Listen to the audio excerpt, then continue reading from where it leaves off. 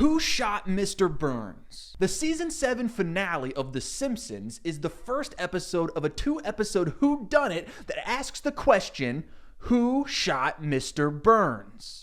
A nationwide manhunt is on to find out who gunned down Springfield's richest man. If you can solve the mystery, you could win the prize of a lifetime. I'm gonna try and solve it. My goal is to solve the mystery before they reveal who shot him. It's a 2-episode story and each episode's about 20 minutes, so this shouldn't take long. I'm gonna check in with you guys after each commercial break and in between episodes. And I'll discuss my current theories and then lock in a pick at that point of the episode. So can I solve who shot Mr. Burns before the reveal? We'll see. Okay guys, let's get into it.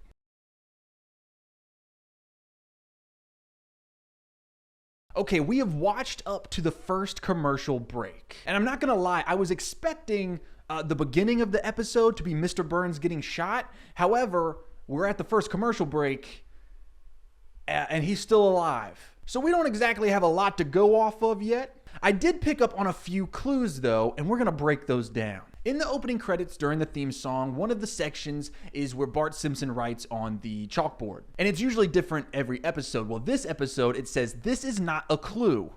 Or is it? So I'm gonna assume it's a clue. And since Bart is the one writing on the chalkboard, I'm gonna assume that it either has something to do with Bart or the school. That theory was immediately proven correct when the episode starts off in the school. We see that the pet gerbil at the school has died. And we find out that it was crushed by its own water bottle. Oh, poor fellow. Crushed by his own water bottle. Now, what do we know about this whodunit? We know that Mr. Burns is going to get shot at some point. And now, all of a sudden, this episode is starting off with the death of a gerbil. I do not think that that's a coincidence. I think that it's going to relate to Mr. Burns' accident as well. I believe the kids call this foreshadowing. Since the gerbil died by its own water bottle, it's safe to assume that, if this is foreshadowing, that Mr. Burns is going to get shot by his own hand, per se. And this is a theory that I believe in even more because then there's another scene where we see Mr. Burns try to booby trap someone and it doesn't work. And he says something along the lines of, "I can't make heads or tails of these booby traps." Was that a good impression? I think it was pretty good. I can't make hide nor hair of these metric booby traps. So my current theory is that Mr. Burns is going to try to booby trap someone, and it's going to be that booby trap that ends up shooting him. Like, I think it's going to be his own doing, and it was an accident that he hurt himself. And that will be the big reveal, right? Is that no one shot Mr. Burns. Mr. Burns shot Mr. Burns. Now, the whole premise of this episode so far is that the school has struck oil, which, sure. But the only thing that we have seen Mr. Burns be involved in with this plot point is the fact that he disguises himself as a student to try to get the school to just give him the oil. And he's quickly found out by the principal, and it seems like those two just don't get along, which would make the principal our first major suspect. But I don't know if we can really pick him as a suspect considering Mr. Burns hasn't been shot yet. So right now we have no suspects. But I do have to lock in a pick for who I think shot Mr. Burns right now during this commercial break. So I'm going to go ahead and lock in that Mr. Burns shot Mr. Burns because I do feel really good about that theory. Simpsons Mystery Sweepstakes. Keep watching Fox for clues and don't miss the Simpsons season premiere on September 17th. We're back for our second commercial break, and it looks like we got a lot of suspects on the board. But yes, we are at our second commercial break, and Mr. Burns is still not been shot. However, things have changed quite drastically. When I was recording the first section of this, 35 minutes ago, we didn't really have any suspects, but now we have a ton. Some might say too many. So first up, Homer is very upset with Mr. Burns because Mr. Burns doesn't know his name. And then the principal of the school is upset because Mr. Burns ended up stealing the oil. And I think both of those reasons are very solid reasons for wanting to shoot Mr. Burns. I mean, obviously, one reason is better than the other. It's just oil. But now, Bart is also in on it. You guys know Bart, because when Mr. Burns was drilling the oil, a bunch of oil shot through the air, and it ruined Bart's treehouse and caused his dog, Santa's little helper, to be put in a little doggy wheelchair. And in that moment, Bart vows for revenge. And remember, at the beginning of this episode, during the intro, Bart is the one writing on the chalkboard, this is not a clue, or is it? And we said maybe this has to do with the school or Bart. And we decided it probably has to do something with the school because the whole episode is taking place in the school for the most part. But what if it also has something to do with Bart? But we have a lot more suspects than just those three. In fact, we have a lot more suspects than just what's on the board at the moment. It's everyone who is a student and or faculty at the school. At one point, groundskeeper Willie even says that he is going to kill Mr. Burns because the money was going to go to all of the students and faculty and they all would get like one thing that they wanted. And now, because of Mr. Burns, that isn't going to happen. I mean, even Lisa, who is going to lose her music program now, says that she wants to settle his hash. Oh, and in this section, Mr. Burns doesn't know Homer's name again. Ooh, and before I forget, the people at the bar, which is this guy and this guy that owns the bar. You guys have seen The Simpsons, right? Anyway, those two are upset because now they can't be in the bar because of all of the fumes from the oil drilling. So they're all furious and everyone in the bar grabs guns. And then to add even more suspects to the list, while the oil drilling is happening, it causes an earthquake and destroys most of the town, including Grandpa Simpson's nursing home. And the final bow on this present of profane oil drilling, Mr. Burns wants to block the sun. And this is just too much for his assistant Smithers, that Smithers stands up to Mr. Burns, causing Mr. Burns to fire him. So how's that for a suspect list? It's half of the town, if not the entire town. Oh, and he hasn't even been shot yet. But since we've reached another commercial break, it's time for me to lock in another pick for who I think shot Mr. Burns. So let's go over a few of the theories that I have running through my head. Last section, I locked in that I think that Mr. Burns is going to shoot himself on accident. And that was all based on the fact that I think that the writers were foreshadowing this by using the gerbil at the beginning of this episode. And to be honest, I still don't think that really any of the suspects on this board are going to be the person who shoots Mr. Burns. It's a little too obvious. I think the guys in the bar who grabbed guns, I think those are our red herrings. I mean, it would be a bit crazy to just have it be the guys who said they were going to kill him with guns. So since it's not going to be someone super obvious, let's look at someone who is less obvious, which leads us to Bart Simpson. Now, Bart is a bigger victim than a lot of these people. I mean, he was thrown out of a treehouse and his dog is now in a wheelchair. And it would be pretty wild if, I don't even know how old Bart is, but he's a child. So it would be weird if a child shot Mr. Burns, so that could be a pretty big twist. But to be honest, I really like my Mr. Burns does it to himself on accident theory, so I think I'm going to keep that locked in for this section. You've waited all summer long. Sunday, you'll finally learn the answer to the mystery of the century. Who shot Mr. Burns? And just like that, we have finished episode 1, and we finally have something to work with. I know you can't see me right now because it's dark, but I just really want you to see the board here because we've added a couple suspects since the last commercial break, including the fact that Homer has now officially attacked Mr. Burns, and he gets dragged away while yelling, I'm gonna get you, Mr. Burns, or something like that. I think what he actually says is, you're a dead man, Burns. So that pretty much solidifies Homer as a red herring for me. I think the show is called The Simpsons after all, so I do think they're gonna try to make him the biggest suspect. However, I don't think that's the case. I mean, let's look at some of these other people on the board. So Grandpa Simpson actually has a gun, and he's showing it to Bart. And then Marge runs in, and she makes him, she takes the gun away because it's dangerous, and she buries it in the front yard. Now, you guys have heard of Chekhov's gun, right? I'm going to assume that since we've been introduced to Grandpa Simpson's gun, that this is going to be the gun that shoots Mr. Burns. I still have more to show you, but you can't see me, so just give me 1 second. That's better. Hey, what do you guys think of the projector? You think it's... I didn't want to waste a bunch of paper because this was going to be kind of a quicker episode than when I tried to solve Twin Peaks before the reveal. And so I was like, what if I just, use that digital media degree that I have? Okay, but there is a huge town hall meeting and everyone there is out to get Mr. Burns. And they all have guns. And during the town meeting, when everybody has their guns, we find out that Mr. Burns has his own gun. And Mr. Burns takes a little time to insult the dog that he put into a wheelchair. And the dog looks pissed. What if the dog did it? I don't think the dog did it, but it would be really funny if the dog did it. And then Mr. Burns actually blocks out the sun for the whole town.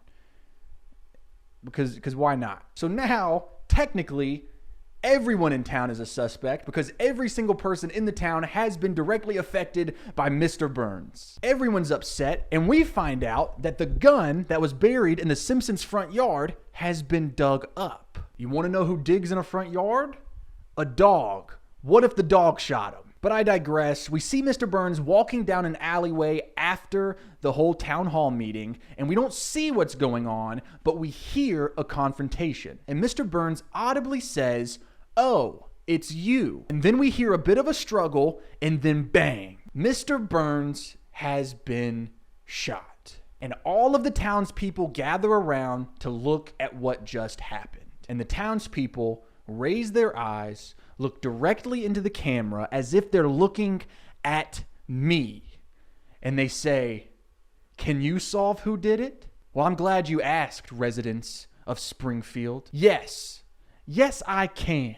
Yes, I will. So if this was the show Sherlock right now, I would have like a bunch of text across the screen talking about like, but in all seriousness, let's break this down. Mr. Burns says, "Oh, it's you," right before he gets shot. The whole point of this episode so far has been the fact that Homer cannot get Mr. Burns to remember his name or remember who he is. So by that logic, that means that it couldn't have been Homer who shot Mr. Burns because Mr. Burns doesn't know who Homer is. But the gun has been dug up from the Simpsons' front yard. And the only people who were there during the conversation where Marge decided to bury the gun was Grandpa Simpson, Bart, Maggie, and Marge. I think the dog might have been there too. I'm not giving up on this dog theory. So if it is this gun, the one that was buried in the Simpsons' front yard that shot Mr. Burns, then that means it would have to be one of those 4 or 5, if you count the dog, who shot Mr. Burns. Now, we don't see Grandpa or Bart during the shooting, so that gives them the availability to shoot Mr. Burns. And we know that it's not Marge because we see her. The camera's actually following her when Mr. Burns gets shot. She puts Maggie and Santa's little helper in the car, and then she's walking around looking for everyone because she can't find her family. But I have to lock in a pick. So far in this episode, during the first and second commercial breaks, we locked in the fact that Mr. Burns did it to himself. And I think that theory could still work because we do not see what happens. We only hear it, and the only voice that we hear is Mr. Burns. Whoever he's talking to does not talk. We just hear him talk, there's a struggle, and then a gun goes off. And we know that he has a gun on him, so maybe it's not the gun from the Simpsons' front yard. Maybe he gets shot with his own gun, which would go back to our gerbil theory from the beginning of this episode. So I'm going to lock in Mr. Burns doing it to himself again. Now, let's go to the next episode. And everyone's a suspect. But I could never shoot someone. Kazoo could not. Kazoo could not. As far as Daddy's concerned, you're both potential murderers. Okay, so I've started episode 2, and we are at our first commercial break. And during the intro, when Bart is writing on the chalkboard, he writes the words, "I will not complain about the solution when I hear it." So that leads me to believe that this is not going to be a serious answer. We need to go as silly as possible. It needs to be an answer that could cause people to get upset, to feel like they've been fooled or tricked. For this part, we are going to focus on the silly and funny suspects. Speaking of silly and funny suspects, we see the cops pull the 2 witnesses to the murder, Maggie and the dog, Santa's little helper. I forgot to put Santa's little helper up there. I'll do it next commercial. The cops say that they are the only 2 people, baby and dog, who witnessed Mr. Burns get shot. And then the whole joke is that, they're only 2 suspects can't speak. You know what I mean? That's the joke. But what if it's not a joke? What if it's telling us something? We know that Maggie and Santa's little helper, the dog, were right there when Mr. Burns gets shot. Maybe my joke about the dog shooting Mr. Burns is not a joke. Maybe the dog shoots Mr. Burns. But anyway, the cops think that it is Smithers who shot Mr. Burns because Smithers has become a drunk since he got fired. His life's falling apart, and he shoots someone. He remembers shooting someone, and so he confesses it in a confessional to a priest. But get this, there wasn't a priest in the confessional. It was the cops. And so they arrest him, and then so it's like, oh, he did it. But obviously this is a red herring because this is only the first commercial break of the second episode. We still got a while. Simpsons character Melvin Van Horn does a Sherlock Holmes cosplay and ends up proving Smithers' innocence. So now we know 100% that it was not Smithers. And we also know, just as like a group, you know, you and me, that it is not Homer either. I think that's, and it's not Marge either. So we've narrowed it down to everyone else in the town. You know how I said Smithers does shoot someone? He shoots some dude's wooden leg, which I guess is not a crime. Oh, guys, I think we just need to focus on The Simpsons. After all, this is their show. But we've already ruled out it's not Homer, it's not Marge. So that leaves what? The kids and Grandpa. So we have Grandpa, we have Bart, we have Maggie, we have Lisa. Yeah, that's all of the, yeah. Oh, and the dog. I forgot to put the dog. See, I should have put the dog on the PowerPoint. I don't want to say Grandpa because that just feels a little too serious. It's like, oh, Grandpa lost his house, his, retirement home, and so he shot a man because of it. That just feels a little too dark and serious. We're going silly goofy, remember? I think the silliest, goofiest thing is if either Maggie, the baby, or the dog shot him. So I'm going to lock in Maggie and the dog. Don't miss the season premiere of The Simpsons Sunday, brought to you in part by 1-800-COLLECT. Okay, we're on the second commercial break, and don't worry, guys, the dog is officially on the conspiracy board. So when we came back from the last commercial break, everyone is like, oh, it's never the most obvious suspect, but then Lisa goes, actually, 95% of the time, it is the most obvious suspect, and the other 5% of the time, it's some random lunatic who has nothing to do with anything. And that's an interesting thing to say right when we come back from the commercial break. And so I was like, well, maybe, either it is the most obvious suspect, which I guess at this point is Homer, but we've already decided that's not the case, or maybe it's the 5%, some random lunatic who does it for no reason, who's not involved. And you want to know who's not involved and has no reason? Krusty the Clown, because Krusty has been out of town the past few weeks. And so, he hasn't been around for the whole oil fiasco. I guess he's still kind of affected by the whole blocking out the sun thing, but I don't know. I think we could be cooking, right? And then, at the beginning of during the intro, when he was like, hey, I will not be upset when I hear the solution. I mean, that would make people upset. We saw him for like 2 seconds. So that would be pretty crazy. Lisa is playing the part of the detective, and she has 4 main suspects. Moe, who owns the bar. Barney, who lives at the bar. Principal Skinner, because of the whole oil fiasco. And groundskeeper Willie. But then we knock out hella suspects because the principal has an alibi. Willie can't shoot a gun, and Moe passes a lie detector test. Now, we don't ever find out anything for Barney, so I guess that gives us like, hey, here could be a major suspect. But then we also get this song in Spanish about Mr. Burns getting shot, and in the song, I hear the word perro, which I think is Spanish for dog. So maybe they're like singing a song about Mr. Burns, and they're like, hey, by the way, we saw it, and it was the dog. The dog did it. We find out that Grandpa Simpson has his gun, the one that was buried in the front yard that we suspected maybe was used. I don't know if that makes much sense. I'm starting to think maybe none of the Simpsons shot him. Maybe it's going to be Krusty the Clown and we're going to have done all this work for no reason. Or I guess it could also be the Mr. Burns shot himself accidentally theory. That was a good theory. Maybe I need to go back to that. Side note, we get a Twin Peaks scene in this, which really caught me off guard. It kind of felt like they were mocking me. So if you don't know, if you're new to the channel, I did a Can I Solve Twin Peaks before the reveal. It's a 2-part video on my channel.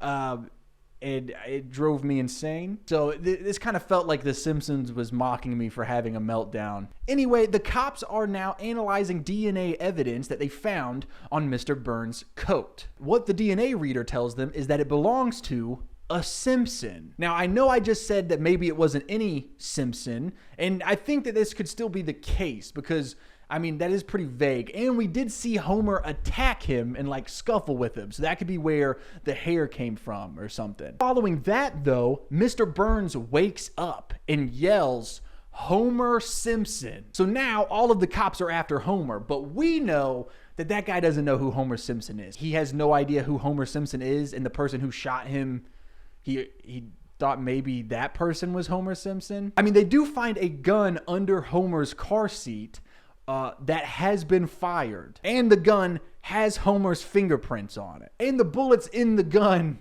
with Homer's fingerprints on it is the same type of bullet that shot Mr. Burns. I think this is a huge red herring. I do not think it was Homer. So I don't think it's Homer, but he does say Homer Simpson when he wakes up. And so here's my theory. I think this is actually pretty funny. The whole running joke, the whole episode, is the fact that Mr. Burns does not know Homer's name. So what if when Mr. Burns gets shot, he's shot by the dog, Santa's little helper, and he thinks that the dog's name is Homer? Because that kind of adds more insult. He's like, oh, I don't even know who Homer Simpson is. I thought Homer Simpson was the dog. So I'm going to lock in. Last time I locked in both Maggie and Santa's little helper. This time I'm just locking in Santa's little helper. I think the dog shot Mr. Burns. Okay, guys, so there's no more commercial breaks. So right now, I guess this should be the section where I talk about after the episode, like if I got it right. However, there's this part of the episode, Lisa just jumped in front of everyone, and she's like, wait, it's not my dad. It's not Homer. And so I'm assuming that means that we're about to get the whole breakdown of what actually happened. And so I paused it because I want to get one last chance to try to guess this. It hasn't been very long since the last commercial break. It's only been like maybe 3 minutes, but we did learn a couple of things. One is that Mr. Burns has brain damage, and that is why he yelled Homer Simpson. And not only did he just like yell Homer Simpson, the only words that he can say is Homer Simpson. I think that means that we're right that Homer didn't do it, but I think that we're wrong about it being the dog, right? Because my whole thought was like maybe he thinks that the dog's name is Homer, but he didn't say Homer Simpson's name because that's who he thought shot him. He can just only say the words Homer Simpson. We get like this little moment where we like revisit the accident, and we see Mr. Burns after he gets shot, and he's missing his gun in the holster. Since his gun is missing, that means that he was shot with his own gun. So I think after all of this time, after me guessing maybe it was Maggie, maybe it was the dog, I think I was right the first time. I think Mr. Burns accidentally shot himself with his own gun. My final guess, right before we get the reveal, is Mr. Burns. Mr. Burns shot Mr. Burns. Tonight, Mr. Burns is shot. Everyone's a suspect. It's the mystery people will be talking about all summer long. This isn't Mr. Burns. It's a mask. Wait, it is Burns. His wrinkly skin looks like a mask. Don't miss the Simpsons season finale next. Guys, the baby shot Mr. Burns. I can't believe it was actually the baby. I was really close, man. That was so funny.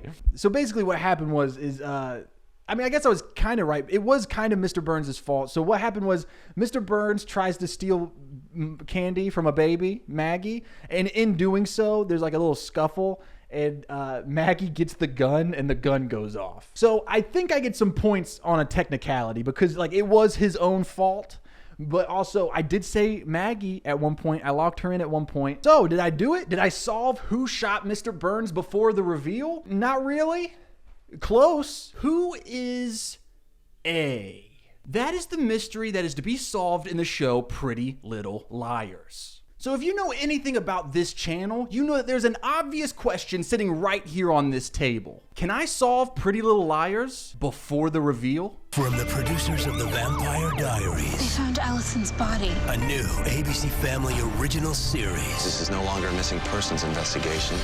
It's a murder. I have never seen this show, and I don't know anything about it. In fact, I didn't even know that this was like, there was like a mystery to be solved in this show until I got a comment in my Simpsons Can I Solve Who Shot Mr. Burns video that said, hey, you should try to solve who A is in Pretty Little Liars. So that's what I'm gonna do. This is not a recap of the show Pretty Little Liars. This is me watching the show for the very first time and trying to figure out the big mystery and solve it before the show reveals it. So after every 3 or 4 episodes of the show that I watch, I'm going to jump right back in here in the studio and I'm going to drop all the suspects and the clues and the theories that I have, and I'm going to lock in a guess for who I think is A. And since I'll be locking in my guess every couple episodes all the way throughout the show, we'll be able to look back once we get to the end of this video and we can pinpoint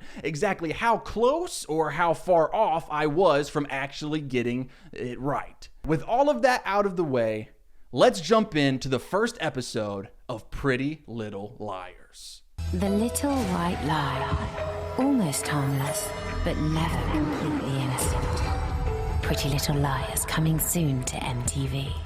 Okay, so I just finished watching the first episode of Pretty Little Liars, and I'm already in a pretty wild place. So I thought my internet was bad or something because the episode, it kept skipping, jumping. And so I kept rewinding the first 30 seconds over and over and over, trying to see if it just needed to buffer or something. But I think the show's just like that. But I guess we'll see. The show starts off very quickly. We see this friend group of girls and they're hanging out in a garage or something, some sort of abandoned building. And they're drinking something, and I'm gonna assume it's alcohol, and maybe that's why it's so jumpy. It's because it's whoa, they don't even know what's going on. So they're all drinking something out of some cups, and then 2 seconds later their friend shows up, and then 2 seconds after that they're all asleep, and then 2 seconds after that they wake back up and 2 of their friends are gone. And so the 3 remaining girls who are still there, they run outside, and that's where they see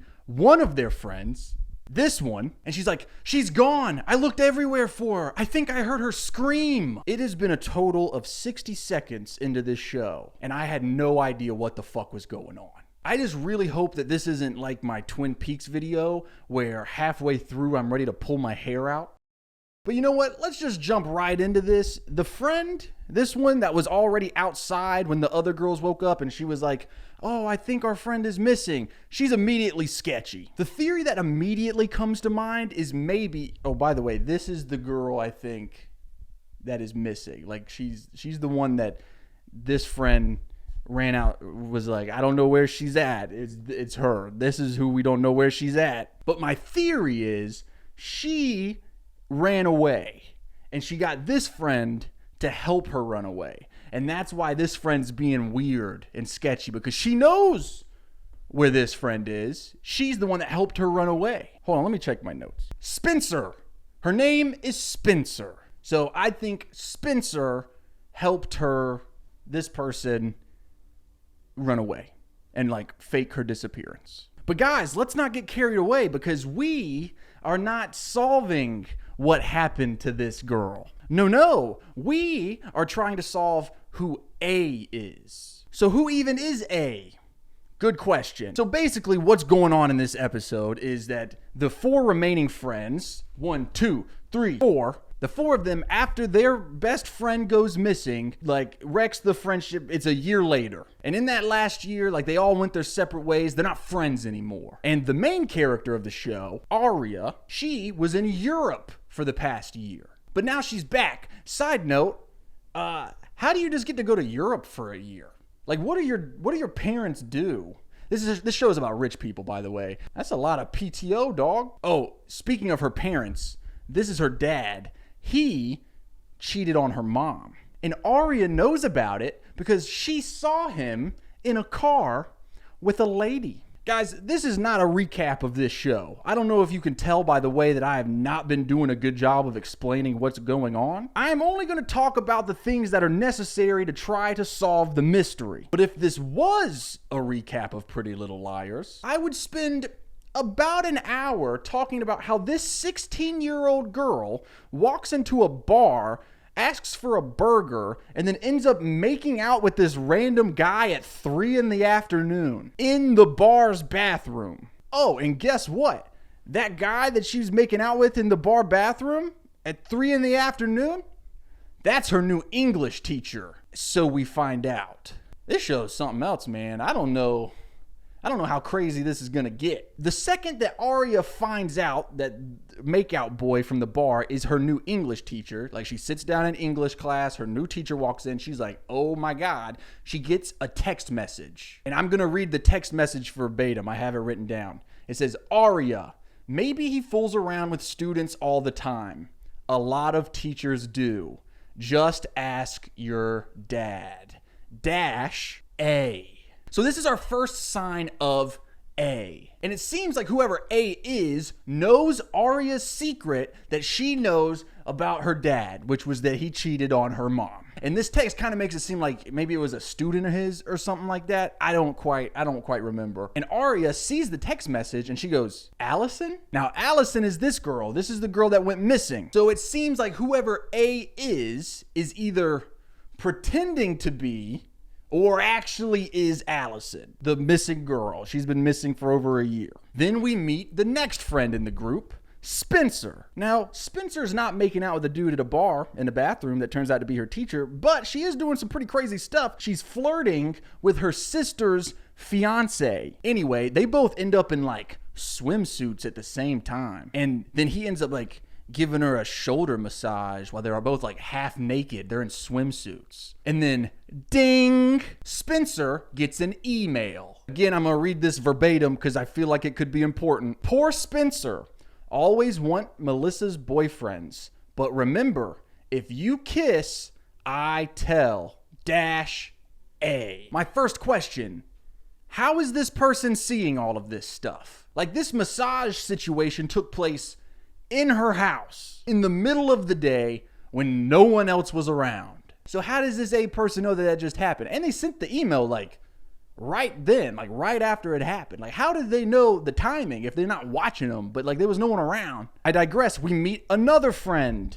This is Emily. Now, Emily meets the girl that is moving into Allison's old house. They all live like on the same street. And this is the girl that is moving into Allison's old house. Her name is Maya. So she meets Maya. Next thing you know, they're kissing. I know what you're thinking. There's a lot of kissing going on in this show that's about teenage girls. That's a drama.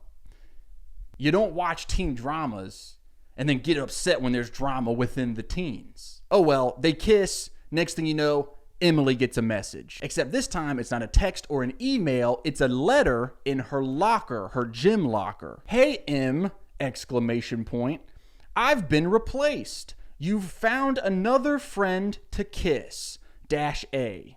Now, I guess this means that at some point, Emily and Allison kissed. But the more important question here is like, how'd they get that letter into her locker? Like, you would like have to have the combination. And Spencer is actually in the gym class or the whatever's going on, I think. So maybe it's Spencer.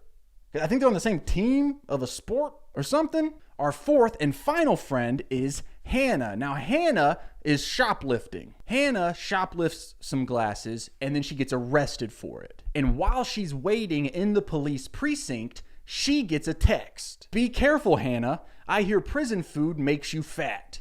Dash A. See, that's what's so interesting, and this is what's kind of getting me really interested in the show, is all of these messages have been about secrets that only Allison knew about.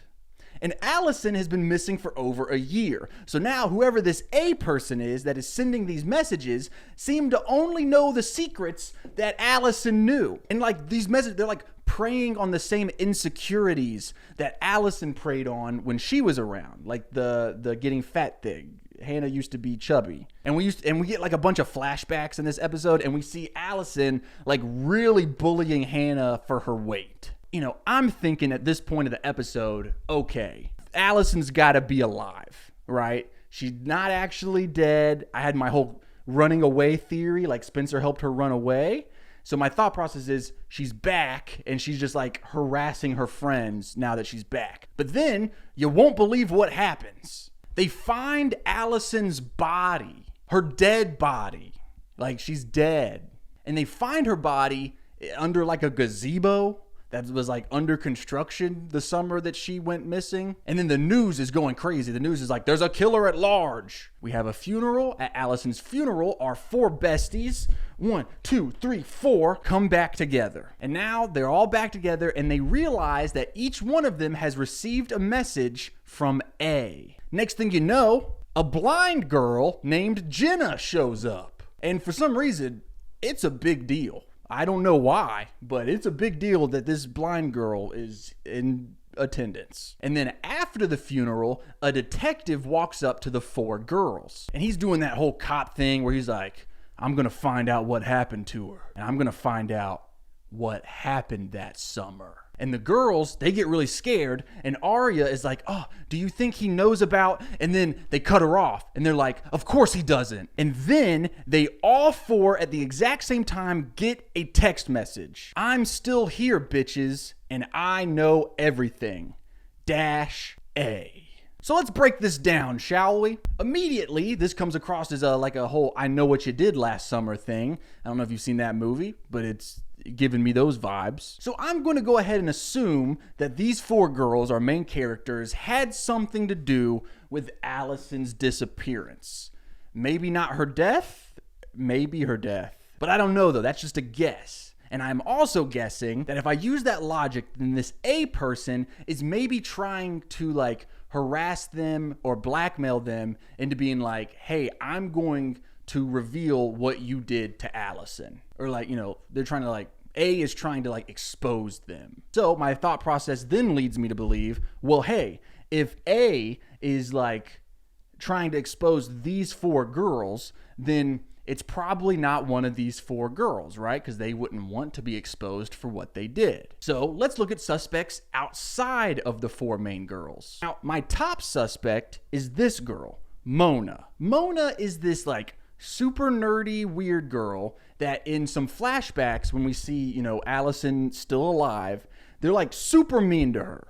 She's like chasing them and she's like, hey guys, wait. And then like Allison and Arya just like ignore her and like turn the corner and leave her standing there. And she's one of the few characters that like we like really get a moment like that from. So I was like, oh, that's pretty odd. Well, now a year later, Allison's gone and Hannah is now like the top popular girl at school. And who is her sidekick / best friend? Mona. A new and improved Mona, like full makeover, no nerdiness. She doesn't look weird and nerdy like she did. She's real mean girl now. My theory is Mona, victimized by the popular girls, got revenge, and now she's popular. And I'm basing this a lot of just like television tropes and like storytelling tropes where it's just kind of like, you know, the bullied person gets revenge on the popular people.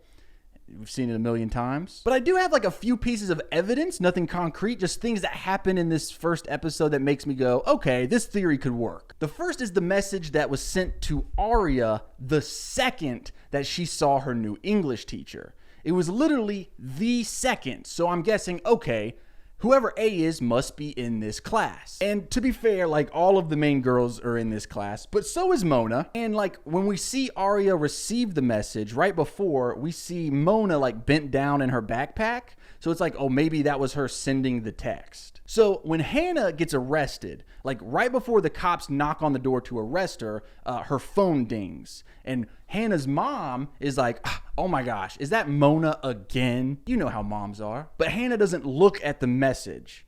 And then, you know, very shortly after cops knock at the door, arrest her. She's at the police station. She finally looks at her phone because it buzzes again or whatever, and it's the message from A. And so I thought, you know, just from like a writing standpoint, it would be a fun little tease if when her mom was like, oh my gosh, is that Mona again? And she was like, no, mom. But then she looks and it was A, and it was like, actually, it was Mona again. That's a fun...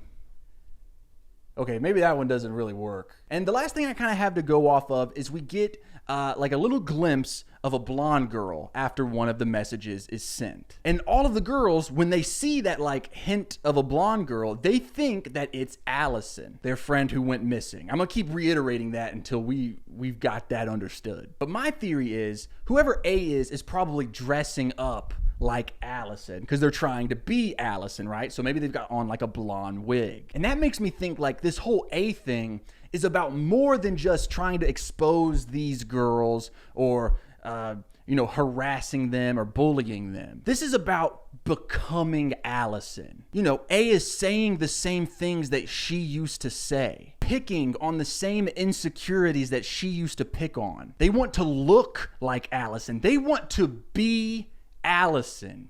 And who do we know that got a makeover and is now like, Queen Bee with Hannah? Mona. Well, but now that I say that, Hannah also got a makeover and became the most popular girl in the school. And she's blonde. She doesn't even need a wig. Or maybe she got her hair dyed to look more like Allison. I've got other theories because I know that's not great. My other theory is that maybe it's a ghost. Now, I know what you're saying, Chase, this is a teen drama. But the theme song of this show feels very different from the rest of the show. Like, it feels very supernaturally. It has a different vibe. It has a different tone. And it's just very, spooky. And so my thought process is maybe this show takes a turn and it becomes more supernaturally and, not horror, but, CW horror. And then I also do suspect Hannah. I know we just said that thing about, she could become her. But also, there's some evidence to back up Hannah being A as well. So when we get that flashback where Allison is talking to Spencer about because Spencer was making out with her sister's old boyfriend, Allison knew about that and was having a conversation with Spencer about it, and Hannah was right over there. And so it's kind of played like she didn't hear them, but maybe she overheard it. And then that would explain how A would know about that secret that only Allison knew about because Hannah overheard it. And then my final theory, it's probably a bit out there, but it could be a really cool reveal, is Allison's not actually dead. But Chase, they found her body. We don't actually see the body, and it's a closed casket at the funeral. And so it's okay, well, why would you do a closed casket? In the terms of TV production, right? It's we couldn't get the actor that played Allison. And it's but she's all over this episode and tons of flashbacks. You couldn't get her for one more scene to lay down in the coffin. But then it's okay, logically, in the terms of the show, her body was probably pretty messed up after being in the elements for over a year. So, closed casket. But that same explanation could be the reason why they get away with it. Maybe her parents, in the shock and terror of finally, finding their daughter's body, they just kind of look at it and they're yeah, that's her. And they don't actually really look at it. And so my theory is that's a different dead body. It's not actually Allison. But I do need to lock in a guess before we move on to the next episode. So I got to pick one of these theories. I'm going to lock in... I like the idea of Hannah. I'm going to lock in Hannah killing her to become the new top dog. So for the first episode of Pretty Little Liars, I am locking in my guess of Hannah. Allison is still with us. Yeah, she's gone, but she's everywhere. Did you miss me? Tired of keeping secrets. One can't just go around telling the truth. It comes back to bite you. I don't want to be sitting next to you at another funeral. It started with murder. We were crazy to think that it wouldn't end up like Give this. so she can take. It goes walking. I will never forgive you for this. We'll be friends forever. Never trust a pretty girl with an ugly secret. Oh, hi there. This is Pretty Little Liars superfan Chase Bridges. Just checking in. When I was watching the pilot episode, I thought that maybe doing this video was going to be a mistake because the pilot episode was pretty rough. But now I have watched episodes 2, 3, and 4, and I've decided that I love this show. I am addicted to the show Pretty Little Liars, or as us superfans call it, PLL. Am I right, ladies? Just as a reminder, I will be checking in every few episodes as opposed to checking in after each and every episode. It all depends on how many clues I find and how much of it is teen drama stuff and how much actually relates to A. So, in this section right now, I just got done watching episodes 2, 3, and 4. And now I'm checking in, and I'm gonna make a guess here in a minute. Now, I mentioned in my last check-in that I think that the 4 girls had something to do with Allison's death. I don't think that's still the case. It's possible, but I'm having my doubts. What I do know is that they are not completely innocent. The big thing that we learn in these few episodes is that these 4 girls had something to do with the incident that caused the blind girl to go blind. Here's basically what happened that caused Jenna, who's the blind girl, to go blind. Basically, Allison, she sees, quote unquote sees, Toby Kavanaugh, that's this guy right here. She sees Toby spying through the girl's window and watching him get changed during like a little sleepover. And so to get back at him, she's like, let's go, girls, like Shania Twain. And they go through the woods to Toby's house, and Allison throws a stink bomb into their garage. It blows up, and it catches the garage on fire. And while Toby was not in the garage, his stepsister, Jenna, was. And Jenna goes blind because of it. Now, the show is really setting it up for Jenna and her stepbrother Toby to be A. They are big red herrings. If you don't know, if you've never seen any of these videos, a red herring is someone who the person telling the story is pushing to the front as a misdirect so that you won't notice who actually did it in the background. And the show is pushing them to be our big red herrings. They're obviously A, because get this, Toby took the fall for the accident that blinded Jenna. And he took the fall because Allison threatened him. Allison told him that she was going to reveal his secret unless he took the blame. Now, we don't know what that secret is, but we do get a bit of info that leads us to believe that Allison was dating someone older around the time of her disappearance. And when Toby is first introduced in the show, he is described as an older guy. So my current theory is that Toby was seeing Allison or dating Allison or whatever at the time that she disappeared. But I want to be very clear. I do not think that Toby and Jenna are A. Speaking of A, let's break down the messages that we received from A. We, because I'm a part of this, baby. It's just me and the girls. The first message, which was sent at the beginning of episode 2, is sent to all 4 girls at the same time. The 4 girls get called over the intercom to the office at school, and as they're making their way there, they all get a text that says, "Dead girls walking, -A." The next message is also sent to all 4 girls. This time, it's while they're sitting at lunch, and Jenna is sitting near them at lunch. The message is, "If only she could see how guilty you look, -A." Now, an important thing to note at this message is that Jenna could not have sent that message because we see her. We can see her when that message gets sent. But her stepbrother Toby could have sent that message, so it doesn't completely exonerate her. The next message we get from A is sent to only Emily. Emily is cuddling with her new, right here, her new friend/girlfriend. It's complicated. Emily's trying to figure some stuff out, guys. You just leave her be, she'll get there. But she gets a text, and the text says, "Did you get a good night kiss? Here's one from me, XO-A." What is absolutely baffling to me is that this message is sent when they are they're in Emily's room just cuddling. It's so private. How can they see her? How do they know when to send the text? I mean, this happens again with the next message we get, which is with Aria. She is making out with her English teacher. You remember him from the bar? And when she's done making out with him, she gets a text from A. "When students kiss teachers, someone gets hurt. That's a promise I'll keep, -A."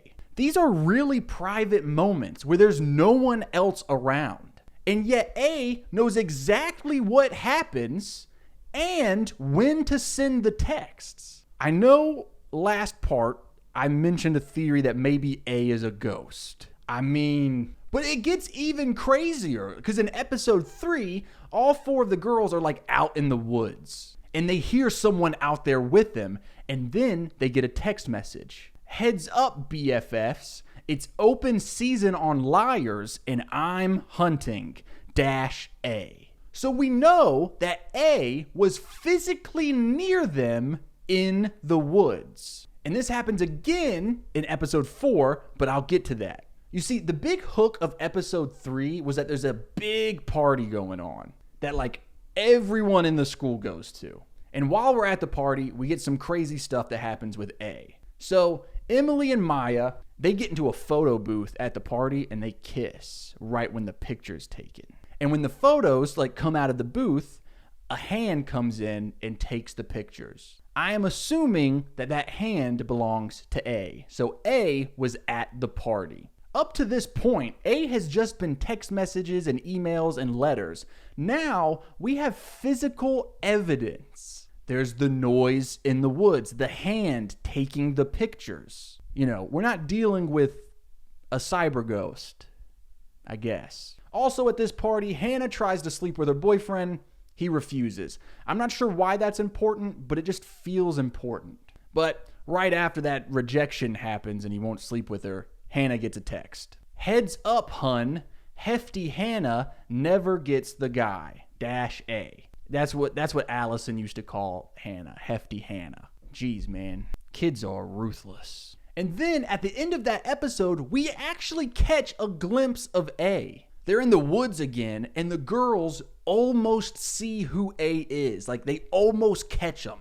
And right where they're standing, where they almost catch A, Allison's friendship bracelet is laying there in the dirt. Now, that is a quite haunting image, if I do say so myself. But not as haunting as the very last visual that we get in episode 3.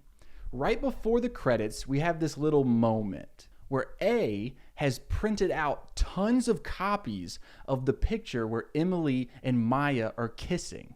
And they've made like an entire shrine of it on the wall. What the fuck, dude? And as crazy as the messages that we've seen from A have been, they get absolute insane in episode 4. So basically the girls have blocked all messages from unknown numbers. So no more texts, no more calls, no more emails from anyone that they don't know. And they're like, okay, that must be the end of the A messages. But what they don't understand is that A is an evil mastermind. They are on a level of villainy that has never been seen or heard to this day. Literally, the moment that they all block unknown numbers from getting their phone, a missing poster of their friend Allison flies through the wind and just happens to land at their feet. And the poster says, "Ding dong, the bitch is dead." How did they do that?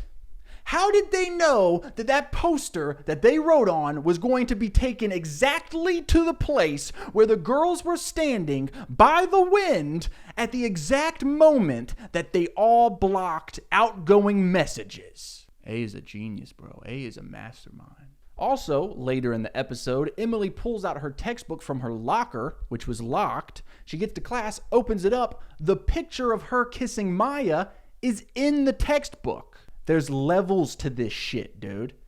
A got in the locker, in the textbook. It's not like they just slipped it into the seams of the locker. No. In the textbook. In the locker. Oh, and to cap it all off, later, Hannah's in the car. This is Hannah, by the way. But she's listening to the radio in the car, and the radio DJ hops on the air, and the DJ's like, "From the request line, this one's coming from A to her best friend Hannah." And then the song, "I Don't Need You Anymore," starts playing. Dude, how in the world did A know that Hannah would be listening to that station at that time? Oh, and get this. Aria tries to come clean to her mom about her dad's affair, but A beats her to the punch and sends Aria's mom a letter telling her all about her husband's affair. A is working hard, dude. Do you know how much you have to hate someone to put in this much effort? I mean, there's preying on someone's downfall, and then there's making sure that downfall happens each and every moment. A is the Kobe Bryant of villainy, dog. There are no off days. A is pulling the Michael Jordan flu game every single episode. At the end of episode 4, A has broken into Spencer's house. Remember, this is Spencer. And A leaves a message on Spencer's mirror. And it says, "I won't be that easy, bitches, -A." You know, all the girls are there in the room with her when they see it. And the message is written in jungle red lipstick, which was the same lipstick that Allison used to wear. So let's break this down, shall we? First thing I want to say is that this show uses a lot of mirrors. Like, there's a lot of mirror imagery in this show. And I think that could be like a metaphor for like A showing the 4 girls their true selves, or like, you know, a reflection of themselves or something. Or it could be a clue as to who A is. Another thing that I noticed is that when Allison was alive, it seemed like she really enjoyed messing with people and like messing with their lives, especially her friends. She would like learn their secrets and then use those secrets to make them her puppets. Like, she would egg them on, like, hey, if you don't tell your secret, I will. And that's exactly what A is doing. Her friends talk about how Allison knew all of their secrets, but they didn't know any of hers. And it just kind of seems like they knew nothing about her life. Like, they don't know who she dated. They don't know anything about her family, really. Nothing. And from these flashbacks, it seems like Allison was just like this sociopath who just was like a puppet master and used people as her playthings, even after death, apparently, because, I mean, A is doing the same thing. And that's interesting, right? Because, like, whoever A is just, like, continuing the same thing that Allison did when she was alive, which is an interesting theory, which is, what if Allison is just still alive? Like, this is all a part of her big game, her big plan. She fakes her disappearance. She fakes her death. And now she is free to just run around the town and mess with people. I mean, it is really crazy that A shows up at the same time that they find Allison's body. So who is A? Who am I going to lock in as my guess for this batch of episodes? Well, here are some clues that I picked up on. In a flashback, we see like a sleepover that the girls are having, and there's a mirror. And remember, there's a lot of like mirror imagery in the show so far. And during the sleepover, we see Allison looking in the mirror, and behind her, Hannah is just staring at her. And it's not super noticeable. She's in the background of the reflection. And it just looks like she's staring at her with obsession in her eyes. So, you know, the theory that we locked in last time was maybe Hannah wants to be Allison, and so she's A. I think that's still a really solid theory. But they actually bring up this theory in the show. The detective that has been investigating them, which I forgot to put up on the wall, he's also sleeping with Hannah's mom. So, but like, kind of against her will. Like, it's kind of like a blackmail situation where it's like to keep Hannah out of trouble. Well, anyway, the detective has a whole conversation with Hannah and her mom about that theory, being like, oh, you probably wanted to be like her, huh? So it's safe to say that if, you know, the show blatantly is saying that theory out loud, that it's probably not our actual answer. We also get a line of dialogue in these episodes where they say, are you sure it's a her? And they're talking about, you know, trying to figure out who A is. And that happens 2 different times in these couple of episodes. So it seems like the show is telling us, hey, don't just look at female suspects. A could be anybody. So let's look at some male suspects. Like Ren. I don't know if you can see him super well. That is Spencer's sister's ex. You know, because Spencer, you know, kind of ruined that. But anyway, Ren is his name. And he shows up drunk to talk to Spencer. And he's like trying to woo her, you know?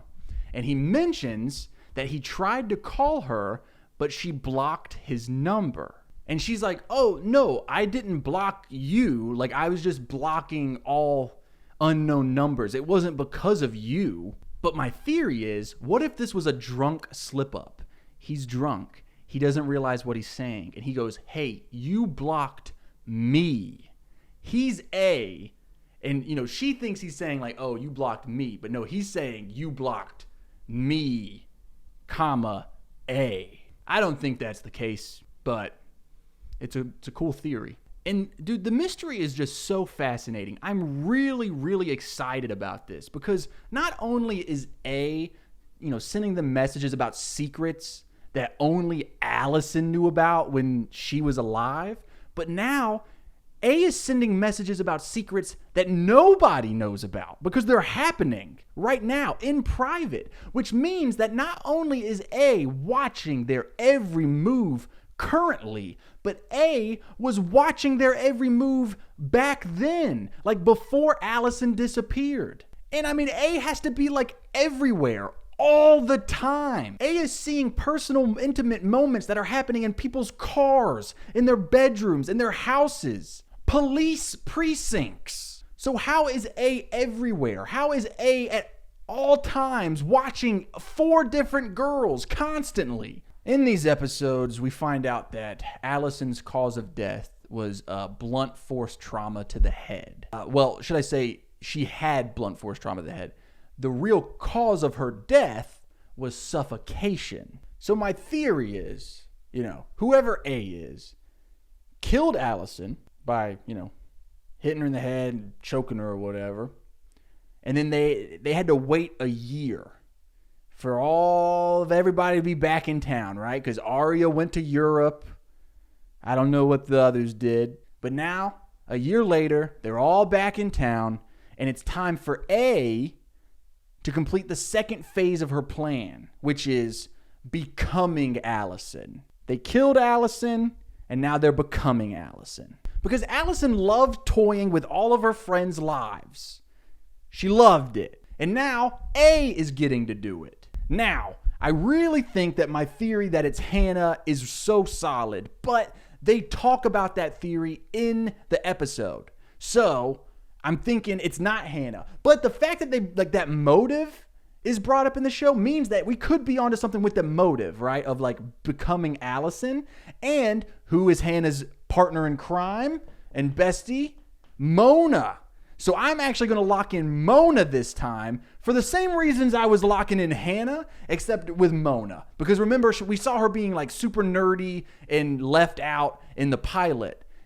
Well, maybe now this is her revenge. So that's what I'm locking in for episodes 2, 3, and 4 of Pretty Little Liars, Mona. The compulsive lie. If at first you don't succeed, lie again. I just watched episodes 5, 6, and 7. And to be honest, I'm really glad that I'm watching multiple episodes at a time instead of just one at a time and then checking in, because there's some episodes where we get no clues, it seems like. But let's go ahead and just jump right in to the messages that we've been getting from A. So after the last message that we got at Spencer's house, where they wrote on the mirror, we get a follow-up message the next morning, because all of the girls have unblocked A at this point. They decided texts are a lot better than A breaking into their bedrooms and leaving messages on the mirror. A sends the girls a text that says, "Have you ever wondered what happens when your back is turned? -A."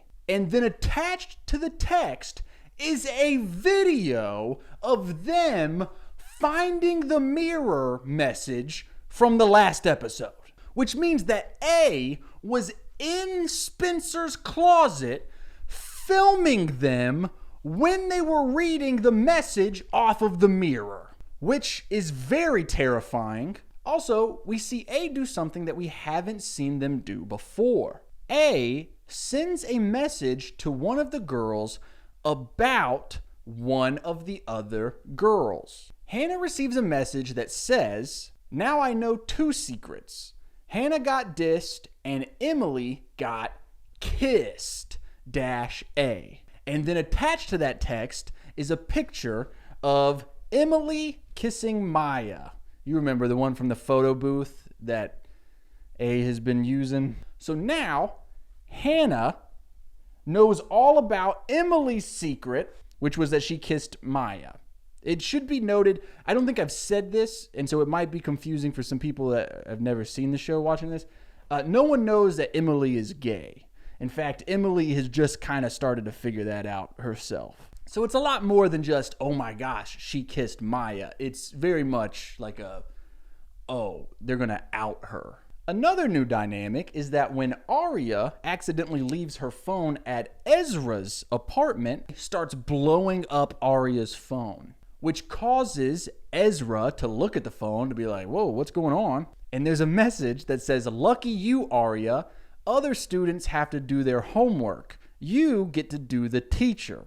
-A. Ezra sees that, and that puts a wrench in things because now he thinks someone knows about them. And so, their relationship's up in the air now at this point, which is probably a good thing. He's her teacher. Every time that I think that A can't come up with a better way to send a message, I'm proven wrong. At the beginning of episode 6, the girls are eating Chinese food and open up fortune cookies. And the fortune cookies have messages from A in them. Look, I know that A is a bad person for doing all this. Maybe even a murderer. But you have to compliment their work ethic. I mean, they're shooting nothing but half-court shots and just draining them every time. The message in the fortune cookie says, lions and tigers and bitches, oh my. There's no place like homecoming. See you there. -A. Which means that A is going to be at homecoming. So we need to be paying attention to who's all at homecoming. Then, for that episode, no more messages from A really until we're at homecoming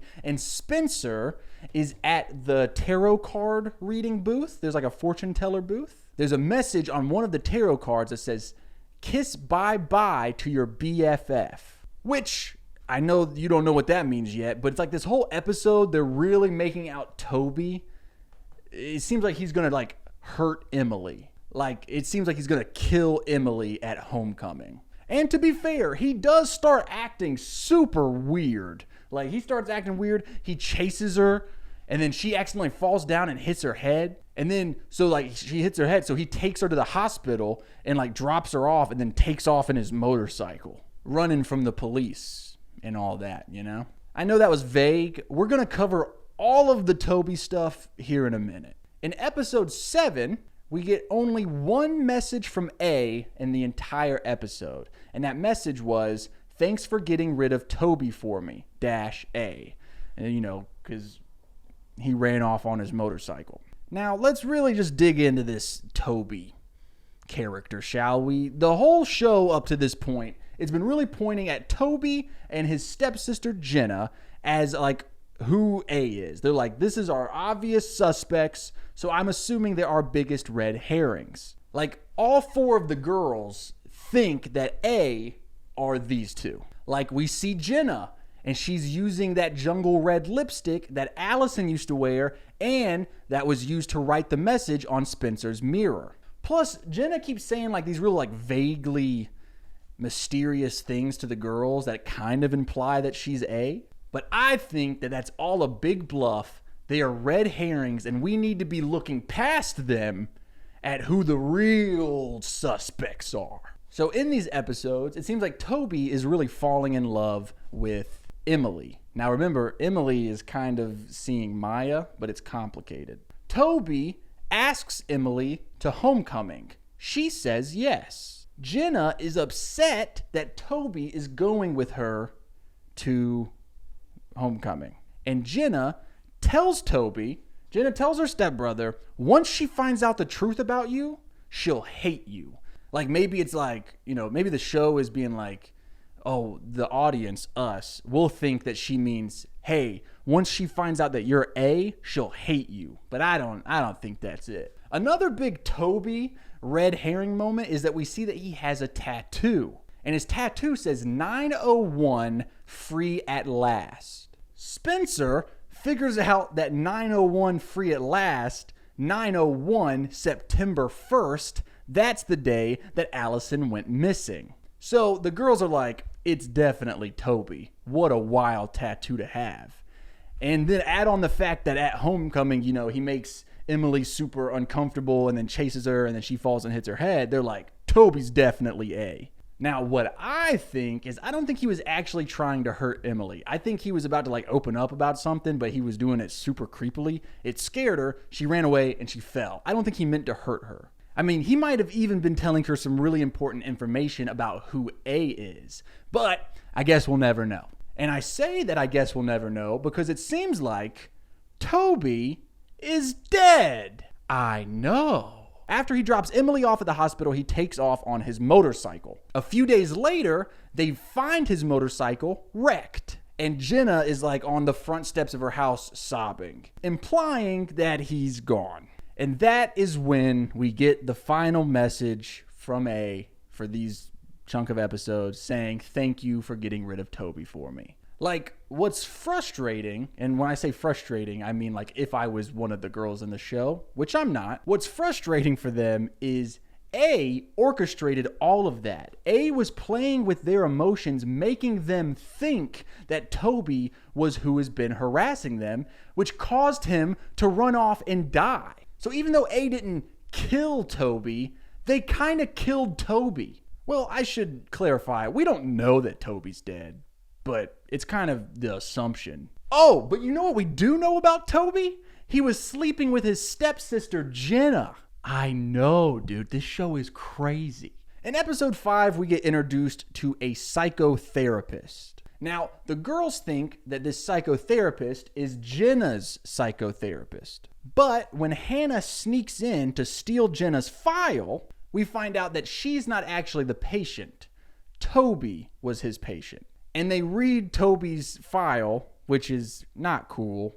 But in that file, I mean, they thought that he killed their best friend. So I'm going to give him a little leeway. In the file, it says that he was doing it with his stepsister. And that was the secret that Allison had on him. That's crazy, dude. So the girls end up like throwing that file in the creek to destroy it. And the file just kind of like washes downstream. And then we see a gloved hand pick it up. So I'm assuming that that's A. And now A has Toby's file. Now I'm going to go ahead and double down on my idea that Toby is innocent. Mostly because he might be dead. So what suspects do we have? Quite a lot of new ones, actually. Let's talk about the psychotherapist. So when Hannah first learns about the psychotherapist, she sees Jenna leaving the office. She goes in it and the guy's there. The psychotherapist is there. And he thinks that Hannah is his new patient, Martha. And Hannah goes along with it. She's like, yeah, I'm Martha. And then she accidentally slips up while he's talking. And she goes, oh, he's her therapist. And he goes, her? Is someone else joining us? Now, I interpreted that to mean like he treats patients with DID, like multiple personality disorder. I believe it's called dissociative identity disorder. My thought process is that, this new patient, Martha, could have DID. And so he was asking, oh, is someone else joining us today? And maybe Martha, quote unquote Martha, is somebody that we know. But we know them by a different name because Martha is a different personality. Or I think the word is alter, not personality. It's a different alter. And it could even be like one of the 4 main girls. Like I had pretty much written off the 4 main characters to be A because we've caught glimpses of A while all 4 of them are together. But if they have a partner, then that's still possible. So I guess the theory is one of them could be A and they don't even know it. Leaving that multiple personality theory for now, let's go back to Mona, who I had locked in. Mona shows up quite a bit in the Homecoming episode. And she gets blown off by Hannah pretty early on in the episode, which led me to believe that Mona might not actually be that great of a guess. Because if all Mona wants is to be super popular and to be like the queen bee of the school, along with Hannah, then why would she be A and push Hannah back into her other friendships, right? Because it was just those 2 for that whole year. And then A shows up and now Hannah's back with her besties and Mona's getting, left out. So I'm going to throw that theory away. That being said, we do get a pretty intense moment with Mona where there's this yearbook guy, this guy right here, and Mona calls him a mean name that Allison used to call him when Allison was still alive. And Hannah, who's become pretty good friends with the yearbook guy, like tells her off for being mean to him. And Mona goes off on Hannah and essentially tells her that she'll drop Hannah before she goes back to being the bottom of the food chain. Now, the big clue here is that she's using the same name that Allison used for him when she was still alive. However, I imagine if she called him that a lot, a bunch of people at school probably called him that. But hey, I've got other theories. Remember how I mentioned that at Homecoming there's like a fortune teller booth? Well, when Spencer is at the fortune teller booth, we get this like prediction from the fortune teller about a bad couple. There's something wrong with this couple. It's a bad match. There's darkness within him. Maybe even violence or vengeance. She could be talking about Batman. But I think maybe one of the four main girls' love interest could be A. Now, in the moment that this happens, it's within the context of we still think that Toby is about to kill Emily. And so that's who we immediately think. Oh, they're a bad couple. It's a bad match. He's got violence and vengeance. We're talking about Toby. Except we, me and you, the ones watching this, we don't think it's Toby, mostly because we know he might be dead now. And so if it's not Emily and Toby that's the bad couple, that's the bad match, maybe it's one of the other girls' couple. The love interests right now is Arya has her boyfriend / English teacher, Ezra Fitz. Now, he may or may not be leaving because of their whole situation. Like, it kind of blew up, but, I guess he's still a suspect. Spencer has a new boyfriend, Alex. Alex's A starts with an A, and this dude is very charming. He works at the country club that Spencer's family goes to. And like in the back in the kitchen, there's what they call a bitch board where they put like pictures up of different customers who are rude to them. And they're like, they'll like take pictures and then draw devil horns on it and stuff. And Spencer's picture is on there and it's been all done up with the devil horns. And he feels really bad. Alex is like, whoa, hey, no, I've never seen you on there before. Like, for real. And so my thought process is, I've never seen you on there before. What? That's crazy. What if actually he's A and he has a vendetta against them and he's the one that put her on that board, but then, when she sees it, he's like, I didn't even know, And Emily's love interest is actually Maya, even though it was kind of Toby as well, but not really. It's really Maya, which I don't know if this applies to Maya because the fortune teller specifically says darkness in him, but you never know. And then Hannah's boyfriend is, where did he? Oh, he's right here. Hannah's boyfriend's this guy. And, we've seen quite a bit of their dynamic. He's never done anything super suspicious. But I will say that they're having issues right now. It seems like they might break up. And Hannah actually seems to be kind of crushing on the yearbook guy a little bit. In fact, one thing that is very interesting about the yearbook guy is he starts talking about how much he hated Allison. I mean, he's talking to Hannah and he really drives home how terrible she was to him. Allison, I know she's the victim in all of this. She was killed, but also kind of had it coming. She was really terrible to people. It was messed up, man. It was pretty bad. Maybe it was revenge. He seemed to really hate her, and he's on yearbook, so he's always around with a camera. People probably don't notice him. He's not popular. He's a loser. That could be how he is everywhere at all times, And he was at Homecoming for a little bit, and A said that they would be at Homecoming, so technically meets the criteria. But to be fair, pretty much everyone was at Homecoming, even people who don't go to the school, like Alex. He was there for his first date with Spencer. And Ezra was there as a chaperone, so he got to see his girlfriend, who's a student there. He's a teacher.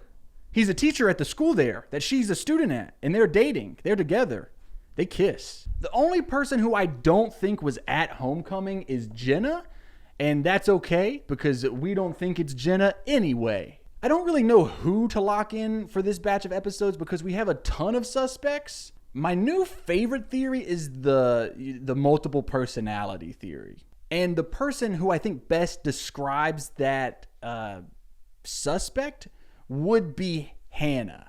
right? Like, because she's the one that meets the psychotherapist accidentally. But, what if the psychotherapist said, oh, you must be my new patient?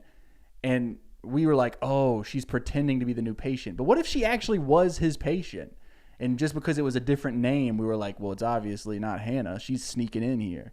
But, for the same reasons that I stopped looking into Hannah a few sections ago when they brought up that theory in the show, I'm like, well, that if they brought it up, then it's too obvious. We can't use that theory. Then there's Spencer, who was the one that was outside that night that Allison disappeared. Remember, Spencer's the one that was like, I don't know where she is. I think I heard her scream. Maybe Spencer killed her, or Spencer has an alter or a different personality that killed Allison, and then she went back to being Spencer and had no recollection of it. She didn't even realize that she did it. Then there's Arya, who was gone for a year, and then A didn't start happening until Arya got back.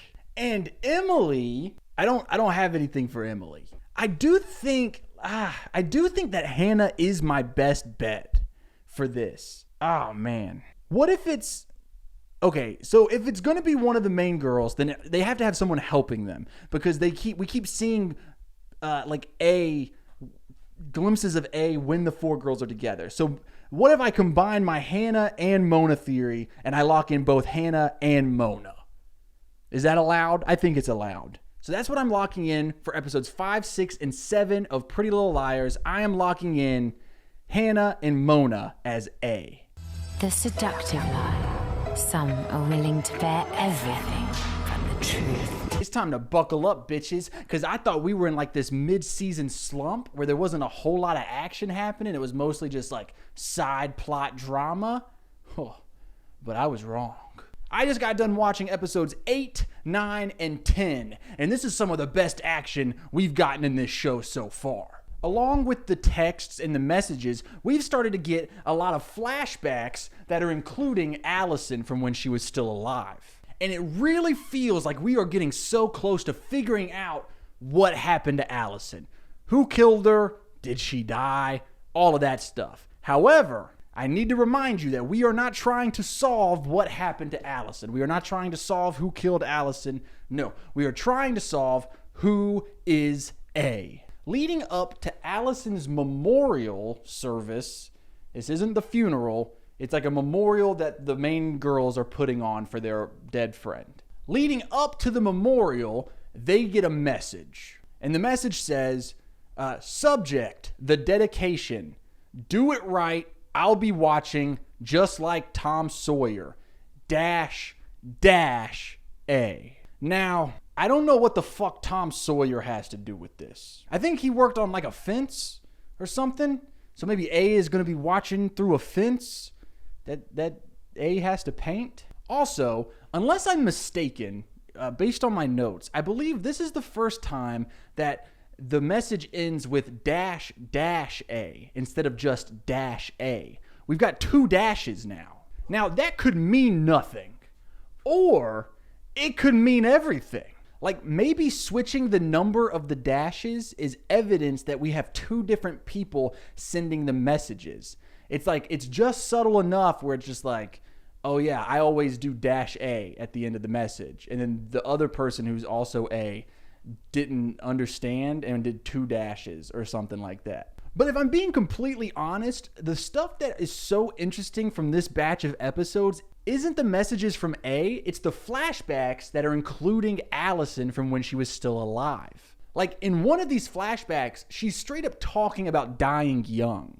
She talks about, leaving behind a beautiful corpse. And then she asks him like, hey, haven't you ever thought of dying in some deliciously tragic way? Some mysterious way? That would just be so much better. Like, that's weird, right? Like, even when she says it, her friends are like, what? And they're like, Allison, is that how you want to go? And Allison says, no, not yet. And then she says, like, it's immortality, my darlings.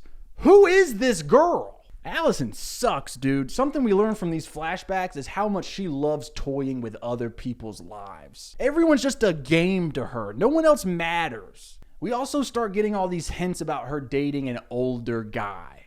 Now, we've talked about this before, and we kind of assumed that the older guy was Toby, but we find out that that is not the case. And we'll get to that. A super fascinating thing that we learn, though, is that Allison told Jenna that the incident that caused her to go blind was all Spencer's idea and fault. And she tells Jenna the whole story of what actually happened, but she replaces the fact that she's the one who did it with Spencer. And Jenna wasn't the only person that Allison told that story to. She also told her older brother that story about it all being Spencer's fault. At the end of episode 8, someone destroys Allison's memorial. It's like pouring down rain, and they just start smashing her memorial. We also find out that the police have Allison's friendship bracelet in their possession, which means that the friendship bracelet that said Allison's name that the girls found in the woods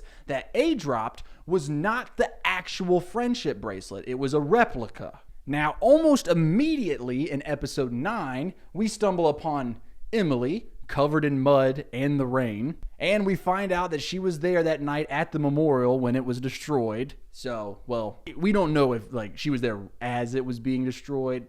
Basically, they think it's being lobbed up that, oh snap, Emily destroyed the memorial. But between you and I think that this yearbook guy is actually the one who destroyed the memorial. Emily gets a message from A that says there's only so much you can bury. Emily, you're not done with me yet. -A. Again, 2 dashes. And Emily is like the main target of episode 9. She receives another message, and that message says, hey, Em, you weren't the only one with great expectations. Check it out, XOXO-A. Now, this leads Emily to go to the library and check out a copy of Great Expectations, the book.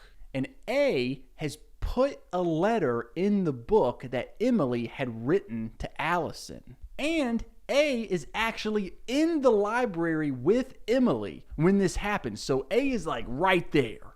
A lot of the students are there at the school because there's an SAT thing going on, which leads us to believe that A is probably a student, or, I guess there's also teachers. Now, while Emily is dealing with this whole book thing, A sends a message to the other 3 girls. And that message says, define dissertation. Looks like you're about to lose Emily. Who's next? -A. Now, we don't lose Emily, but this is the second time that A has implied that they are going to kill Emily. The first time being when Toby was upstairs with Emily during the homecoming, and it really seemed like Toby was gonna kill her. Remember, A sent a message that said, kiss bye-bye to your BFF?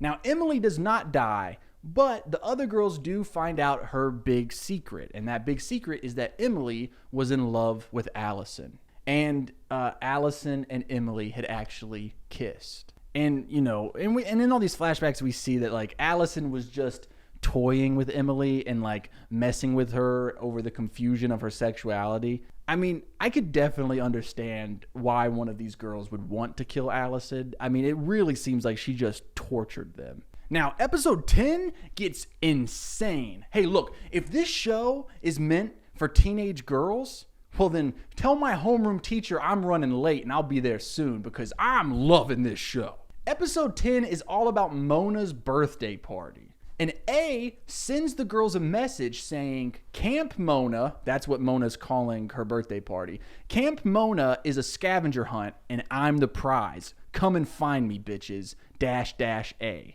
And it's a girls-only party, which means that if A is in attendance, A must be a girl, right? No, maybe not. We'll get to that. Anyway, the FBI has showed up to town, and the FBI has taken over the case. And the FBI shows a video that they have regarding to Allison's death. That video, I believe, was sent to them by A. In the video, Allison is talking to the camera. The person holding the camera seems to be her older boyfriend that we've been hearing so much about. And the video is taken on the night that she disappears. So the assumption here for both us, the audience, and the people in the show, the girls and the FBI, is whoever was taking that video, whoever that older boyfriend was, is who killed her. But we'll see. A doesn't seem to be super happy that Arya and Ezra have ended things. And Arya seems to be kind of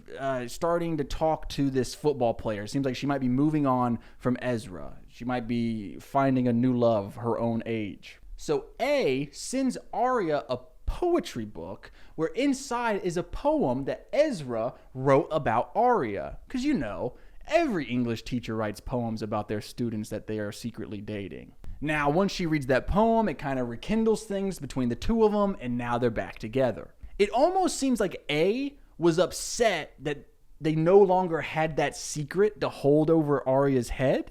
It was like, she had this secret of exposing that she's dating her English teacher. But once that secret went away, they needed to get it back. Oh, and A has also sent a text message to Mona now. So I would like to put out there that I no longer think that Mona is A. She's off the suspect list. She doesn't seem to know anything about A because A texted her that Hannah got liposuction, and that's how she lost all her weight. And she actually seems pretty upset with Hannah over it. So it seems like she did not know that information. Oh, but I should add, that information is not true, I don't believe. I don't think she actually had liposuction. I think it was just a lie that A sent to Mona to spread around the school, which she did. Somebody calls Emily, and we don't know who's on the other side of the phone. I'm assuming that it's A, but all we can hear is like heavy breathing. I'm not too sure what that's about, but Ooh, but we do find out that A sends Emily's mom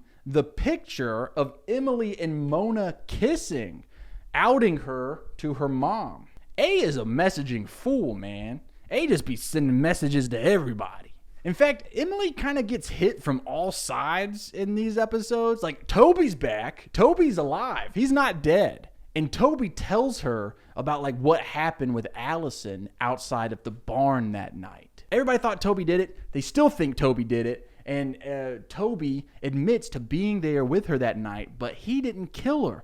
He saw her get in the car with some guy. Now remember, this is happening when the rest of the girls are asleep in the barn. I thought it was like a garage or a building that they were staying the night in, but it was Spencer's barn. Toby also tells Emily about the situation with his stepsister, Jenna, because remember, we found out that they were sleeping together. So he tells her that Jenna was like madly in love with him and was kind of like forcing him to stay with her and to be with her. And he officially ended things with her the night that Allison disappeared, which is why he has the September 1st free at last tattoo. It wasn't about being free of Allison, it was about being free of Jenna. And like, he explains that she was like saying that if he didn't stay with her, she would tell everyone that he forced himself on her. This show, man, this show. Now, Emily isn't so sure she believes what Toby is telling her, but he looks at her and he goes, I need you to believe me, Emily. It is important. It's all that matters, Emily. Please believe me. And it's like, why? Why is it all that matters? Anyway, meanwhile, we're at Camp Mona, and the girls are doing the scavenger hunt that A has left for them. They're trying to figure out who A is. A sends a message to them. You found my bracelet. Now come find me. Good luck, bitches. -A. -A. 2 dashes. So Spencer goes alone to the spot where they initially found the fake friendship bracelet. And there's a little package right there in that same spot. The package has another friendship bracelet in it, except this one has Jenna's name on it. And then it has a note that says, you're as in the dark as Jenna, looking for me in all the wrong places. Get this, no -A, no -A, nothing. So, all the wrong places. That means that they need to look in the right places. Spencer figures out that they need to go to Wright's, WRIGHT, Wright's playground. When we get to the playground, A was just there because we can still see the swinging where someone just got off of it. And at the playground, there's a big tree where there's a carving in the tree that says Allison loves Ian. Now, Ian is Spencer's sister's ex-boyfriend. Now, this is the ex-boyfriend that Spencer actually kissed, and Allison knew about it and threatened to tell Melissa about it if Spencer didn't tell her sister about it. Do you remember all that? because I know this is a lot. This is a lot of information. Well, we find out that Ian is the older guy that Allison was seeing. But that kind of pales in comparison to what happens next. Arya ends up meeting Mr. Fitz, aka Ezra, aka her teacher, in his car in the woods. Remember what I said about, it being an all-girls party? Well, hey, there's a boy here at the all-girls party, and he's a grown man dating a teenager. Now, Hannah sees this happen because she's looking for A through some binoculars, and she sees Arya get into Ezra's car. Arya and Ezra start making out. And then Hannah, while she's watching Arya and Ezra make out, not in a creepy way, just in a what in the world kind of way, she sees A. A sneaks through the woods and writes a message on the back of Ezra's car. And A writes on the car, "I can see you," like in the dust. Which, in the moment, we're like, oh, A is talking about they can see Arya and Ezra kissing. But I think that what A meant was, "I can see you." A was talking about Hannah with the binoculars in the woods watching them. And dude, this is the first time that we've seen A, like, other than just a hand or a glimpse. Like, we see A running around. And get this, dude, Hannah knows who it is. Hannah sees A, immediately pulls out her phone, sends a message to her friends saying, "I know who A is." And then they all go to meet in the parking lot, and bam, Hannah gets hit by a car. Hannah might be dead, dude. Right after the car drives away, the girls are hysterical and they get a text. She knew too much. Dash, dash, A. Dude, Hannah might be dead. Because, like, if Hannah actually did see who A was, I don't imagine that they're just going to reveal A at this moment or, like, in the next episode. So it's like, they killed Hannah off. Because isn't that like such a tragedy as like one of them figured out who A was and then died? So let's unpack all of this, because this is a lot of information. I hope that you're understanding all of this, because this is a lot. I hope you're as invested and excited as I am about it. I hope I don't know if you've watched the show, if you're watching this, which would be pretty wild if you'd never seen the show and you're watching this. But also, hey, who am I to judge? I mean, like, I'm already kind of confused. I can only imagine how confused you are. So let's talk about the major thing first. A has potentially just killed Hannah, which, hey, call me crazy, but I think means Hannah's not A. Now, the two people that I locked in the last part was Hannah and Mona, both of which I no longer think are suspects. Another thing is that we see A right before Hannah gets hit by the car, which means that it would have had to have been super fast for A to, like, run off, get in the car, and run over Hannah. It would have been way too quick. So I think that pretty much confirms that we're dealing with two people. Two people are A. And since that we see all four girls when Hannah gets hit by the car, that means that we can pretty much write them out as being either of A, right? Because we see the girls, we saw a glimpse of A, and there's an A in the car that hit Hannah, which means unless there's three A's, it's probably not one of the four girls. So, who are our suspects? Ezra shows up. That makes him a possible suspect. Then there's this Ian guy, who we just found out was seeing Allison when she disappeared. And then there's this whole Spencer thing.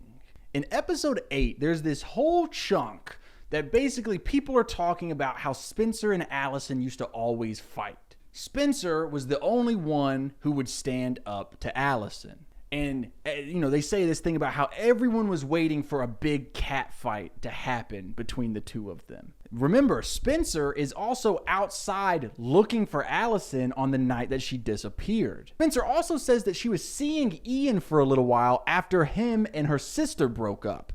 We also just found out that he was seeing Allison, right? Maybe Spencer found out that Allison was seeing Ian as well and snapped. Or maybe Spencer is the person with multiple personalities that we've been, that theory's been thrown around.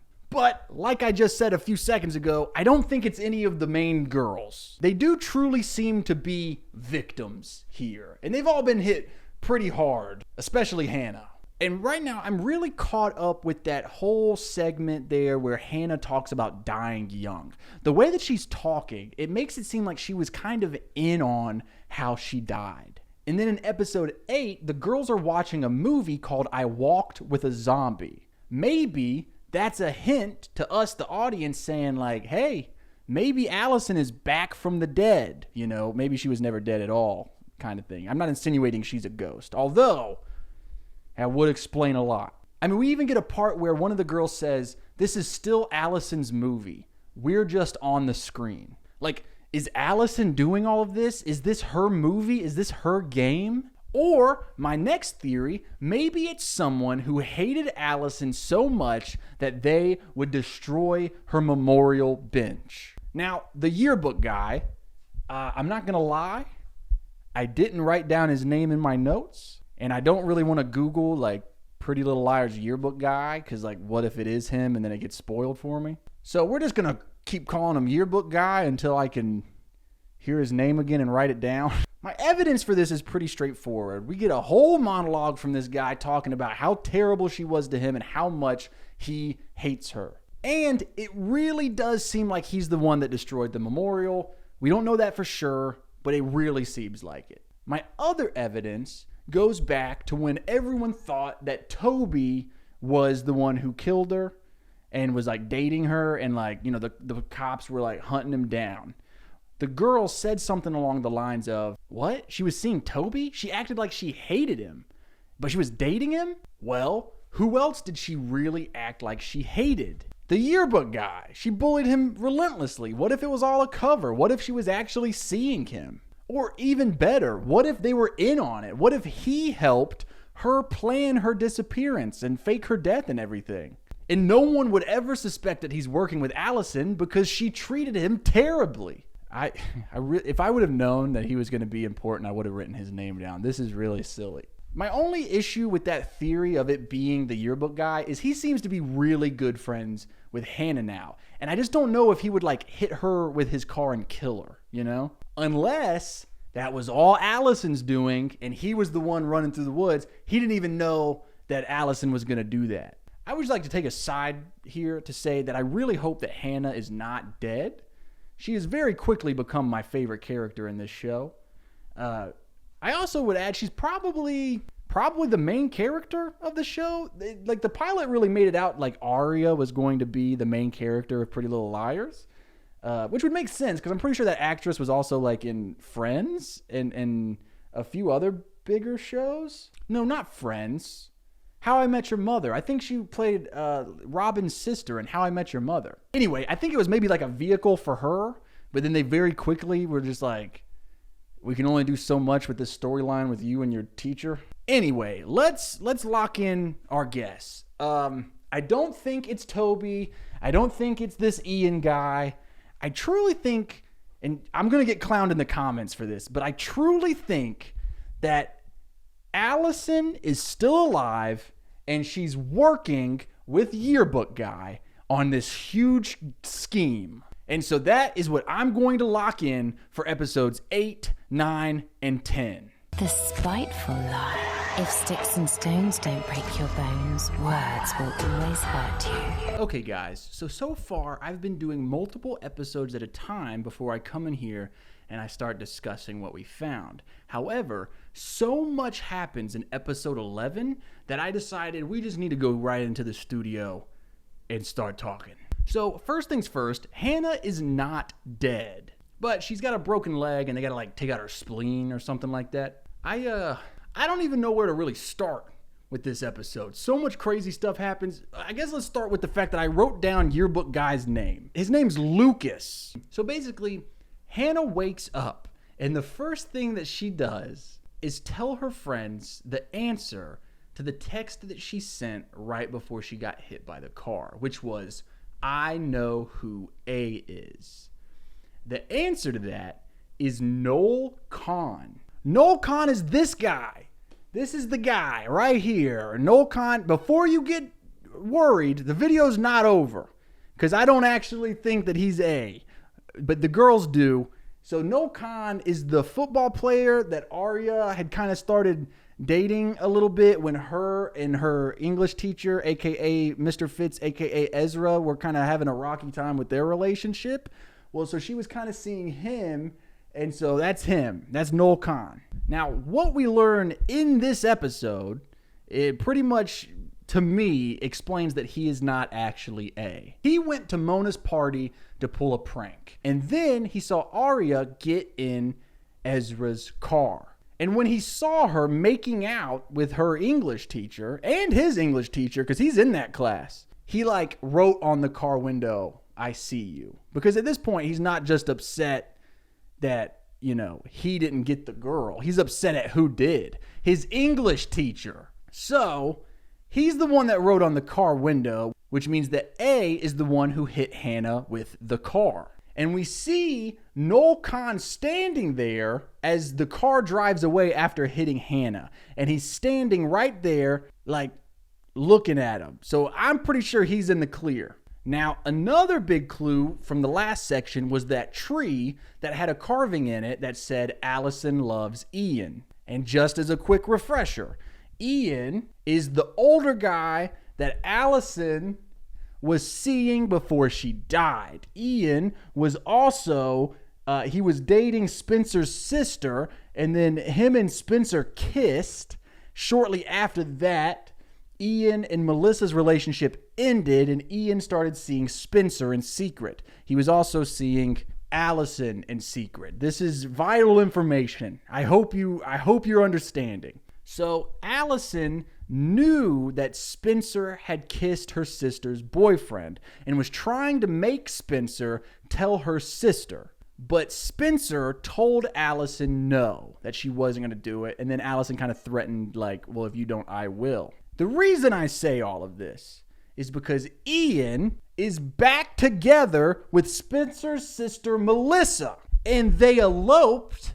They're married. That's right. Right as Ian was becoming, you know, number one suspect. Well, I guess number two suspect because they think it's Noel Kahn. Bam! Married to Melissa, who is Spencer's sister. Ooh, also my favorite part of this episode is they go back to the tree where the Allison loves Ian carving was in because they were going to show the other girls. And dude, the whole fucking tree is gone. A cut down a whole tree. Absolute supervillain behavior, dude. A is my favorite villain of all time. Hands down. The goofiness, the pettiness. It's impeccable. Oh, and I wish that was the craziest thing that happens in this episode. Not even close. Hannah is in the hospital, you know, because she got hit by a car. And I don't even know how to say this. She's in the hospital. She's on a whole lot of pain meds and stuff. So she's kind of like in and out of consciousness. And at one point, Allison is in her room. Yeah, this Allison, the dead girl. It's like a dream state kind of thing, I guess. But it could also be real, and I'll get to that in a moment. So Hannah wakes up, she sees Allison, and she goes, "They said you were dead." And Allison goes, "Yeah, I heard that too." Then Hannah asks her what happened to her. And Allison responds saying that you already know. She goes, "In fact, the four of you combined know more about that night than you remember." And at this point, we get some like quick flashback shots of that night. We see Hannah smiling. We see Hannah looking around and scared. We see the four of them holding a flashlight and looking around. And then Hannah keeps asking. She was like, did you go meet a boy? Noel? And Allison goes, "Noel? Please. Noel." That's a hard name to say. Noel. I would say Noel, but it's Noel. Noel Kahn. So if you take, you know, the word of Ghost Allison as law, which, hey, I would, then it's safe to assume that Noel Kahn is not the one who killed her. Then Allison and Hannah, they talk some more. It's a really cool scene, and it kind of ends with Allison saying, telling the truth to the wrong person at the wrong time is how I ended up where I am. Notice how she doesn't say how I died. She says how I ended up where I am. And then before she can elaborate, she says she has to go back. And she said that the only reason she came back is because she was afraid that Hannah was going to die. And that's why she came back. No matter how dangerous it was, she had to see her. Now, this is absolutely wild, dude, because I don't know what we saw here. I mean, personally, I think this could be seen as Allison is still alive, but maybe that wasn't even Allison in the hospital room. What if this was something else? What if this was A, pretending to be Allison, dressed as Allison, and then in Hannah's loopy state, thought that it was the real Allison? Because at one point when Hannah's kind of like in this loopy state, Lucas, the yearbook guy, shows up. And Lucas gives Hannah a kiss on the forehead. And we find out later in the episode that that actually happened. Hannah didn't just make that up in her loopy state. So if she was right about that vision that she had in and out of consciousness, maybe she was right about the Allison vision too. And also, Allie is very careful to say that she's gone, not dead. In fact, when Hannah says they said you were dead, she said, I heard that too. Maybe Allie is alive. Maybe she's just being held captive somewhere. And then, as Allison, dream state Allison is leaving the hospital room, she says, you should do something about A. That bitch is starting to get on my nerves. So, maybe Allison is dead. Maybe this is a ghost or an angel or something. And she's been seeing everything that's going on. So, Allison is probably not A if she's still alive. But then what? Oh, God. So if Allison isn't A, then who is? Let's just start with who I locked in the last part, which was yearbook guy, who we now know is named Lucas. Lucas hated Allison and seems to be kind of obsessed with Hannah now. And immediately after Hannah has the conversation with ghost Allison or real Allison or whatever, when Allison says, telling the truth to the wrong person at the wrong time is how I got where I am. Hannah has a conversation with Lucas where she friend zones him. And she says, I'm just being honest with you. Maybe Hannah was just honest to the wrong person at the wrong time. It's worth noting that Lucas was hanging around in the hospital after visiting hours. And he even brings up the fact that he just has a trusting face that everyone wants to believe, and that's how he got in there. So I think Lucas, the yearbook guy, very solid suspect. But I do have other theories. Later in the episode, the girls are all talking about A, and they mention something along the lines of A has a split personality. Now, I've already brought up my theory about multiple personalities several times now. So that makes me think that it's even more possible now that they've kind of made that innuendo. The girls also think that they are now dealing with two different people. They think that they're dealing with one person who killed Allison and one person who is A. They don't think that they're the same person. Now, I agree. I kind of assumed that whoever A is was also who killed Allison. But I'm starting to think that A has just been stalking and watching them for so long that A knows who killed Allison. And they're going to use that as part of their weird, freaky game. Which brings me back to the conversation that ghost dream Allison had with Hannah. She says that the girls remember more about that night than they think that they do. What happened that night? Were the girls involved? Did they help Allie run away? And is this just a situation where A knows that the girls were in on it? Maybe it's a thing where they helped Allison run away and then Allison ended up dead and they don't know how she died, but they feel responsible. They're kind of responsible because they helped her run away. I'm not going to lie, I'm starting to go a little crazy. I've got a million theories running through my head. I don't know who to lock in. It's like the show is breaking me because every time I have a suspect that I'm like, oh, dude, it's got to be them. I think about it and I'm like, yes, dude, all of the evidence lines up. And then something happens and it's like, well, it can't be them. And then I think about another suspect and I'm like, well, it's got to be them too, right? And then something happens. It's like, oh, probably not them. Oh, also, I totally forgot to mention this. A leaves a message on Hannah's cast. Hannah's leg's broken.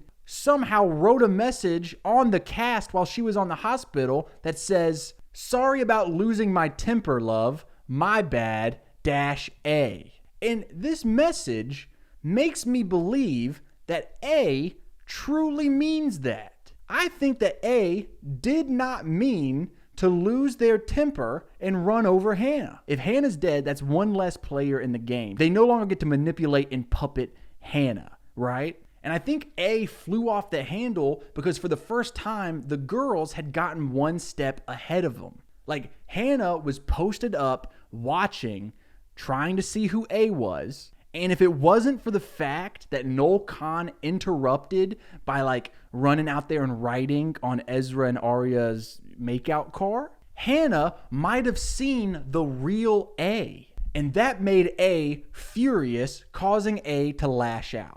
I want to say it's one of the 4 girls, but I don't think so. I want to say it's Lucas, the yearbook guy, but I again don't think so. Which brings me to my final suspect for this episode, which I think could have some pretty serious weight to it. Spencer's sister. Melissa is now married to Ian. Ian is the one who kissed her sister while he was dating her. Ian is the one who was also dating the much younger Allison before she disappeared. Remember what Dream Allison said? I told the truth to the wrong person at the wrong time.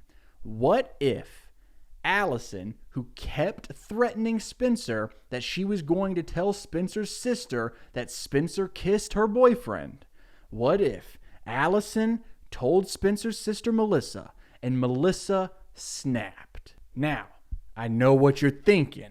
Chase, we just talked about this. You're not trying to solve who killed Allison. You're trying to solve who is A.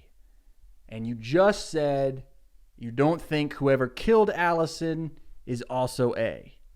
Yes. So I think if I separate those two, Spencer's sister killed Allison, and Lucas, the yearbook guy, is A.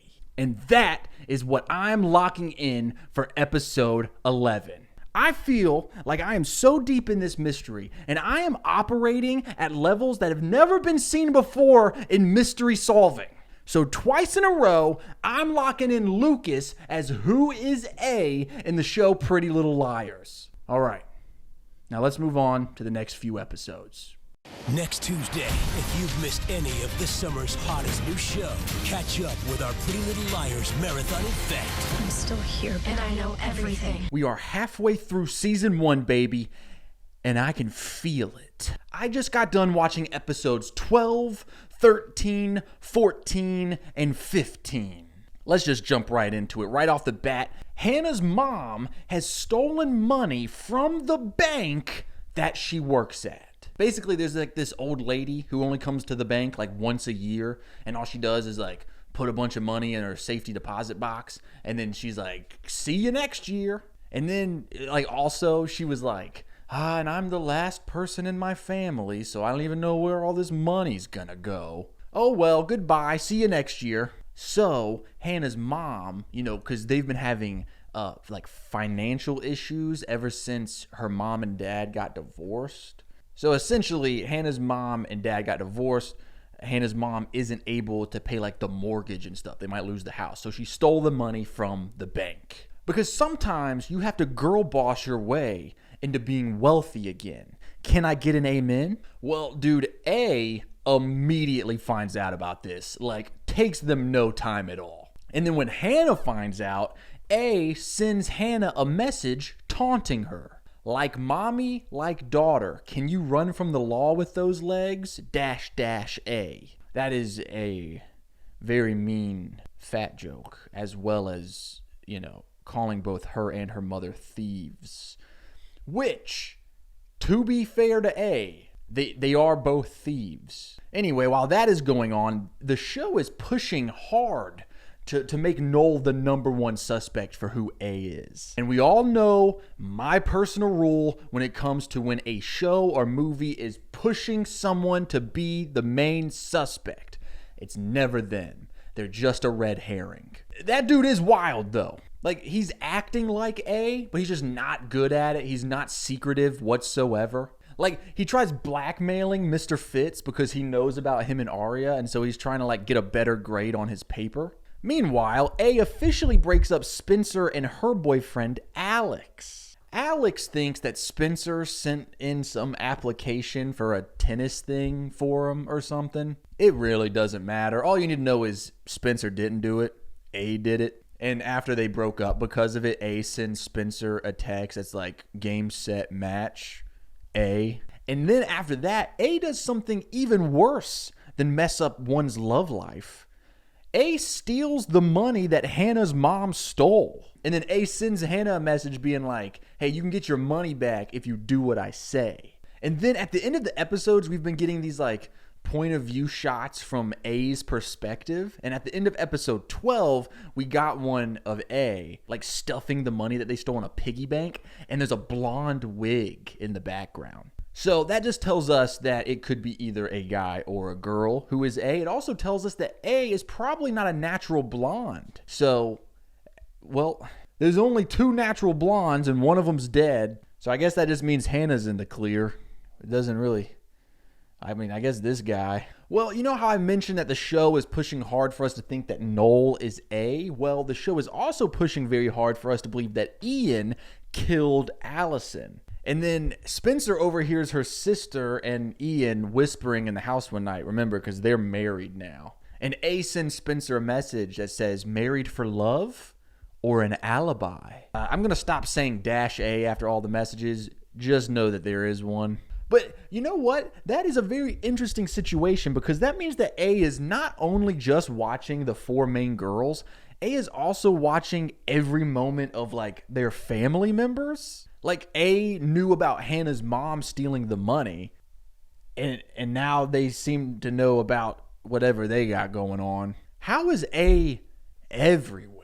But don't worry, A is still terrorizing our 4 main girls, which the show calls the liars, by the way, are liars. Although, if I gotta be honest, I like calling them the girls. It just feels more like me and the girls trying to figure out who A is. Oh, you know, I just gotta stay home and watch the girls so I can get this YouTube video done. Anyway, A keeps sending Hannah on like little missions, right? Like she sent Hannah an address. And then in the note it said, ask for Hefty Hannah's order. So Hannah shows up and it's a bakery. And then A has another message basically saying for every one of these cupcakes that you eat, you get some of the money back. And they're pig cupcakes. And she sits there and she eats all of them. And there's some like dudes at a different table and they're like making pig noises at her as she's eating all these cupcakes. And she just feels absolutely terrible about herself in this moment because she has overcome her weight issues in the past. And then A sends another message being like, you know how to get rid of it. And that's just really messed up, dude. And it's the kind of thing that Allie would have done when she was alive. Which really just makes me think, like, is it possible that Allie could be alive? It's hard to believe that there is someone else out there who is as evil and despicable as Allie to do something like that and to make a joke about that. Allison knew about Hannah's problem with, like, throwing up. And from what I understand, Allison was the only one who knew about that incident. So how in the world does A know about that? Whatever. It has to be someone that either Allie told everything to, or I guess they were watching Allie so much. I don't know. Regardless, after Hannah eats all the cupcakes, she goes into the bathroom at the bakery, and when she pulls the paper towels, the money is like stitched into the paper towels. Oh, and then there's a message that says oink oink. And then out of nowhere, A completely changes their MO. So Noel's been going around terrorizing everyone, acting like A, but not subtly. He tried blackmailing Mr. Fitz for a better grade on a paper. Mr. Fitz refuses, and so that means that Noel is about to expose Mr. Fitz's relationship with Arya, his student. Again, for some reason, we're rooting for this guy. But then at the last second, A saves Mr. Fitz and sends Noel away. A sets up Noel, like they expose Noel for like cheating on a midterm exam or something, and so Noel gets taken away. And then A sends a message to the girls right after she saves Mr. Fitz and says A is for Allison, not amateur. And that's so weird because why would A save Arya? Like exposing Arya and Ezra is the kind of thing that A would do. So why would A prevent it from happening? My only thought is they want to be the one that does it, not Noel Khan. Or it could also be a thing where, you know, kind of like how A got them back together after they broke up. A needs Arya to have this big secret so that way A can keep their thumb on Arya. Because other than this big secret, A doesn't really have anything on Arya. I mean, there's the whole Jenna incident, but I mean, I guess A has a different game plan for that. And then also it's like, you know, A already exposed the cheating thing with her parents, so I guess that's kind of all they have on her. But it doesn't stop there. A helps the girls again. A sends a video to Spencer's computer, and it's the video of Allison and Ian on the night that she died. Except this time, the video keeps going. Previously, the video that A had shown the girls, it stops right when you see Ian's face. But in this version, we see the camera fall over, and then we start to hear noises, and we see Allison's hand grab the dirt. Now, the girls are all in shock because they think that they just watched their best friend get murdered on video. But in my opinion, you know, I know that they think that they just saw her get killed, but from the noises and the kind of way it was going, I kind of think we were seeing her get, you know, killed, if you get my drift. Well, as the girls are watching this video, A is watching them watch the video through the window. The girls catch A and start chasing after A. And they're running through the woods. A manages to escape. And one of the girls says something like, that bitch is fast. And that could be a clue, you know, like maybe A is on the track team or something. I'm pretty sure Ian is like the coach on the track team, I think. And now that the girls have found the video and Noel is completely out of the picture, Ian is now their number one suspect. Add on the fact that Spencer's laptop goes missing that was in her gym locker. The only people who have access to the gym lockers are the person whose it is, Spencer, and the coaches, which Ian is a coach. And then her laptop shows back up at her house where Ian lives, and the video has been deleted. So either Ian did steal it and deleted the video himself, or A's doing it to try to get the girls to think it's Ian. Just like how A got them to think that it was Toby, and that led to Toby's whole thing. We get introduced to a new character in episode 14. Caleb. He's the sketchy kid at school. He's a bad boy. He can take your phone and make it do things that regular phones can't. He's sketchy. That's what the show calls him. Hey, that new sketchy kid, because he's got long hair and he's a hacker. In my opinion, I think they're just going to be kind of like constantly rotating in new characters to kind of like, you know, keep the teen drama part of the show alive. So I'm not going to be focusing much on new characters that they introduce because I think whoever A is going to be a character that we've known from episode 1. Meanwhile, A is still messing with Hannah about the stolen money and gives her another job. This job ends up involving our buddy, the yearbook guy, Lucas. Prom is coming up, and A's mission for Hannah is that for every slow dance she does with Lucas, she gets $200. So all she has to do to get the money back is dance with Lucas. The issue is, Hannah is still dating this guy, Sean. That's his name, Sean. So, you know, at the dance, Hannah's dancing with Lucas. Sean is furious. Sean and Hannah are like yelling at each other. And it really seems like Hannah's like, I can't do this anymore. And then A sends another message that was like, hey, raise time, $500 for every dance with Lucas. So she has to keep going. And we get all the way to the end of the dance. She's spent the whole time dancing with Lucas. There's time for one more dance. Sean, who for the most part seems like a nice enough guy, he's just kind of an asshole, walks up to Hannah, his lovely girlfriend, apologizes to her, and kind of is like, come on, can we have, the last dance of the night? Hannah gets another text from A. You have Lucas's heart. Now rip it out. $1,000. So she does. The last dance of the dance, she dances with Lucas for the $1,000, causing Sean to break up with her. Lucas thinks that she loves him. Dude, it's a nightmare. Because now Lucas's heart is going to get broken when Hannah is like, I don't have feelings for you, even though I danced with you the entire dance.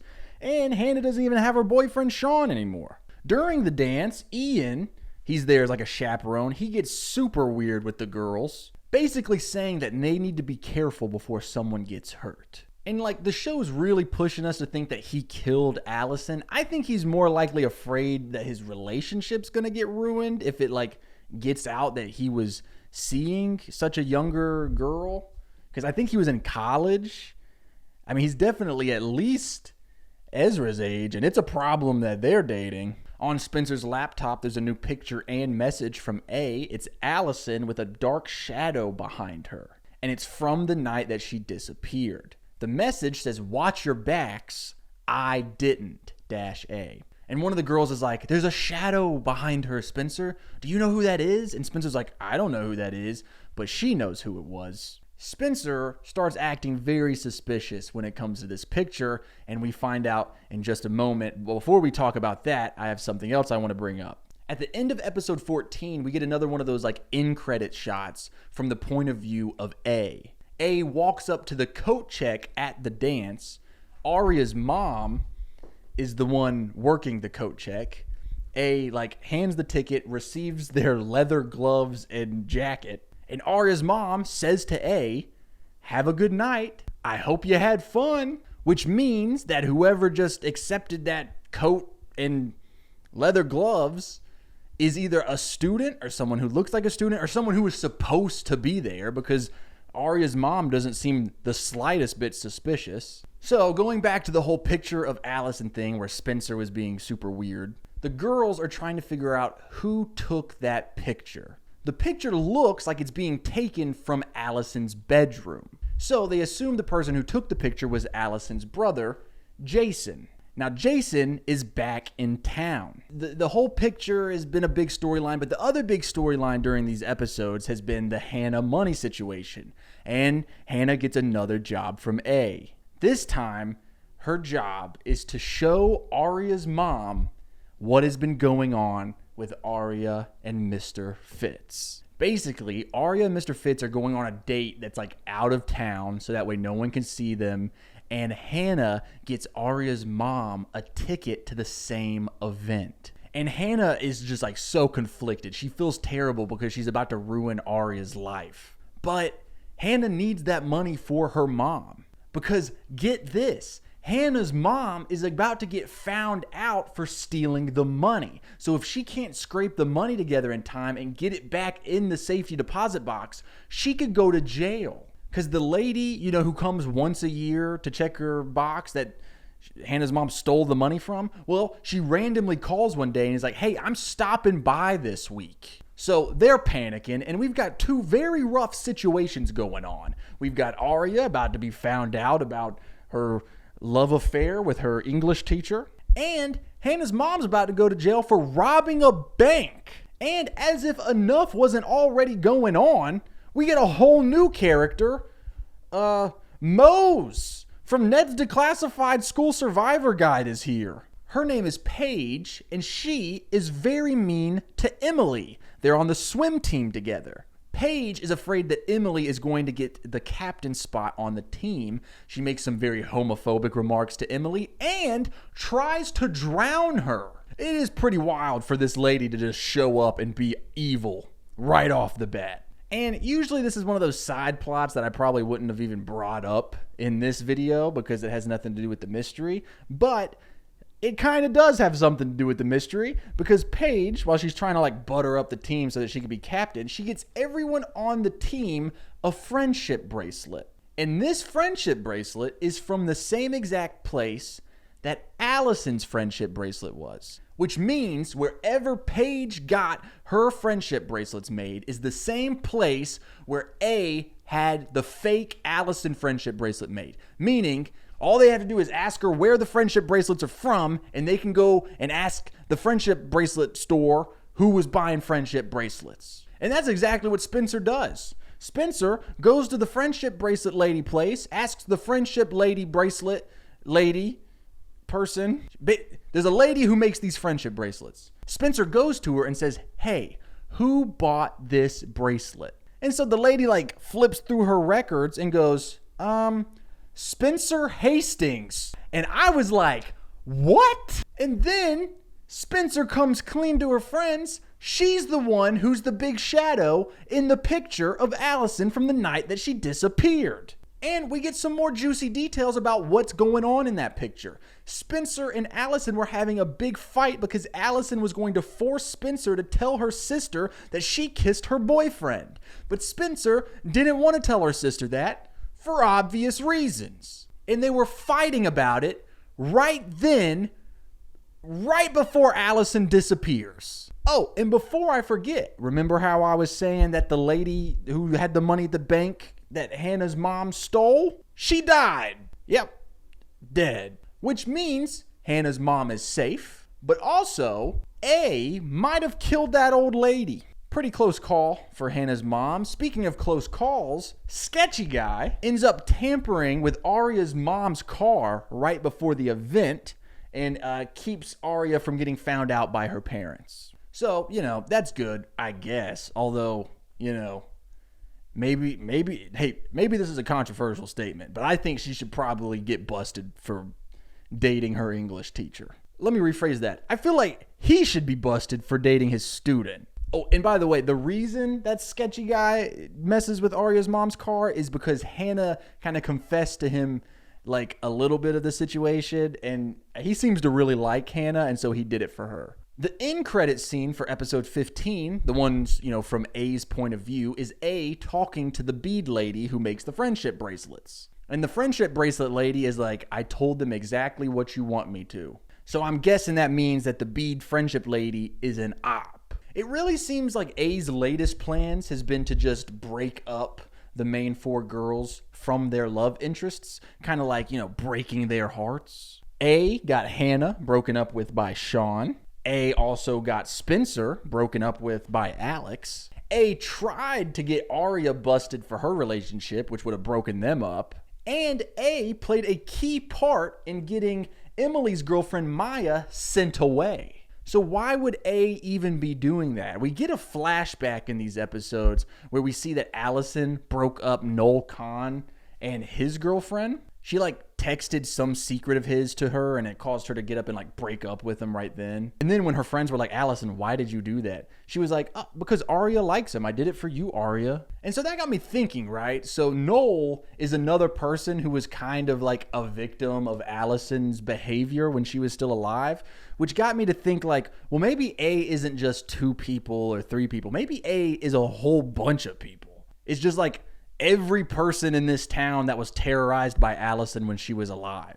I don't have a ton of evidence for that, but it just kind of feels feasible. And also, why would A save Arya from getting busted about Mr. Fitz and then a couple episodes later try to get her busted with Mr. Fitz? It feels weird. It was almost like A just wanted to be the one to break up the relationship, which is wild, because as long as it happens, right? Or maybe that whole thing was less about trying to get Arya and Ezra broken up, and it was more about causing Arya and Hannah's relationship to crumble, because, A would then reveal to Arya that Hannah was the one that did it. So that would cause, that's probably it, actually. We have Ian, who's just super suspicious. Turns out that the summer that Allison disappeared, he was actually in Hilton Head, South Carolina with Allison. And then when they came back from Hilton Head, that day is the day that she disappeared. And we know for a fact that Ian was with her that night because we have the video of them together that night. And then there's the whole weird situation about Ian and Spencer's sister Melissa getting married out of nowhere. And get this, they're trying to have a baby. Then we learn from Jason, who is Allison's older brother, that whole summer before Allison disappeared, Ian was just like hanging out at their house and, you know, smoking weed and just chilling at the place with them all summer long because him and Melissa broke up. And it's like, okay, maybe he thinks that Ian was there to hang out with him, but really Ian was just there because, you know, Allison, and he was seeing Allison. The last person that I locked in for who I thought A was is Lucas, the yearbook guy. And I still think that's a solid theory, but I'm beginning to have a few doubts. So because of those doubts, let's try to go back to my multiple personality theory. I've started to really find myself suspecting Spencer for that theory in particular. When Spencer's laptop got taken from her locker, there's only two people who could have taken it.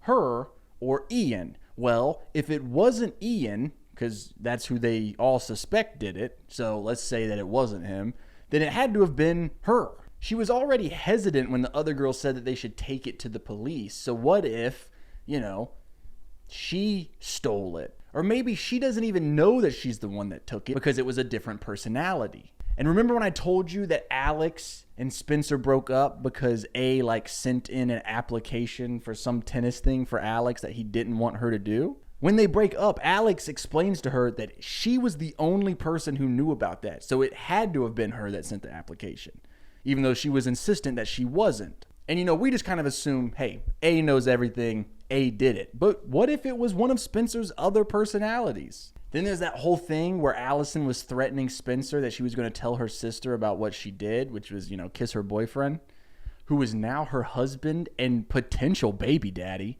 Maybe after that big argument that night, Spencer switched, killed Allison, switched back, and had no idea that it was her. And then I was also going to be like, and then with the bead lady, you know, like, maybe Spencer did buy it. It says Spencer's name on it. But then, you know, we have that whole end credit scene with A talking to the bead lady where the bead lady's like, hey, I said exactly what you told me to say. So that kind of like makes me think that A is trying to frame Spencer for it. Like A is like wanting, maybe A wants Spencer to even doubt herself. Like, did I do it? And, I mean, there's always what I keep coming back to when I accuse one of the main girls of being A. We've seen all four of them together when we've caught a glimpse of A, or they've caught a glimpse of A. So, you know, of course it could be an accomplice, but I don't know how likely that is. We have a few other loose suspects, of course. There's always Sean, Hannah's now ex-boyfriend. In one scene, when Hannah gets a text from A, we see Sean on his phone right before it gets sent, so that could mean something. We have Melissa, Spencer's sister. She would have the most reason to be upset with Allison, considering she, like, stole her boyfriend from her, kind of. Like, maybe Melissa caught them together in the woods that night and just snapped and pushed her over. She hit her head on a rock. It was an accidental death kind of thing. And then that would explain maybe why Ian and her were getting married and trying to have a baby so soon out of nowhere. Like, maybe it was like okay, we're going to try to make it to where you don't look suspicious at all. Then there's Allison's brother, Jason, who was apparently just holed up in his bedroom all summer doing drugs, and he doesn't really remember much. I have a wild theory that maybe it was Arya's dad who killed Allison. He's been acting kind of like darker lately. Like, we keep seeing these glimpses of kind of like a dark side of him, and we already know that he was having an affair with one of his college students, which I guess isn't as bad as like a high school student, but maybe he was also seeing Allison and had to kill her to keep that secret. Or maybe, I don't know. Cut that. I just don't know, guys. I feel like I have all of these different puzzle pieces, and I'm just having a hard time putting them together. I am going to lock in my Spencer theory. I think that Spencer could quite possibly be A. However, I just don't, like, if you had to tell me, like, if I had to tell you right now, who is A? Gun to my head, if you get it wrong, I'm in trouble. I don't know if I would say Spencer. Does that make sense? Like, I think it's a good theory, and I'm going to rock with it because I don't have a really good alternative theory, but I would be surprised. But yeah, I'm locking in Spencer as my pick for these episodes. I'm not happy about it. Watch ABC Family's all new Tuesdays all summer long. And this Tuesday, join the crowds of fans who can't stop watching. Okay, guys, we're back with episodes 16 and 17. Now, usually I try to watch, like 3 or 4 at a time. However, I have so many fun theories from these 2 episodes that I went ahead and just jumped back in now. So let's just go ahead and get all of the information out of the way so I can jump straight into my fun theories. Basically, Caleb, who's the sketchy guy that Hannah met a few episodes ago, he seems to really like her. He is like homeless. He's been sleeping in the school, and the girls like found his stuff in the air vents. So now, he's sleeping in Hannah's basement because Hannah told him to, but shh, don't tell her mom. Speaking of her mom, remember how she stole that old lady's money from the bank? And then, out of nowhere, that old lady was like, actually, I want to come see my money. And then she was like, oh no. But then she died, so everything was okay. Well, turns out everything's not okay. Her great nephew has showed up, and he is wanting the money from the box. Now, this is weird because she had previously told Hannah's mom that she was the last member of her family. She didn't have any more family. And we do find out that he is not really her nephew. He's just a scam artist trying to get the money. So it all works out. I wouldn't even really be bringing it up right now, except for at the end of episode 17, we get this moment where A puts flowers on the old woman's grave, which I think means that A killed that old lady. Not only did A kill that old lady, but A killed that old lady to keep Hannah's mom from going to jail. In other news, Spencer's sister Melissa, the one that's married to Ian, who may or may not have killed Allison, Melissa is pregnant. So that's pretty crazy. Toby manages to sneak Spencer a message about Jenna. It's in Braille, though. And so they, figure it out and decipher it. And it says B-A-D. Bad. Well, at least they think it does until Toby tells them they're reading it wrong. It's numbers, not letters. And the numbers are 214. Toby said that he overheard Jenna talking on the phone about Spencer, and then she wrote down those numbers. And then later on, we see a motel room with the numbers 214 on the door. So I'm assuming that that's what that's about. So if Jenna was talking on the phone about that motel room, then it's safe to say that maybe Jenna is, if not A, working with A, which goes along with my theory I brought up previously of what if it's just everyone who was wronged by Allison? What if it's a big group of people? My working theory is that it's probably a combination of Jenna and Sean and Noel Kahn. Maybe Mona and Paige. Remember when she tried to drown Emily? Pretty fucking crazy if you ask me. And I think that that's a pretty good theory because it would open up all of these characters' alibis to be oh, well, it could have been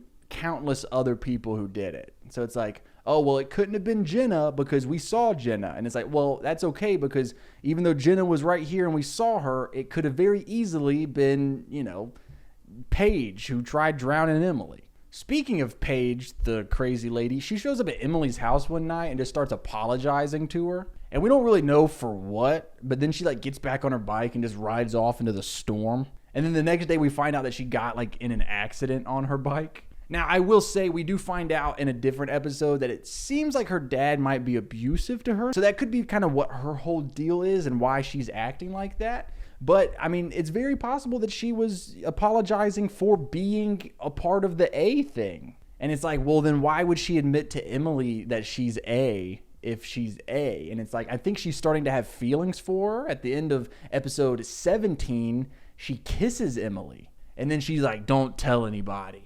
But I've got other theories, friends. There's the whole Arya's dad theory that I've had cooking. In these episodes, him and his wife have worked things out. It looks like they're going to be getting back together. However, he's super jealous because he thinks that his wife is sleeping with Ezra, Mr. Fitz, the English teacher. That fool! He has no idea that his wife is not sleeping with Ezra. He also has no idea that his daughter is. What's really wild about this show is like the show is making us root for him. You know, like I'm rooting for this English teacher to not get found out for being with his student. Like, isn't that crazy? It's like, but they love each other. But also, go to jail, dude, you know? But back to Arya's dad. I think it's possible that maybe Allison tried blackmailing him or something and he had to kill her. Because, you know, I think this is far-fetched, but it's a possibility. We know that Allison knew about him cheating on his wife because Allison was with Arya when Arya saw him in the car with that lady. So, you know, maybe Allison was blackmailing him and so he had to kill her. But then I bet he felt real silly when it came out anyway and everything was fine. And now he has his wife again. It's like, no harm, no foul. I killed that girl, but hey, at least my wife's still with me. The whole reason I'm excited about these episodes is because I feel really confident in the multiple A's theory. The big team of Sean and Mona and Yearbook Guy and possibly evil drowning secret kisses to Emily girl. So I'm going to be locking in that multiple A theory as my guess for this section. I know that's not much of a guess when I just go, I think it's everybody. But I think it's everybody. Okay, yeah, that's who I'm locking in. Tuesday, June 8th. Friends share secrets. That's what keeps us close. A new ABC Family original series. Allie? She's gone. I think I heard her scream. Okay, guys, this show is heating up. We're running towards the finish line.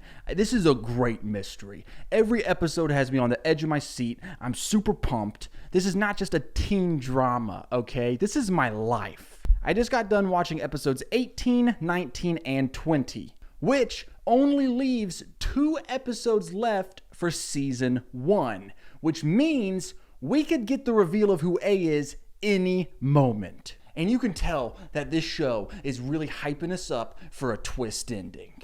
Right off the bat, the show is pushing Jenna hard for who A is. I think they're pushing a little too hard, so I'm hesitant. I don't think it's her. However, we are at the end of the season, so it could just be like, no, it's her. Jenna keeps saying these weird things like, I'm fascinated by the nature of evil. And then we see Jenna talking to Ian, and so, you know, that's not a good idea. And then he gives her this bag. Oh, and remember that hotel room we were talking about, 214? Well, that's Jenna's motel room. And, you know, they bust up in that motel room and they find Jenna's sunglasses and they're like, oh, Jenna's been here. But then there's also a bag of ice and a note from A that says, you're getting colder. So I don't really know what that means. Jenna starts being around Mr. Fitz a lot, you know, the English teacher and Arya's boyfriend, because Jenna has written a short story that Ezra really likes. The story is about a blind woman who exposes people. Add on the fact that Jenna keeps saying things to Arya that really makes her seem like A. Stuff like, Big Brother is always watching you, and Mr. Fitz takes a special interest in his students. You know, stuff like that. And then we find out that Caleb, who you may remember as Sketchy Kid, he's dating Hannah, and they sleep together, by the way. But we find out that Caleb was hired by Jenna to get close to Hannah and find out something. But he ended up falling in love with her instead and telling Jenna that he's out. But Hannah still finds out, and that breaks her heart, especially after what they've done together. So they break up, and after they break up, Hannah walks into the bathroom where Jenna is and slaps her, dude. And then goes over, picks up the glasses that she just slapped off of her face, hands them back to Jenna and goes, hey, this is Hannah, by the way. You know, because she's blind, and so maybe she wouldn't have known who slapped her, but Hannah was letting her know right then and there. This show is so good, man, and that moment when Jenna gets slapped, we really see a whole new side of Jenna that I think is super important going forward. For the first time with her giant sunglasses knocked off of her face, we truly just get to see her, and she looks so sad. She looks scared and vulnerable. And I'm starting to think, I don't think this is A. I think that maybe she's also being blackmailed by A, or maybe she's just trying to get some sort of revenge for what, these girls kind of did to her. It was mostly Allison, but those girls were there. This wasn't the cold, badass Jenna that we see every episode. This was a scared child. And also, we know that Jenna hired Caleb. She didn't do it as A. She didn't do it hidden in disguise. No, she did it as Jenna, and I don't think that's something that A would do. Maybe it's even a thing where A is also terrorizing Jenna, and Jenna thinks it's one of the 4 girls, and that's why she's out to get him. She's trying to see who it is. And it's like explained away, because it's like, oh, well, why'd you hire Caleb to go after Hannah and not the other 3? And it's like, well, she was the only one not dating someone. But that doesn't feel right. Then, to bring it back to my multiple personality theory, I've been pretty convinced that it could be Spencer. However, something happens that leads me to believe maybe it's Hannah. At one point, Hannah and Caleb are joking around, and Caleb says something like, do you have any other personalities you should warn me about? That could be like a funny little hint that she does in fact have other personalities that she should warn him about. The only flaw with that theory is I don't know how Hannah would hit herself with a car. The biggest plot point happening in these episodes, however, is that Spencer is being framed for murder.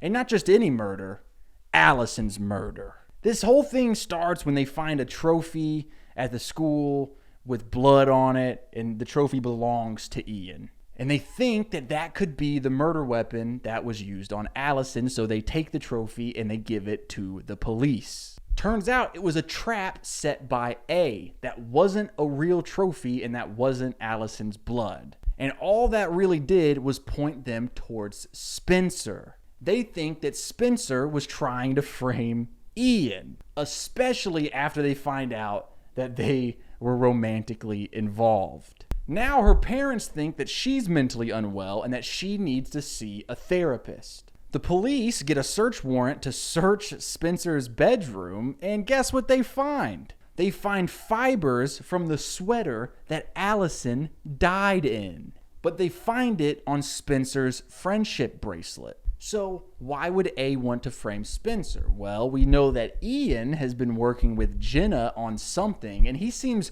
pretty confident that Spencer is going to get arrested. It's as if he knows something that she doesn't. And he even offers to help her run away, which is interesting, right? We also get some more information about his relationship with Allison.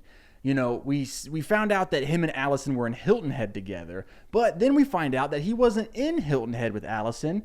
Melissa says that she was in Hilton Head with Ian. And Ian swears up and down that he was not romantically involved with Allison, but that Allison was stalking him and wouldn't take no for an answer. And usually, I would never believe that. Except, I've seen a lot of these flashbacks, and that kind of does seem like her thing. Like, we get a flashback where Allison takes the other 4 girls to this college party, and this girl that's like kissing Ian gets pushed down the stairs at this party, and the girls are like, oh my god, Ian pushed that girl down the steps. But then they figure out, oh wait, our dead best friend Allison pushed that girl down the steps because Allison wanted Ian and that girl was in her way, just like how she blinded Jenna. They realized that Allison was a monster and that she wasn't afraid to hurt people to get what she wants. So that leads me to believe that Ian might actually be innocent.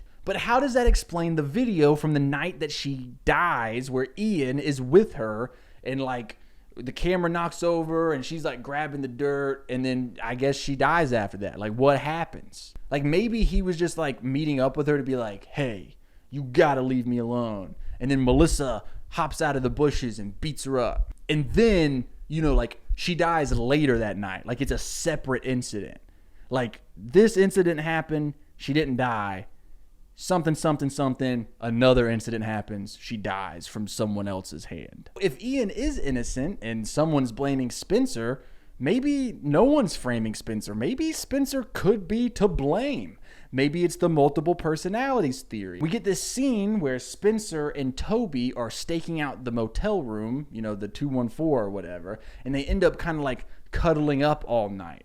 And at one point in the morning, Toby wakes up and he's like, oh, were you up all night? And she was like, no, I just woke up. But what if she didn't just wake up? Maybe she was up all night, because when they go next door, they realize that the room has been abandoned and A left that message. Maybe she was up all night being A, and she did all the stuff in the hotel room next door to them and then came back in before Toby woke up. At one point, Spencer says something like, I feel like I can hear A laughing in my head. Maybe she could hear A laughing in her head because A is in her head. I mean, I'm not an expert, but I believe like a lot of the personality disorders is due to trauma. So maybe she snapped, killed Allison, and that trauma caused her to create a separate personality so that way she wouldn't remember that she killed her best friend. And so now she has a personality that is Allison. And so that personality that is Allison is doing things that Allison would do, even if it means framing herself for the murder. And I mean, we keep seeing A do things in these different like in-credit scenes. In one of them, we see that A has 4 pet rats and each one is named after one of the 4 main girls. In one of them, A is like watching a video of 3 of the girls standing in the woods, and A is like eating popcorn watching the video, and Spencer, conveniently, not there. And then in the last one, A has like a fake heart with Hannah's name on it. A smashes it and then like leaves a note that says, "Dear Hannah, try putting it back together. A."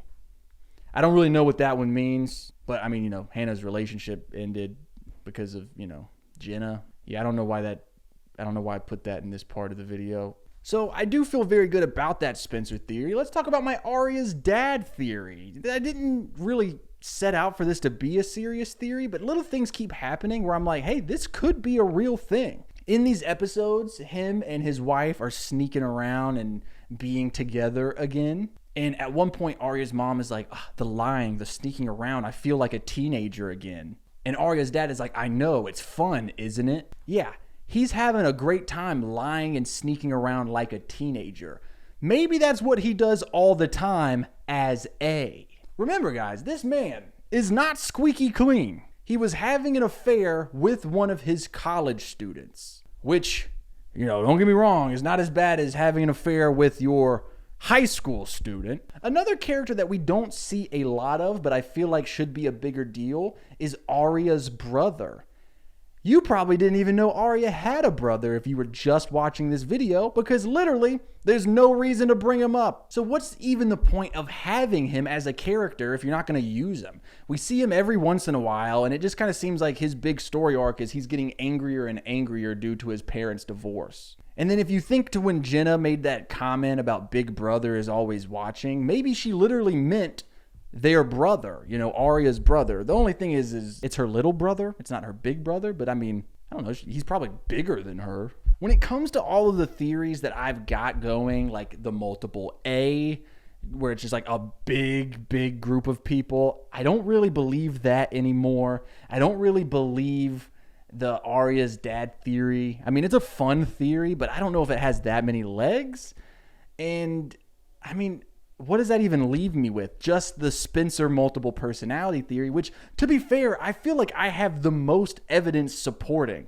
So I think I'm going to lock in Spencer with the multiple personality theory once again. Can't believe it's been a year. She's gone, but she's everywhere. I just watched episode 21, and can I just say that I miss when TV shows had like 22 episode long seasons, because you get so invested in all of the little things about all of the different characters, and I'm just so invested. Anyway, episode 21 gets wild. One thing I should say, we do not get the big reveal in this episode, which means that we'll probably get it in the next episode. However, I got burned by Twin Peaks when I did my Twin Peaks video, and the reveal did not happen at the end of season 1, so I'm not holding my breath. But just in case we do get the reveal next episode, that would make this my final guess before the reveal. So I really need to make sure that I nail this prediction. In this episode, we find out what Jenna had hired Caleb to do. Remember, Jenna had hired Caleb to find a key. Now, this is a key that Jenna thinks that Allison might have given to one of the girls. So that means that if Jenna is not A, which I don't think Jenna is A, that would explain why Jenna has been so caught up in all of their lives, because she's been looking for this key. Well, it turns out that Emily does have this key. And the key goes to a storage unit. So the girls go to the storage unit to see what the key unlocks. They open it up and it has Allison's childhood lunchbox in it. And inside of the childhood lunchbox is a USB. They take the USB, they put it in a computer, and it has years and years and years of footage of the girls. Someone spying on them and videoing them for all of this time. So the girls come to the conclusion that whoever it is that took all of this footage, whoever has been watching them for all this time, Allison found out who it was, got the USB, and that's why they killed Allison. Now, I don't know if you remember, but Allison, on the night where she blinded Jenna, she said that she saw Toby spying on them from the window. But that, I don't believe, is the truth. And even the girls are like, it can't be Toby, can it? Well, we know that Jenna knows about this footage because she's been trying to get the key that would give her access to the storage unit, that would give her access to the footage that, someone had been taking of the girls. So does that mean that Jenna is A? Let's work through that same situation, right? The night that Jenna got blinded, Allison claims she saw Toby spying on them in the window. So they go to Toby's house. She throws the little stink bomb thing in the garage. It explodes, causing Jenna, who was in the garage, to go blind. Now, what if it wasn't Toby? What if it was Jenna? Allison sees Jenna staring at them through the window, thinks that she's time to get revenge on Jenna, and throws the bomb in there on Jenna on purpose to blind her, or maybe even kill her. But that doesn't make any sense. There's too many, inconsistencies there, right? Why would she say that it was Toby? If she didn't like Jenna, she could just say it was Jenna that was spying on them.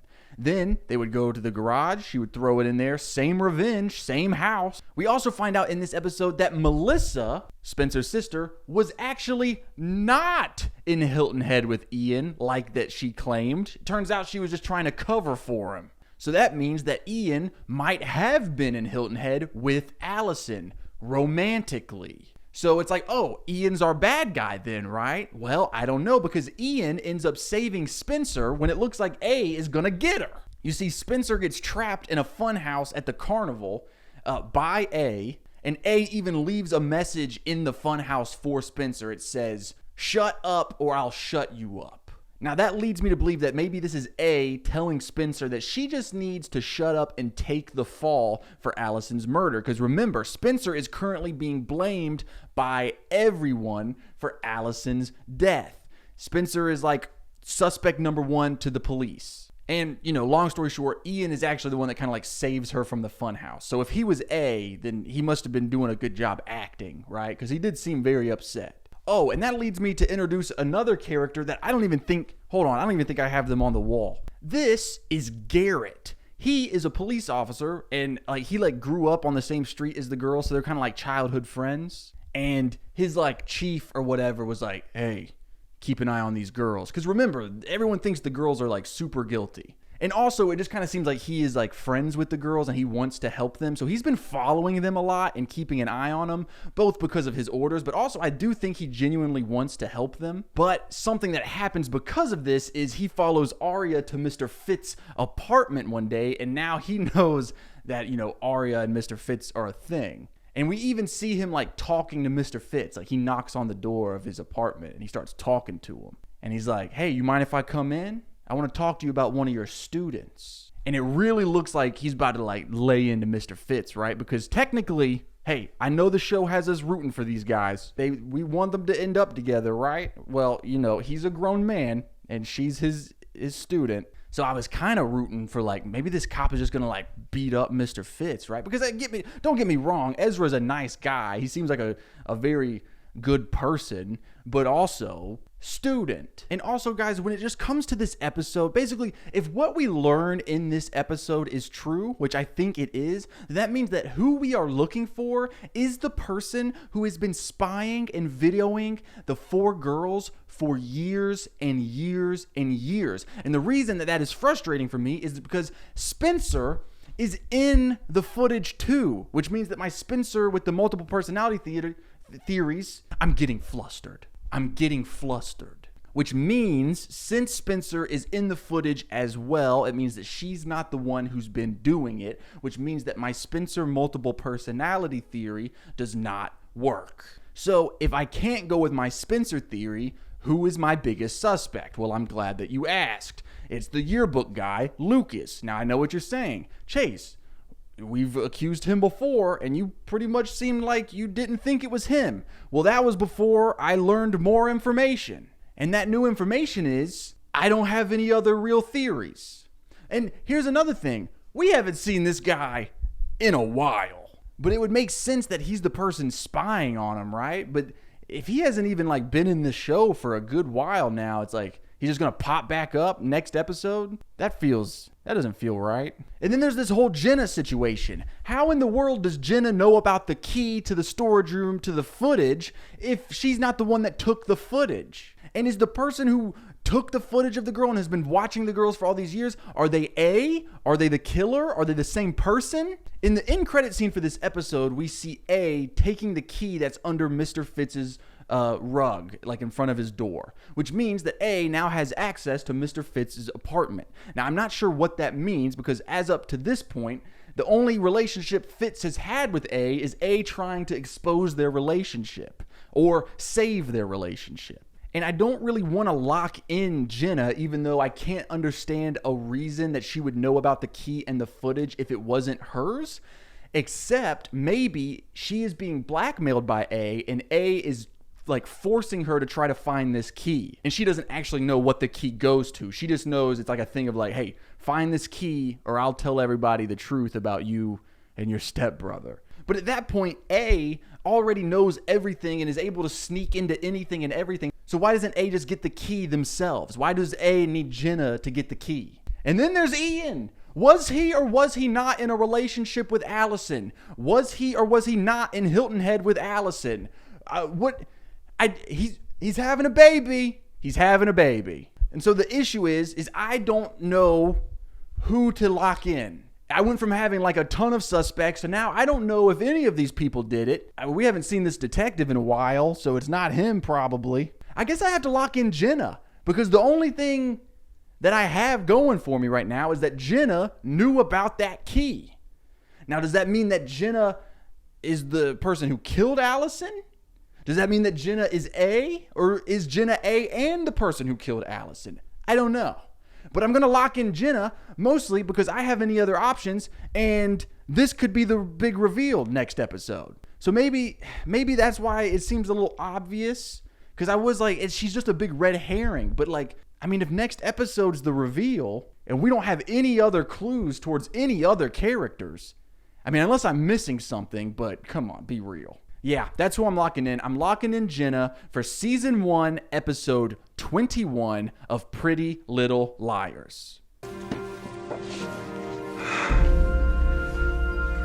Holy crap. Oh my God, dude. This show is nuts, dude. I mean, this show is just fucking crazy. What a finale. Let me start off by saying that we do get the answer to one of our big mysteries. However, we do not get the answer to the mystery that we are trying to solve. We do not find out who A is, which means that we are going to keep going to season 2. And that's okay because I love this show.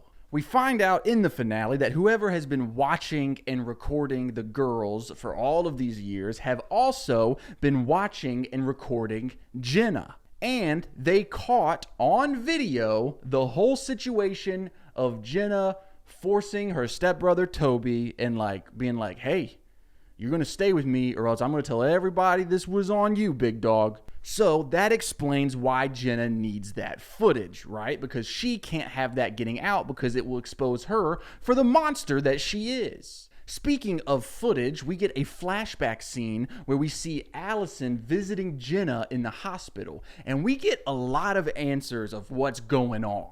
The reason that Jenna knows about this footage is because Allison has it and shows it to her. And she explains that she has this footage because the guy I likes to film all the neighborhood girls. And she says something like, I thought he was just making movies of me, but it turns out he likes making movies of all the girls in the neighborhood. So, that's weird. Then Allison gives Jenna kind of an ultimatum. She says, hey, you are not going to say anything about me blinding you, and in return, I won't expose you for what you've done. And then also Allison in this flashback says that she's on her way home from Georgia. I don't know what that really means. I thought maybe, because I thought she was in Hilton Head, but maybe this is a separate time period. Now, the girls are pretty sure that the person that they are looking for now is Ian. They think that Ian was the one who was sneaking around everybody's window and filming them. And then Allison somehow got a hold of the footage, so he had to kill her to get the footage back.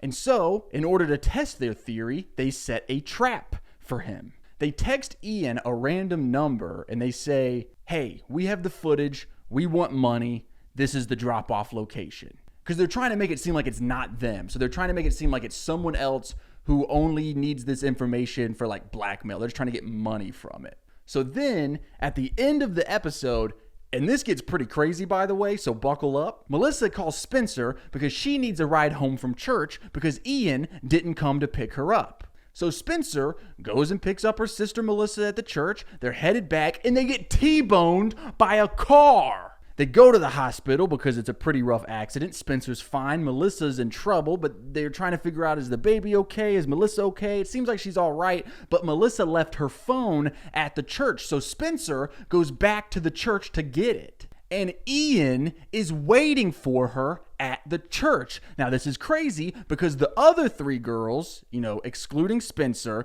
are at the drop-off location with the cop guy, their friend Garrett, and they're waiting to, catch Ian making the money drop off.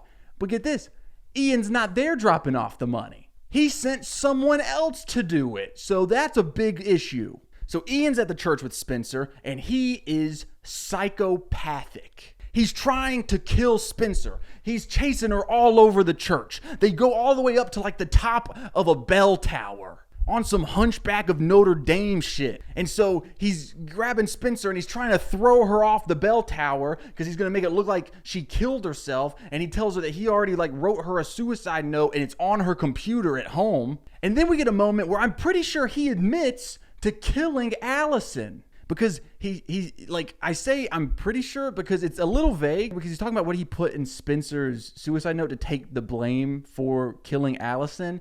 Essentially we pushed her and she just hit her head and never woke up. And then Spencer's like, but she died from suffocation. So I don't know what that means. It really seems like Ian killed her though. But anyway, he's trying to push Spencer off this bell tower. Right before he's about to do it, this person in a black hoodie runs up, grabs Ian, tosses him over the bell tower, saving Spencer's life and killing Ian. And the person in the black hoodie disappears just as quickly as they showed up. Where were they? Where did they go? Where did they come from? And Spencer is just freaking out, dude. This is gotta be top 10 worst moments of her life. And there's been a lot of them. And then the other girls show up and they're trying to console her because at one point she called the girls and had Ian on speaker as he was doing his big evil villain monologue before trying to push her off the bell tower. And so they're like, we got to get to the church. So they get there. It's a little too late, but that's okay because thankfully the person in the black hoodie killed Ian and saved Spencer. And, the girls are consoling Spencer and we look down and we see Ian's body hanging from these loose ropes in the bell tower. So he's dead. But get this, guys, this is where this show, you think you know what's going on and then they just yank the rug out from under you. Because when the police show up, Ian's body is gone. So since Ian's body is not there, they think that the girls are just making this up for attention because that's been the big theme, right? Everyone thinks that the girls are guilty or just wanting attention. Maybe they killed Allison for the attention. Then, to top it all off, the girls are walking away from the church and they get a message from A. And the message says, it's not over till I say it is. Sleep tight, bitches. A. So what does this all mean? Let's break this down. We don't know who A is, but we think Ian might have killed Allison. I also want to bring up Melissa, right? She's in the hospital because of the car accident, but she just so happens to leave her phone. I mean, Melissa was already doing all of this crazy stuff just to try to like cover for Ian, like telling everyone that she was the one that was in Hilton Head with him. And at one point when Ian and Spencer are fighting in the bell tower, Spencer says, if you really love my sister, you won't do this. And he says, I'm doing this because I love your sister. So my thought process is Ian trying to protect Melissa? Do you think maybe Melissa showed up that night when Allison and Ian were together in a fit of rage? She kills Allison accidentally. So now Ian is doing everything he can to try to protect Melissa. And maybe Melissa's the kind of person that, you know, if she thought Spencer was going to expose the truth, which is, and maybe Melissa's the type of person that was like, hey, let's frame my sister, Spencer. And when Spencer was working really hard to expose the truth, which wouldn't have been good for them, Melissa was like, hey, you got to do what you got to do. Kill my sister. And add on the fact that Ian definitely was the person who was recording everybody, which, what a freak. And I wish I had like more answers, and I'm sure that we will get more answers soon, especially like at the beginning of season 2, because right now there's just like a lot of things up in the air. Like the main one being the Ian being the video camera guy. They seem to really say that he's the one that was filming everybody. However, we didn't get like direct confirmation. I would really like one of the characters to be like, oh, it was definitely Ian, 100%. And when it comes to who is A, because at this point I'm assuming if Ian is the one that killed Allison, then he is not A, even though he's the one that was filming everyone and stalking everyone, which would make him the best candidate to be A, but he can't be A, right? Because we got a message from A after Ian was dead, although his body was gone, so maybe he's still alive. And add on the fact, dude, Lucas, the yearbook guy, is back. He's been AWOL for a while, and that's why I was like, you know, like last segment of the video, I say something like, hey, I want to block him, but he hasn't been here in a while. And he does quite a bit to actually help in this episode, though, so that does throw a wrench in my he could be A situation. So basically, like, there's been a whole kind of plot line where Hannah and Caleb, you know, they broke up. Well, Caleb tried to get a letter explaining that he loves her and that he's sorry to her, but Mona, who is, you know, like Hannah's bestie, is trying to protect Hannah because Mona doesn't like Caleb. She thinks he's bad news. So when he shows up to give Hannah the letter, Hannah hides and is like, don't tell him I'm here. And so he gives the letter to Mona, and Mona just throws the letter away because she's like, you're not good enough for my best friend. And then like Caleb kept calling, and then like Mona would pick up Hannah's phone and be like, she doesn't want to talk to you, and hang up. So it was just like a big thing. Well, Lucas decides to take matters into his own hands, and he goes and picks up Caleb and brings him back to town so that him and Hannah can be together. So I know what you're thinking. If he's doing this because he wants Hannah to be happy and to be with Caleb, why would he be A? Well, if he is A, maybe he's not doing it for Hannah's happiness. Maybe he's doing it because he needs them together so that he can continue to manipulate them.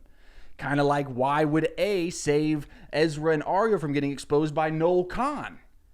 Because A wants to be the one that does it. Which leads me to the person in the black hoodie who pushed Ian off the bell tower and I'm pretty sure killed him. I think that was A. And don't get me wrong, I don't think that A is above killing one of the girls. In fact, Hannah got hit by a car. I just don't think that A wants someone else to kill the girls or one of the girls. So A killed Ian so that A could be the one to kill the girls. Or maybe it's just about A's game, right? A wants to keep playing their game. And if Ian is about to kill Spencer, then that's one less player in A's game. So A has to jump in and save Spencer. Then Ian's body disappears. And I think that's because A took the body. Because the last thing that A needs is another murder investigation going on. But when it comes to Lucas being A, Lucas is in the car with Caleb when A kills Ian. So how could it have been him? And to add all of this together, we were pretty sure that whoever had been stalking and watching and videoing the girls for all of these years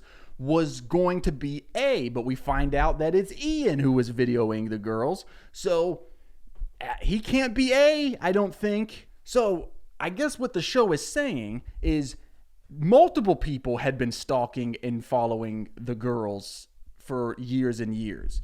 Ian in a creepy, perverted way, and A in a very sinister way. And then there's the whole car accident thing. Spencer and Melissa are leaving the church and get T-boned by a car. Was that A? Was that a part of the plan, or is that just a coincidence? And don't even get me started on Ezra Fitz. He's a real sweetheart, but he's dating a 16-year-old, so there's got to be something going on with him, right? My theory is maybe, he was also involved with Allison at one point, and so he killed her.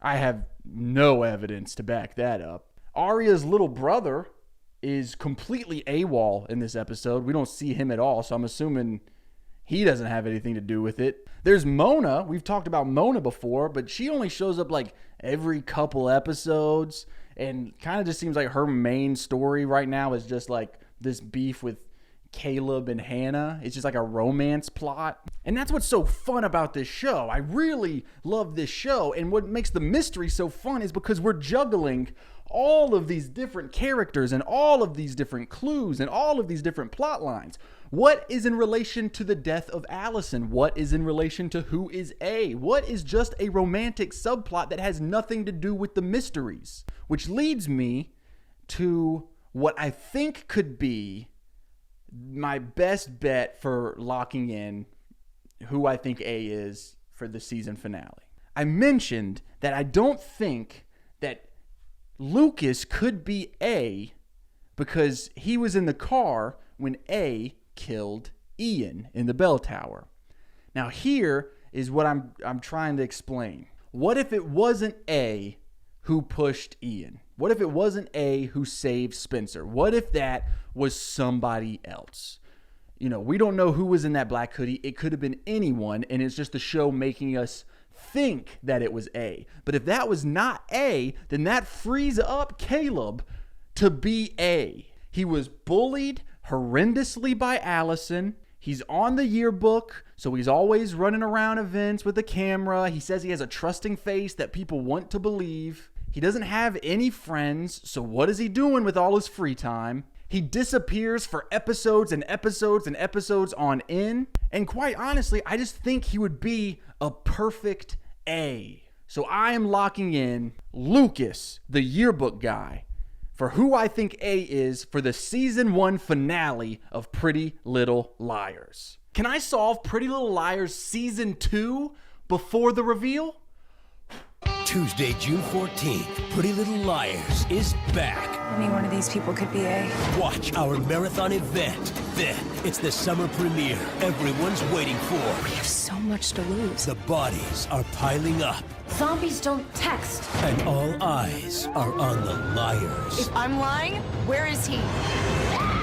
This is part 2 of my Can I Solve Pretty Little Liars Before the Reveal series. If you are watching this video and you have not watched part 1, you should do that first. But just in case we need a reminder of how things work, here's a refresher. This is not a recap of the show Pretty Little Liars. This is me watching the show for the very first time and trying to solve the big mystery of the show before the show reveals it. So after every 3 or 4 episodes that I watch, I will jump back in here and I will break down all of the suspects, theories, and clues that I have, and I lock in who I think did it. That way, when we finally figure out the big mystery, we can look back and we can pinpoint exactly how far or how close I was to getting it right. And just as another reminder, we are not trying to solve who killed Allison. The mystery that we are trying to solve is who is A. So, now that we have that all settled, let's jump into Season 2, Episode 1 of Pretty Little Liars. This Tuesday, on an all-new Pretty Little Liars, they're trapped by their secrets and lies. These are my friends, and they're trying to break us apart. I just watched Season 2, Episode 1, and they really kicked off this season hot. Basically, all of the girls' parents and the cops and the whole town don't believe them. Because if you remember in the season 1 finale, the 4 main girls, Aria, Emily, Hannah, and Spencer, are, there's a whole thing where this guy tries to kill Spencer and then he dies and then his body disappears. You remember? We remember. So basically the whole town, including their parents and the cops, they think that the 4 girls are lying about the whole Ian situation. But, so like, here's the thing, right? They're like, Ian died. And they're like, yeah, but where's his body? But then Ian is missing. So everybody's like, I wonder where Ian could be. And the girls are like, oh, I wonder, maybe he's dead. And everybody's like, hey, shut up. You guys just want attention. Because, if I wanted attention, I would just kill my sister's husband. That makes sense, right? When she's pregnant with his baby, take him out. So, because nobody believes them, their families are making them see a therapist. This is the therapist. She looks like a therapist. And there's a whole bunch of stuff that we're going to get to in a minute about the therapist. But first, Noel Kahn is back. Remember him? That was the guy who was trying to blackmail Mr. Fitz, a.k.a. Ezra, a.k.a. Arya's boyfriend. And then A got him kicked out of school in order to save Mr. Fitz, aka Ezra, aka Arya's boyfriend.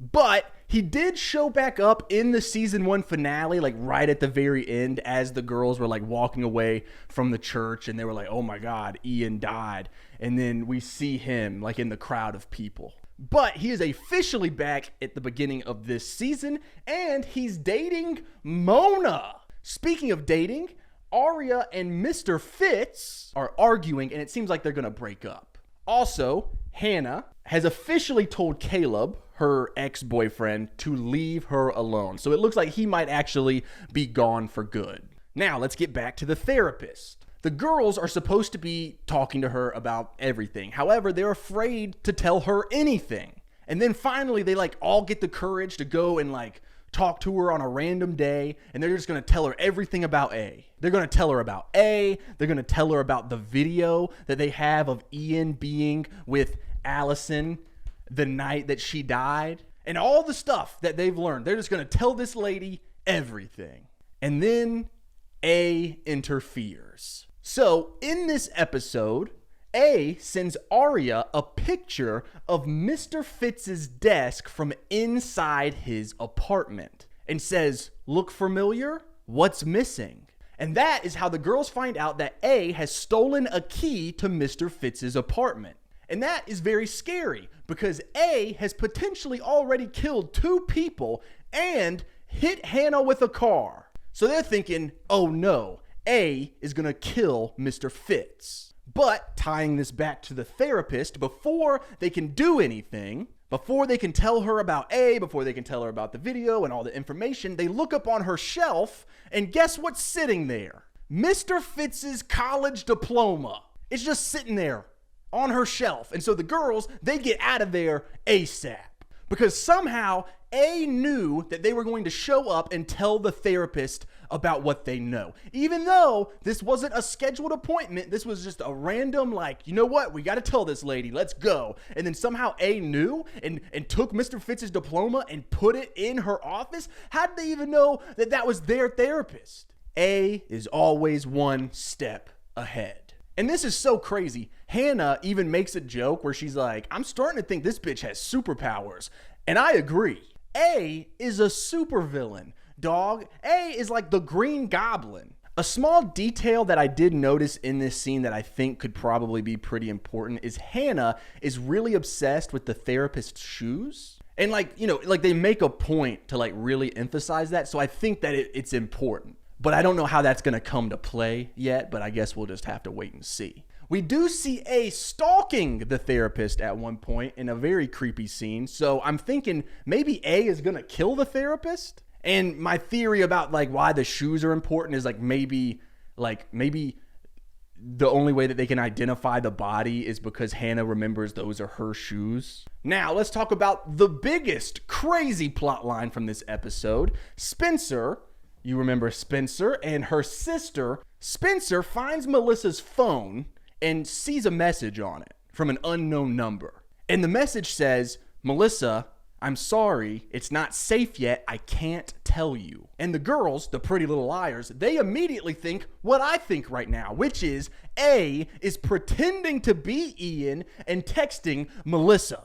Because remember, seems like Ian's dead, right? But then the girls ask a question from the phone to the person on the other side of the phone, who it might be Ian, could be A. They ask a question that only Ian would know the answer to, which is what they are naming Melissa and Ian's baby. The number responds with the correct answer, Taylor. So now the girls are freaking out because apparently Ian is alive. Now, personally, I don't know about that. I think it's a lot more likely that A is the person behind the text messages to Melissa, and A just found a way, like figured out what the baby was being named.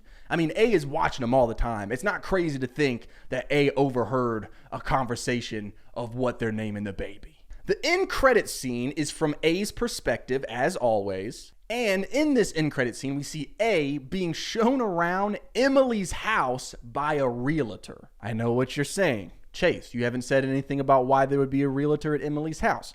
Emily and her mom are moving to Texas to be with her dad, who is in the Army or the Navy or something like that. So in this end credit scene, the realtor is showing A the house, and A uses this opportunity to grab Emily's computer and wipe it. So, what does this end scene tell us? Well, it immediately tells me that whoever A is must be old enough for a realtor to show them a house and not be suspicious of like, hey, this is a pretty young person to be buying a house. Or, this seems to be like a rich town, so maybe it's not out of the ordinary for a teenager to buy a 4-bedroom, 3-bath. Or maybe it is a teenager and they just look older, like they can pass for 18 or whatever. All right, so we need to lock in our guess for who I think A is for Season 1, Episode 1 of Pretty Little Liars. An important thing to remember is this is a brand new season and the beginning of a brand new season. However, we still need to rely on all of the information we got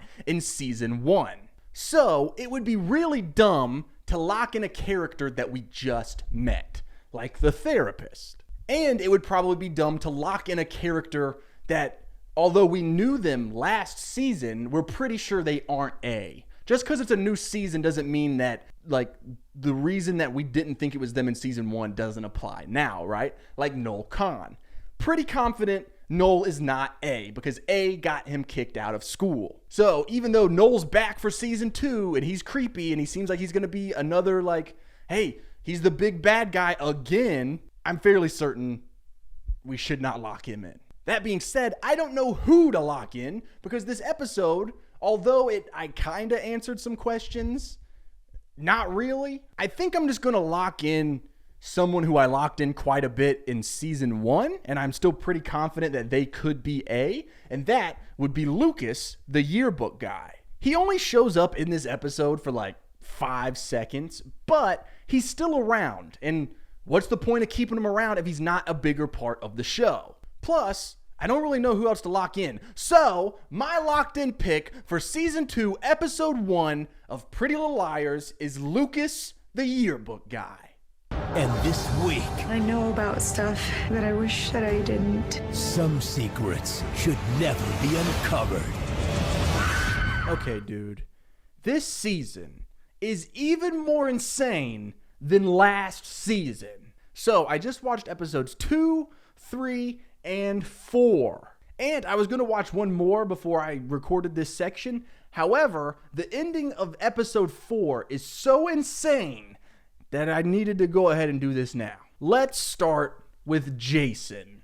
Now, if you remember, Jason is Allison's big brother. Allison being the girl who went missing and was found dead, and Jason being her big brother. Now, I don't know if they recast Jason or if he just got long blonde hair out of nowhere. I'm going to assume they recasted him. And usually I don't like when a show just recasts a major character, but this motherfucker's beautiful.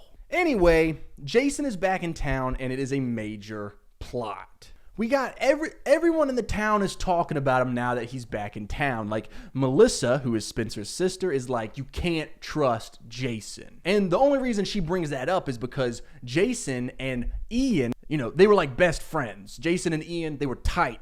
And Melissa is like, hey, don't trust Jason. So that's pretty suspicious. And Jason himself gets pretty intense when it comes to questions about Ian. Because Spencer is talking to Jason, and he tells him that, hey, Ian pretty much confessed to killing Allison. And Jason's like, well, did he confess? And Spencer's like, I think he did. And he's like, do you think or did he? Which, if I was to take that conversation, I would say that probably means that Ian did not kill Allison. But then again, if Ian did not kill Allison, why was Ian trying to kill Spencer in the season 1 finale? I guess it could be because he couldn't prove that he didn't kill her, and he was afraid that he was about to get busted for everything. Oh well, we'll get back to Ian.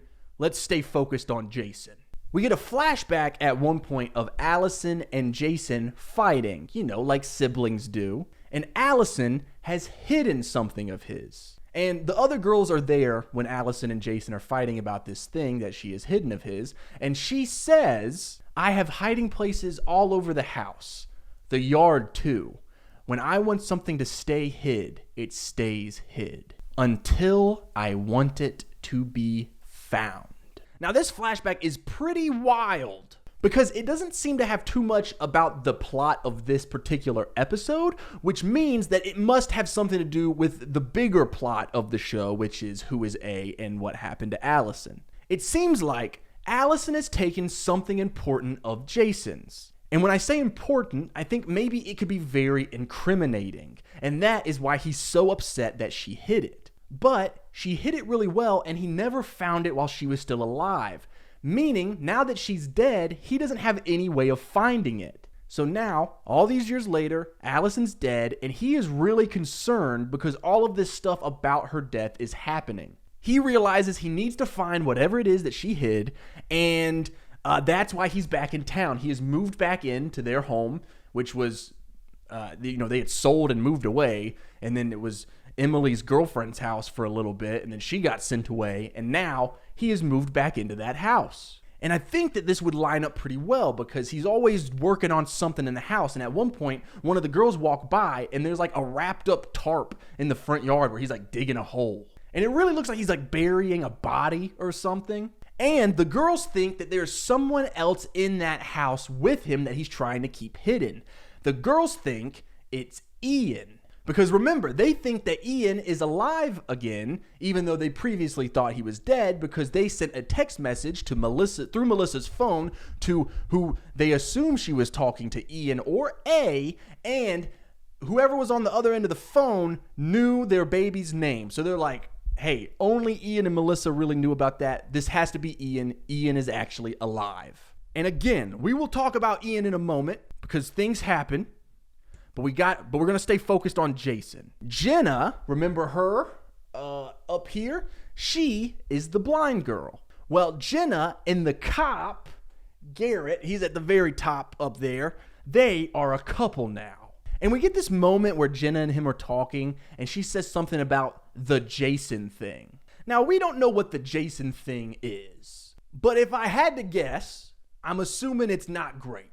And the whole conversation is about trying to keep whatever the Jason thing is from getting out. Toby, who is dating Spencer, he is working construction, and he's actually working with Jason on the house because he's building a fence on the property because he's hiding something, probably. Now, Spencer is trying to tell Toby not to work with Jason. She thinks Jason's bad news. She thinks he's hiding Ian in the house. She doesn't want her boyfriend being a part of that. And by the way, someone is definitely in that house with him.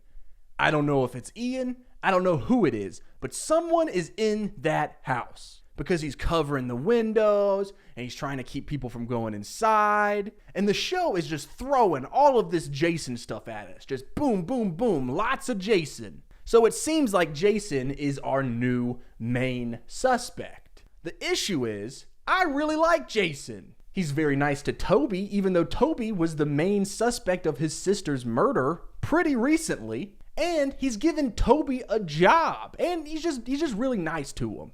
But there is definitely something going on with him. He keeps having these conversations with Melissa.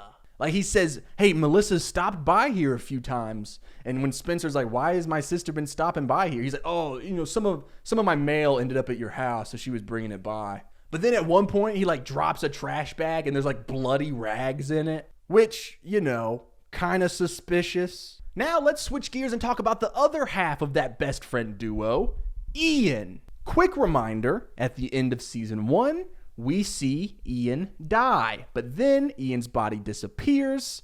Everyone thinks he's missing. Things get even more complicated this season because Melissa is texting someone who she believes to be Ian. But the girls don't think that's possible because they saw Ian die, so they ask a question that only Ian would know the answer to, the name of the baby.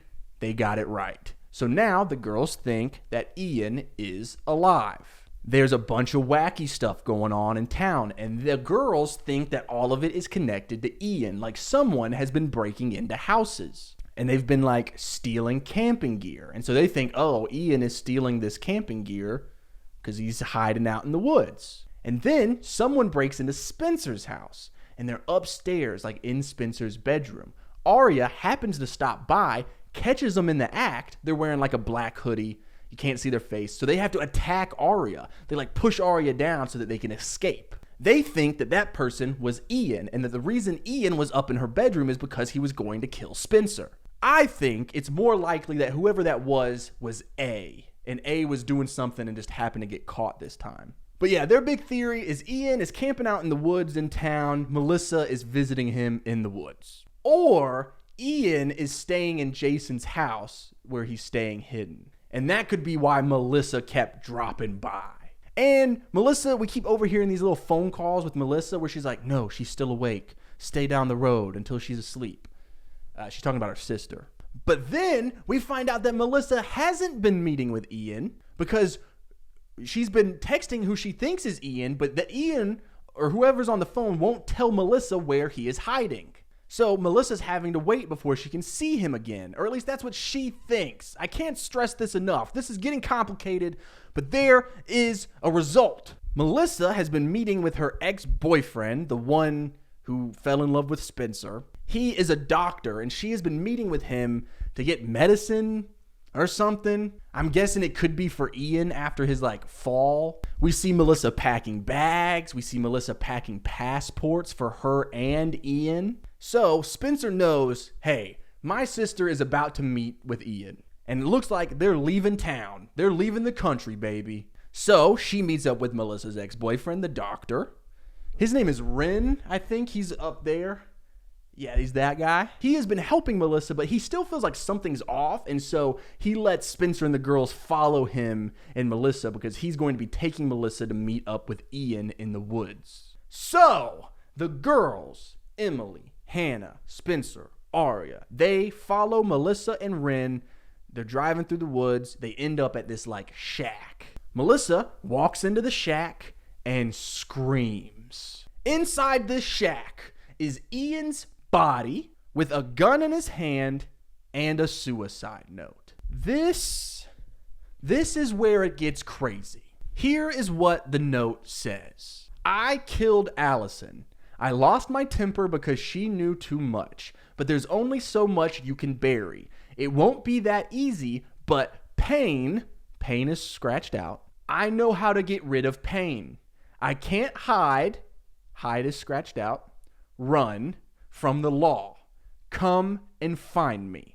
So let's break this down, shall we, friends? Right off the bat, I want to make it very clear that I think Ian died at the end of season 1. I think he actually died right there. The reason his body disappeared is because A took the body. And I think that A has been keeping Ian's body in the woods this entire time while A was texting Melissa pretending to be Ian. And A's coming up with this whole plot of how Ian's just in hiding and they're going to run away together and leave the country. But the whole time A's doing that, it's to buy time so that they can like plan or prepare something that A has going on. I don't know what that is. Now, the cops and the whole town think that Ian is alive, that he's just run off. They didn't believe that Ian was actually dead. So A was in the clear to keep Ian's body hidden in the woods because no one was looking for Ian's body. And then whatever A was planning or working on must have been ready because then A set up Ian's body to be found.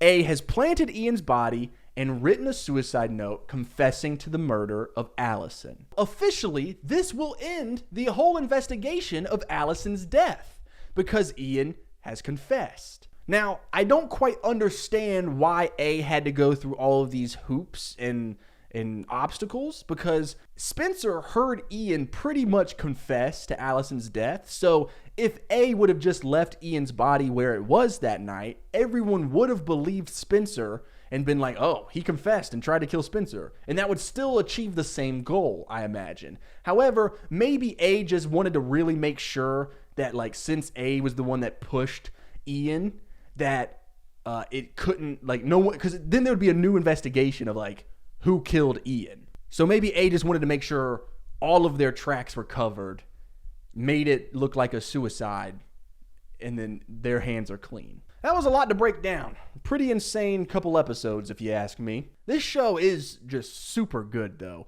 And there's still more to break down, so buckle up. So basically the whole time that all this Ian and Jason stuff is going on, A has been very busy. Let's start with the ring situation. Melissa can't find her engagement ring.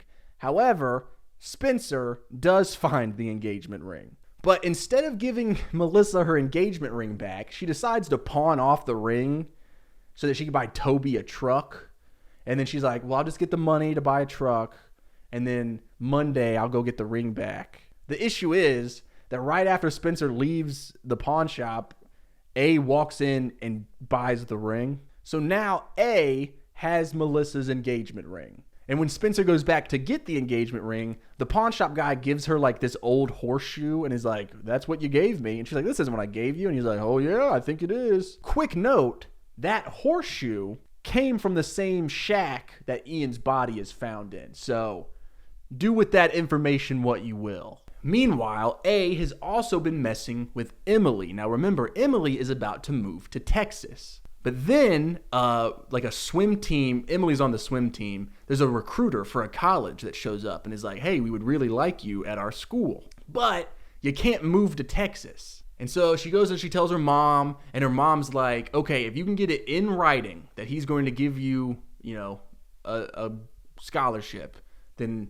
we'll figure something out. We won't go. But turns out the guy's like, hey, I can't guarantee you a spot right now. You still have like a whole year. So A sends a fake guarantee scholarship letter to Emily's mom. And Emily is like, what? And then A sends Emily a message saying, you can't play cat and mouse if the mouse moves to Texas. I need you here, Em. Congrats, -A. Absolute insane behavior from our resident supervillain, A. Oh, and I think that A is about to kill again. I mentioned in the last part about the therapist and about how it seemed like A was stalking the therapist. Well, in episode 4, A trashes the therapist's office. And then A leaves a message in the office that says, nosy bitches die.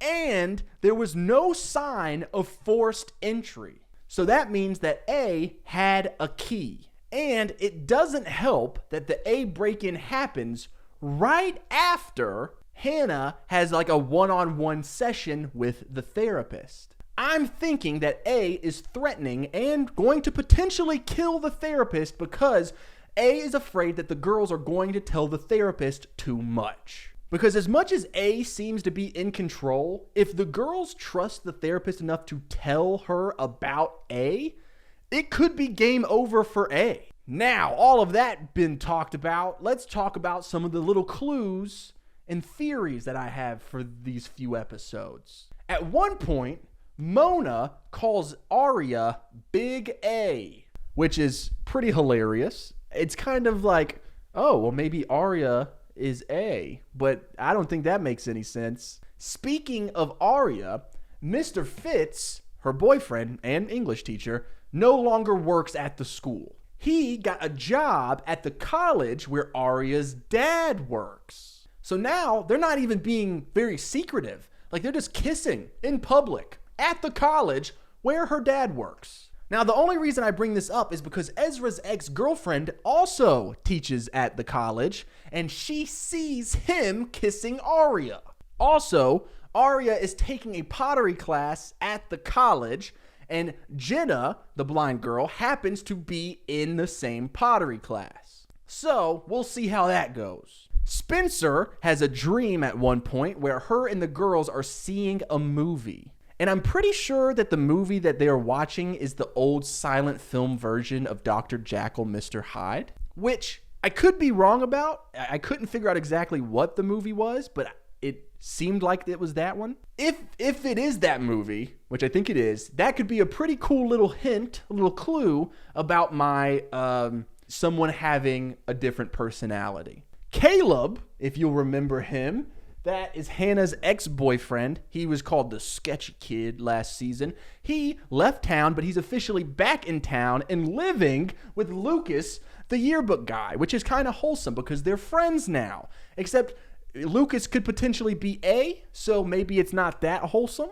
Arya's brother, Mike, right here, he is supposed to be playing basketball every day after school, except Arya goes to talk to him one day. He's not there. Turns out he hasn't been going to play basketball every day after school. So where is he? Plus, he's been acting worse and worse because of his parents' whole divorce and getting back together thing. And I'm starting to think that Mike is hiding something, and he could be a real contender of being A. I mean, he's sneaking around. We don't see him that much. He lives in the same house as Arya. And that's pretty much everything that's happened. A whole lot has happened, but I still don't have a good theory on who A could be. Because here's the thing about this show. As it goes along, I'm having a harder and harder time figuring out, A could be anyone, or A could be none of these people. Like, for each character, I have a list of at least 10 reasons they could and could not be A. Like, what character fits all of these crazy things that we have been building up the last 26 episodes? What character is able to know impossible things? What character could be everywhere all the time? What character could have potentially killed several people and has a personal vendetta against these 4 girls in particular? There's a lot of characters who fit some of those categories, but there's not a character who fits all of those categories. I have been locking in the yearbook guy, Lucas, a lot because I feel like he is at least the closest of checking all of the boxes. He's a loser. He doesn't have any friends. He's always got a camera because he's on yearbook. He could be strong enough to kill Allison or push Ian and carry Ian's body. He was bullied horrendously by Allison, but he's really good friends with Hannah now. And I genuinely believe that he would not want to hurt Hannah. So who else even is there? I mean, we were talking about Mike, Arya's brother, but how would he know about Allison's secrets? Why would he have it out for his sister and her friends to the point of killing multiple people? There was my Mona theory from last season, but that kind of goes in the same category as Lucas the yearbook guy. She is good friends with Hannah, and she seems like she really wants the best for Hannah. And then there was a really big theory I had in the last video for season 1, where I thought, hey, maybe one of the 4 main girls has DID, which means that they could have multiple personalities. And just to be clear, I'm not insinuating that the reason that they are killing people is because they have that disorder. No, I'm thinking that could be the best explanation for why they would not know that they did it. I don't even think that's how it works. But I'm trying to think of what a 2010 teen drama would come up with. But I'm starting to think that theory doesn't even work at all unless they're working with someone else. Because again, we have multiple scenes where all 4 girls are together when A shows up or A does something. So they would have to be working with someone else in order for that to work. Then there's my multiple A theory, which, hey, maybe the reason that no individual character fits all of the categories is because it's multiple characters. But I don't know who those multiple characters would be. Like, if it's two people, Jason has been a pretty major suspect so far in this season. Maybe it could have been both him and Ian. And then he had to kill Ian to get the cops off of his back. Actually, I really do like that theory. I think it's pretty dumb to lock in Jason right now because at the moment he is the show's major red herring. So it would be, usually you don't want to pick who the show is saying, hey, it's probably this guy. But that would make a lot of sense. And plus we still have this whole new mystery of who is in his house. Could it be A who's in the house or his partner and the both of them are A? Like, even if it's not Jason and Ian who are A, maybe it's Jason and someone else. Maybe Mike. Hey, where's Mike been going after school? Maybe he's going to Jason's house. So yeah, you know what? Even though I think it's probably a dumb idea because he's the show's main red herring right now, I am going to lock in Jason for episodes 2, 3, and 4 of season 2 of Pretty Little Liars. And this week, the closer they get to the truth, I'm gonna need answers, and I'm not getting them here. the deeper they fall into a trap. All right, I just got done watching episodes 5, 6, 7, 8, 9, and 10. I probably should have checked in earlier, but the problem was I got super invested. I just kept watching episodes. This show is great, by the way. So, as a refresh, since it's been a little bit since I've jumped in the stew, at the end of the last part, Ian's body is found dead. This is Ian. Remember, he is Melissa's husband and baby daddy. Melissa is Spencer's older sister. There was a suicide note, and that suicide note confessed to the killing of Allison. Allison, of course, being our titular character who was killed after being missing for a whole year at the beginning of season 1. I know you guys know this because at this point, you've probably, it's probably what, like the first video was like almost, it was like 3 hours. And then this one, you're probably like an hour or so in. So you know this show. I know this show. Who am I kidding around? Have you even watched the show or are you just watching these videos? Well, when it was time for me to lock in my pick in the last part, I locked in Jason. Now this is Jason with a new face and a better haircut, in my opinion. Jason is Allison's older brother who is now back in town. Now the reason that I locked in Jason is because my thought process was maybe Jason and Ian both killed Allison, and then Jason had to kill Ian in order to get the cops off of his trail. Do I think that that is still a good theory? Yes. However, is it the theory that I'm rocking with after watching like 5 more episodes?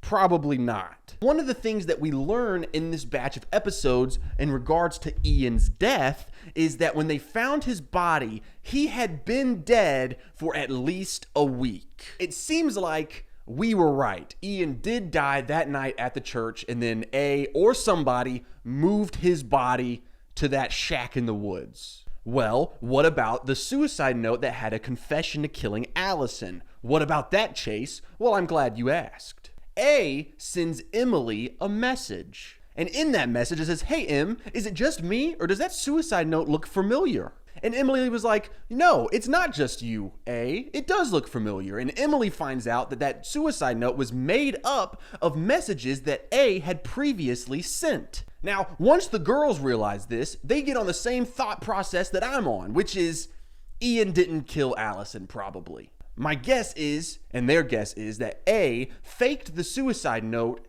to confess to the murder so that way Ian will take the blame for the murder posthumously.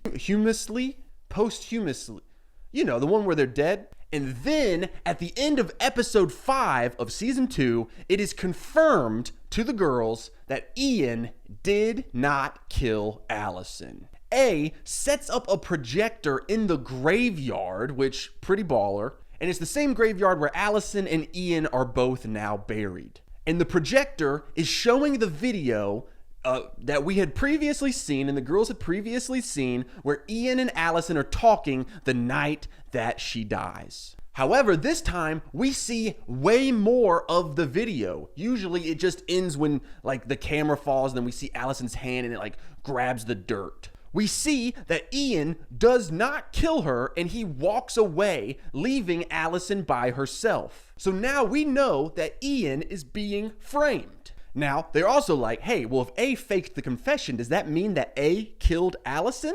Hey guys, don't make fun of my voice, okay? Don't make fun of my voice. I've been battling a cold. Hey, don't make fun of me. Now, I have struggled this issue the entire time, right? I'm trying to solve who is A. I'm not trying to solve who killed Allison, but they could be one and the same. That is what makes this mystery so difficult. We don't know how many people we're looking for. Like, we get some clues that point to Allison's killer, and then we also get some clues that point to who A could be. The hard part is figuring out which clues are which. Because if they're not the same person, if the person who killed Allison is not also A, then I could be using clues to try to solve who A is that don't pertain to who A is, right? So I could have, in theory, written off one of these suspects because I'm like, oh, well, they obviously couldn't have killed Allison. But that's the thing. Maybe if A didn't kill Allison, then they're not written off. They should still be a suspect. Does that make sense? This is so confusing. Anyway, A has really started to target Emily at this point, which is kind of nice because up to now, Emily hasn't had much to do. Now, this is Emily's mom. Now, Emily's mom has moved to Texas, but Emily is staying at Rosewood. So, while Emily is staying behind, she is staying with Hannah. And this causes A to send some cute little messages about that. What fun! 2 little liars under one roof. This is so easy, A. And it turns out it is easy because not long after that note, Emily crashes to the floor at school and has to go to the hospital. Now, once we get to the hospital, we find out that she has an ulcer. That probably has nothing to do with A, right? Wrong! Because everyone assumes, oh, it's just from stress. Emily's got a lot going on. That's not the case. Turns out Emily's on steroids. Turns out that A has been putting steroids in her Icy Hot. And since she's at the hospital, the steroids come up on the medical records. A has a copy of those medical records showing that Emily was on steroids, which means that if Emily doesn't behave, A can leak the medical records showing that Emily has been on steroids and she can get her scholarship taken away. She can get kicked off the swim team. She'll lose trust in her parents and, just ruin her whole life, basically. So much like A has done with Hannah in the past, A is making Emily do these little games. Like, she makes Emily get her girlfriend's friend's number. Now, that makes Emily's girlfriend think that Emily is hitting on her friend, and so Emily's girlfriend breaks up with her. This is classic A shenanigans. In episode 10, Emily is having some cereal, and all of the letters in the alphabet cereal are the letter A, which, by the way, great supervillain work from A here. I mean, just another example to show why A is the GOAT. The Joker has nothing on the real greatest supervillain of all time, A from Pretty Little Liars. The cereal also has a message in it. The weak link is easiest to break. Snapping yet? Now, A has messed with all of the girls together and individually, and now it's Emily's turn. But A seems to really be going hard in the paint on Emily. Now, granted, Hannah did get hit with a car, so you could probably say Hannah had it a little worse, but A is going hard on Emily. Actually, I take that back, because what A does to Emily next is way worse than hitting Hannah with a car. Emily is getting a massage at a spa place. And it's a massage place, so Emily's got her head down in that little hole thing. She's laying down, so she can't see what's going on. And also, she's naked. It's a spa place. I've never gotten one, but I assume that's not uncommon. And she's talking out loud as she's getting this massage. She's like, man, this massage feels really great. And so she goes through this whole massage, and then after the massage is over, the massage therapist walks in the room. And she's like, hey, sorry for being late.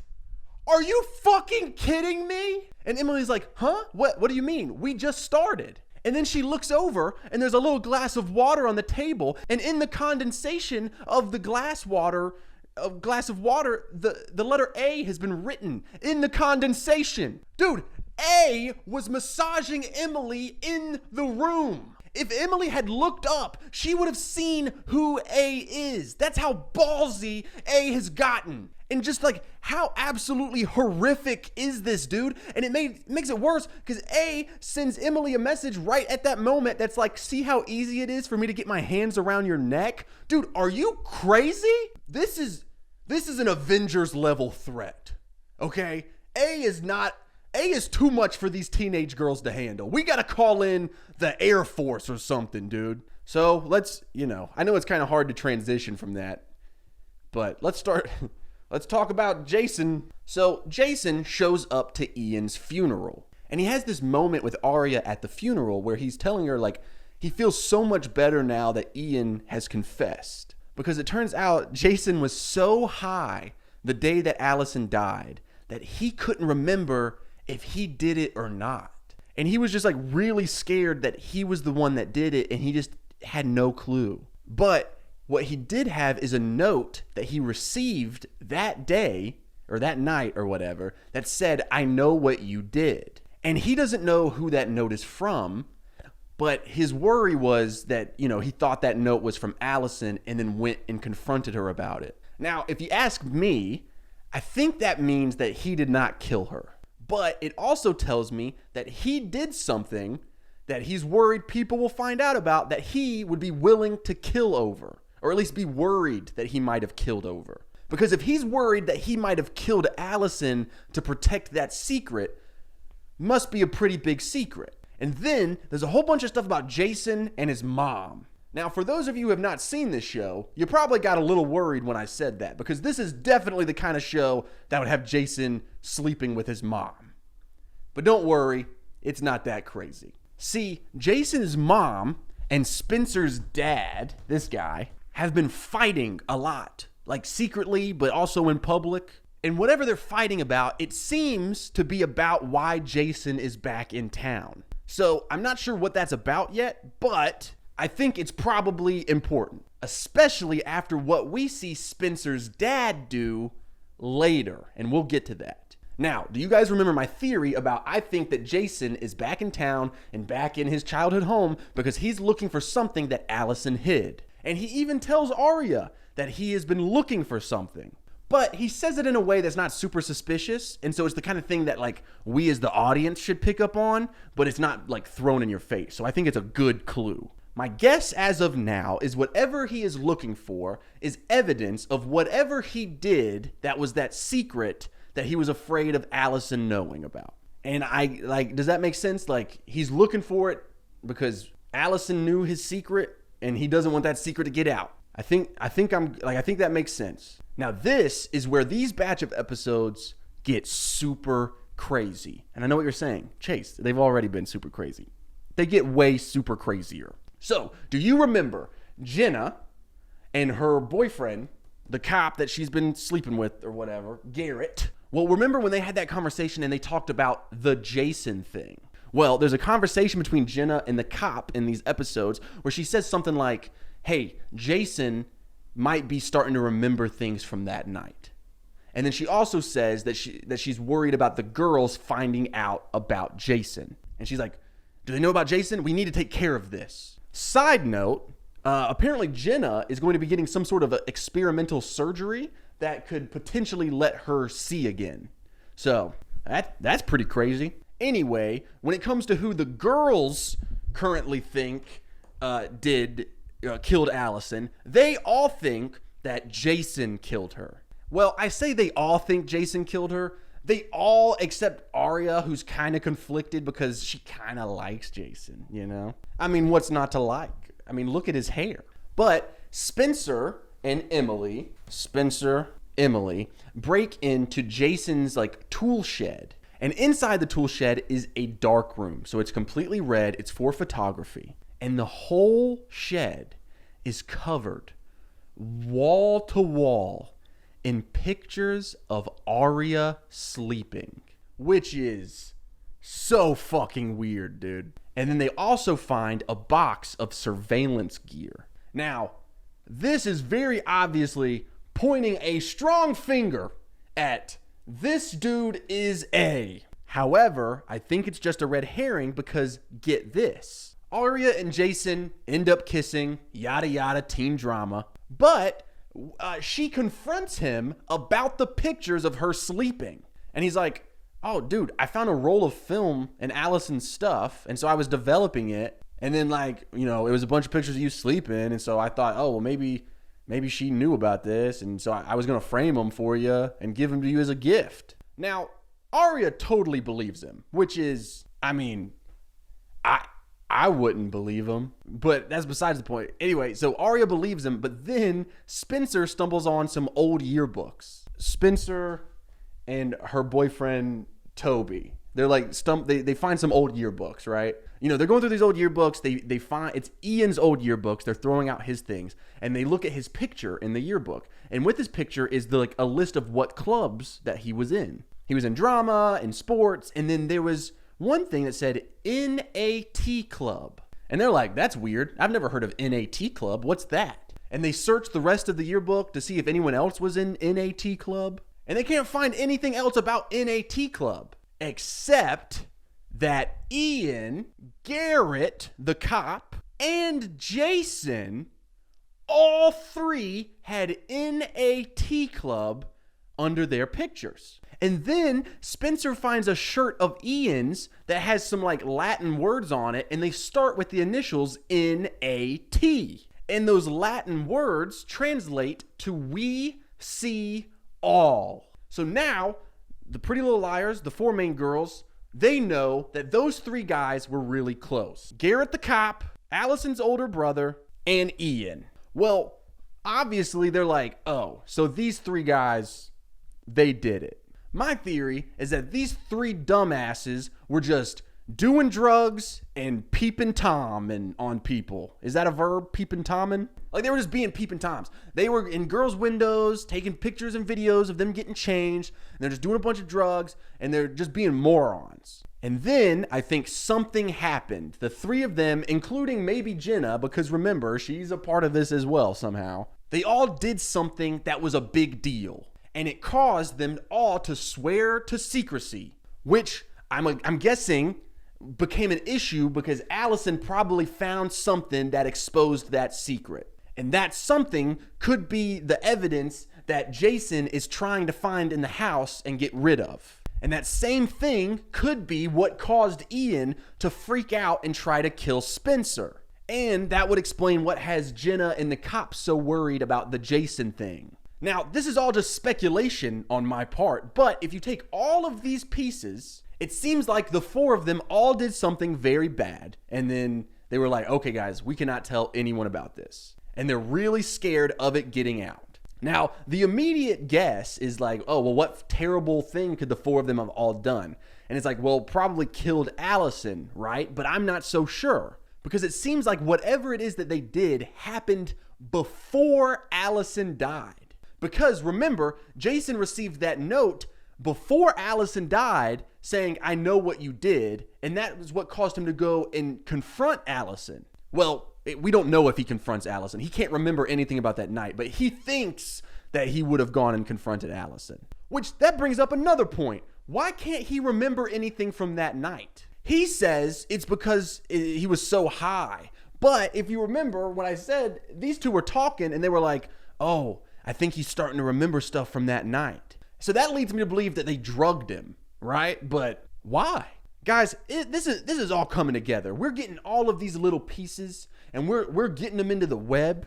And all we got to do is like put these puzzle pieces together in a way that makes sense. But I think we do have all of the pieces. Now, I also want to bring up that Melissa, that is Spencer's older sister, may also be involved in the stuff that the other four of them did. You know, Jenna, the cop, Jason, and Ian. I think maybe she was involved because at one point she was going to reveal something to Spencer. But before she can reveal it to Spencer, A had planted Ian's phone in Spencer's bag and then sent a message causing it to go off, which made Melissa think that Spencer was the one texting her as Ian when Ian was actually already dead. So of course Melissa gets very upset, is no longer talking to Spencer, and she doesn't even know that Spencer pawned off her engagement ring yet, which A has been threatening Spencer over. Like, A sent her a message that was like, tell the truth, Spence, or else you'll get that ring back when you least expect it. So we have that to look forward to, I guess. But back to the confession thing. I feel like she was about to confess something pretty big about Ian. And it could have been that big secret that, the other four are trying to keep secret. But whatever it is, I'm thinking we'll probably figure it out pretty soon, because at one point, Arya accidentally helps Jason find what he's looking for. I think. Because Arya slips into a conversation very subtly when she's talking to Jason about how when Allison got home from Georgia, she didn't go straight home. She actually stopped at Emily's house first. So I'm guessing Jason is probably like, oh, Allison may have hidden it at Emily's house. I got to go look in Emily's house. The issue is Emily's family is in Texas. Emily is not living at the house, and so they're renting it out while no one is using it. And the renters, they have the renters have a security alarm and stuff. And I only bring up the security alarm because they really make a point to bring up that the new renters needed the security alarm. So I think that's probably gonna be a problem. I'm assuming that Jason will then break into Emily's house while the renters are in there. However, he's not gonna find the murder weapon because we found the murder weapon. Yeah, that's right, dude. So Toby, Spencer's boyfriend, was doing some work for Spencer's dad. This guy. He's just clearing up the land on the property, trying to make some room. And while he's doing that, he finds the broken end of a hockey stick that has Hastings on it, which is Spencer's last name. And Spencer's dad gets super weird about it and takes the hockey stick. And then later that night, burns it. And Spencer knows about this because Spencer's there. And Spencer's like, oh my God, I think that was the murder weapon. Because right before Allison died, Spencer had actually given her that hockey stick. And she knows that Allison had it in her bedroom. So how did it go from being in Allison's bedroom to broken and thrown in Spencer's backyard? And not just it wasn't just laying in the grass. It was buried in the backyard. So logically, the girls have to break into the morgue at the hospital and they steal Allison's autopsy report. Which, by the way, this scene gives us this really creepy moment where A is pretending to be a dead body in the morgue. And when the girls leave, A gets up. It's really creepy. Under a sheet. A is under a sheet. But A has stolen a page from the autopsy report. But we don't know what's on that page, but I'm assuming it's incriminating. But from the other pages of the report, the pages that they do have, they learned that Allison's murder weapon was a curved, blunt object. Like the end of a hockey stick. So it does seem like this hockey stick is the murder weapon, and we get a flashback to the day that Spencer gave Allison the hockey stick. Allison is pretending to use the stick, and then Jason, her older brother, shows up, takes the pretends to hit her with it. Ha! So, that's an implication. Now, in this same flashback, it's insinuated that Allison only wants this hockey stick because she's interested in a girl that is also in hockey.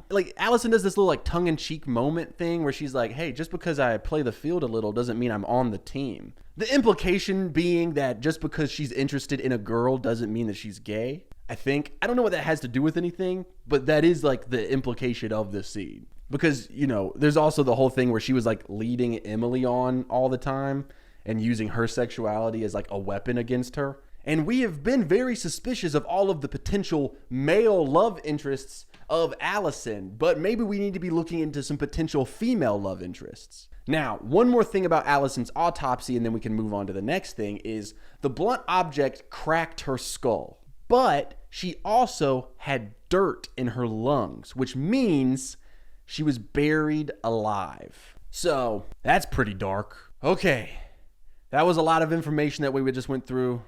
I hope it was coherent, but we got more. Okay, now that we have gotten all of that information out of the way, let's start talking about suspects. We have learned so much information in these episodes. So are we any closer to figuring out who A is? Right off the bat, I want to throw out a pretty big theory, which is that Jason is A.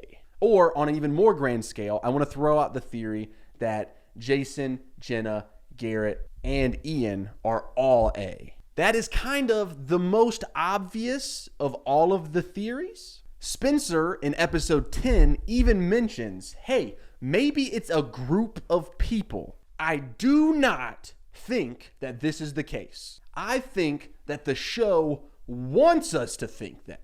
I think that that is the big red herring theory right now, and we need to look past that to like the deeper stuff. Which leads me to a theory that I had a while ago, and I started to suspect again, which is Mona. Mona starts showing up a whole lot more in this batch of episodes. And then there's like this memorial that's going to be happening for Allison at this like fashion show, this annual fashion show that happens every year. And Allison really loved it. And so they were going to make like they have like a little memorial video, a little memorial part for it. However, someone switched the discs that were to be played. And well, I'll just say it wasn't a memorial. It was a video of Allison with like devil horns. And the song "The Bitch Is Back" is playing, and there's like big text that calls her a monster and an evil bitch. Now, Noel Kahn was the DJ at this event. He has been dating Mona. So my first thought was, oh, he could have switched the discs. Spencer is the one who handed him the disc, and Mona is the one who handed it to Spencer. So I was like, I'm on to something here. Especially when you think about how Emily was getting drugged with steroids with her Icy Hot. She's living with Hannah. Now, who do we know is always at Hannah's house? Hannah's other bestie, Mona. But then in episode 10, two things happen where I am like 99.9% sure that Mona is not A. The first thing is that Mona is with Hannah at like a horse ranch at the exact same time that Emily was getting her massage.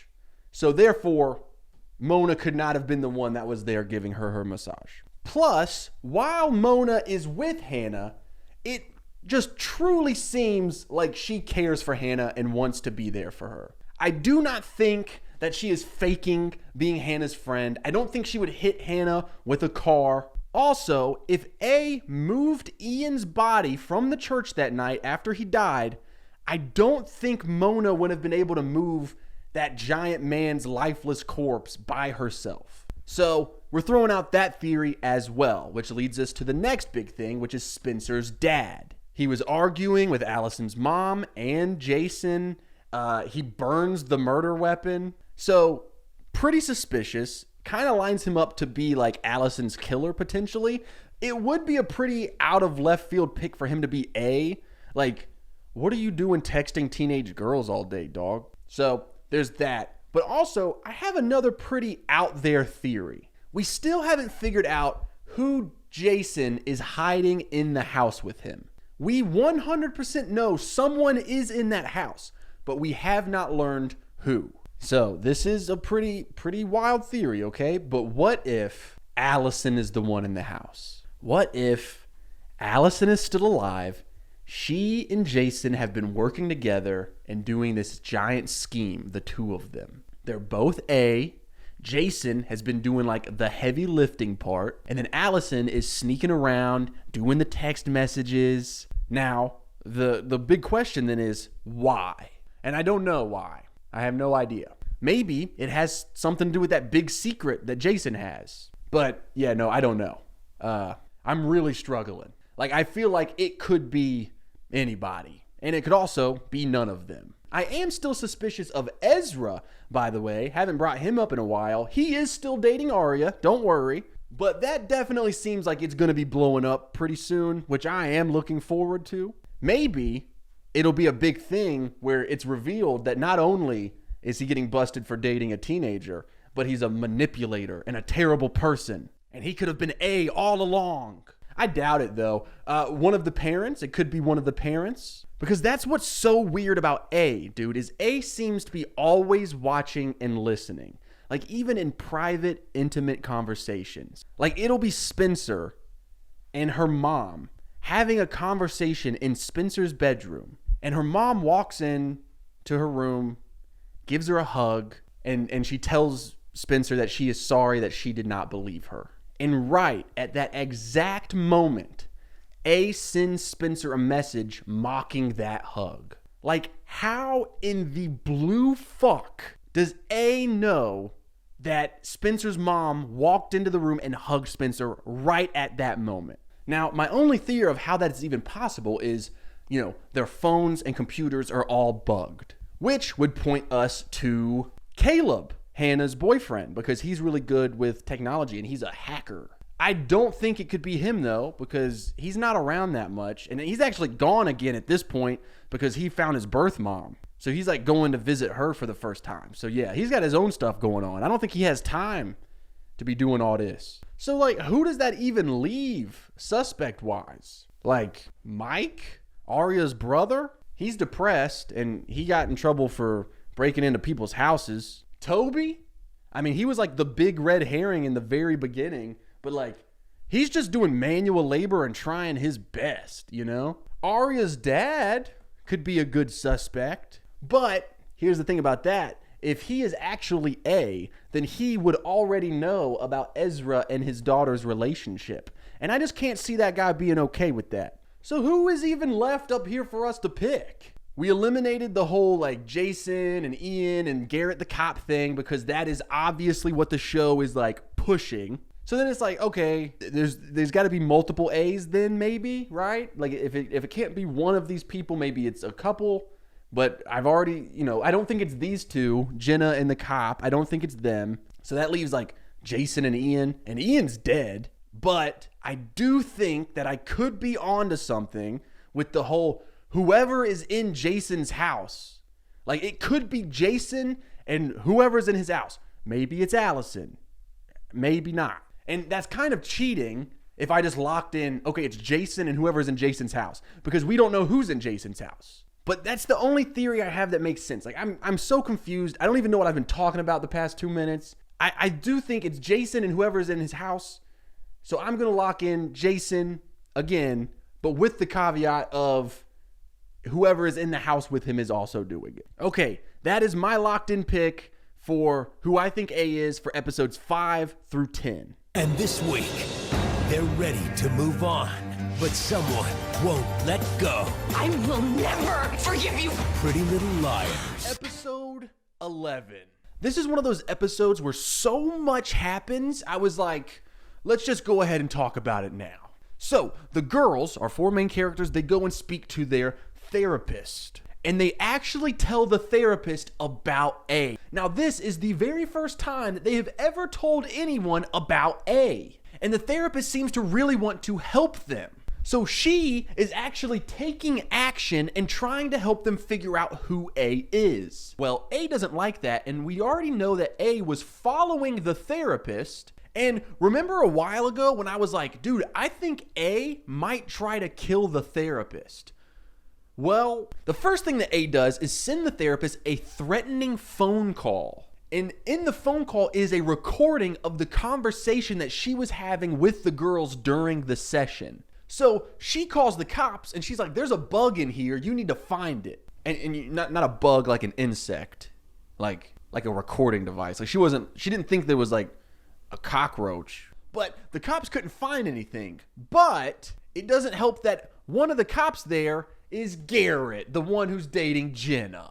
So then the therapist, she's searching through all her records, right? Not vinyl records, not music, like written documentation records. And she's looking through the notes that she's made about our 4 main characters, Arya, Emily, Hannah, and Spencer. And then she moves on to some other files and she finds one that says, calls their enemies nosy bitches. And the therapist is like, oh my God, I know who A is. So the therapist calls Emily and she's like, yo, get the girls and get to my office ASAP, fam, because I know who A is. And so the girls, they all rush to the office. The therapist is gone and A sends them a message. And the message says, the doctor is out, -A.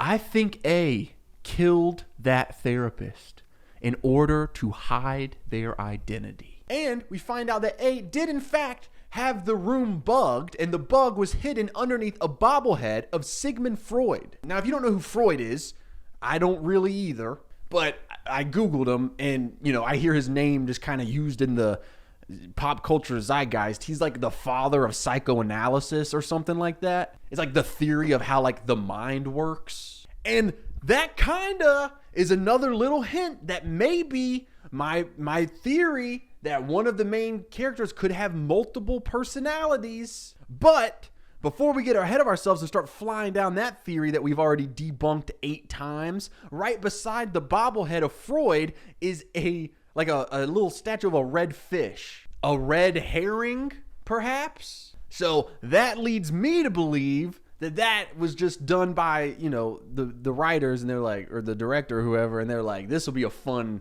way of being like, haha, it's just a red herring, and it might be. To be honest, I don't really know anything about the show when it was airing at the time, like the pop culture following of it. Like, for all I know, that could have been like the leading theory at the time of the people watching weekly. And so maybe they did that as like a little tease of like, hey. Okay, so moving on past the possible murder of a therapist, we still have a lot to talk about. Spencer catches her dad leaving Jason's house. And so they have a big fight.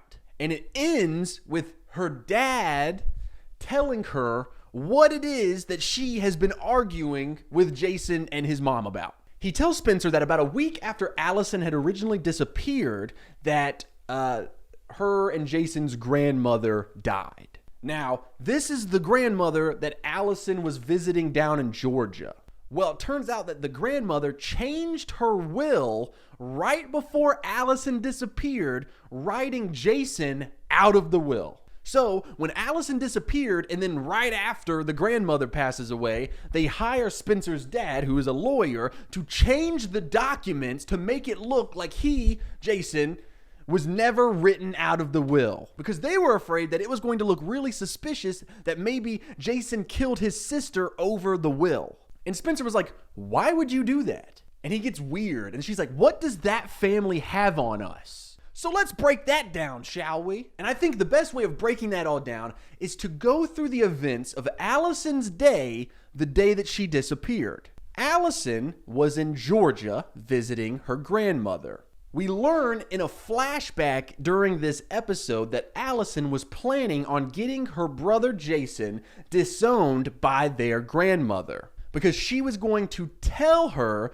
that he pawned off a family heirloom in order to buy drugs. So we can only assume, since she verbalized her plan that way, that that is what she did. And it must have worked, because immediately the grandmother removes Jason from her will. So then Allison goes back home. The first thing she does is go to Emily's house. Now, we know that Jason has been looking for something. Perhaps it is this family heirloom that Allison claims Jason sold. Jason probably assumes that it's at Emily's house. Now, let's fast forward, because we don't know everything that happened that day, but we do know some stuff that happens that night. The girls are all having a sleepover in Spencer's barn. It's the 5 girls, our 4 main characters, plus Allison, because she's still alive. We know that that night Allison slips away and has a fight with Spencer. Then, after that fight with Spencer, she meets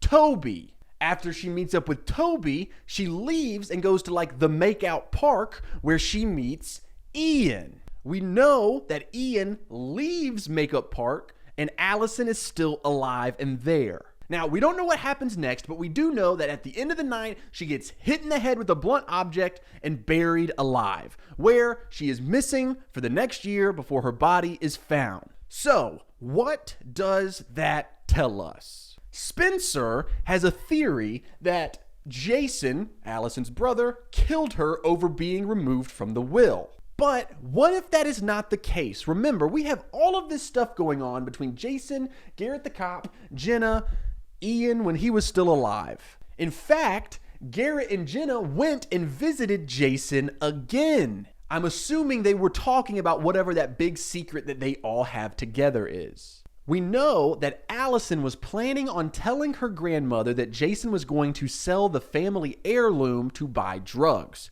But what if they didn't actually do that? Because she probably lied about it. But what if they did have something else planned with that heirloom? And what if that heirloom is like the only way to prove their innocence or even indict them on a crime or something. Like, that heirloom is really important to find and keep a secret. Now, does that mean that those four, Jenna, Garrett, Jason, and Ian killed Allison? I don't know. Possibly. However, I do think that it does not make them A. However, that being said, in this episode, we get another moment where Spencer mentions the idea that, hey, maybe A is a group of people. But don't forget, by the end of this episode, the therapist says, I know who it is. One person, an individual. So that makes me think that this is one person and it was a patient of the therapist. I think that what could be going on with Jenna and the cop and Jason and all that is something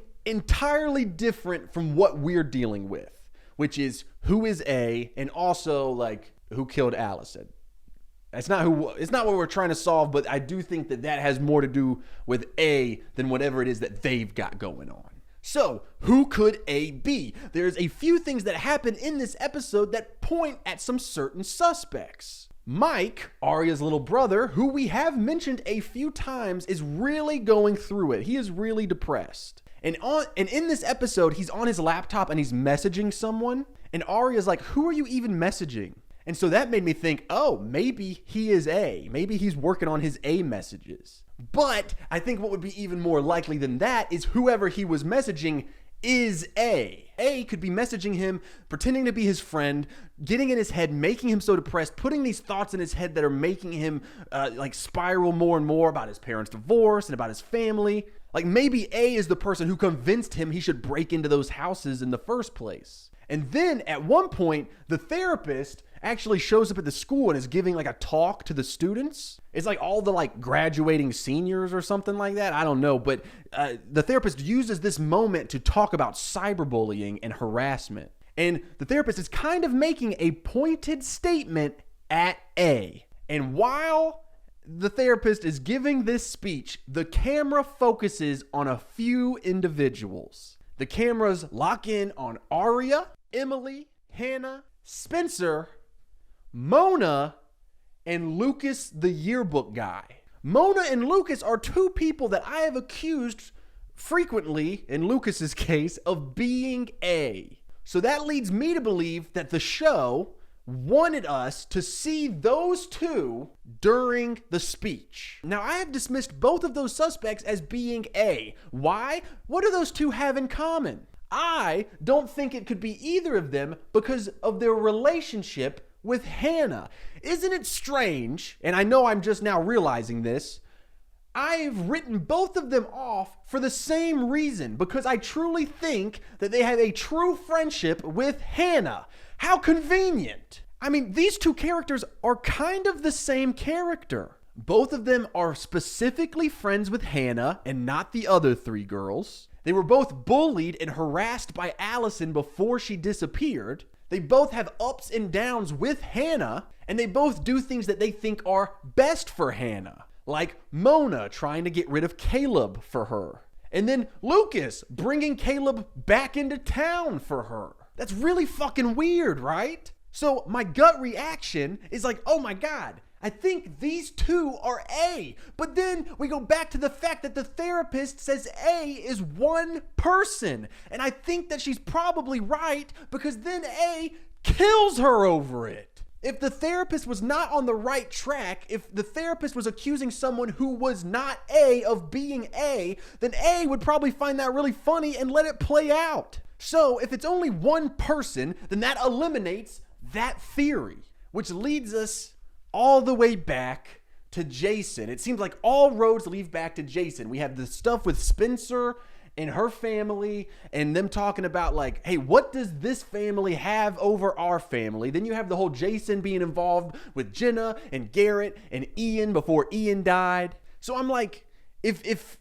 this theory is so obvious and this stuff seems so obvious, then who am I missing? It's got to be someone I'm missing. There has got to be someone on this wall looking at me dead in the face and I don't even suspect them. Is it a parent? Is it Mike, Arya's brother? Which led me to realize that there has been one character who has been a major character all the way back in episode 1. They are in every single episode pretty much, but they never have anything to do with A. And everyone likes them, and they're such a good person, and they seem very wholesome, but with one major flaw. And that's the fact that he's dating a 17-year-old student who just so happens to be one of the main girls being harassed by A. He was in the high school as a teacher when they were saying stuff like, oh man, A has to be at the school. He's always with Arya near her phone. And the biggest thing is he has yet to get caught for dating his student. Like when he was about to get exposed by Noel Khan, he just so conveniently got saved by A. I think that the big blow up of Ezra and Arya dating is coming fast. And when that happens, I think it's going to be a pretty big deal. But he has been a major character for so long that I can't see their relationship blowing up and it just being like, okay, I guess he's done now. He's out of the show. I think down the line, he is going to be exposed for being A, right? Like maybe he's just this manipulating terrible person, and this is not the first time he's done something like this. It's not just, oh, gee golly. I mean, they're in love. They know it's wrong, but it's love. This never happens. What if it happens all the time? And I don't even know if I've mentioned his whole ex-girlfriend and ex-fiance storyline, because typically I avoid some of the more like teen drama plots, and I focus mostly on just stuff that have to do with A or Allison's death. But Arya was jealous because Ezra's ex-girlfriend or ex-fiance or whatever works at the same college that he does. And Ezra, tells Arya about how he proposed to her, and then she ended things, and, he was so in love with her, but she broke it off. And then the ex-fiance runs into Arya at one point and is saying, she says something like, oh, it's so nice to be young, but one day you'll see how naive you are. Because remember, the ex-girlfriend and fiance or whatever saw them kissing at the college. And we assume in this moment that she's taking a shot at Arya, right? But what if she's being sincere? What if she ended things with Ezra because he's a manipulative, terrible person, and she was trying to warn her? And, meanwhile, Ezra is talking to Arya like, oh, gee, oh, gosh, oh, man, I was so in love. I didn't do nothing wrong. She just didn't like me, I guess. Now, I know what some of you are thinking. Hey, Chase, I think you've lost it. How would this grown man even know these 4 girls before he met them as their teacher? Well, I'm glad you asked. If we go all the way back to season 1, Ezra was a local college student at the same college that he now teaches at before he graduated and became a teacher at the high school where Arya goes. We have also learned in this show that Allison used to sneak into college parties, one time even bringing her 4 friends with her. And Allison was going to those parties to have flings with people like Ian. Ian was a student at the same college as Ezra. And then Ian graduated and started coaching at the high school. It is completely logical that if Allison met Ian at these college parties and had a fling with them, that Allison could have also met Ezra and had a fling with him. Maybe they got together. Ezra, being an insane person, started stalking her and her friends. She tries to end things with him, or maybe he finds out about her fling with Ian, he snaps and he kills her. Then he gets a job at the same high school as her friends and starts dating Arya, who he so just conveniently ran into at a bar. I am the best detective this world has ever seen. This is a theory, baby. I'm locking that in. That's good detective work. I'm the best, dude. My pick for who I think A is for episode 11 of season 2 of Pretty Little Liars is Ezra Fitz. It's a Pretty Little Liars fashion event gone wrong. Dude, I don't know what's going on, but this show has kicked into overdrive. Again, I was planning on watching the next few episodes and then lumping them together as one section, but so much happens in episode 12. This episode starts with all of the girls, the 4 girls, in a police interrogation room, and they are covered in dirt. And the evil cop from last season is back. You remember him. He was the one who was sleeping with Hannah's mom. I think his name's Detective Wilden. More like Detective Wilden. Am I right, ladies? Please like and subscribe. Also, the therapist who we thought was murdered is not dead. A sends the girls a picture of the therapist holding today's newspaper so that way we know that she's still alive. So I guess A is just keeping a human being captive, huh? What an absolute supervillain, bro. If Robert Pattinson's Batman had to go up against A instead of the Riddler, I don't think he would have won. The Riddler couldn't shine A's boots, dog. A sends a giant crate into Spencer's living room with a note that says, "Open or she'll die." So they open up the crate, and inside of it is a note that says, "You have until 7 p.m. to save her. Here are my demands." And if that's not creepy enough, you're probably wondering, Chase, what is in the crate with the note? Terrifying dolls. And the dolls all have a little drawstring. When you pull them, they say something. Arya's doll says, "Make Jackie go away." Jackie being Ezra's former girlfriend, fiance lady. And the doll comes with proof of Jackie plagiarizing on a very important paper. Hannah's doll says, "Ruin the wedding." Her dad is getting remarried in this episode. So Spencer's doll says, "Keep Toby safe." Which essentially is saying, hey, you need to break up with Toby. And to be fair, it probably would be the best way to keep Toby safe. I mean, so far, A has cut Toby's brake lines, which, by the way, they just kind of mentioned that in a passing way, which, like, in my opinion, like, that could have been way more suspenseful. Like, they could have, like, had a moment where he's trying to brake, but he couldn't brake. But instead, they're just, like, in an offhand line, they're just like, hey, it's a good thing you weren't on the highway, huh? Emily does not get a doll yet. So Arya goes, she blackmails Jackie, Jackie leaves town. But then Jackie pulls the Uno reverse on Arya and starts blackmailing her. And she says, if you ever come for me again, I'm going to expose your relationship with Ezra. Spencer breaks up with Toby, which really sucks because this guy finally found a lady who won't call him a creep or accuse him of murder. And then Hannah ruins her dad's wedding by, like, literally right before they're about to say "I do," she tells her soon-to-be stepmom that her dad slept with her mom recently, which is true. So, like, to be fair to Hannah, that's really not on her because it's like his own actions did do that. She's just the one who told on him, you know? So it's like, you know, it's kind of hard to be mad at her for that, but people. Oh, and this is when the show gets absolutely insane, dude. Emily is about to pull up to the wedding, and then her GPS is saying to turn right. But that's interesting because the wedding is very obviously on the left. Somehow, A hacked her GPS. How do you even do that? A may or may not be working for Steve Jobs. Emily looks in her back seat. There is a doll there. And the doll says, "I'm taking you to her.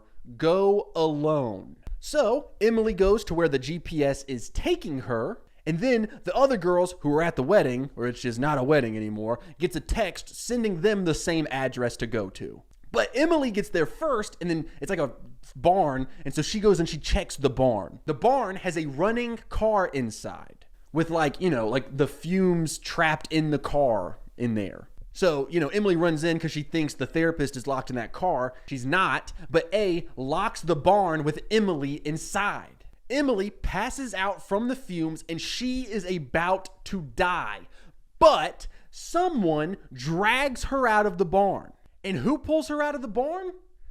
Allison, the dead girl. But this is like some sort of dream state, almost dying vision. And Allison is saying stuff to Emily like, hey, you can go back or you can stay here with me. You can be away from A. You can just stay with me. So I guess that means that Emily was about to die, and then like the ghost of Allison pulled her out of the barn. But when Emily's friends show up, Emily's like, guys, she's alive. She was here. Emily thinks that Allison was literally there. And her friends are like, that's not possible, man. You were knocked out. This was just a dream.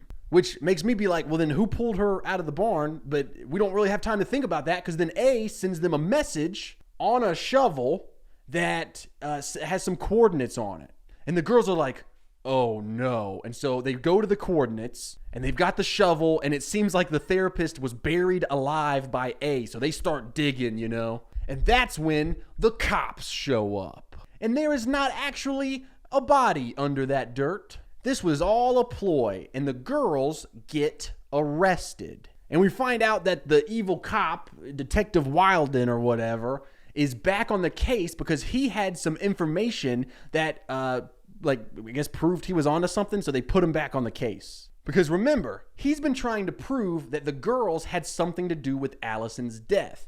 And now it looks even worse for the girls because the shovel that they were holding in their possession, because A gave it to them with a message on it, was Allison's murder weapon. So they have now been found by the cops with the murder weapon. Hey, we haven't even gotten to the craziest part of this episode, because I think we find out who killed Allison and potentially who A is. Maybe. While the girls are being kept in the police department, there is a lot going on. But Jenna shows up to see her boy toy, the cop. And they have the most insane conversation in this entire show. So Jenna says, oh, we couldn't have come up with a better plan. I wish I could see those bitches right now. I wish they knew what we were doing to them. Are you ready to give up your career in law enforcement? And Garrett's all like, hey, I can't quit yet. I can't wait to get out of this stupid uniform. But I've been waiting months to get into that storage room. I can wait a little bit longer. And Jenna's like, are you still worried about Jason? And Garrett's like, he's definitely figured out he's not the one that killed Allison, but he doesn't know we're the one that wrote that note. Bro, what? And then Garrett the cop has the missing autopsy page, and he gives it to Jenna, and he's like, hey, burn this. He's like, it's over, Jenna.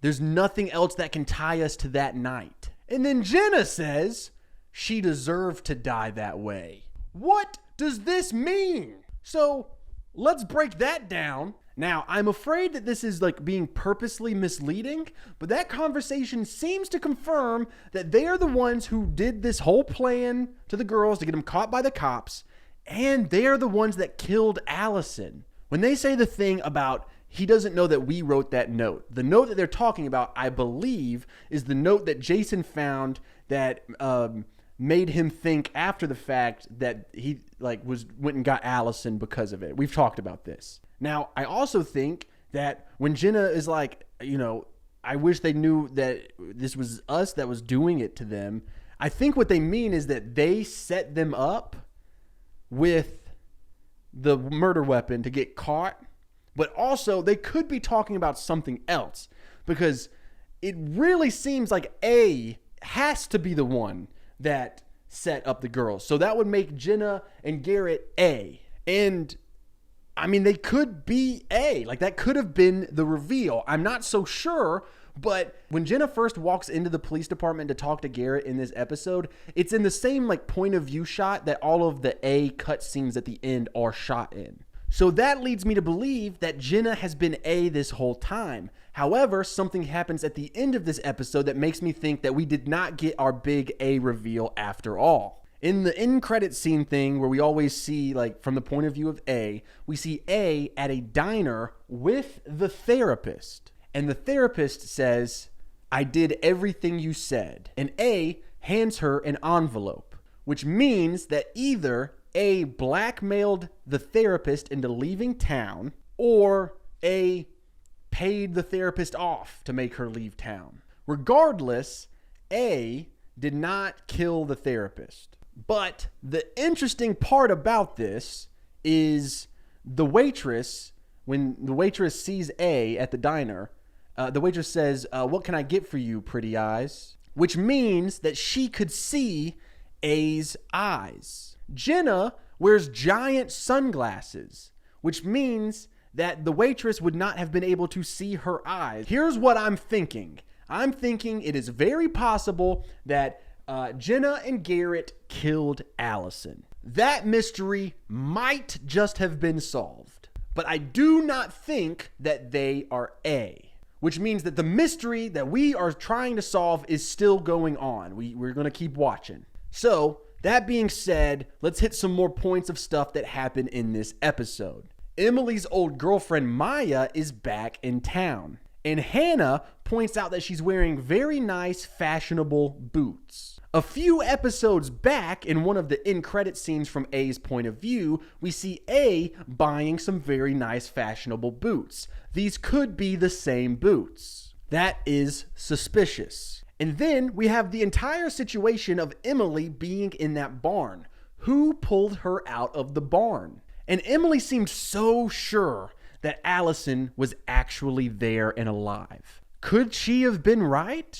Could she have been alive? Or was she just like in a dream state and someone else was talking to her and she just thought it was Allison? Oh, and then we have this absolute insane conversation that happens between Spencer's dad and Jason. Jason shows up to the police department while all of this is going on, and Spencer's dad walks up to him and he's like, "What do you think you're doing here?" And Jason's like, "I think my sister would want me here." And they argue, and then Spencer's dad is like, "Hey, I told you the truth last night because I thought it would help." And Jason's like, "No, you told me because I didn't give you a choice. Why do you think I bought that house? I knew what I would find." Allie was great at keeping secrets, but she was also great at punishing people with the truth. Baller line, by the way. And Jason keeps going, and he's like, "And does she even know?" And he points to Spencer's mom. And Spencer's dad is like, "No, and she's not gonna find out." So, my big theory is that this whole conversation was over the fact that Jason is actually Spencer's dad's son. When Jason says, "I think my sister would want me here," we immediately take it as, oh, this could have been like, they're being accused of killing his sister. And he's like, "I think my sister would want me here to find out that her friends kill her." But maybe what he meant was his sister would want, like he was teasing him, saying that his sister is actually Spencer. Because if he's Spencer dad's son, that makes him Spencer's half-brother. The statement he makes about Allison being good at keeping secrets but being good at punishing people with the truth makes me believe that Allison knew that Jason was not her real full brother and found a way to bully Jason about it or like abuse him with that information. Because we haven't mentioned it in a while, but Allison's the devil. In fact, maybe that's what she did to get him written out of the will in the first place. She said that thing about, selling the heirloom to buy drugs, but what if she actually just told her grandmother that Jason isn't actually their full-blood relative? Rich people are weird like that. Back to the A stuff, Detective Wilden claims that he has, indefutable proof that proves that the girls killed Allison other than the murder weapon, but, what is that evidence? And then there's that statement that Garrett made about, "I've waited months to get into that storage room. I can wait a little bit longer." What storage room and what is in it? And who is A? If A is not these two, then who could it be? Was A involved in tricking the girls to getting arrested? Or was that completely them and A actually had nothing to do with it? Which I should say that the message in the crate that Spencer received did not have -A written on it. But all of the blackmail stuff with the therapist and all that stuff did. So, and plus making them break up with Toby and blackmailing Ezra's ex-girlfriend, that's all stuff that A would do. So I don't know why these two would even care about that. I'm so confused, dude, because we pretty much got a blatant confession from these two, and yet I'm more confused than ever. And it could just be them. That could have been the reveal that they're A, but we still have 13 episodes left in this season. I don't see why you would do your show's big reveal just in the middle of the season. Someone else has to be A. That's the only thing I can think of. So, who do I lock in?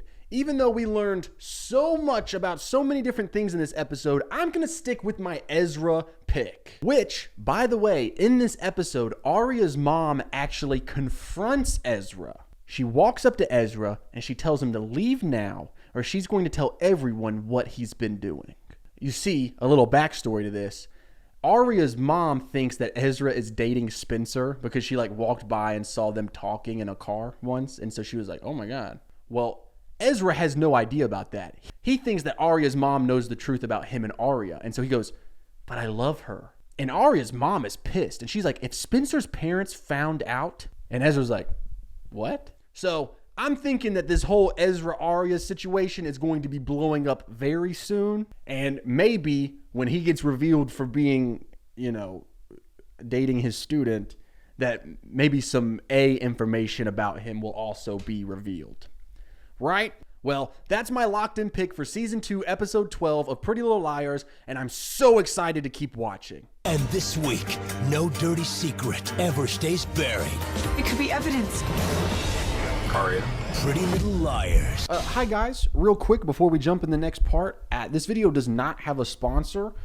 Not for any moral reasons. I would love a sponsor. But I did want to take a second just to say I have another channel called Written By, and I'm an actor and writer. And so if you want to see the short films that I make, you can subscribe over there. There's a link in the description. And also I wanted to point out that I do have a Patreon. This video, the last Pretty Little Liars, all my videos, they come out a little bit early over there. So that's really kind of the only incentive, but it's like $2 a month, and a little goes a long way in supporting me in the channel and making more videos like this. So thank you guys so much. Back to what's really important, which is Pretty Little Liars. I've watched episodes 13, 14, and 15, and to be completely honest, it's been hard not to just come and check in after every single episode because so much has been going on. The first thing that I want to talk about is episode 13, and kind of looking back on it, I should have done that by itself because it's a different episode than anything we've seen in this show so far. It is a flashback episode, so the whole episode takes place before Allison was killed or disappeared or whatever, and it's also a Halloween episode, so it's super fun. This show really rules, I do want to say, and we get a lot of really cool stuff in this episode. Most of it is just bits and pieces of information that we kind of already knew, but then there's some pretty big moments. So I'm just going to go ahead and rapid fire some key information that we get in this episode. Ian and Melissa are dating during this time, and they go to the Halloween party dressed as Bonnie and Clyde.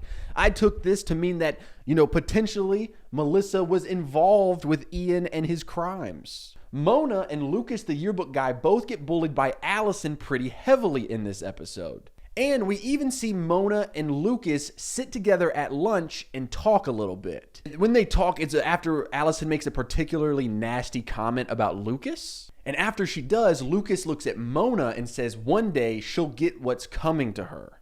Which is pretty wild considering in the last part we talked about those two potentially working together and being A. That theory gets even more crazy during the Halloween party when Allison bumps into Mona and goes, "Do I know you?" And Mona says, "No, but you will soon." Then, moments after that, we see Mona and Jenna pre-blinding incident, and they meet and seemingly become friends. Then Allison sets up a prank with Noel Khan where he will dress up as this creepy baby thing and pretend to kill her and scare her friends. And the prank goes on and it gets pretty realistic. And then we find out that Noel Khan didn't actually make it to the house to scare them in time. So we don't know who was in that baby outfit actually trying to kill her. And then we see Lucas, the yearbook guy, wearing that same costume, and he seems pretty upset. So when that happens, I'm like, oh my God, did they just reveal that Lucas, the yearbook guy, is A? But then immediately after that, we see A. Well, I assume is A. And it can't be Lucas. So this show used this episode to really play into some theories that we've been buying into and be like, yeah, you're right. Psych, you're wrong. But we do know that it was A in the babyface costume, or at least one of the baby costumes, because A sends a message. And A sends the message to Allison. So this is way before the girls know about A, and it says, dying to find out who I am, -A. And we know for a fact that it is not Lucas because Lucas was standing right there when the message was sent. The show is really trying to push Lucas on us as the major suspect in this batch of episodes, so that would make him the biggest red herring. And they push Mona pretty hard in this batch of episodes, which I think means the show, I'm assuming, because I don't know when it was airing, I'm assuming most people maybe suspected these two. And so it's kind of like, yeah, here's making them look really suspicious. Just that way they can take the rug out from under us. Now, to be clear, I do not think it is Lucas and Mona. I just think that the show wants us to think that it's Lucas and Mona. And the big reason I do not think it's them, I'll get to in a moment. So when we get back to our regular timeline after the flashback episode, we jump about a month in the future after the main 4 girls were brought into the police station with the murder weapon. The whole town seemed to think once again that those girls killed their friend Allison. And it seems like the 4 of them have been fighting amongst themselves. Arya and Ezra have broken up. No one has seen Jason since he showed up at the police station that night. And Emily has seemingly had a huge falling out with the other 3 girls. She even gets in a physical fight with Spencer during their community service litter pickup. You know, they're doing litter pickup because they're criminals. But guess what, guys? They are not actually fighting. This is all a trick to play on A. And it works. A thinks that Emily is no longer a part of the group. And so A asks Emily if she wants to make a deal. Meanwhile, the girls are talking about this evidence that they have on A that they are afraid to take to the police. A convinces Emily to take the evidence to A in exchange for no longer being a victim in A's game. Emily shows up to the drop-off spot, but she's with the other girls. They trick A, and A is furious. A tries to kill Emily, and A's doing a pretty good job until the other girls get there, and it's a brawl, baby. A manages to get away, but gets hit by Hannah's car, which that's a great callback. I mean, what better payback for Hannah than hitting A with her car? But A does get away after being hit with the car, but A dropped their cell phone. So now the girls have A's cell phone, which is super exciting. So they take the phone to Hannah's boyfriend, Caleb, who is still around, but he just occasionally goes to his birth mom's. And they're like, hey, can you get up in this phone? And Caleb tries to get some stuff from it, but A kills the phone from A's computer. So the phone is pretty much worthless, but Caleb is like, I think I can try to get some stuff out of it. I'll keep trying. And he does manage to get one picture off the phone. And the picture is of the creepy dolls that the girls received previously. So now that we've talked about what happened, let's get into the real juicy stuff. The girls are almost positive that A is actually Jenna and Garrett the cop. The issue is, when A shows up that night to get the evidence from Emily and they get in that big tussle and then A gets hit by the car, that could not have been Jenna. Jenna is blind and so obviously wouldn't be able to like parkour like that. And while it could have been Garrett, it really didn't seem like it was. It did not have his build whatsoever. And then also, Spencer overhears Garrett on the phone with Jenna, and it seems like the two of them are over. Now that their job of whatever it is that they've done is over, Jenna has thrown him to the curb. And while they're on the phone or whatever, Garrett's like, we should have never asked him to help. It should have just been the two of us. Now, I don't know what that means. But Toby tells Spencer that Jenna and him hadn't started fighting until A lost their phone that night. So Spencer assumes that that is what they're talking about. Talking about, hey, we should have never asked him to help. They think whoever they hit with the car and got the phone from is someone that these two got to help them. And whoever it was that they trusted to help them is who lost the phone. Meanwhile, Lucas, the yearbook guy, is acting super weird. And he started acting super weird after the girls got A's phone. So we start to put 2 and 2 together, and it's like, oh my God, I think they got Lucas to do that. And Lucas is the one who got hit with the car and dropped A's phone. And this isn't just a theory that I have. This is a theory that the girls have as well, because Emily is doing some of her community service at a crisis hotline. And Lucas actually calls the hotline, doesn't realize that it's Emily that he's talking to. And he says that he lost something the night before. And he's like, I might as well be dead. I've messed up big time. So the girls are like, oh my God, Lucas is definitely who Jenna and Garrett sent that night in their place to be A.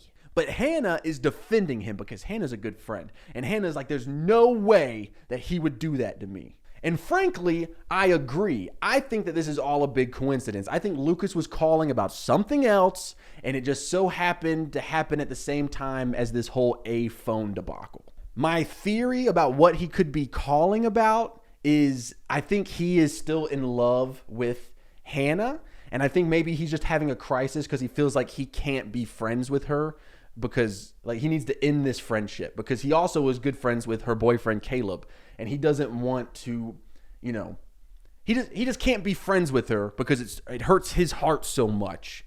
But he doesn't want to be like confess his feelings for the 20th time and break them up because they're great. I mean, not that they would break up because Hannah doesn't like him like that. You know, when 25-year-old men lock themselves in a room and talk about a teen drama for hours and hours and hours. Anyway, the girls think that he is definitely involved, and it doesn't help his case when he calls the crisis line again and Emily picks up again. And this time on the call, he says that he has to end things tonight and he is never going to see her again. And so the girls are like, oh my God, he's going to kill Hannah tonight, because that night is Caleb's surprise party that is being held at Spencer's lake house. And Lucas and Hannah, they go out onto the lake on a little rowboat because they've got to set up the fireworks. And Lucas starts getting really weird, and Hannah starts getting scared because, you know, they think maybe he could be trying to kill her. And then Lucas gets kind of aggressive. And then before he can even get out what he's trying to say, Hannah freaks out, hits him off the boat, tries paddling away, flips the whole thing. Everyone is on shore freaking out because they think that they've both drowned. But then Hannah swims to shore. She is okay. But Lucas is nowhere to be found. So let's break that down. We're going to go based off of what I think actually happened and not what is kind of being insinuated happened. So remember what I said? I think he just wanted to end the friendship or whatever. And I think Hannah was just paranoid because of everything that's been going on. All of her friends are like, we think he's involved. He's trying to kill you. She's like, he would never do that. But then there's this weird moment in the boat. They're isolated. He gets aggressive. She panics, throws him off the boat. So I think Lucas is not involved at all with the A stuff. I think he is just a good friend and he does care about Hannah. But the paranoia from the girls, probably brought on by A, caused him to be caught in the crossfire. And I just really, really hope that Lucas is not dead, because 1, I like Lucas. 2, that would mean Hannah murdered him. Anyway, back to the whole Jenna and Garrett situation. The girls seem pretty confident, almost positive that they are A. And to be fair, good for them, because we practically got a confession from them a few episodes ago. But I don't think that's the case. I think the show is tricking us. Now, that being said, I don't think that they're A, but they've got to be up to something, you know? Maybe they did kill Allison, but I do not think that they are A. But that being said, it seems like Jenna has dumped Garrett, and he is really, really upset by it. Some information that we get based off of the photo that they got off of A's phone, the picture of the dolls, Caleb finds out that that photo is actually taken at Spencer's lake house up in the attic, which means that A has been using Spencer's family's lake house to do stuff. So that's interesting.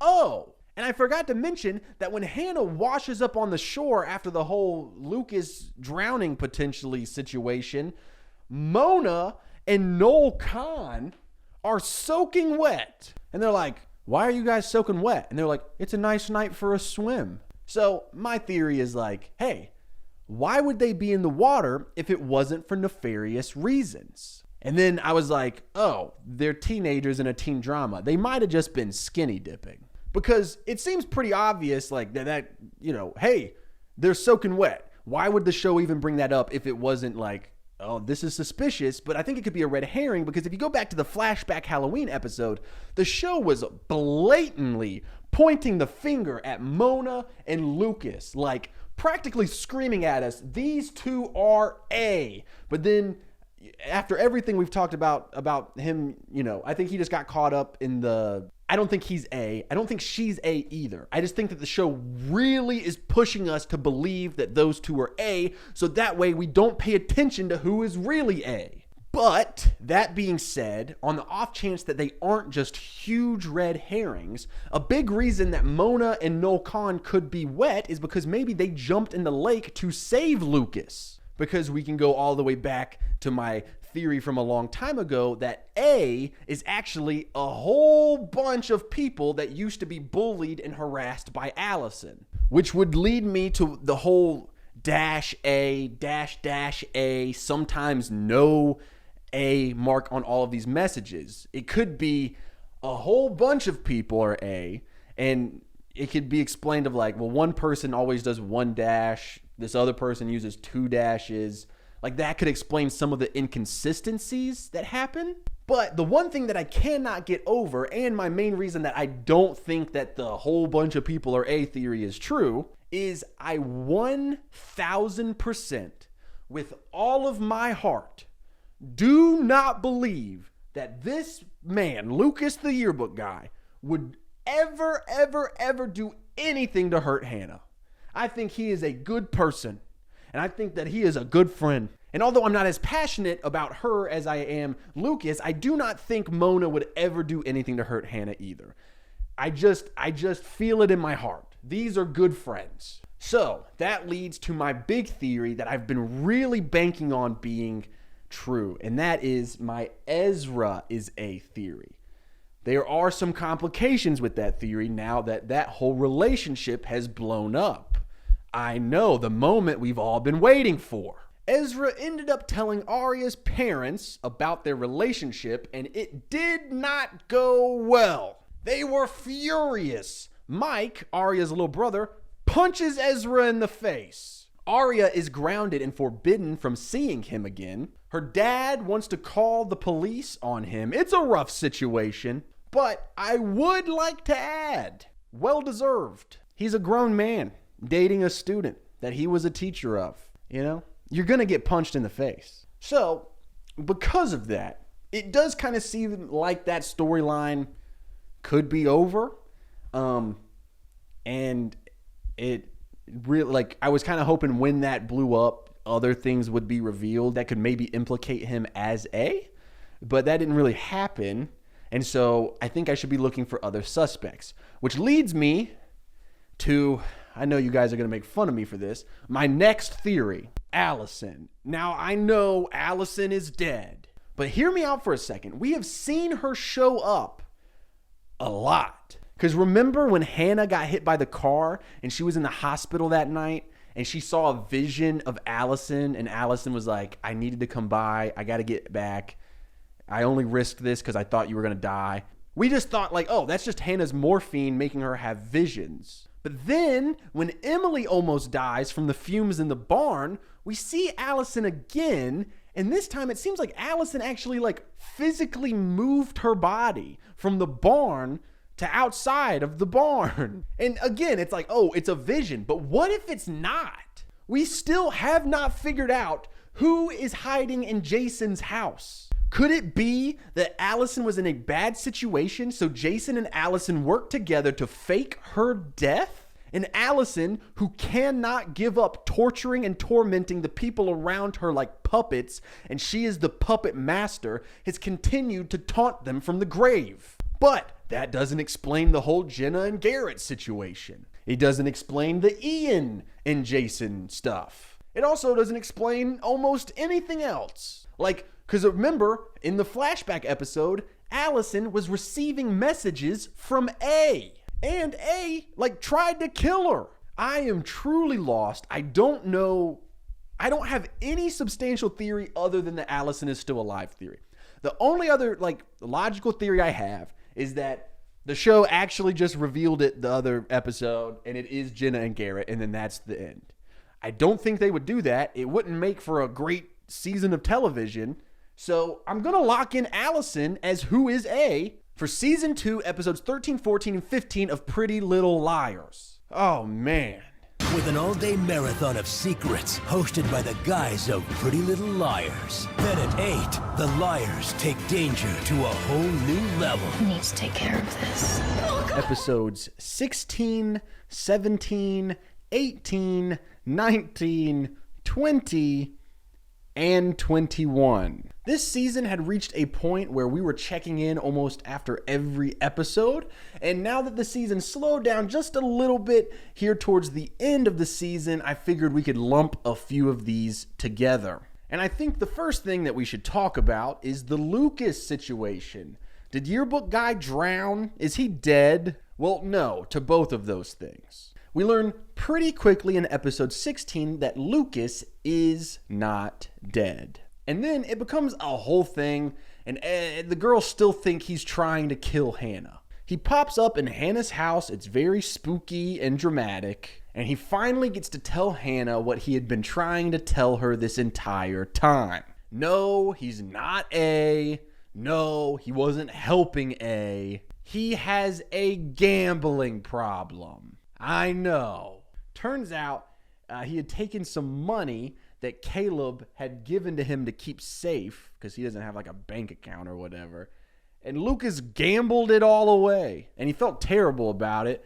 And so he started hitting all the comic book stores and like selling off his collectibles to get the money back to give to Caleb. So it seems like that whole storyline was just there to make us heavily suspect Lucas as being A really huge red herring that luckily we're too smart to fall for. Another interesting thing that we find out is that A has been like staying in Spencer's family's lake house. There's like a ton of burner phones up there, which is very interesting considering on what we're going to learn here in a little bit. I'll get to that. Throughout this big chunk of episodes, the girls are getting closer and closer to finding out who A is. At first, it seems like their best bet is that Caleb is still trying to get some sort of information from A's phone. And some of the information that he does, in fact, recover is a video of Ian, Garrett, and Jenna on the night that Allison died. They're in Allison's room looking for something, and Garrett says something like, "You've gone too far." And they're looking around. They find the box of Allison's things that Aria actually has now because Jason gave her a box of Allison's old things. And the video that they extracted, they were only allowed to get, they were only able to get a part of the video, and the part that they were able to get stops right after they get the box and they look at the box. So the girls think that they were all in Allison's bedroom. Allison comes in, they kill Allison. But they can't know for sure what happened until Caleb can get the next part of the video, which is getting more and more difficult because Garrett the cop, who is in the video, has started watching and following Caleb. At the same time, A is threatening Hannah to get Caleb to stop, sending Hannah a message that said, "Call off your techno boy or I'll tell the cops what your mom keeps in the lasagna box." A is, of course, referring to the money that Hannah's mom stole from the bank that she works at. And then right after that message, Garrett straight up threatens Caleb. So we see that both Garrett and A are both trying to achieve the same thing, which again kind of insinuates that Jenna and Garrett are A.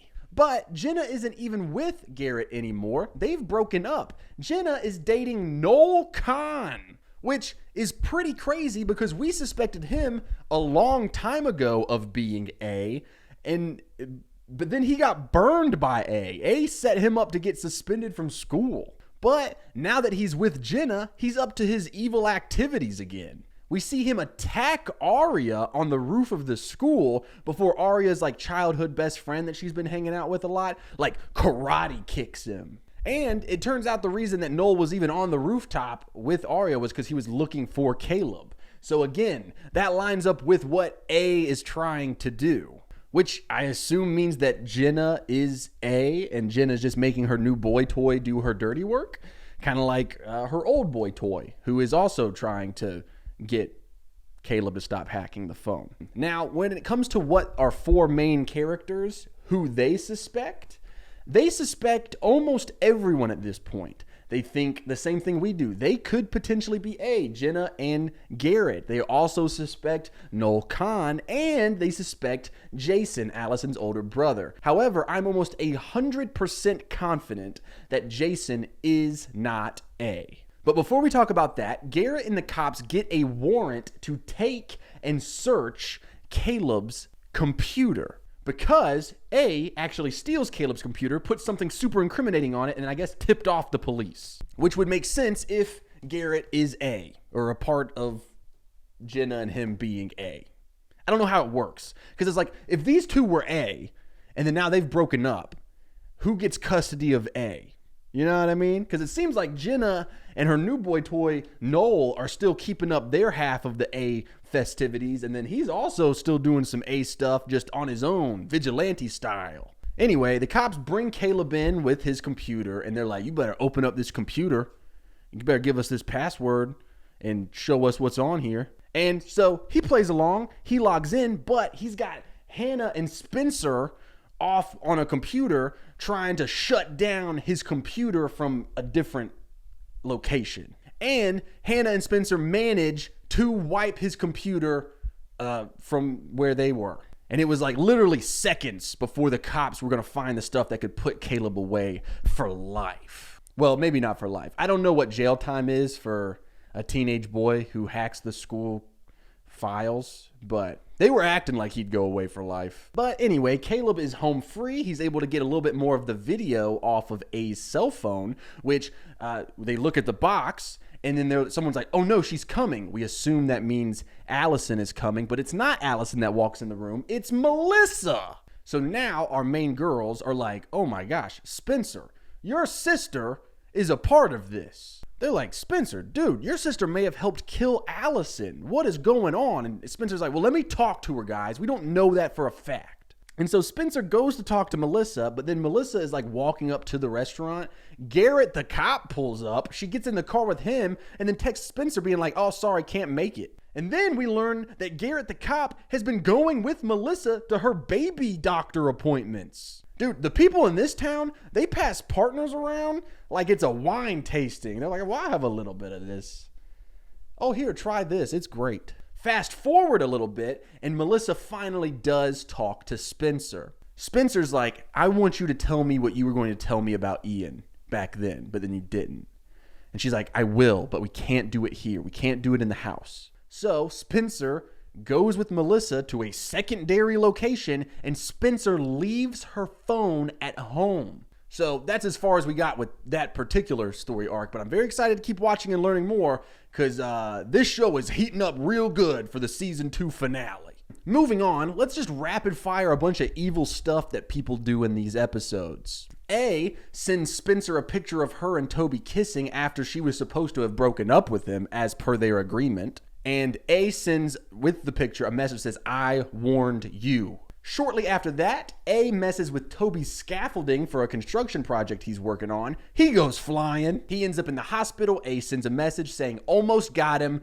Toby won't be so lucky next time. So Spencer, who is so scared that A is going to kill Toby, breaks up with Toby permanently.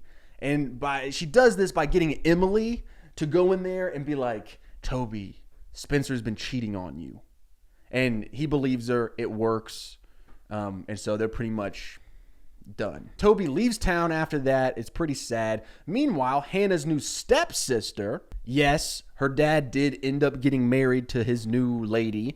And she has a daughter. She is evil. She's been evil this whole time. I don't think I've really talked about her much, but she's evil. She is now going to school with the main girls. And then she sends out a naked picture of herself from Hannah's phone so that it looks like Hannah sent out a picture of her naked. There's a whole bunch of drama that goes with that, but it gets resolved because, our 4 main characters, they're best friends. They've dealt with a lot worse than just some evil stepsister. They end up tricking the stepsister into confessing that it was her all along. They record it, and Hannah's home free for that one. We see that A has stolen a gun from Spencer's dad's desk and has been using it with target, been practicing shooting it. So that leads me to believe A is about to shoot somebody. I'm excited to see how that plays out. Speaking of Spencer's dad, turns out he had an affair with Allison's mom, and Jason is, in fact,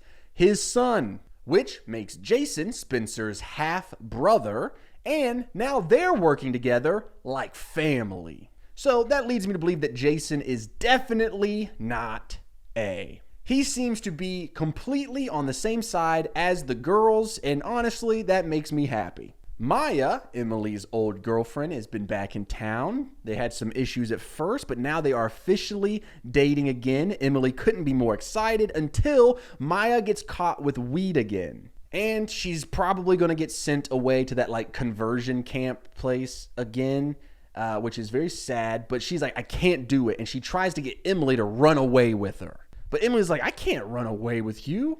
I have a swim scholarship. Maya runs away anyway, even though Emily wouldn't go with her. And that's crazy. Emily's doing whatever she can to try to call and get in contact with Maya. Nothing. Emily's leaving messages like, hey, I still haven't heard from you. Are you breaking up with me? Where are you? And then she's like, I love you, Maya. Fast forward to the end of episode 21, and a cop is knocking on Emily's door, and he's like, I've got news about Maya. Which leads me to believe, I think Maya's dead, dude. But we don't get an answer, so hopefully we'll find out next episode. But yeah, dude, pretty crazy. Detective Wilden, I think it's Wilden, but Wilden is funnier. He manages to get a photo from the security camera feed at the hospital that shows the girls stealing the autopsy report from the morgue. So now they got to deal with that whole issue. A sends Arya's dad a letter with a location telling him to meet there that night to see what his daughter's up to. That location is the restaurant where Arya is supposed to be meeting Ezra in secret. Because yes, they are still dating. Luckily, or I don't know if it's lucky, but Arya gets lucky and cancels her plans at the last second, which saves her dad from seeing Ezra at the restaurant. The close call does make Ezra rethink things, and he breaks up with Arya, which devastates Arya. Arya's in her room crying. Her mom's like, what's wrong? And she's like, you got what you wanted. And meanwhile, Arya's also upset because her dad got Ezra this job across the country, which usually is a very nice thing, but he just wants him away from his daughter, After screaming at her mom a little bit, Arya runs off to Ezra's apartment. Arya's mom follows her there, and she doesn't go to bust them or anything. She wants to listen because even though she's upset, she does not want to lose her daughter. And the show kind of sets up this moment for us to be like, oh, thank God, they can be together. Fuck you. I'm on Arya's dad's side, dog. She's 17. I don't know how old Ezra is, but he's at least graduated college because he's a teacher. Since we brought up Arya's mom, she actually comes up quite a bit. Arya's mom looks at the letter that A sent Arya's dad about meeting at that restaurant to try to bust them and notices the -A. A is the same person that sent Arya's mom a letter all the way in season 1 exposing her husband's affair. So now Arya's mom is looking into who A is. Arya's mom is not the only parent on to A. So is Hannah's mom. In episode 21, we find out that the girls are not the only people being threatened by A. Mona has also been getting texts from A. A is threatening to expose Mona for shoplifting. And then A sends Mona a picture of Hannah's mom sleeping with Detective Wilden because Hannah's mom was trying to keep Hannah from going to jail for shoplifting. And then A tells Mona if she doesn't put out that picture of them sleeping together and the police report of Hannah's shoplifting thing that got thrown out, obviously, because of the sleeping stuff, then if Mona doesn't do that, doesn't put it out there in the local gossip sites, then A is going to get Mona arrested for shoplifting. But Mona has connected with all of the girls lately. In fact, Emily actually gives her like a heartfelt apology about how she was treated when Allison was still alive. And it really seemed to mean a lot to Mona. And Mona actually helps Emily get back on the swim team. And now that A is harassing Mona as well, the girls kind of bring Mona in as their 5th member, which I think is a pretty wholesome way for the whole Mona story arc to conclude. I mean, this is someone who was bullied and harassed by that clique when Allison was at the lead of it. And now Mona has been fighting to be Hannah's friend and to stay Hannah's friend. And now she's all of their friend. And I know in some of the recent episodes, they've been really trying to make it look like Mona and Lucas are A. But we've decided there's no way that Lucas is A. And after what happens at the end of that episode, there's no way that Mona could be A. Because at the end of that episode, it's deadline time. Mona has to either expose Hannah and her mom or get arrested for shoplifting. And Hannah walks up to her and Hannah's like, hey, I just want you to know, I totally understand. I do not hold it against you. We understand how A is. We are not going to be mad at you.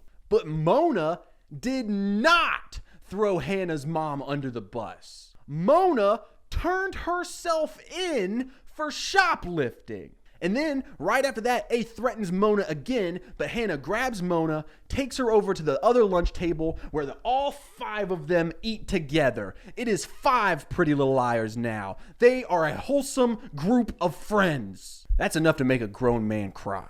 And, you know, that's coming from me, a grown man. I am very invested in this show, though. I am very, like that, it was very heartwarming to see Mona get accepted and have a group of friends now, you know. That was very sweet. Back to my point, during all of this Mona and Hannah's mom situation, the police report gets left out and Hannah's mom finds it. Hannah's mom thinks that Detective Wilden actually sent it to Hannah because, you know, she doesn't know about A yet. So Hannah's mom goes to Detective Wilden and is like, what do you think you're doing? And he's like, what are you talking about? I wouldn't let this out. This could get me fired. And then they're both like, well, then who sent this to Hannah? So now both of them are on to A as well. It looks like A has finally slipped up enough and made enough little mistakes that a lot of people know about A. Now, for the final major plot point that we got in this batch of episodes, the girls are looking through the box of Allison's stuff that Jason gave to Arya, and they figure out that Allison was being targeted and harassed by A before Allison disappeared. So they're finding out that A has been around a lot longer than they realized.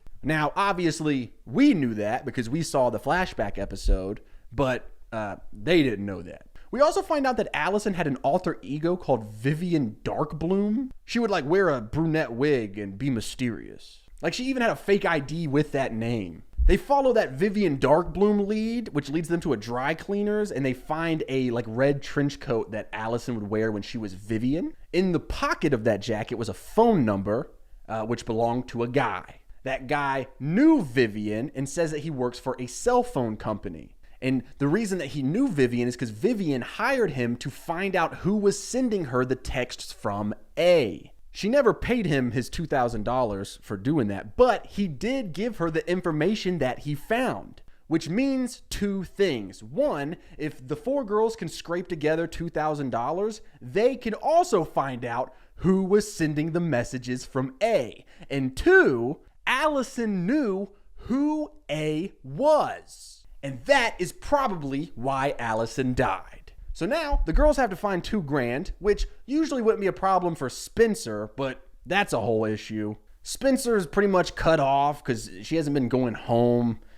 She found out her dad had a secret affair with her best friend, had a son who was her best friend's older brother. You know, typical teen problems. And Spencer is especially upset with her dad because the whole reason that Jason found out that his real dad was Spencer's dad is because he was going through Allison's stuff and he found love letters that Allison had been keeping that Spencer's dad was sending to Allison's mom. And when he found those love letters in Allison's things, Allison also had a ton of money in there. So that causes Jason and Spencer to put 2 and 2 together, and they realize, oh, Allison was blackmailing Spencer's dad over, the information that her brother was actually his son. So Spencer goes home to try to find some money, runs into her dad, and confronts her dad about it. But get this, guys, Spencer's dad says that he was never blackmailed by Allison. And he does seem very sincere. Spencer believes him, so do I. So Spencer tells Jason, and Jason's like, well, if she wasn't blackmailing him, then where'd all this money come from? Which I have a theory about that. This is just speculation on my part. I think Spencer's dad's telling the truth. I think that he was not being blackmailed by Allison. I think Spencer's mom was being blackmailed by Allison, and she was the one paying Allison to not expose them. Because Allison loved secrets and torturing people when she knew those secrets. In fact, in a flashback, we realized that Allison had been tormenting Jason and Spencer with this secret, and they just didn't even realize it. Allison loves messing with people so much, there is no way she had that information about a secret baby and a love affair and didn't tell anybody. That being said, Jason and Spencer are now siblings. They're working together. Jason gives Spencer the $2,000 to figure out who's sending those texts. The girls meet with the guy, give him the $2,000, and he gives them the information. So you're saying, so we know who A is, right? No, it's not a name, it's an address. It's the address that A was sending the text messages from. They look up the text messages. It's an old law firm that is like not even around anymore. And so then they're like, well, what does this law firm have to do with anything? What was A doing at this law firm? A worked at this law firm? But then Hannah finds out through her mom, because Hannah's mom used that same law firm for her divorce. And Hannah's like, why'd you use that law firm? Did you know someone there? And Hannah's mom's like, yeah, Melissa, Spencer's sister, she interned there. Dude, I know. So now Melissa, Spencer's sister, is like suspect numero uno. And that leaves a big question on the table. We are flying closer and closer to the finale of season 2. Could this just be a huge red herring? Or could this be the start of the reveal? Melissa has been a major part of the show since episode 1.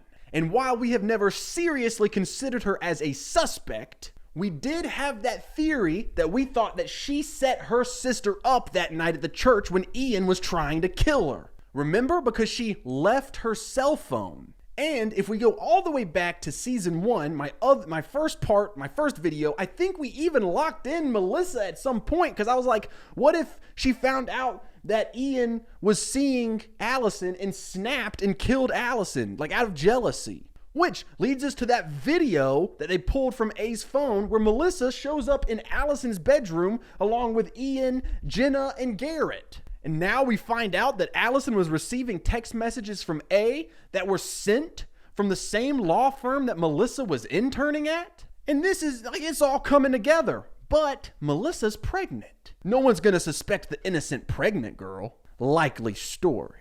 But that being said, it is extremely possible that Melissa is just our final big red herring. The show giving one last big misdirection so that we don't pay attention to who really is A. We still haven't figured out who is in Jason's house. So that is a big mystery still on the table. Ezra still wildin'. Also, there's my Allison is still alive theory. Still could be possible. So that being said, I think everything that's been thrown in our face is just a big misdirection, a big distraction to keep us from a shocking reveal. And the only person that I can think of that is feasible of being A and would be a shocking reveal is Ezra, aka Mr. Fitz, aka the English teacher, aka Arya's boyfriend, aka the grown man dating a teenager, aka A, baby. Tuesday, Pretty Little Liars is all new. Oh my God, how could you? Everyone has a secret to hide. You're playing with fire. What I wouldn't give for just a nice, simple nightmare. Something with a lot of spiders. Some secrets What is this place? should stay hidden. Oh my God. An all new Pretty Little Liars. Episodes 22 and 23. baby. Now, in these 2 episodes, we don't get a whole lot of evidence on who A is. However, we do get some big clues that help us eliminate some major suspects. Call me crazy, and throughout these videos, many have, but I think that after these 2 episodes, we can eliminate almost every single character on this wall. So, first up, Maya is not dead. Maybe. See, Maya has in fact gotten into contact with Emily, her girlfriend, kind of. Remember, Maya ran away. The issue is I don't know how true that is. You see, Emily, her dad comes to visit, and they go and check out the train station where supposedly Maya had went through. And the ticket guy said that he saw Maya get into a black car. Now I'm thinking that could be A, or it could be unrelated. But Emily has not actually spoken to Maya verbally. It's been all through texts and emails. And I think that is going to become a problem because Emily called Maya's mom and was like, yeah, no, I heard from her. Now, moving on from that whole plot line, we have some stuff with Spencer's family going on. See, Melissa is talking to her sister Spencer, and she says that the summer that Allison disappeared, their parents had been fighting a lot. And then, when Allison disappeared, they stopped. And when their dad heard the news of what had happened to Allison, he seemed almost relieved. Now, Melissa also tells Spencer that she had caught Allison and Ian flirting. And Melissa was sending Allison some texts telling her that she needs to back off. Now, that would explain why the guy that the girls had met to figure out the location of where the texts from A were coming from that summer to Allison. You guys know what I'm talking about, right? That would explain why Allison was getting threatening text messages from the law firm that Melissa used to work at. Because Melissa was sending her threatening messages. But that doesn't necessarily mean that she's A, right? And Spencer also latches on to this idea and asks her sister, did she sign her text messages? You know, asking her if she did -A at the end of them. And Melissa's like, what? No, she knew the texts were from me. Which, if you ask me, does seem pretty legit, especially when you find out from that Jonah guy, the guy who used to work for the phone company, there was 2 numbers sending threatening messages to Allison. So that means that we can assume one of them was coming from A, the other coming from Melissa. Because that's the thing about Allison.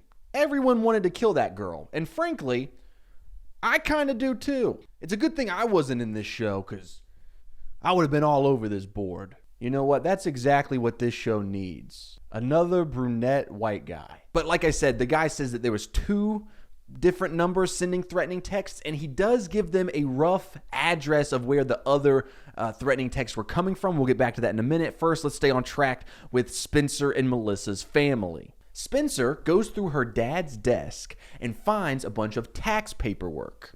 And in it, finds out that her dad spent $15,000 on something. Now, that is the exact amount of cash that Allison had stowed away in her bedroom. Now, Spencer thinks that this proves that her dad was being blackmailed by Allison. However, Spencer's dad talks to Spencer and explains that that money was not given to Allison. That money was given to a private investigator that he had paid to try to figure out what had happened to Allison after she disappeared. Now, when Spencer is like, why would you do that? He goes to protect Melissa. He says that Melissa had been texting Allison a lot of threats that summer, and he wanted to find what happened to Allison before Melissa could become a suspect in her disappearance. In this scene, Spencer's dad also finds out that his gun is missing from his desk. Now, we also find out that Spencer's mom implies that Spencer's dad isn't the one who came up with this idea. It was Spencer's mom.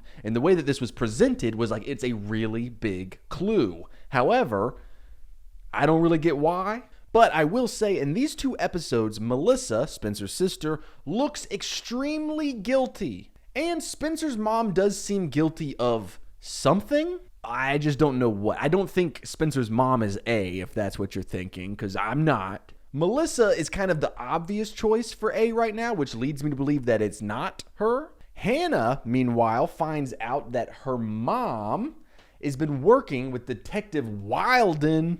It's pronounced Wilden, you know. They're working together to figure out who A is. And Hannah's mom and Aria's mom meet up to talk about it, because they both know about A now, and they're trying to get to the bottom of this. Oh, and A is watching the two moms have this conversation, by the way. So my thought process is maybe one of the moms or both of the moms get too close to some information about A, and that's where Spencer's dad's gun that A stole might come into play. Because you guys know about Chekhov's gun, right? But did you know about A's gun?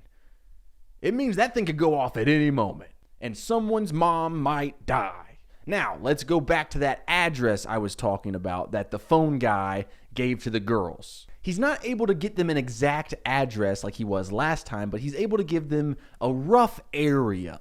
You know, because that's super helpful. But he gives them the rough area, it leads them to a street, and on that street is a creepy doll hospital. So the girls are outside of this creepy doll hospital. It's closed. They're trying to look into it. Aria is cold and puts on a coat. The only coat available is Allison's old red trench coat that she would wear when she was Vivian Darkbloom. The second Aria puts on the coat, a guy walking by goes, "Vivian?" And she's like, "You know Vivian?" Aria meets with the guy. His name is Duncan. Turns out he was friends with Allison. And he even knew her real name. Like, he didn't know her just as Vivian. He knew her as Allison as well. Aria breaks the news to him that Allison is dead. And he seems like really distraught about it. And, you know, she's like, "Yeah, this is the weekend that she disappeared." And he's like, "I saw her that weekend." And I was like, oh shit, dude. This Duncan guy just proved my theory that Allison was actually alive after she disappeared. But then we find out that he had saw her that morning. So, you know, she disappeared later that night. Turns out he's a pilot, and she had asked him to fly her back to Rosewood from Hilton Head. Now, the reason that this is so interesting is because it means that Allison was actually back in town hours and hours before she arrived later that day. Because, you know, when we saw the flashback of when she first arrived, she gets out of a cab, and they're like, "Oh, she's back." And she's like, "Yep, I just got home."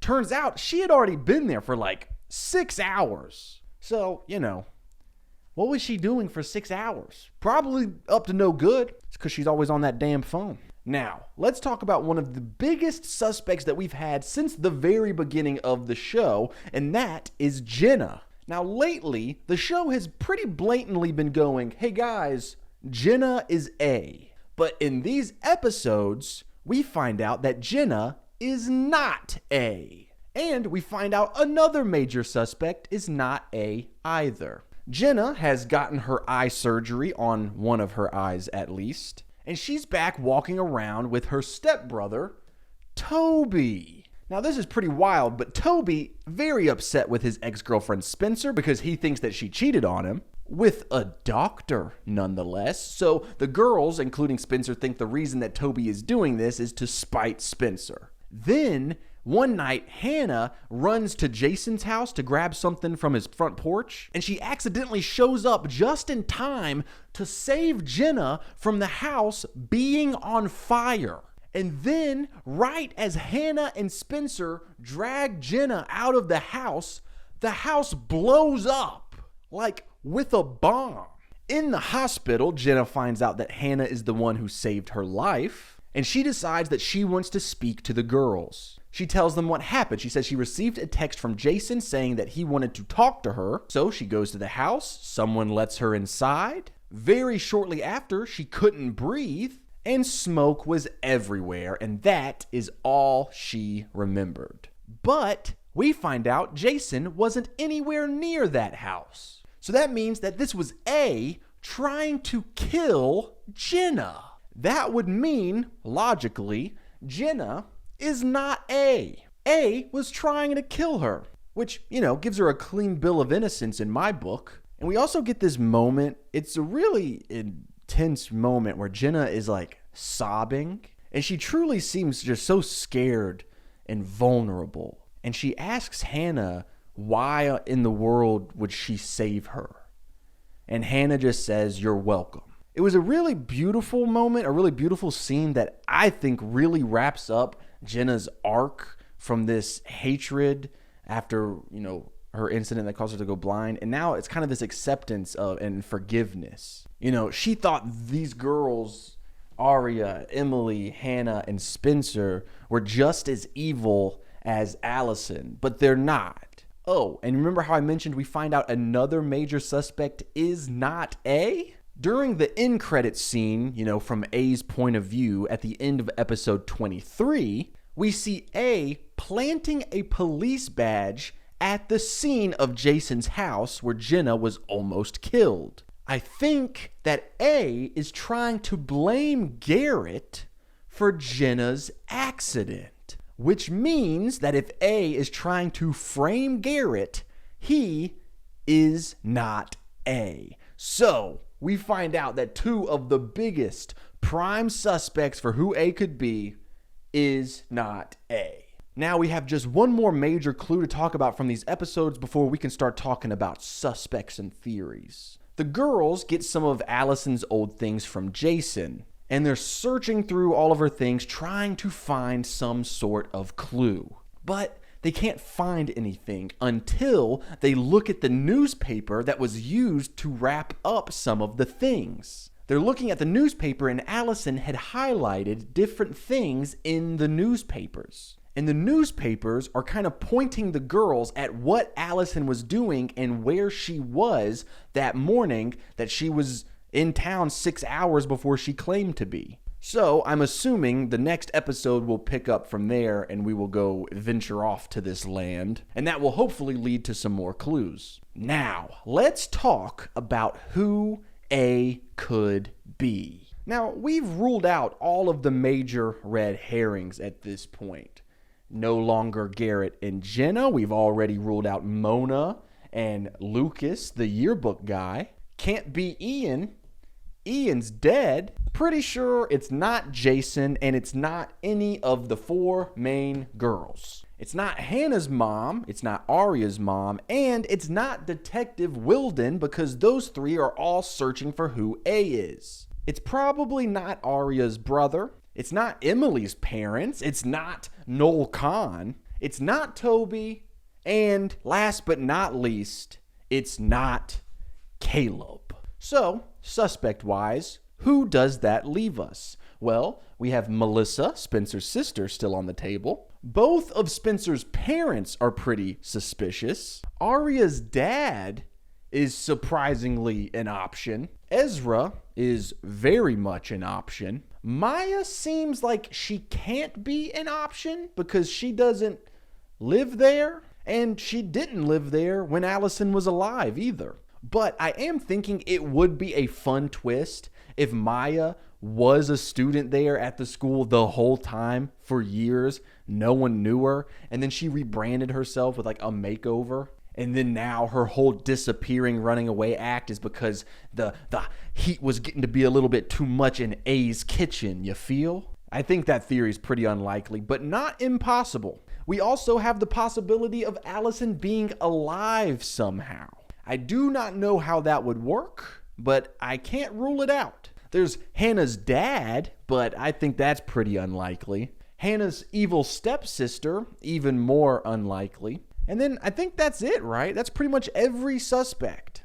That's pretty much every character in the show. So out of all of these options, who could it be? Who am I going to lock in? If it, of course, is the multiple personality theory that we've been cooking with, I think it would have to be someone other than the four girls, which in that case could open up all of the suspects once again. My thought process is that it's probably a guy. Because, I mean, you know, you have to be pretty strong to move Ian's giant dead body. And to be completely honest, no one on our suspect list really seems to be that strong. I mean, maybe Spencer's dad. I mean, I guess it could be Ezra. I mean, when I look at the remaining suspects on the wall, I don't really know how it could be anyone other than him. He is the only person on this wall that is pretty much disconnected from everyone else on the wall. He's seemingly the nicest guy ever. He's very attached to his English student, aka girlfriend, aka Aria, who just so happens to be one of the 4 main victims of A. And did I mention she's also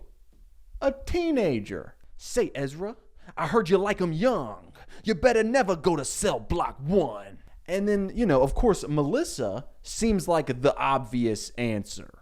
But is it too obvious? Just like it was way too obvious when Lucas and Mona in the flashback episode was essentially just like, hey, these 2 people are A. I mean, there's literally a scene in that episode where Lucas and Mona are talking, and they're like, she's gonna get what's coming to her. I mean, we're 2 episodes away from the season 2 finale, and it really does seem like they have been building up to the big A reveal. So, I mean, we could get the big A reveal as early as next episode, and then the last episode of the season is like doing some cleanup work for some extra mystery stuff. So I need to make sure that my guess for this section is really solid, because this could be my last locked in pick. And in this video, I have locked in a lot of different suspects. So who do I think would just be a good reveal? Spencer's mom might be a pretty cool A reveal. She was just trying to protect her family. She had to kill Allison. But then, how would she really be A? A really needs to be someone who is at the high school a lot. Ezra fits that category. I really do think that I'm going to lock in Ezra once again as my guess on who is A. But also, could Allison still be alive?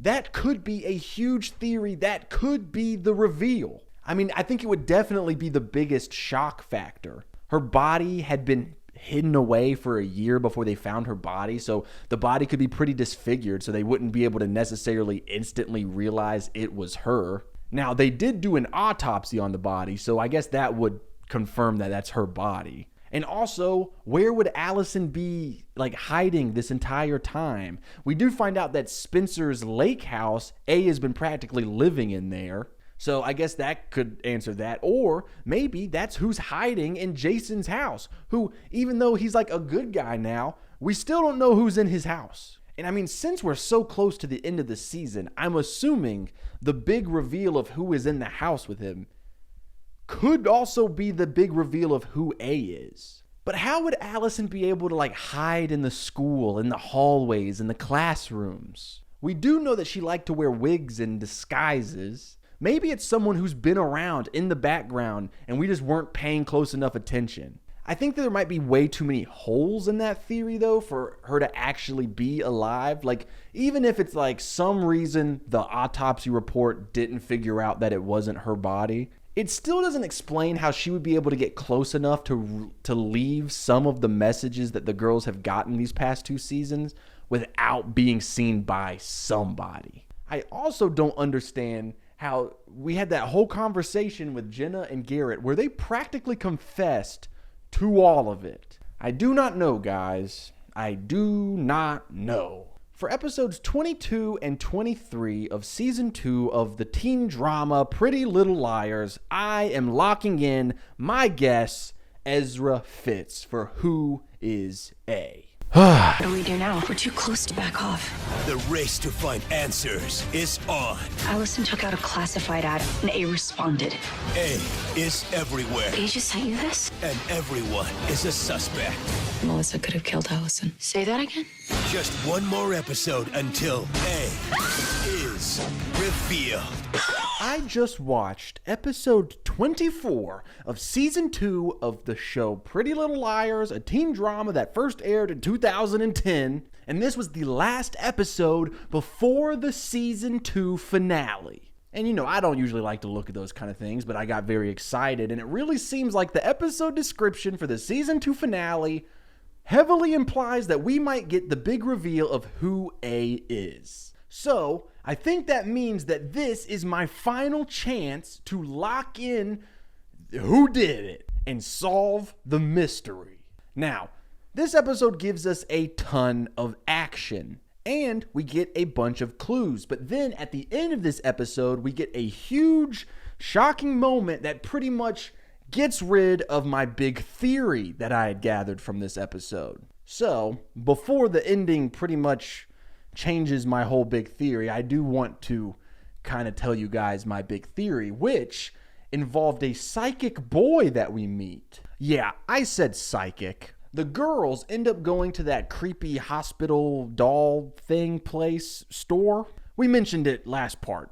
It's a doll hospital. And they go there because they find out that Allison had been communicating to someone through the newspaper. And we're pretty sure Allison was communicating with A. And the last little classified section of the newspaper of them communicating back and forth, they talked about where they were going to meet, and they were going to meet on that street. Now, at the doll hospital, we meet the old lady who runs it. But more importantly, we meet her grandson. And this kid, fucking terrifying. He seems to be some sort of psychic, and he knows all about Allison and how she was buried alive, which was private information known only by the cops, and, the autopsy wasn't public record. And he actually says that he warned Allison that someone was out to get her.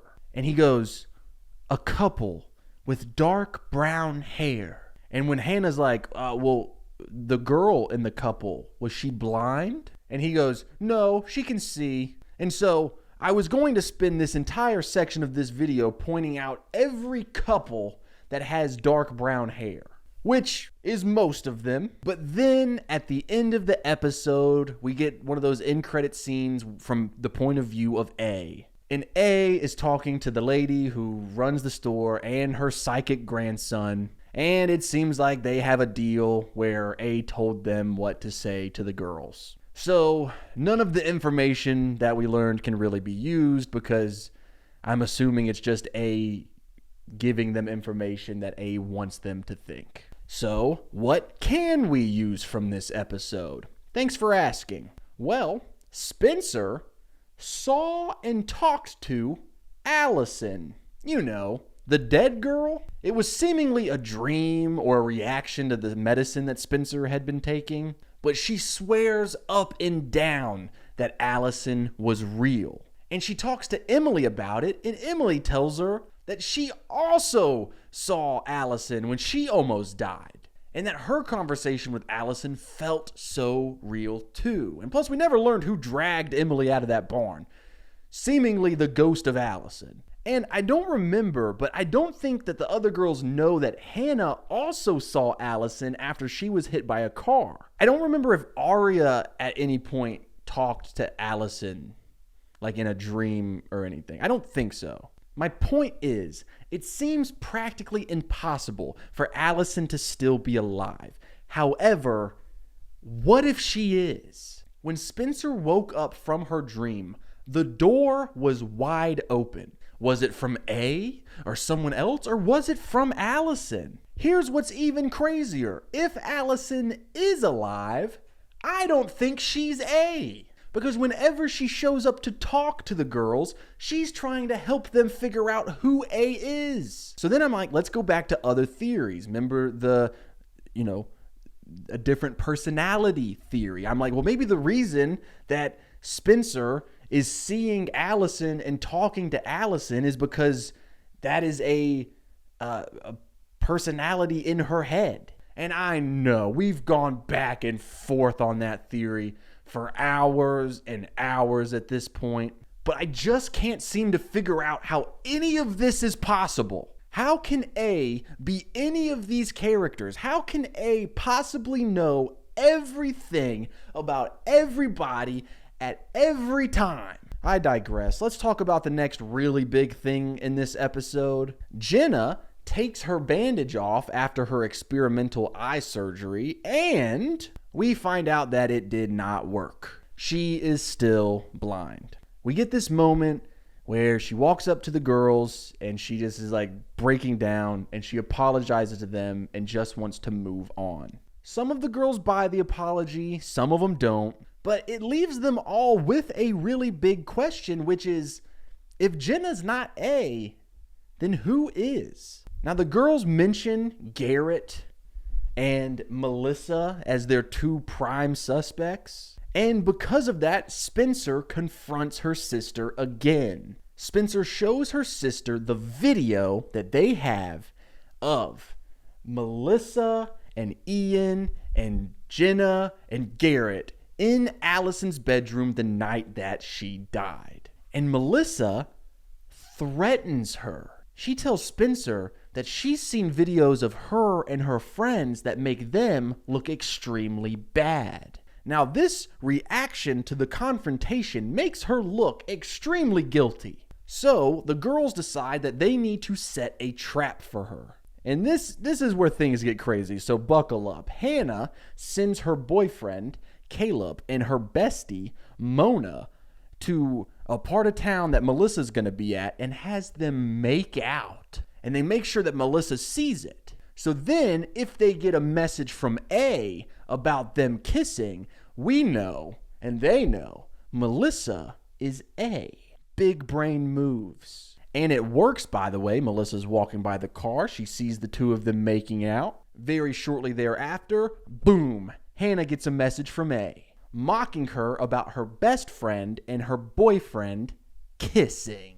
So they think that this definitively proves Melissa is in fact A. But Spencer is conflicted. I mean, it's her sister. They need more proof. So they go to the psychic kid to talk to him about what he knows. They go to the doll hospital place. No one's there, but they manage to get inside. And it becomes a fucking horror movie in there, dude. The dolls start talking. We see a doll dressed as Allison, like half in the dirt. And the Allison doll is saying, "Follow me, end up like me," over and over and over. Then A is actually in there with them, starts pushing over shelves and stuff. It is actually, and I'm not joking, I'm not being hyperbolic, so scary. And if I'm being completely honest, this show is really hitting its stride. Really great stuff. After that, Garrett and Melissa are seen kissing. And then the cops show up and arrest Garrett for Allison's murder. You know how many times someone in this show has been arrested for her murder? A lot. Almost never for the right reasons. This time it was because Jenna took the autopsy report that Garrett had given to her to destroy, and Jenna gives it to the cops and she's framing Garrett. Oh, and get this, guys. I'm pretty sure Jenna can see, I think. I'm not positive, but we get a really close-up shot of her eyes, and then she swats a fly. So, you know, in my eyes, well, her eyes, I think she can see, is what I'm saying. And she's playing everyone for some reason, right? But what could the reason be? Maybe that she actually is A. Maybe it was a double fake-out. Hey, she confesses to being A practically. Psych, she can't be A. Haha, psych again. She is A. But if I'm being honest, I don't know. I feel like that would be disappointing, be kind of obvious. I also don't think Melissa is A, even though she was acting super suspect. Now, let's talk about my favorite suspect and the one that I've locked in quite often lately, Ezra Fitz. In this episode, Arya gets in a huge fight with her parents about everything that's been going on. They try to send her to boarding school. Arya threatens her dad and says that she's going to tell everyone about his affair with his student. And when she does that, she pretty much blows up her whole family. Her mom is ashamed of her. Her dad is heartbroken. Her dad then gets Ezra fired from the college that they both work at. And then the last thing that we see of Ezra and Arya in this episode is that they break up. And then they have sex. Now remember, he's like, I don't know, 22, 23. She's 16. If he's not A, what are we doing here, guys? I also want to pose the question of who has been in Jason's house? We have yet to get the big reveal about that. Maybe we will next episode, and maybe it could be A, but it's a big question. I have no idea who A is. I have no idea who A could possibly be at this point. I feel like there has to be someone up here or someone that I forgot to put on the wall that is just like, I'm just overlooking. Like maybe like Arya's mom or something. I think that I would die, in fact, if it was Arya's mom turned out to be A. Because there's no way. I mean, who else? Hannah's mom? She's a pretty big character in the show, but is this even a good theory? Like, should I just point out characters I've never seriously suspected? Like Emily's dad. He's always gone because of the military. So, like, what if it's like, well, what if he's not in the military? What if he's actually just in the bushes spying on teenage girls? I mean, there is always someone like Maya who kind of has always given me the creeps a little bit. She's either run away or been killed by A, I think. We don't know yet because she keeps texting Emily. Caleb just doesn't seem like a good choice because he didn't even really show up until season 2. So that means that all of season 1, we were spiraling trying to figure out a mystery when we hadn't even actually met the main suspect. There's always the possibility that it could be one of the main 4 girls. If it was one of the main 4 girls, they would have to have a partner because there's no way they could do it themselves. We've seen A or glimpses of A at the same exact time that we've seen all 4 girls together. I really thought that I was the greatest detective on YouTube. But Pretty Little Liars has proven me to be the worst detective on YouTube.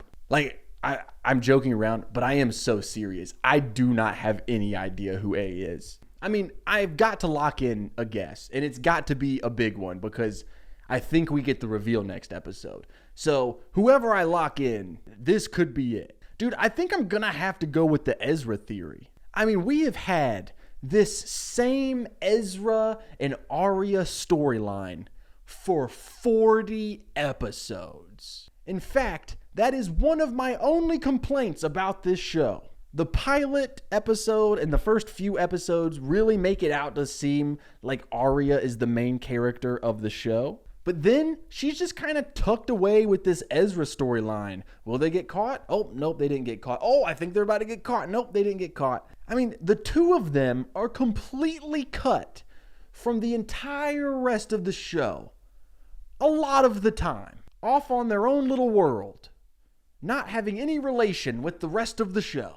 Dude, in 2 seasons, do you know how many girlfriends Emily has had? Emily has had so many girlfriends and a boyfriend that we got repeat girlfriends. Twice. Hannah has had a ton of different love interests, finally settling on one that I think we all agree is very dreamy. Spencer has had a few love interests, but, you know, we've settled with Toby. Big fan of Toby.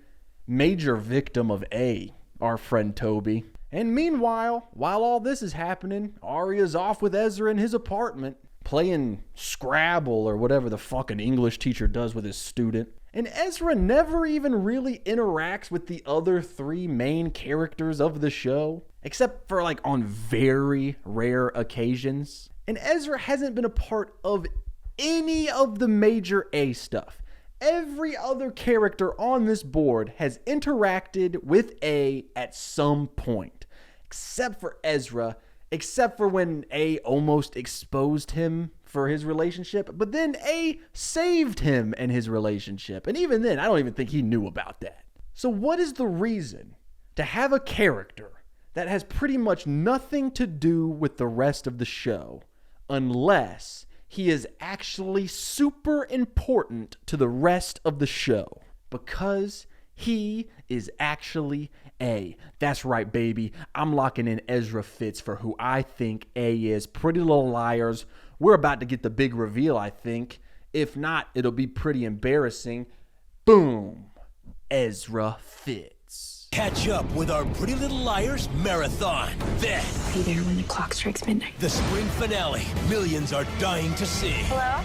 We didn't come this far to give up. Finally, A is revealed. Oh my God. Anna, no! Okay, guys, I was wrong. I messed up. I messed up big time. I feel really stupid. But also, I feel like I didn't get any answers. So, let's talk about the elephant in the room, or should I say the elephant in the room. Mona is A. And so, yeah, that's it. Mona is A.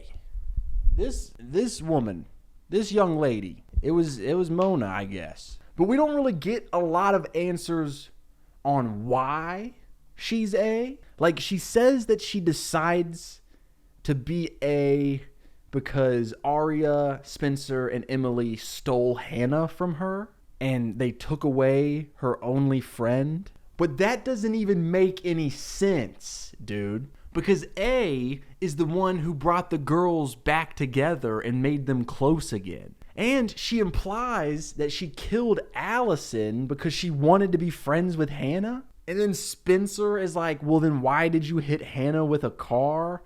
And she says some fucking parable about it's easier to forgive a friend than an enemy. Or I think she said it the other way around. It's easier to forgive a enemy than a friend. And then also Jenna meets with Mona, I think. And so it seems like Jenna was working with Mona as A. And then at the masquerade ball, which, by the way, this whole episode takes place at a masquerade ball, we see Lucas with Jenna. So does that mean that Lucas was also working with Mona? I mean, that's the thing, dude. This episode didn't give us any answers other than the fact that Mona is A. Which even that, dude. So Mona apparently has some sort of mental disorder that, mixed with her hyper intelligence, allows her to seem omnipresent, and that's how she's able to know everything all of the time. Which I don't know what that means at all. I think it means that she was like so smart, and she watched the people in the town so closely and often that it got to the point where she was able to just kind of like correctly assume everything that they did in their lives. I don't get that at all, though. I need answers. We didn't get any answers. I want to know what Ian and Melissa and Garrett and Jenna were doing in Allison's bedroom the night she died. I want to know if Mona killed Ian. How did this young lady drag his heavy dead body by how did she do that? There's a million mysteries that we've been going through from season 1 through season 2, and I don't have answers to any of them. We get this point where Mona is trying to get Spencer to join Team A. So that leads me to believe that A is a bunch of people, and it's insinuated that like Lucas and Jenna were a part of this. I am somehow more confused now that I know who A is than I did before I knew who A was. Also, I would like to point out, I locked in Mona in season 1. Like, the pilot episode, like the first couple episodes made it look so obvious that it was her. And then I don't even remember what happened, but I seemed so confident that it couldn't be her for some reason. I just can't remember why. Because, like, I think at one point I nailed the whole, like, she was the bullied girl who gets revenge and wants to become the popular girl or something like that. I think I said that, right? But just to be clear, and I want to make this extremely transparent, I did not solve this. I mean, by the time we got the reveal that Mona is A, I don't think I even remotely guessed it was her. And that's a whole nother thing. At the end of this episode, and this is probably going to infuriate me and you, if I would correctly assume, if maybe my hyperintelligence could make me omnipresent and understand what you're thinking right now. At the end of the episode, Mona is in a psych ward and someone visits her. And Mona says, "I did everything you told me to." So, does that mean Mona's not fucking A? Or is Mona A and there's like a new big bad that's been above A? Maybe they're B. So like, I guess the mystery's not done. Like we still have something to solve, which is to be expected. This show has like 7 seasons. Oh, and another thing, they find another body. This time, the body belongs to Maya. Here, hold on. Maya's dead. Emily's girlfriend. Now, I did kind of guess that that was the case because I was pretty sure that Maya's texts to Emily were just A pretending to be Maya. It's the exact same thing A did with Ian. So does that mean that Mona killed Maya? And if Mona killed Maya, why? Or is the new big bad that we meet at the end in the psych ward, is that who killed Maya? Oh, hey, worst thing that happens in this episode by far though, Ezra and Arya are still together. Some other spark notes from the finale. I'm very upset, but I do love this show, by the way. Toby, not actually upset at Spencer at all. He was tricking A. He had to really sell it to make it look like he hated Spencer, so that way he could run off, find the therapist lady. Remember the therapist? Therapist comes back and helps save the day. Did I solve Pretty Little Liars before the reveal? No, not even close. But not yet. There's still mysteries to solve. Who is the holiday killer? That is the mystery to be solved in the Batman movie, The Long Halloween. I love Batman. I mean, who doesn't love Batman? But even though I love Batman, I have never read or seen the movie adaptation of the famous Batman story, The Long Halloween. Now, I have tried to solve a lot of mysteries here on this channel, and that made me think, hey, since it's Halloween week, maybe I can try to solve this mystery before the world's greatest detective. Maybe I am the world's greatest detective. Or maybe I'm the world's worst detective. If you're new to the channel, this is how this is going to work. I will be watching the 2021 Batman The Long Halloween movies. There's two, part 1 and part 2. And while I'm watching these movies, I will take breaks throughout to come into the studio and break down my thoughts, suspects, theories, and clues. And every time I pop in here, I'm going to lock in a new guess for who I think the holiday killer is. That way, when we get to the reveal at the end of this video, we can look back and see exactly how far or how close I was to solving the mystery. So with all of that out of the way, let's jump into watching Batman The Long Halloween Part 1. Alright, so I just finished watching the first 30 minutes of Batman The Long Halloween Part 1. And I figured now would be a good time to hit pause on the movie and come in here and break down what we've learned so far. Now, the whole thing kicks off when a guy gets shot in a bathtub. And then the person who shot him, we don't see who it is, but they used a gun with like a condom on the end of it, like as a silencer. And then they like sat a jack-o'-lantern on the ground beside the gun and the body in the bathtub. Now, I'm pretty sure this is our holiday killer that we are going to be trying to solve, but at the moment, we don't really know anything about them. Before we start breaking down all the suspects and theories, I want to point out that this definitely feels like an Agatha Christie novel. Like the idea of a person who commits murders only on holidays is very similar to like the ABC murders, which I think makes this a pretty unique Batman story. However, I do want to voice my concern. Usually, when it comes to Batman, if there is someone running around called the Holiday Killer, it's usually just some villain called the Holiday Killer. Like, I'm a bit worried that there's not like a big reveal here, that it's not a mystery, that's just gonna get to the end and it's like, oh, it's a new villain called the Holiday Killer. Like, you know, you're not trying to unmask Joker. Like, it's just Joker or Scarecrow or whoever it is. Like, we know, you know what I mean? However, we are going to push forward as if there is someone to be revealed at the end of this mystery. The person who was shot and killed on Halloween was a guy named Johnny Vitti. Vitti is a part of the Carmine Falcone crime family. He was Falcone's nephew.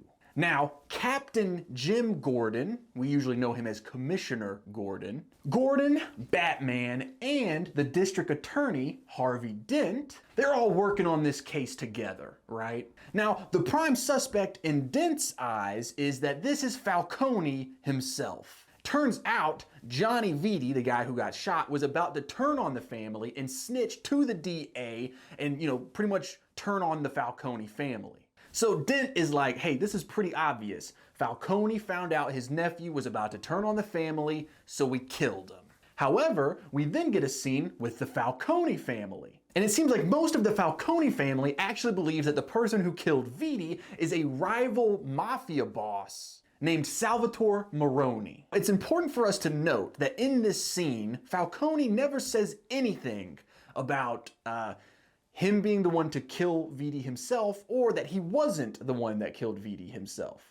In fact, he's feeling very passive about the whole thing. Like, he doesn't seem in a hurry to retaliate if it was this other mafia boss. Now, that could very well be a clue to mean that Falcone did in fact kill his nephew himself, and that's why he doesn't seem like in a rush for retaliation. And maybe he's just keeping it to himself. He doesn't want to tell the rest of the family because he doesn't want them to know that his nephew was about to turn snitch. So, right off the bat, no pun intended, just kidding, extra pun intended, we already have some pretty major suspects. Falcone, a rival mafia boss, Moroni, and, well, that's about it right now. And I believe that Falcone is our first major red herring in this mystery. He is the prime suspect in the eyes of the district attorney, and he is the prime suspect in the eyes of us, the audience. If you don't know what a red herring is a suspect that is used to distract us from who actually did it.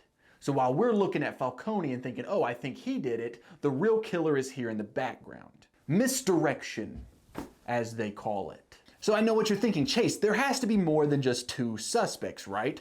Right, and we're about to get into those. Let's talk about Harvey Dent, the district attorney that I keep mentioning. Now, Batman fans know that this is Harvey Dent, the district attorney, who will then become Two-Face, one of Batman's rogues. But in this story, he is not Two-Face yet. He's just the district attorney. He's a good guy.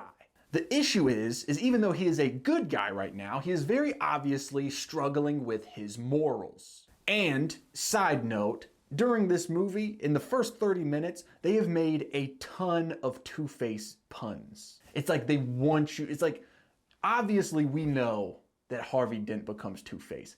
And the writers know that we know that Harvey Dent becomes Two-Face. But they really want us to know that they know that we know. You know? Like, Dent will say something like, I'm of two minds of it. I digress. My point that I'm trying to make is that Dent is very obviously struggling to be good. We have this scene where Catwoman has taken Batman and Harvey Dent to a Falcone warehouse where there is a ton of money stashed away. And Batman and Harvey Dent know that they need to get rid of all of this cash. The problem is they know that the mayor and some of the cops are corrupt. And so they don't know if they can trust them to handle it properly. So Catwoman is like, hey, just burn it to the ground. Now, Dent seems torn by this decision. He doesn't know if he wants to do justice like that. Does he want to be a good guy who has to do bad things? You know, he doesn't want to act like a criminal in order to stop a criminal. And so Dent and Batman throw it up to chance. They flip a coin. Dent tosses a coin, it lands on heads, they burn the money and the warehouse to the ground. We then, shortly after, find out that Dent used a trick coin. Both sides of the coin was heads, which shows us that he wasn't actually of two minds on whether he wanted to burn the money or not. He very obviously wanted to burn down the money, but he wanted it to look like he was torn by it. So, the obvious theory here is that Harvey Dent, the district attorney who is tired of doing things the right way, is trying to clean up the city by any means possible. Even if that means killing members of the Falcone family himself. Now, I think that this is a very good theory, especially because we know that Harvey Dent goes on to become a major Batman villain, you know, played by Tommy Lee Jones. But my issue with this theory is, why would Dent kill his star witness the day before he's about to turn? If he wants to bring down the Falcone family, he could have done it using that witness. Killing the witness only seems to make things more difficult. Which leads me to my next suspect that we coincidentally just brought up, Catwoman. Now, Catwoman is helping Batman a lot so far in this movie. And it's kind of insinuated so far, I don't know for certain, but I think in this version, Batman and Catwoman are like seeing each other, and so is Bruce Wayne and Selina Kyle. Surely you know this, but if you do not know, Bruce Wayne is Batman's real name. Selina Kyle is Catwoman's real name. Surely Surely you're watching this video. That being said, even though Catwoman seems to be a little bit more of an anti-hero in this version, one of the good guys almost, it definitely seems like Catwoman has a bone to pick with the Falcone family. Now, maybe she has a self-serving reason to be helping Batman try to bring down Falcone, or maybe Catwoman is just in love with Batman, and that's why she's trying to help. The theory here is if it is Catwoman, then Catwoman is becoming the holiday killer in order to kill Falcone's nephew, Vidi. I just don't understand why Catwoman would need to come up with a new persona in order to pull this off. It seems like Catwoman could just kill herself. Unless, of course, she doesn't want Batman to know that she's the one doing it. So maybe that could be it. I have two more small suspects and then my major suspect. At the end of Halloween night, after Batman and Dent have burnt down the warehouse with all of the money, Dent goes back home to his girlfriend or wife, I don't know, his romantic partner. And she seems like super depressed, very upset, very sad. And she's acting pretty weird. They're having a conversation. She says something along the lines of, "Please don't leave me." Not in the sense of like, don't break up with me. In the sense of like, don't go back to work right now kind of thing. And she just spends all of Halloween night just hanging out in her backyard of the house. And right when the two of them are about to go into the house blows up. Now, my theory is somehow she is involved in some way. We get several scenes of her acting sad or mysterious, and we've only seen 30 minutes of the movie. So the fact that it comes up that often means we should probably be keeping an eye on her. My current theory is maybe Falcone is blackmailing her into helping him, and maybe like she's the one that blew up her house, and that's why she was like pleading with her boyfriend or husband, Harvey, to be like, don't leave me. Like, I need you here to protect me because I'm being blackmailed. Now, my other small suspect, or should I say suspects, is that we time jump ahead to Thanksgiving.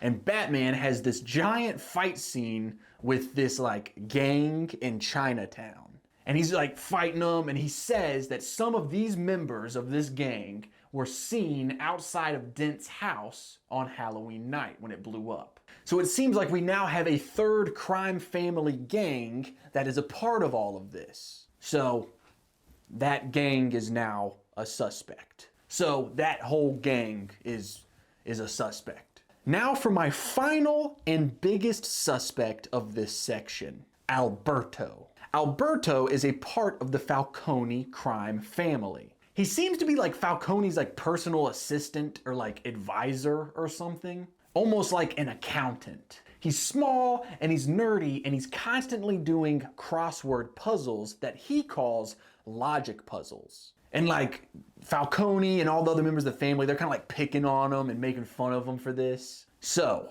here is my theory. Why would this movie be showing us a character that seems to have no significant value, who is constantly doing puzzles in a movie where we're trying to solve a mystery? I think they want to make sure that we see Alberto and his puzzles because he is a major part of this story. Every time we have seen Falcone so far in this movie, Alberto is right there in the background, just doing his puzzles, and it is always getting pointed out. Maybe Alberto found out that Johnny Vidi was about to turn snitch and decided to take care of the problem himself. Or maybe he killed Vidi because he's sick and tired of the Falcone family constantly harassing him and berating him. So he's like getting revenge on them.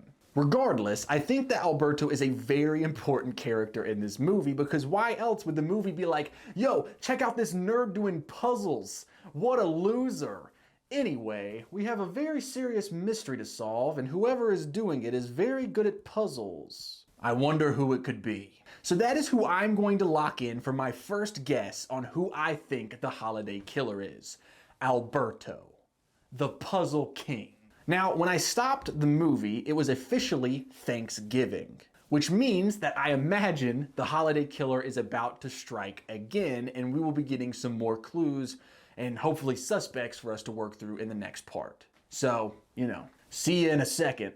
Okay, so we are officially on the next holiday, Thanksgiving. And we have got some answers to some questions. And then we also have some more questions. So the guy that Batman was chasing down right before we paused the movie last time is a guy named Mickey Chin. Now, Batman is pretty sure that Mickey is who Falcone hired to blow up Dent's house. That would turn out to be true. However, Mickey failed. Well, I mean, he didn't fail to blow up the house, but I think his objective was to kill Harvey Dent, you know. And so he blew up the house just fine. It's just Dent wasn't in the house. We then see a moment where Falcone has sent Mrs. Dent, turns out it is his wife. Falcone has sent flowers to her in the hospital room. Now this seems to really upset Mrs. Dent, and Harvey, well, it really sets Harvey off. And he's in the hospital after almost getting blown up, so. Now the insinuation at this moment is maybe Harvey's wife had something to do with the blowing up of the house, and now Dent is suspicious of his wife because Falcone has sent her flowers. So maybe he's like, are you in on this? But then we find out that Falcone did not send those flowers to Harvey's wife. Alberto did. Oh, and by the way, I thought Alberto was like the accountant for the family. No, he is Falcone's son. You see, Alberto seems very upset that Dent is still alive even though his cousin, Vidi, is dead.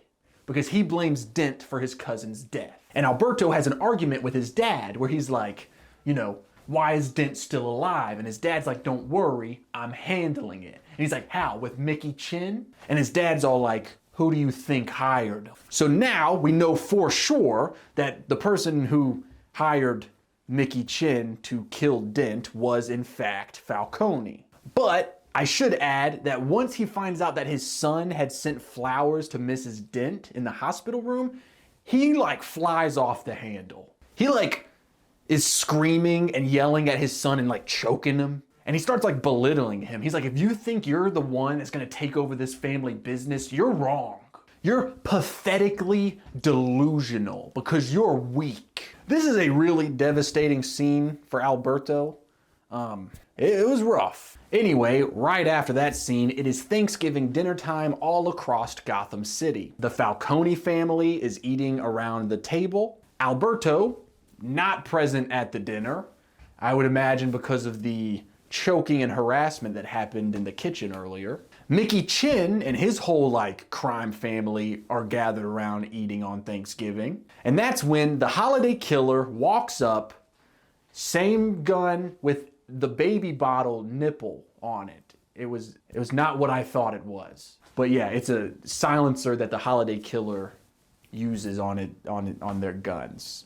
So, holiday killer wipes out the whole gang. Mickey Chin, the whole family. Now, I feel like obviously the killer is Alberto. He's not at his family's Thanksgiving dinner right now. He just got belittled by his father, Falcone, the father of the crime family. And now, all of a sudden, the men that his father hired to kill Dent for killing their family member are wiped out? Now, I could be wrong about this because I have a ton of other suspects to talk about. Batman runs into Solomon Grundy, born on a Monday, in the sewer of Gotham. Now, not much happens here, but like we officially know that Solomon Grundy is like a part of this now. We also see Batman and Gordon go to Arkham Asylum. They're there to see Calendar Man on Christmas Eve. That's right, we do another time jump from Thanksgiving. Now it's the next holiday, Christmas Eve. And the reason that Batman and Gordon are there to see Calendar Man is because right now we are at 2 deaths on 2 different holidays. Rumors are spreading around about the holiday killer, the killer who kills on holidays. And now, Christmas being the very next day, they've got to do something. So, logically, they decide to go visit the supervillain that is obsessed with calendars. You know, obviously. Calendar Man actually insinuates that Harvey Dent is a suspect. Now, this is something that Mickey Chin also insinuated earlier before he got killed. And it seems like Batman and Gordon are both hesitant to admit it, but Harvey Dent does seem to be a pretty big suspect. And then Calendar Man is talking and he says something about a joke. That sends Batman flying through Arkham Asylum to where he gets to the Joker's cell, and Joker has escaped. In his bed, the Joker's bed, all that's there is a newspaper that has Harvey Dent's face on the front. And so, I'm assuming that's where he's headed. Now, what makes this so fascinating is because now the Joker is a player in this game. This is getting insanely complex. It was already pretty complex because we're dealing with these different mafia bosses and the family members, and it's starting to get confusing, and now we're also throwing in the Joker. Well, Joker goes to Harvey Dent's house and starts to attack him. And Joker says the reason that he is there is because he's sending Dent a message. And then Joker pulls out a gun that has the little baby bottle silencer on the end of it. That's the Holiday Killer's MO. And Harvey's like, where did you get that? And Joker's like, why? Missing one? So now the Joker is implying that Harvey Dent is the Holiday Killer. Then we see Joker attack the Maroni crime family, and then he goes and attacks the Falcones. And it really gives off the impression that the Joker is also trying to figure out who the Holiday Killer is. So that would logically lead me to the thought that, okay, if the Joker is trying to figure out who the Holiday Killer is, then that must mean that the Joker is not the Holiday Killer. Now, I paused the movie right after we see the Holiday Killer commit their Christmas kill. Joker runs out of this building and he's being chased by Falcone's best bodyguard. And after Joker disappears, the bodyguard standing outside, Holiday Killer walks up, bang bang. The Holiday Killer leaves the gun with the baby bottle silencer next to a snow globe and the body. The only difference on the scene of the crime this time is that because the Joker was there, there's a ton of Joker cards laying around underneath the body and stuff. So what does this mean? We have several more iconic Batman villains on the table now. Joker, Calendar Man, Solomon Grundy. We even get some shots of the Penguin and Scarecrow. And I think we see a couple others in Arkham as well. Now, it seems like Batman's prime suspects in this mystery so far is Falcone and, reluctantly, Harvey Dent. But to be honest, whoever the Holiday Killer is, I'm very confused by their motives. At first, they killed someone who was about to snitch on Falcone. Then, the gang that failed to kill Harvey Dent for Falcone gets killed. So, up to that point, it would make sense for the Holiday Killer to be Falcone, or at least someone close to him. But then Falcone's bodyguard, and most likely close family member, gets killed. Why? Well, let's look at Batman's two major suspects. Falcone himself, right? It would make sense for him to kill a guy who was about to rat. It would also make sense for him to kill the people that failed to do what he hired them to do. But why would he kill his closest bodyguard / family member? This seemed to be his guy.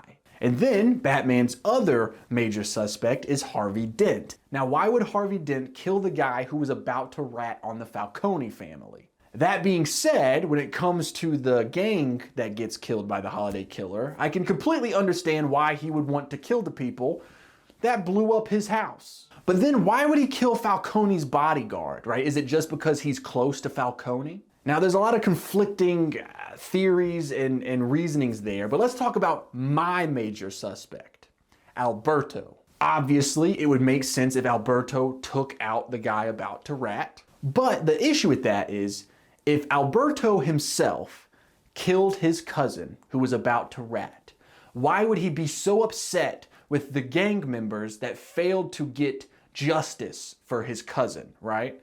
Because he was upset that Mickey Chin and that gang didn't kill Harvey Dent because he thought that Harvey Dent was the reason that his cousin got killed. But if he is the one who killed his cousin, there would be no need for that animosity. And also, why would he then kill his dad's bodyguard? My only theory when it comes to that is that when Alberto was getting strangled and yelled at by his father, we see a shot of the bodyguard just kind of chilling, reading the newspaper while that's happening. So maybe he was like getting some revenge, you know what I mean? If the theory is Alberto is getting revenge on the crime family for how they treat him, that would make sense. I don't know, that theory doesn't feel quite as strong as it did last section, but you know, we're still cooking. And now we also have the Joker to worry about. Now I'm pretty sure he's just trying to figure out who the holiday killer is. And so that would mean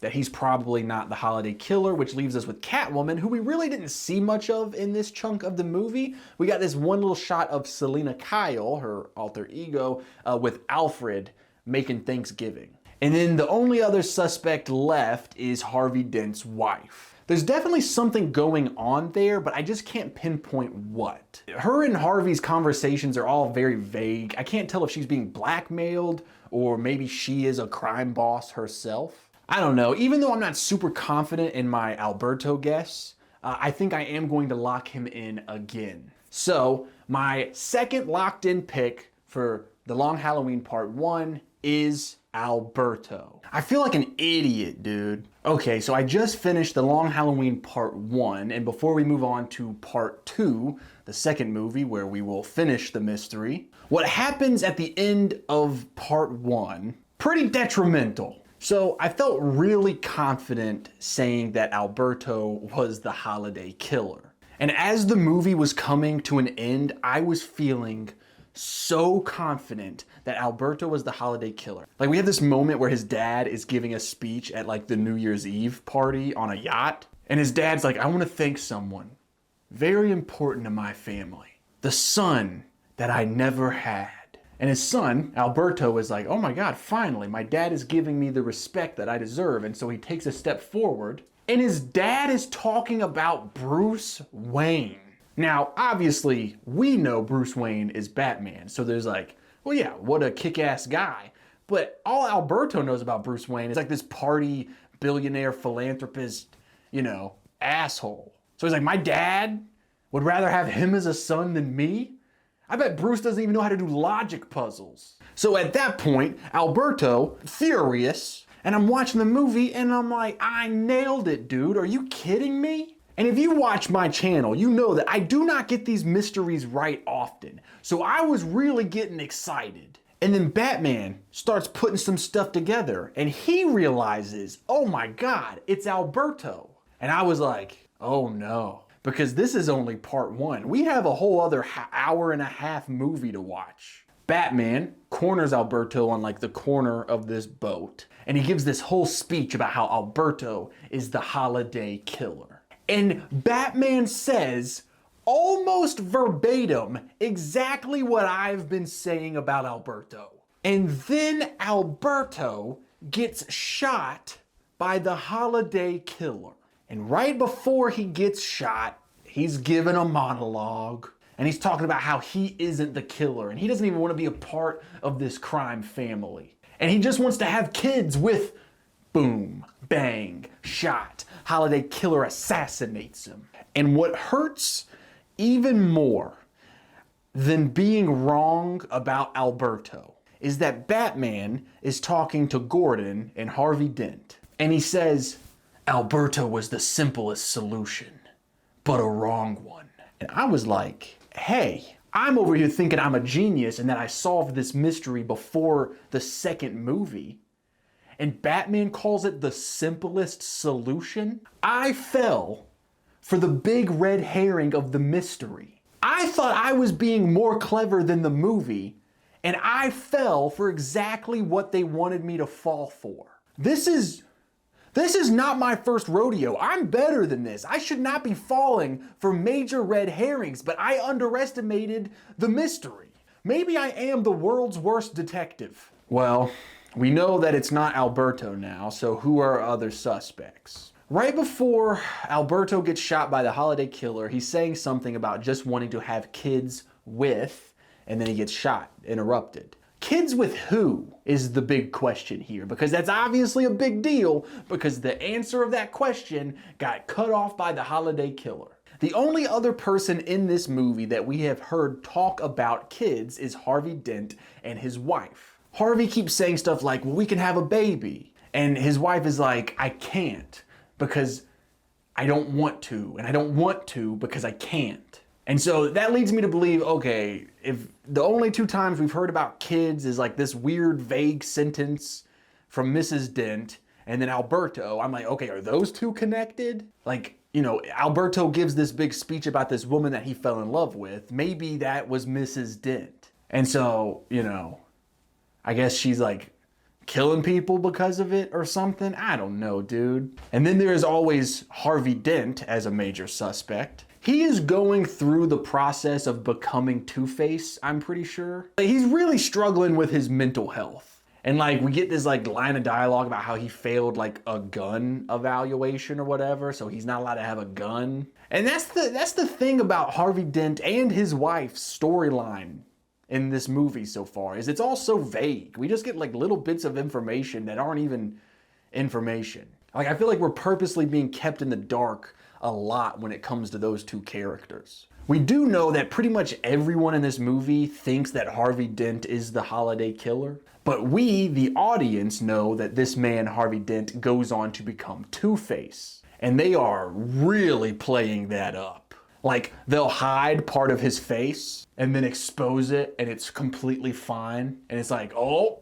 we expected him not to have that half of his face. And him and his wife just seem to be having like marital problems. But it's really just so cryptic, and I would be really surprised if Harvey Dent ends up being the holiday killer. Mostly because so many people suspect that it's him, including Batman. Meanwhile, Joker is trying to kill the holiday killer because Joker sees him as competition. And I think he's fascinated with the puzzle of who the holiday killer really is. So again, pretty sure it's not Joker. Also, we get the chance to see the holiday killer a little bit, like running around, and it's a huge guy. Like it's a big guy in a big coat with a hat that kind of covers his face. And it looks a lot like Harvey Dent, but to be fair, every guy in this movie looks identical. Bruce Wayne and Harvey Dent look identical in this movie. They also like sound very similar. The only difference is Bruce has like permanent eyeliner. We get an end credit scene in this movie and we meet Falcone's newest associate, Poison Ivy.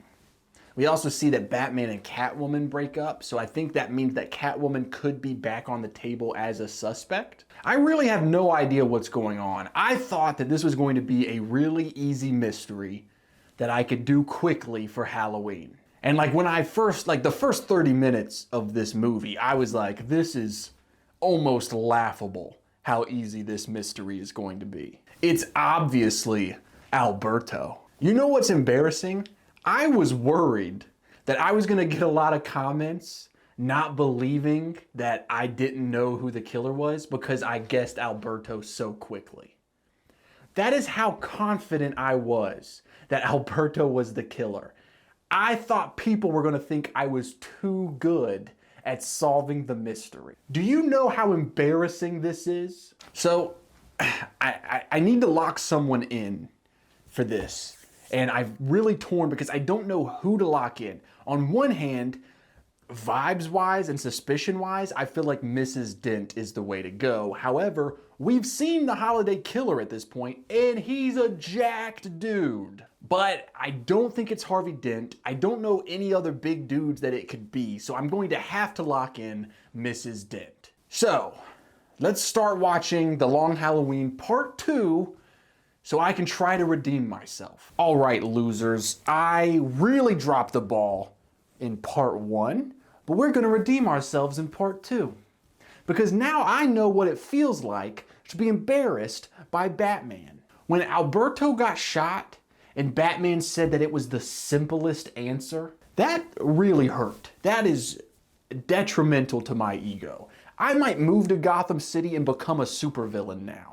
Okay, anyway, we jump back into the story and it is Valentine's Day. Some Maroni gangsters get shot up. We jump forward again to St. Patrick's Day. We get another kill from the holiday killer. And the whole time that this is happening, Batman is out of commission because He is under Poison Ivy's influence. And she's like using her charm to make him sign over all of his Wayne Company stuff to Falcone. And that just goes to show you that even Batman has a weakness.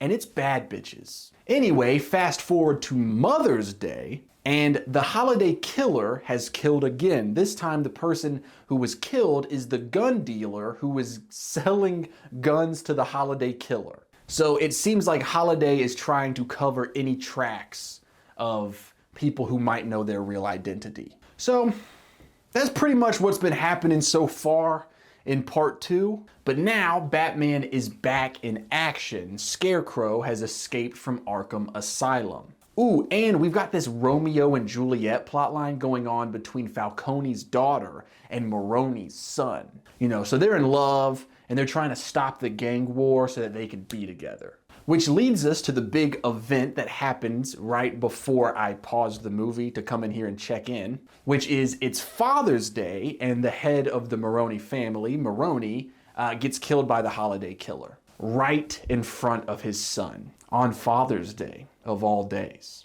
So what is our suspect list looking like? We have our usual suspects on the list, but we have some newcomers. A lot of people seem to believe that Harvey Dent is Holiday. Even before Maroni dies, he insinuates that Dent is Holiday. Or if he isn't Holiday, he's Batman. And I think since so many different characters in these movies have pointed out that Dent is Holiday, or could be Holiday, then we pretty much should throw him off the suspect list. Then we have Dent's wife. I still think that there's something shady going on with her. However, I've learned my lesson from the whole Alberto fiasco from part 1. Obviously, this movie knows how to do a proper red herring. I didn't think that they could, and that's how I fell for the Alberto one so hard. And I don't want to get burned again. Dent's wife is super suspicious this entire time, and I think it's, you know, on purpose to make me fall for it. Well, not just me. They didn't make the movie with just me in mind. I meant the royal me. Us. The audience. Next on the suspect list is Falcone himself. I really do not understand why he would want to kill his friends and his own son. I could be wrong, of course. He's a pretty gnarly guy, but I just don't see that happening. However, we need to at least keep him on our suspect list because Holiday just killed the head of the Maroni family. And we had gotten this weird scene where Falcone hired this goon to do something. We just see him hand a bunch of cash to this goon. And it's kind of insinuated that this goon might be Holiday. Since we're talking about Falcone, this is a good segue to talk about a new suspect, Falcone's daughter. Now she shows up on Father's Day, that's a holiday, and she wants to be involved in the business. He tells her no. Now, like I mentioned before, it seems like it's really framed like the only reason she wants to be so involved in the family business is because she's trying to end the war with the Maroni family because she is in love with the son of Maroni. However, here's my theory. Falcone's daughter is the same build and size as the holiday killer. And she shows up right after Maroni gets killed. So maybe she is the holiday killer because she wants to show her father that she's capable, or she wants to be involved in the family business and he's not letting her. So she's like, fine, I'll do it myself. Now this is where we're going to get a little deeper. So the whole movies, plural, the whole theme of these movies are that the men work too much and neglect their wives and families. This goes from every character in this movie, from Harvey Dent to Gordon, and even Bruce Wayne himself. We see him have a bit of a family dynamic with Selina Kyle and Catwoman, and he is neglecting her to be Batman. We see Falcone neglecting his son. We also see him now neglecting his daughter. And all of the people who pursue a proper family relationship get tossed. Like Falcone's son. He doesn't want to be a part of the crime. He wants to have kids with, boom, dead. His whole big monologue is about how he fell in love with a woman, but his dad disapproved and scared her off. So if the theme of family and people neglecting their family, in particular men neglecting their families, then that means that there needs to be some sort of payoff to this theme. I think that the potential payoff could be it's one of the family members who is the holiday killer. Now, there are two obvious suspects here. That would be Mrs. Dent or Falcone's daughter. These are two of the women who are being neglected in the pursuit of business or work. And we also get this strange moment after Scarecrow escapes from Arkham Asylum, where Batman asks, "Who helped you escape?" And he says, "Mother." And it's Mother's Day when this happens. We also later find out that Falcone's daughter is the one who set up Scarecrow's escape on her father's orders. So that is a big clue that she could be Holiday. We also hear in the background of like a news broadcast that's happening on a TV that 2 people escaped from Arkham Asylum that night. We only know of Scarecrow. So that leads us to our last few suspects. The classic Batman rogues who are involved in this story. So far we have seen Joker, Catwoman, Scarecrow, Calendar Man, the secret escaped villain that we don't know the identity of yet, and Poison Ivy. Now I'm going to make a pretty big assumption here that might come back to bite me. I do not think that the Holiday Killer is an established Batman villain. I think that this is someone who's going to come as a surprise to even Batman. And once again, my main suspect that really comes to mind is Mrs. Dent. She keeps speaking vaguely about not being able to have a family. And she's not able to because she doesn't want to, whatever that means. But in a movie where we have already established that family is a very strong theme, this has to mean something. My theory is that maybe she is a victim of a Gotham villain attack in the past. Like maybe she was hit with the Joker poison gas or something. And maybe that has affected her health. I mean, she definitely seems depressed. She could be traumatized or have PTSD. And my only theory is maybe that's why she has become the Holiday Killer, because she is trying to get revenge on the people who traumatized her? Maybe? I don't know. Guys, this is all I've got. I think that the movie's new big red herring is Falcone's daughter, mostly because they drew her to be the same size and build as the Holiday Killer. So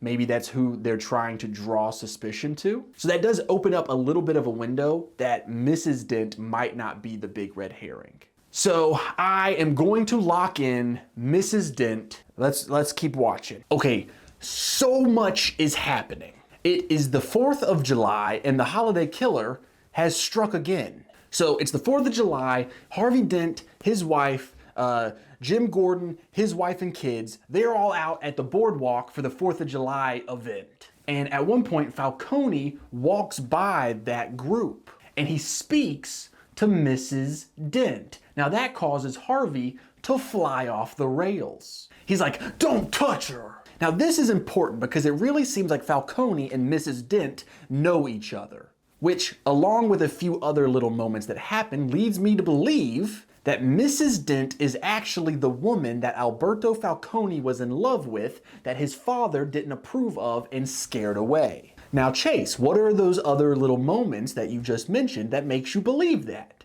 I'm glad you asked. At one point, Harvey and his wife are having an argument, and Harvey says something along the lines of, "Well, you can't go back to him now." Now that is a weird thing to just kind of blurt out of nowhere. My theory is that the person that she cannot go back to is Alberto, and the reason that she cannot go back to him is because he is now dead. Also, on the boardwalk on the 4th of July, we see the goon that we saw Falcone hire to do something last time. Well, that goon shows up and just starts shooting at Harvey Dent. But then it turns out when Harvey confronts him later, he's like, "Hey, if I wanted you dead, you'd be dead." So that means that he wasn't trying to kill Harvey. So if the goon was not trying to kill Harvey, why was the goon just firing off bullets at his direction? Well, who was standing beside Harvey?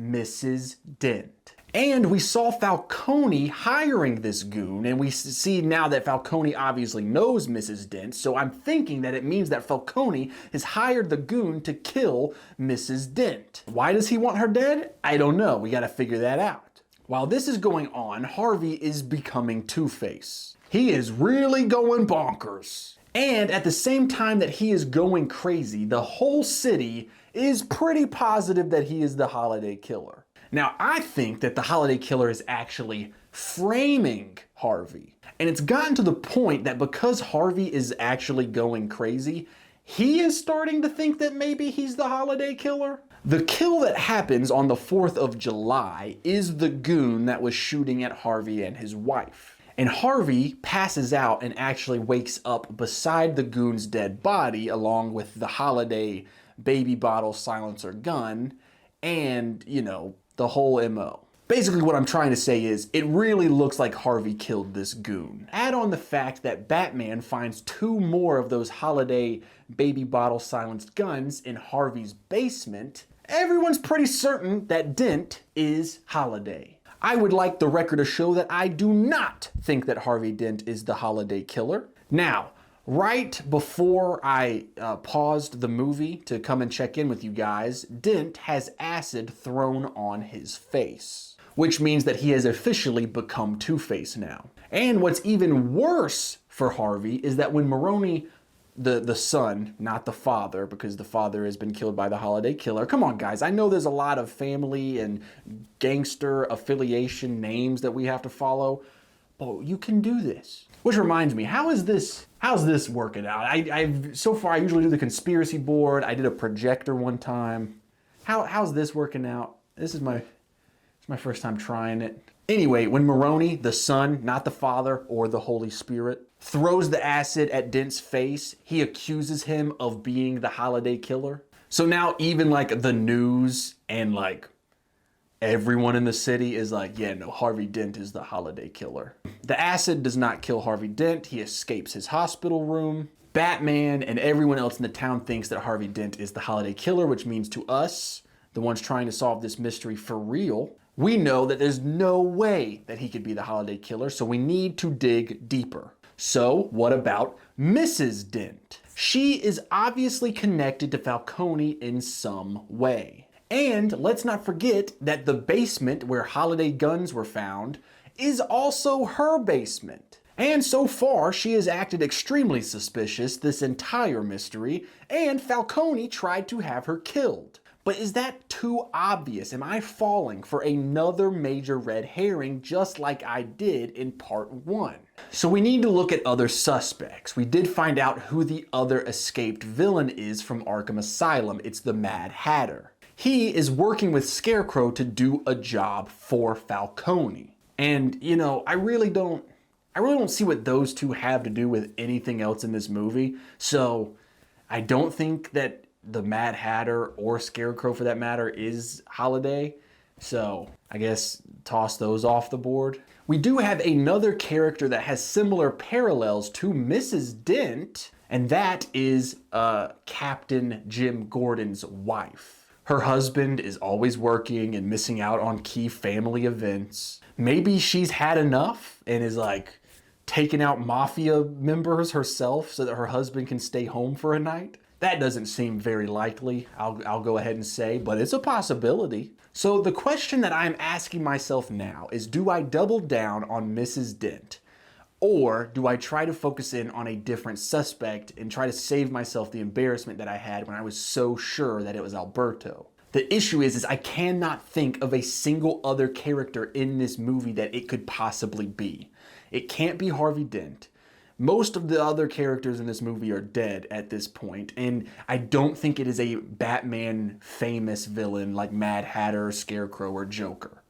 So I'm going to have to lock in Mrs. Dent once again. Okay, so I have officially stopped the movie with about 20 minutes left. So this is definitely our last chance to lock in the correct guess if we want to solve this mystery. This is our last chance to become the world's greatest detective. I'm gonna throw out some quick plot points to catch us up to speed, and then we're gonna go right back into suspects and theories. On Falcone's birthday, his sister gets killed by the Holiday Killer. Everyone else in the city is pretty sure that the Holiday Killer is Harvey Dent, who is now Two-Face. But then we see Maroni, the son, not the father, get killed on Labor Day right when Harvey Dent is standing there with Batman. Now that should prove that Harvey Dent is officially not the Holiday Killer. However, Batman has a theory that Harvey hired someone else to look like the Holiday Killer while he was standing there so that way he would have an alibi.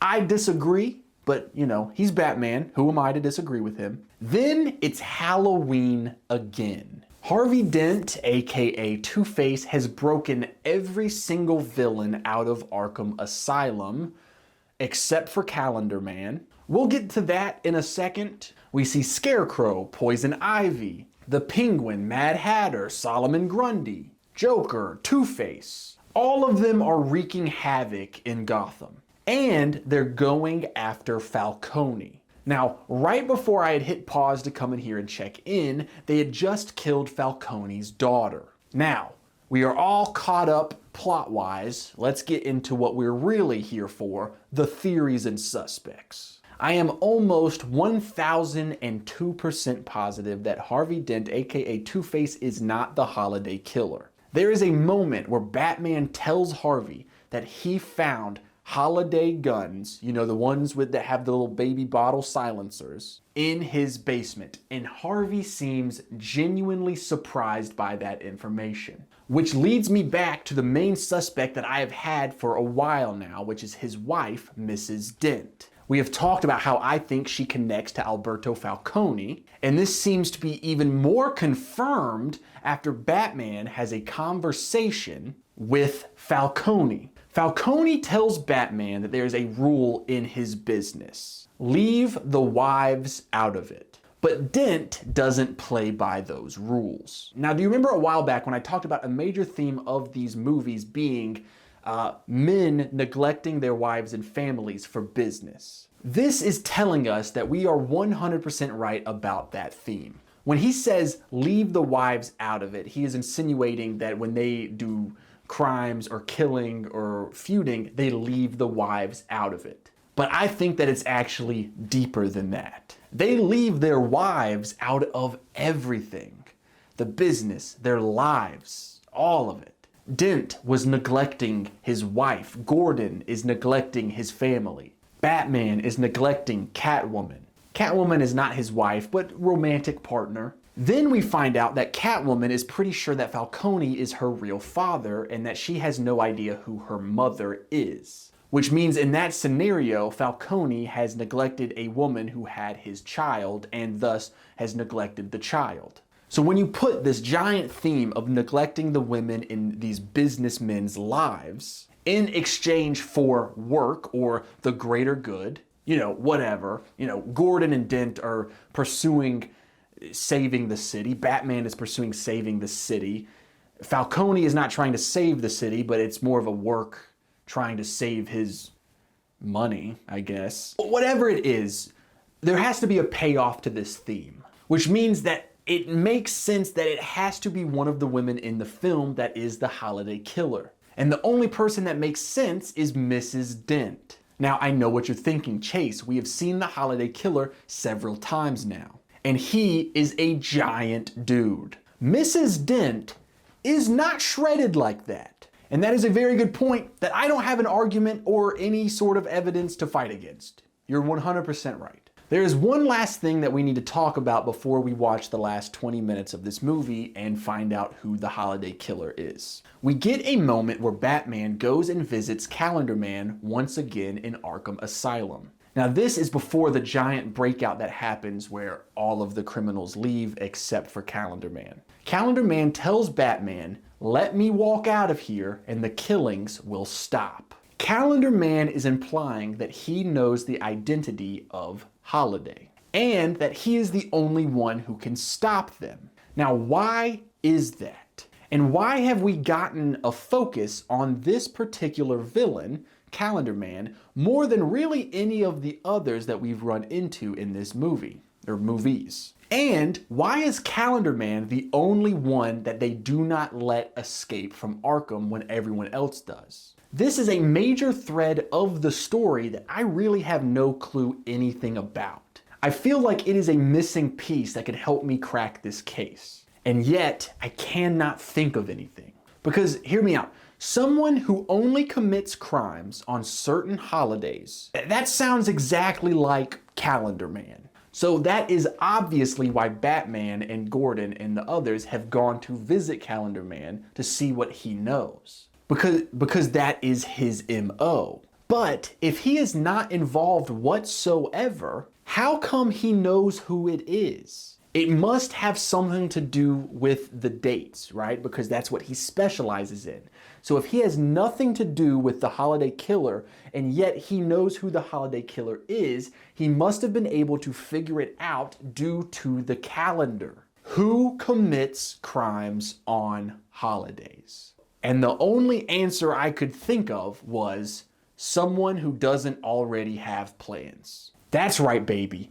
I'm doubling down. Mrs. Dent never has plans on any holidays because her husband is too busy working. And since everyone else is so busy working on these holidays except for her, it gives her the prime opportunity to commit these murders. Dude!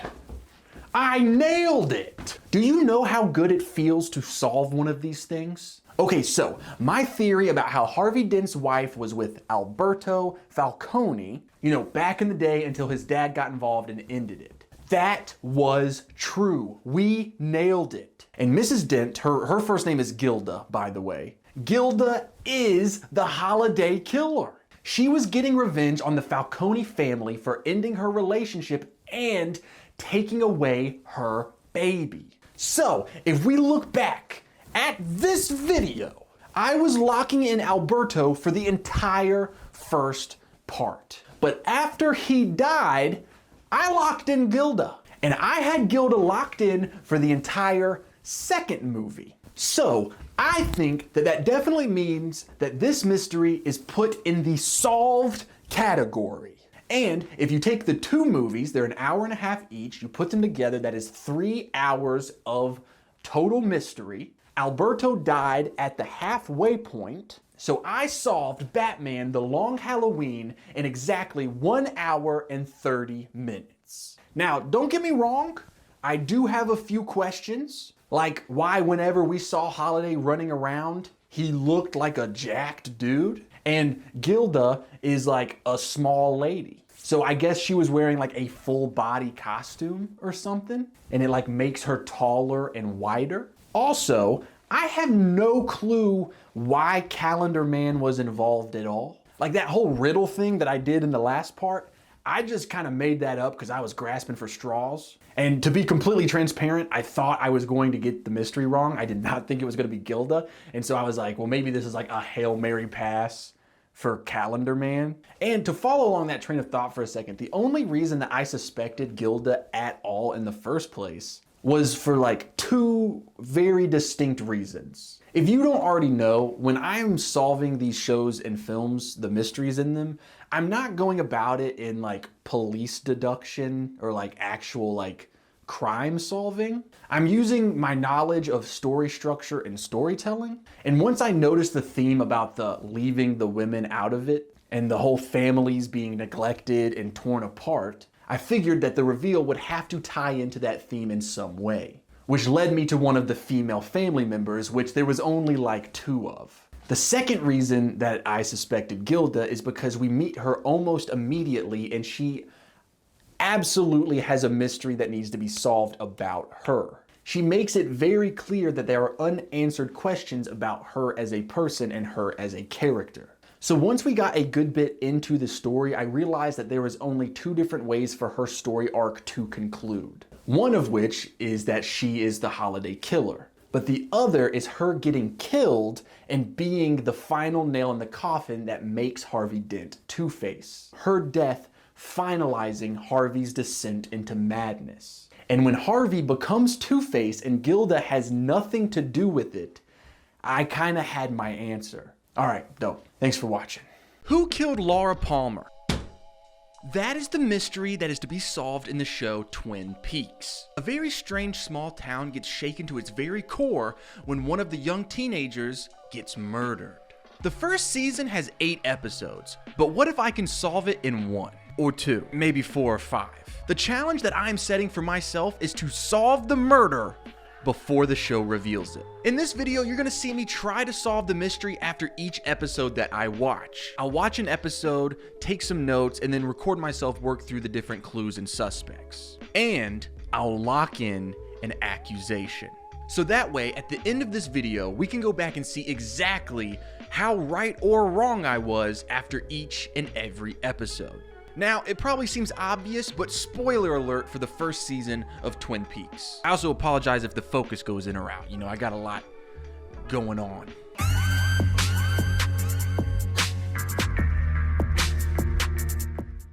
In the 2-hour pilot episode of Twin Peaks, we get the full foundation of the mystery ahead of us. We start meeting townspeople, the sheriff, the FBI agent who has come to solve the case, and all the stuff that we need to become invested. The pilot opens with a body being found in plastic on a beach, and we find out that it is the body of Laura Palmer.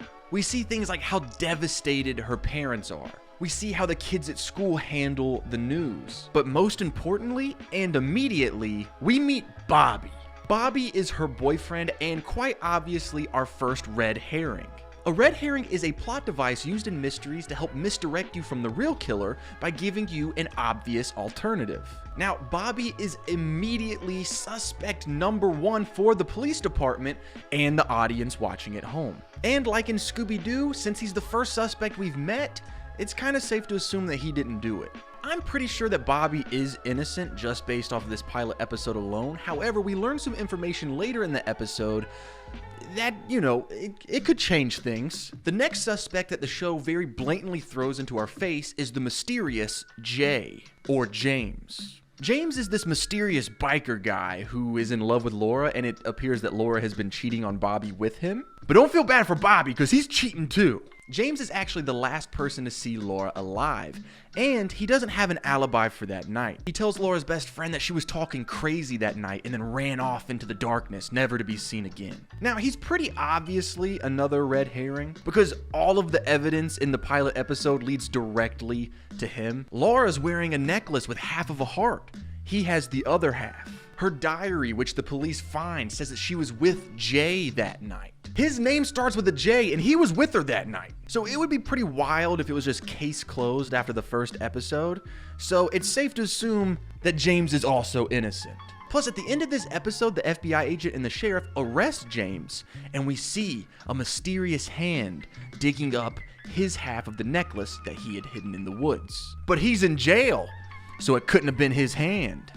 So with the show's main 2 suspects out of the way, let's break into a little bit of who I think the real suspects may be. We know that the killer has murdered Laura. We also know that a second girl that was with Laura was attacked but managed to survive. She actually gets away and is in the hospital in a coma. 2 victims, same high school, same night. What makes it even more interesting is that the FBI agent finds a tiny little letter R hidden inside of Laura's fingernail. A clue that lines up with another investigation that the FBI agent has been working on for a while. We got a serial killer on the loose. We also find out that Laura has been involved in some kind of crazy drug operation or something. As you can see where I have this card that says cocaine, she had cocaine. And with the cocaine was a key to a lockbox, and the lockbox had a bunch of cash in a magazine called Flesh World. And in the magazine, there was a published picture of our coma patient, you know, the other girl who was attacked with Laura. And she's been published in the magazine, so I don't know what the that's about. And remember when I said that James said that Laura was talking crazy that night before she ran into the dark to be murdered? Well, he said that she was talking about she had gotten herself into this crazy situation and how she thinks that her boyfriend Bobby may have killed a guy. So right here I put killed a guy. So although I do think Bobby is a red herring and he probably didn't do it, he did something. It's safe to assume that we've met the murderer in this episode. That's just kind of standard mystery procedure. You want to introduce who actually did it as soon as possible, so that way you don't get to the end and some character that we've only known for about 45 minutes is the one who did it, and the audience doesn't feel cheated. The problem is we are introduced to so many characters in this episode. I keep doing this as if I'm like, giving a formal presentation. I did it again. My number one suspect for this episode is Andy, the crying cop. He is one of the cops working on this case, and he just keeps crying all the time. He cries when he sees the dead body. He cries when he sees the attack victim. And I think that this is a ploy so that we don't suspect him. He's crying and obviously so sympathetic. He couldn't possibly do it. A similar trick is used in the first Harry Potter book with Professor Quirrell and how he's, this pathetic, stuttering coward. There's no way he has Voldemort on the back of his head. Poor stuttering Professor Quirrell. We also meet Andy almost immediately. Like, he is right there when they discover the body. And we keep learning unnecessary information about this character that really doesn't seem very important to the plot so far. Like, in a line towards the end of the episode, we find out that he's been drinking a lot of decaffeinated coffee lately. In shows like this, every little detail is important, so it must be important for us to know that he's been up at night. And why has he been up at night? Maybe he's been up all night murdering. This is my first official guess, and I am locking it in. That's right, so at the end of this whole thing, we can rewind to this part of the video and you can see that I got it absolutely right. Episode 1. Which, if I do nail it, that would be sick, but it could also be very embarrassing when I'm really, really off. Now, before we jump into episode 2 and hopefully learn a lot more information, I want to go into a few more other suspects and clues from the first episode. When they find the spot where the attacks happened, they find this note that says, "Fire, walk with me." I have absolutely no idea what that means. I do have it here. I have it right here. It's not attached to anything or anybody yet. We also meet this really abusive, angry guy named Leo. I believe he's married to the lady that Bobby is cheating on Laura with. And lastly, if you take a look at this note right here, Town Conspiracy. The major B-plot for this show seems to be about the business that this lady Josie has inherited. And she's got beef with her sister-in-law, who I don't know what's going on there. But Josie, the business owner, is actually in a relationship with the sheriff. And it seems to be important because, it is the B-plot. And typically the B-plot will work its way to being somehow related to the A-plot. It could be a thing where the whole town killed her, maybe? I don't know. All right, Andy the Crying Cop is my guess for episode 1. Let's move on to episode 2. All right, episode 2. As you can see behind me, things have gotten complicated. This episode, we really start cooking up some more suspects and evidence, and we even get a few answers to some mysteries that we had in the pilot. So the episode starts off with Dale Cooper, and this he's pretty strange. The episode opens with him hanging upside down. And since he is our main character, or at least the detective character, I imagine there's some mysteries directly tied to him that are, probably nothing to do with who killed Laura Palmer, just like mysteries that unravel about himself. Another character that we don't know a whole lot about yet, but seems to be very important, is Audrey. I have her listed as the problem child. Now, just a refresher, if you haven't seen the show in a long time, or if you've never even seen the show, Audrey is the daughter of the businessman, Ben. Now, in the pilot, Ben is the one who is like making that deal, and then his daughter, Audrey, ruins the deal by talking about the death of Laura Palmer. Anyway, Audrey starts hitting on Agent Cooper at his breakfast, and it's very interesting because we don't know anything about her, but we know that she's important because she's like a key character. So after this beginning of the episode that's very focused on Agent Cooper, we move on to more of the mystery solving, and we get tossed right into the autopsy report of Laura Palmer. Now, the only real key information that we learned from the autopsy report that we didn't already know is that Laura had relations with at least 3 men on the day that she died. I'm fairly certain that there's only one killer, so I'm going to say that maybe the 2 other relations partners are just her boyfriend Bobby and the guy she was cheating on Bobby with, James. But you never know. As we find out in this episode, Laura has a lot of friends. At the end of the autopsy scene, the doctor that's talking about the autopsy says, who would do something like this? And then we hard cut to Leo, the abusive husband trucker guy, and his wife is yelling his name, Leo, and it happens so quickly that it sounds like his name is answering the question. And that's pretty straightforward. I don't know if they would give us such a straightforward accusation in the edit if he wasn't just a red herring. I think we're supposed to think that it's him. Now, in this same moment, we find a shirt of Leo's and it's covered in blood. He gives it to his wife to wash with the rest of his laundry. She finds it and she hides it in a drawer, which again is pretty incriminating. However, I just don't think that they would be just blatantly saying like, yo, hey, Leo's the killer and here's a bloody shirt if he was actually the killer. I feel like they would have more tact and they would try to disguise that he's the killer more. Really, I think Leo is just the main red herring for this episode because we learn a ton about Leo in this episode. We find out that he has been doing business with Bobby, Laura's boyfriend, and Bobby's best friend, Mike, all the way up here. I put kinda lame with his card because he doesn't really do much. So he's doing business with Bobby and Mike, and Bobby and Mike owe him a ton of money that they can't get to him because it was the money that we found in Laura's safety deposit box, which of course has been taken by Agent Cooper and Sheriff Truman. And they're super worried about what Leo is going to do to them because they don't have the money. And they should be worried because Leo is a psychopath, and we see him like, use a soap sock to be abusive. He's just a terrible guy, and I'm pretty sure that he's like the cocaine dealer, and that's the business that they're doing. I think it's Bobby and Mike kind of deal the cocaine in town. Leo gets them the drugs. Am I gonna get demonetized for talking about all this stuff? And I will say, all of the mysteries that get solved in this episode, we get a whole bunch more mysteries added on top. Like we get the answer to the question, why did Laura have cocaine and money in her lockbox? We know that now. But what we don't know is, it turns out Big Ed was drugged in the bar fight.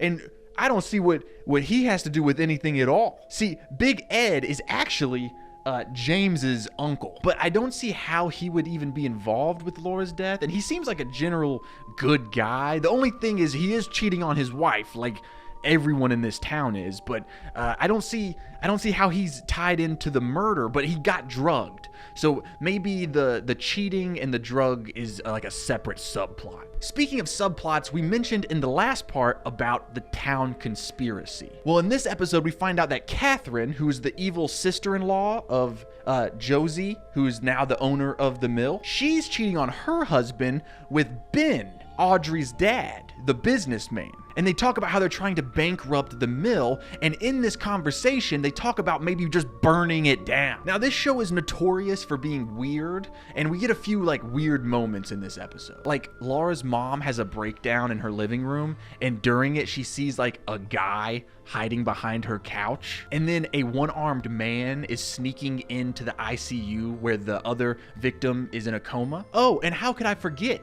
We have an eyewitness, the log lady. We met log lady last episode. She's just this like crazy lady who carries this log around, and she tells Agent Cooper that her log saw what happened that night, but he doesn't really feel comfortable asking the log like directly, and so she gets upset and like huffs off. Now let's talk about my suspects for this episode. This episode follows Laura's best friend, Donna. Donna's right here. She's got the best friend card. The majority of this episode is figuring out her feelings because she's very sad and depressed that her best friend is dead. However, it has brought her and James closer together. And she realizes that her and James are in love. And she feels conflicted because she loves him and he loves her, but that was the guy that her best friend was cheating on her boyfriend with. That can't be allowed. But now that Laura's gone, they can be together. Now, please remember, Donna is dating Mike. Everyone in this town is cheating on each other, and they don't really seem to care about hiding it either. Like, Donna has James over for dinner, like with her parents. Her parents, who know she's dating Mike. I forgot his name because he's lame. And I will say for a moment, I did think, well, maybe Donna killed Laura to get James, but that just kind of felt too far-fetched. Like, it doesn't really tie into any of the other clues or motives that we really know. Like, why would she attack that other girl? I don't know, but at the end of this episode, it gets strange. At the end of the episode, we meet Dr. Jacoby. Now, he is the doctor we met in the pilot for like maybe 2 minutes. He's a really strange guy, and we find out that he was actually like seeing Laura, like I think romantically, or at least professionally, because she's sending him tapes about her life. Oh, and by the way, this is where we get the big reveal from the pilot about who stole the necklace. See this note card right here where I said who dug up the necklace? It was Dr. Jacoby. And he's holding the necklace and crying as he's listening to the last tape that Laura sent him. I think this heavily implies that he was also in love with Laura, so maybe she was seeing him as well, or maybe he was just obsessed with her. Anyway, in this last tape, she's telling him about the mystery man that she's been seeing in the woods. And right before she reveals more information, like maybe the identity of who this mystery man is, Dr. Jacoby puts his headphones on so that we, the audience, can no longer hear what she's saying. So after that reveal with Dr. Jacoby, I am very suspicious of him, but I'm not confident to lock him in as my guess. Which makes me think, well, okay, maybe I can just lock in my same guess from the last part. Hey, but guess what? Andy the crying cop isn't even in this episode. I think he shows up for like one scene at the very beginning, and he doesn't say or do anything. So I'm starting to second guess myself on that pick. Like, I felt really confident. I thought I nailed it on the first episode, but now I'm not so sure. Because on one hand, this episode does seem to revolve a lot about the mysteries and reveals of some subplots. Not necessarily the main death, which is Laura Palmer's death. We learned more about the cocaine dealing and some of the other shady aspects of the small town. So maybe that's the reason we don't see much from him this episode, because this episode isn't really about the main mystery, it's about the subplots. And so it makes sense to make him take a step back so that way we don't get overly suspicious of him. But also, if Andy is the killer, you would think he would be a little bit more involved. Like, you don't want to get to the big reveal and then everybody be like, Andy the crying cop? He was barely in the show. But it is only episode 2. So anything could really go at this point. This is really difficult. I just don't think it's any of the main suspects that they're throwing in our face this episode, like Leo, Bobby, or Dr. Jacoby. I think they all have to do with other issues and other mysteries in this small town. I think Laura Palmer's death is going to be someone not so obvious. So I think I'm just going to lock in Andy the crying cop again. I think that's my best guess, given the information that we have got so far. Maybe he is the mystery man that Laura's been meeting in the woods, or maybe the mystery man and the killer aren't even the same person, and that's also a red herring. All right, I've locked in my pick for episode 2. Let's jump to episode 3. Welcome to episode 3, or as I would like to call it, what the f is going on? So let's just jump right into this. We open this episode with Benjamin Horn. He's the businessman who's sleeping with the sister-in-law to try and burn down the mill that Josie owns. I know this is getting complicated. Well, Benjamin's brother, Jerry, he comes back from a big business trip and he brings some sandwiches. And they start eating these sandwiches in a super weird, freaky way because they're a couple little freaks. And that's not all. After they finish their sandwiches, they hop in a canoe and they travel to a casino where they keep ladies of the night. And it becomes pretty evident that they are frequent visitors. This casino is called One-Eyed Jack's, and it's a pretty sketchy place. I think this could maybe be where Laura started to get involved in some of the sketchy stuff that she was doing, like the cocaine dealing and maybe being a lady of the night? A night lady, if you will? Like, we do find out later in the episode that Ben, the businessman, remember, he is the father of Audrey, right? Well, Audrey has a brother, the son of Ben, who is, I think he's like special needs. And so Laura would tutor him. And apparently Laura was considered to be like a part of the family. And we find out that Ben used to sing to Laura, which is weird. So maybe being such a close part of their family, Ben got a little too attached and convinced her to come to One-Eyed Jack's and be a part of the night ladies. Hey, not that there's anything wrong with that. There's some ladies in the day and there's ladies at night. Now, he's definitely the suspect that this episode focuses on, kind of like how last episode focused on Leo, the abusive trucker guy. And while he is being focused on in this episode, they don't go too hard at pointing the finger at him, which makes him feel a little less like a red herring and potentially a major suspect. I mentioned Leo, the abusive trucker guy, and he comes back up in this episode because he meets up with Bobby and Mike for their big drug deal. You know, Leo's giving them the next batch of cocaine, but they don't have the money. Remember, because Laura has the money in a safety deposit box that was taken by Dale Cooper and Sheriff Truman. Anyway, while they're hashing that out, oh, I don't have the money. What? You don't have the money? No, I don't have the money.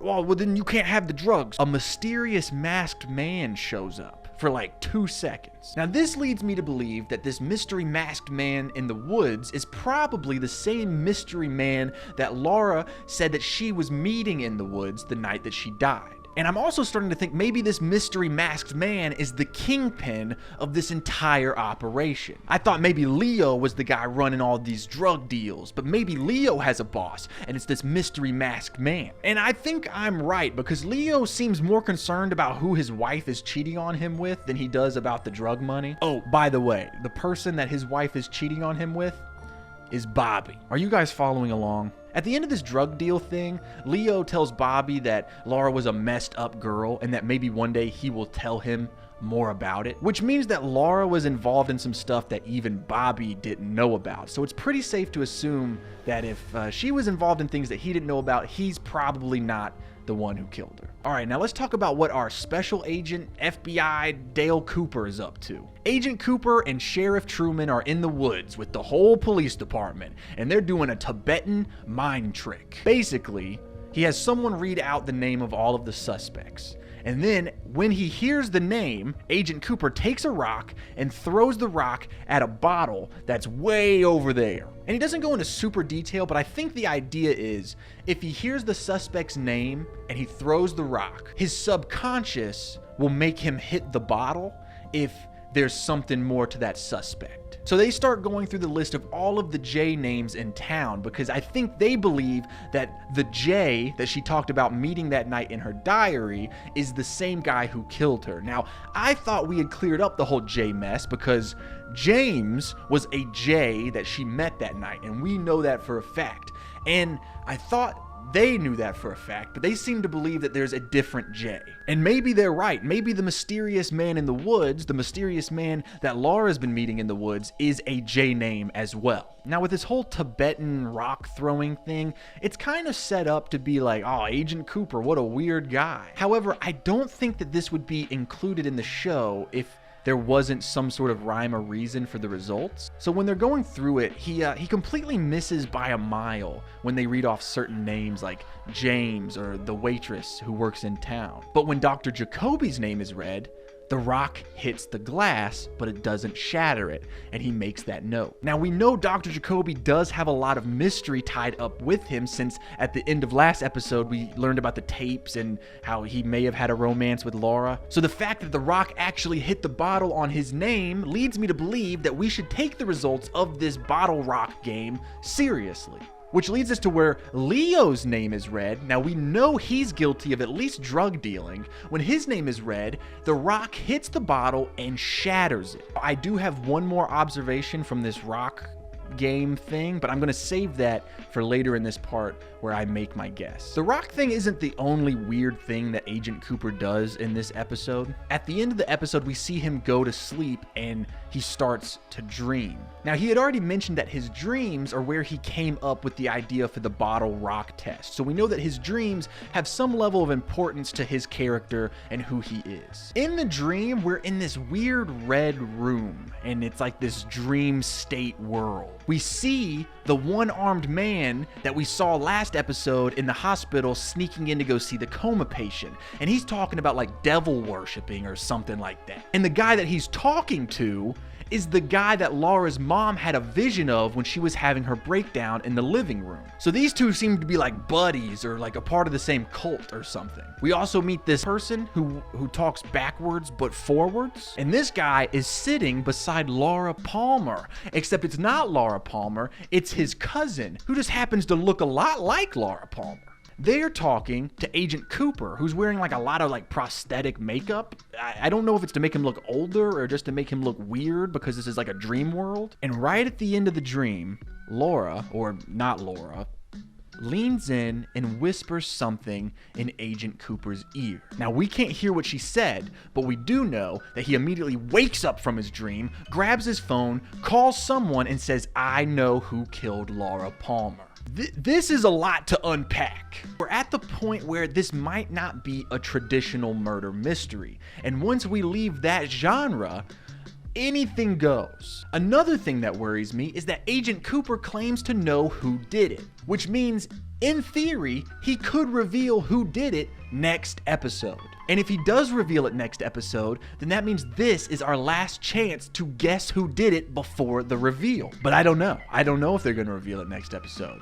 They could, probably not, but maybe. Now, I'm confident that it's not Bobby, the boyfriend. I'm confident that it's not James, who is who Laura was cheating on Bobby with. I'm also pretty confident that it's not Leo, the abusive trucker guy.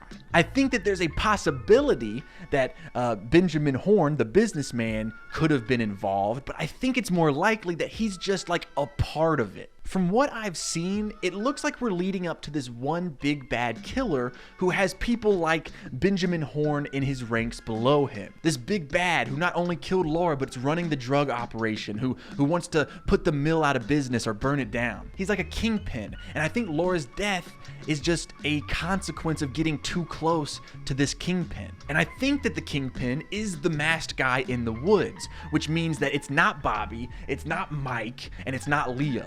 Agent Cooper thinks that it's one of the Jays, but I'm not so sure about that. We also need to keep in mind that the guy who killed Laura has also killed somewhere else. Remember, he left a letter under the nail of that girl just like he left a letter under the nail of Laura, which feels like a very serial killer move. But here in Twin Peaks, we're dealing with something that doesn't feel like a serial killer. It feels a lot more personal, which leads me to two different theories. One, I could stick with my original guess, which is Andy, the crying cop. Maybe he's the kingpin that's in charge of all of this stuff in this town, and no one would ever suspect him because he's just a sad, empathetic cop. And nothing that we've talked about so far has disproved that he could be the killer. Now, I know what you're thinking. It also hasn't proved that he could be the killer. But there is one more piece of information from this episode that could be a major clue that it's Andy, the crying cop. I mentioned before that during the rock throwing scene, there was one more piece of information that I wanted to talk about, and this is that. At one point, they list a random suspect's name, and Agent Cooper throws the rock at the bottle. It misses by a mile and hits Andy in the face. Now, if we're going to take the rock test seriously, and I think that we should, what an interesting subconscious thing to do. His subconscious makes him throw the rock right at Andy. And I feel good about this theory because that seems like the kind of thing that after you know the reveal, you go back and you watch the show again, and when you see him get hit with the rock, you go, oh my God, how did I not see that? But I could also just be reaching because I really want my first guess to be right. My second theory is, what if it's the sheriff?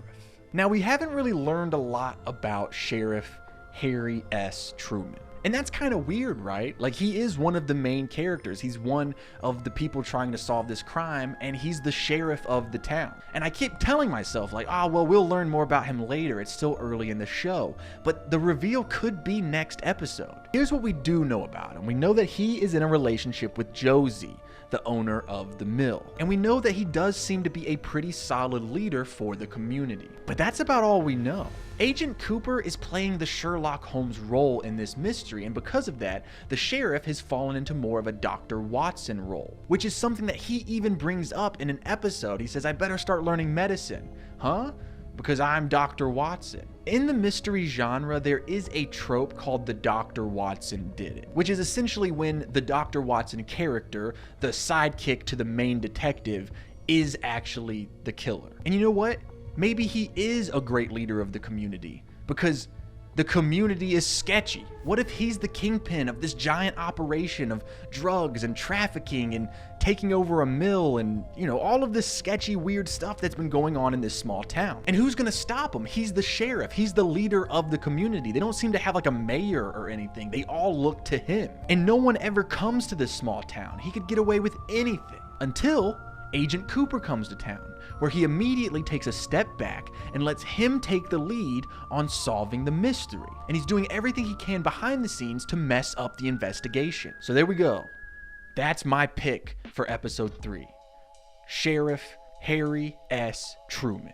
Episode 4 is about Laura's funeral. Am I yelling? I'm sorry, I'm just getting a little bit stressed. Episode 4 was a really great episode. It was a ton of fun. We got to learn more about Twin Peaks, and we got quite a bit of answers to some questions we've been having. A question that I've been having a lot, actually, is kind of like what's up with Audrey, this character. And in this episode, it kind of focuses on her just a little bit more than normal. She seems to have this big crush on Agent Cooper, you know, the guy trying to solve the mystery. And she's trying to help him out as much as she can because she thinks if she can help him solve the mystery, he'll fall in love with her and take her out of Twin Peaks. And the way that she's doing this is like mostly spying on her father and just trying to like lead Agent Cooper towards her father's direction, which is interesting. Another interesting thing is we find out that Laura actually does have a connection with the girl she was with when they were both attacked, the one that's in the coma. They both worked at the perfume counter at Horn's department store.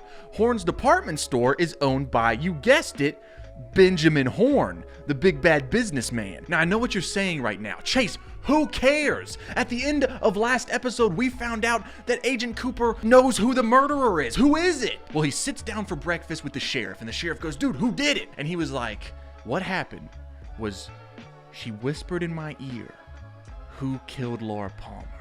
And they're like, what name did she whisper?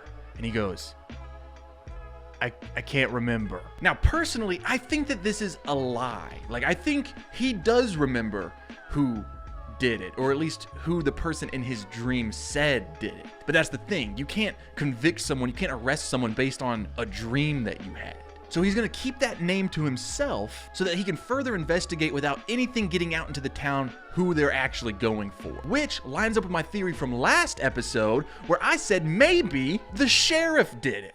I mean, how crazy would that be? The dream version of Laura Palmer or whoever that lady was whispers who killed Laura Palmer in his ear, and it's Sheriff Harry S. Truman. And now the sheriff's like, well, who did it? You don't want to tell him. He's the one who did it. And that way he can stay close to the sheriff without the sheriff getting, you know, on his toes about it. Speaking of the sheriff, we do see a little bit more of his dark side in this episode as well. The CSI guy who came in and has been kind of really rude to everybody, well, Sheriff Truman punches him in the face, which does show that he's not always Mr. Nice Guy. He does have an aggressive side to him. However, if I'm being honest, we learned something in this episode that makes me think maybe my last theory that the sheriff did it isn't exactly, it's probably not it. He probably didn't do it. Because we find out that Sheriff Truman is like the leader of a secret society. Now, the secret society in Twin Peaks has existed for generations. He was like, the men before us and the men before them have battled the evil that is in Twin Peaks. The secret society is called the Bookhouse Boys, and it involves people like Officer Hawk, Big Ed, remember Big Ed, and James. And I think there's others involved as well. We just only kind of know those. It turns out that the Bookhouse Boys have been investigating the drug operation that's going on in Twin Peaks. And they've circled it all back to the Kingpin, or at least who they think is the Kingpin of the operation, Jacques. Now, Jacques is this guy right here. He's the bartender at the Roadhouse, which does give us an answer to one of the mysteries, which is who drugged Big Ed. Well, Jacques was the bartender at the Roadhouse where he got drugged and was staking out Jacques for the secret society. Now, they think that Jacques is the big bad guy of this whole operation, which is not the case, but they do get something right. Jacques and his brother are a part of the drug operation with Leo, the trucker guy. And Jacques' brother gets arrested with an ounce of cocaine, so the sheriff and the Bookhouse Boys take Jacques' brother to their secret clubhouse, and they start just kind of like laying into him. And they include Agent Cooper, which leads me to believe that the Bookhouse Boys and the sheriff are good guys. Like, why would they bring Agent Cooper in on on their secret society if there was nefarious means. And along with some answers, this episode does give us a few more mysteries. For example, we find out that Norma Jennings, remember, she's the lady who owns the diner and is having an affair with Big Ed. Well, her husband is in jail for manslaughter.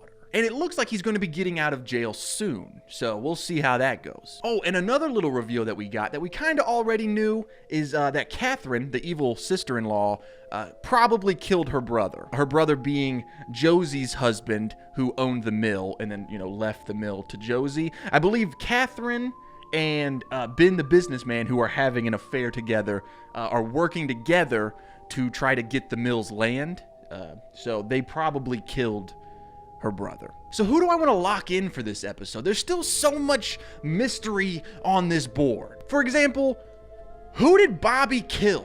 Did they hire Bobby to kill Josie's husband? Or is that a totally separate situation? I will say I do think Bobby is innocent in Laura Palmer's murder. At Laura's funeral, he gets really upset and he calls everyone there hypocrites because everyone in this town knew that Laura was in trouble and no one did anything, including him.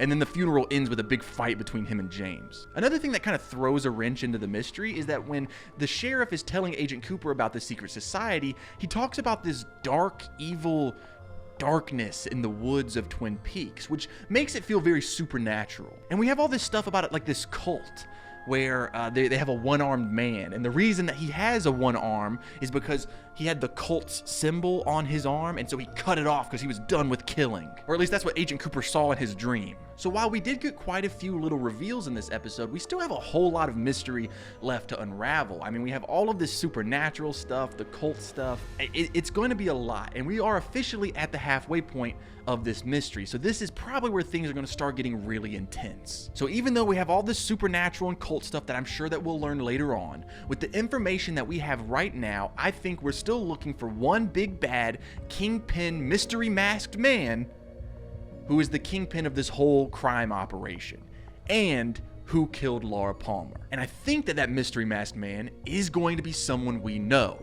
And I think that it's Andy the Crying Cop. I know, I need to get over this theory, but you just don't understand. I think I'm onto something. Because Andy is not a part of the Bookhouse Boys, but the other officer, Hawk, is. So how come poor Andy didn't get included into this secret society? Maybe it's because everyone thinks he's a pathetic little and that's what he wants you to think. Yeah, he wants everybody to think he is just an incompetent loser. So that way, nobody knows that it's secretly him running all of the crime. He's getting information from inside the police station, but they don't think he's nefarious. He's a loser. And maybe he's even the leader of the cult. So I'm locking it in, baby. Andy the Crying Cop. Yes, son, let's go. The show is heating up, and we are flying closer and closer to the reveal, and the closer we get, the weirder it gets. Like, did you know that Laura and her mom are both psychic? Now, they don't just come out and say that they're psychic, but they keep talking about how they have these visions. Another crazy thing is that we linger on the police station receptionist girl. She's kind of involved in the investigation, but she's watching a soap opera, and we linger on that soap opera for a good moment. And the soap opera is about a secret twin who's revealed to be the other twin because no one could tell the difference, which is pretty convenient considering that last episode, Laura's cousin arrived in Twin Peaks. And Laura's cousin looks identical to Laura. Now, in the same soap opera scene, they were like, hey, what's going on? And then she just gives them the plot to the soap opera, and it's played off like a joke because they're like, no, like, what's happening in Twin Peaks? And she's like, oh. But I think that the soap opera plot that she explains is oddly familiar to the plot of what's going on with the mill. You know what I'm talking about. You've been watching this video. Oh, and before we move on from the receptionist, hey, guess who she's dating? Andy the Crying Cop. Yeah, that's right. I'm not off Andy yet. I'm coming for you, Andy. I've had my eyes on you since episode 1. So their little plot line for this episode is that Andy has been seeing the receptionist, and she's been kind of off-putting towards him, and he's like, hey, why didn't I get to stay the night last night? In fact, we see a lot of Andy this episode, and all of it is showing just how incompetent he is. There's a moment in the episode where the sheriff and Agent Cooper are about to bust in on the one-armed man's hotel room, and right before they get in there, Andy drops his gun and it goes off. And then later, when they're at the gun range to practice after the whole dropping the gun incident, he misses all of his shots. And everyone's like, oh, look at Andy, he sucks. Oh, shucks, Andy wouldn't hurt a fly, ha ha ha.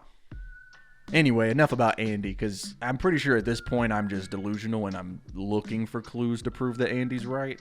But it's getting suspicious. We find out a lot more about the drug operation in this episode. I mentioned in the last part that they think that Jacques is the Kingpin, but that's not the case, and it's proven in this episode because we find out Jacques, the bartender, is working under Leo. Remember, the abusive trucker guy. So because Jacques' brother gets kidnapped by the secret society, they're kind of tipped off that their investigation is getting close. So Jacques, with the help of Leo, cross the border and they get Jacques into hiding. However, Jacques' brother messed up. He got arrested, and he's the reason that they are getting investigated so heavily, so Leo kills him. And after he kills him, he meets up with his boss, Mr. Benjamin Horn. That's right. I was right. I suspected that he is involved in this whole crime organization, and in fact, he is over Leo. But I don't think Mr. Horn is the Kingpin. No, because Mr. Horn, I think he has someone above him who's that mystery masked man, because I do not think that he was the mystery masked man in the woods in that episode. Horn gives Leo his next assignment, which is to burn down the mill. Now, we've been talking about this mill getting burned down for several episodes, and it's looking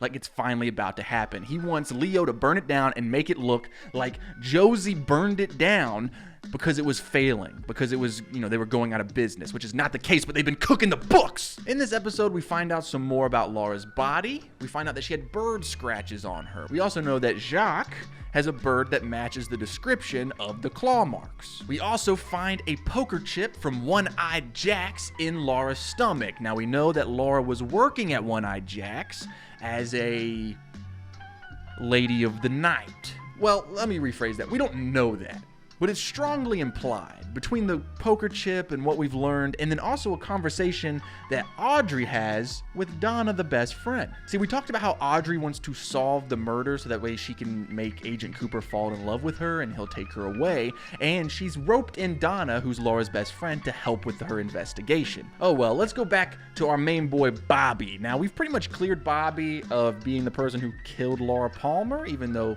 he was her boyfriend. So remember, he's having an affair with Leo's wife. Now, Leo's wife works at the diner, and she found a bloody shirt in Leo's laundry.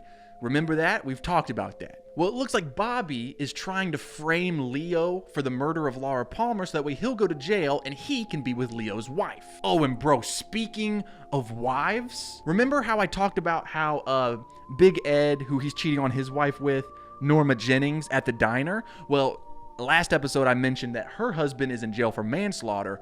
Well, he is getting out of jail and he's coming home. He's right here. This is this guy, Mr. Jennings, the jailbird, and he keeps playing with these dominoes. And then at the end of this episode, he sends a hand-drawn domino to Josie. And then he calls her, like right when she opens the letter. Like, how did he know that she had just opened that letter? So it seems like he has some sort of business with Josie. There's some more layers to this plot now.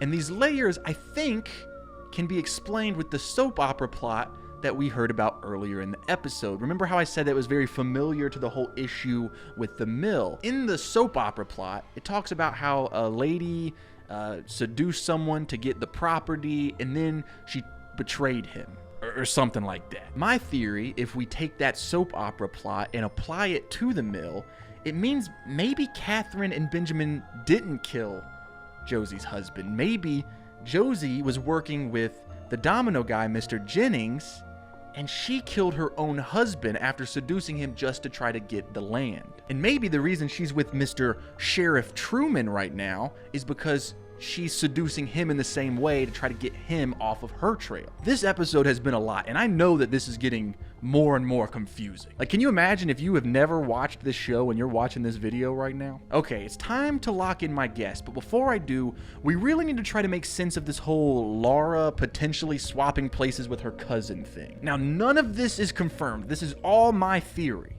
Remember when Agent Cooper had that dream about the Red Room with this guy, and this guy had a cousin who looked exactly like Laura Palmer. Remember? And they really made sure to be like, this is not Laura Palmer. This is just this guy's cousin who looks like Laura Palmer. We keep getting this thread about this spirit world. We've had it with Agent Cooper, and he's had conversations with Officer Hawk about it. We know that Laura and her mom both had visions. The spirit world is where dead people go.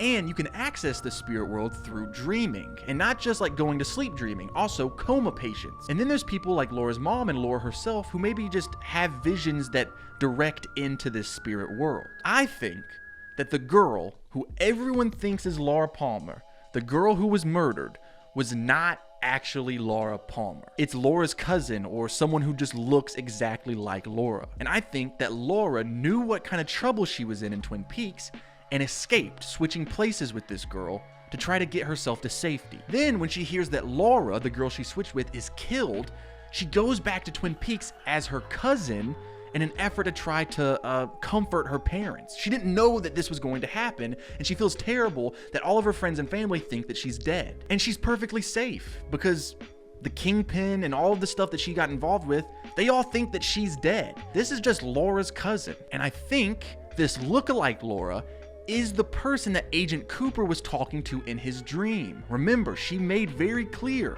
I am not Laura Palmer, I just look like her. Now, this does not help us at all about who killed Laura Palmer, or, the lookalike Laura Palmer. We're looking for the Kingpin. And so far in this video, my guesses for who the Kingpin is and who killed Laura Palmer has been Andy the Crying Cop and Sheriff Harry S. Truman. But I actually have a new suspect to lock in. Norma Jennings, the lady who owns the diner. Now, a quick refresh of who she is. She is cheating on her husband, who's in jail for manslaughter. This guy. She's cheating on him with Big Ed, who we've deduced is a pretty good guy. She hasn't been too much of a main character, but she has been in every episode for the most part. She has a J name. And remember, Agent Cooper thinks that we're looking for someone with the letter J in their name. But the piece of evidence that I think really solidifies her as my pick for this episode is a conversation that she has with her husband at his prison hearing. He asks her if business is good. Now, this is kind of played off like he's talking about the diner that she owns, but I think maybe he could mean a different business. Plus, he has this whole thing with Josie with the dominoes and stuff. So maybe he's just doing stuff like this on his wife's orders. She could be the kingpin of this operation and just have all of these men doing her bidding. So that is my locked in pick for this episode, Norma Jennings. Okay, episode 6 is a bit of a weaker episode, but it has some pretty big moments. First, let's talk about Leo and his bloody shirt that his wife found in his laundry. Now, I said when we first saw this in like the second episode or whatever that it was pretty obviously a red herring, and we find out that it is the case in this episode. Last episode, Bobby, he was trying to frame Leo, like get him caught by the cops for Laura's murder, so that way he'll go to jail and Bobby can be with Leo's wife. And it kind of works. The cops do find Leo's shirt and they know that it's Leo's shirt, but they test the blood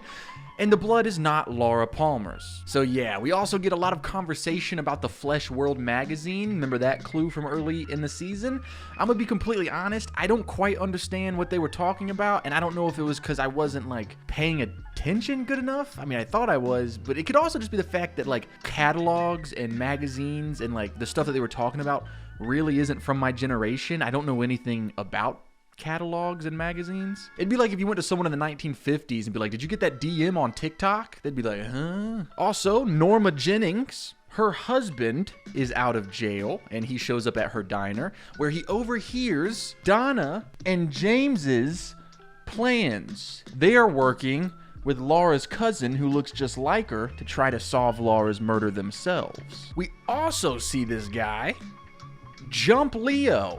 He beats him up really bad, leaves his face all bloody, and he essentially tells him to know his role. So it seems like old Jailbird here was a little bit higher up in the crime organization than Leo, and he's getting kind of onto Leo to, know his role now that he's back. And I think maybe Norma is involved in this.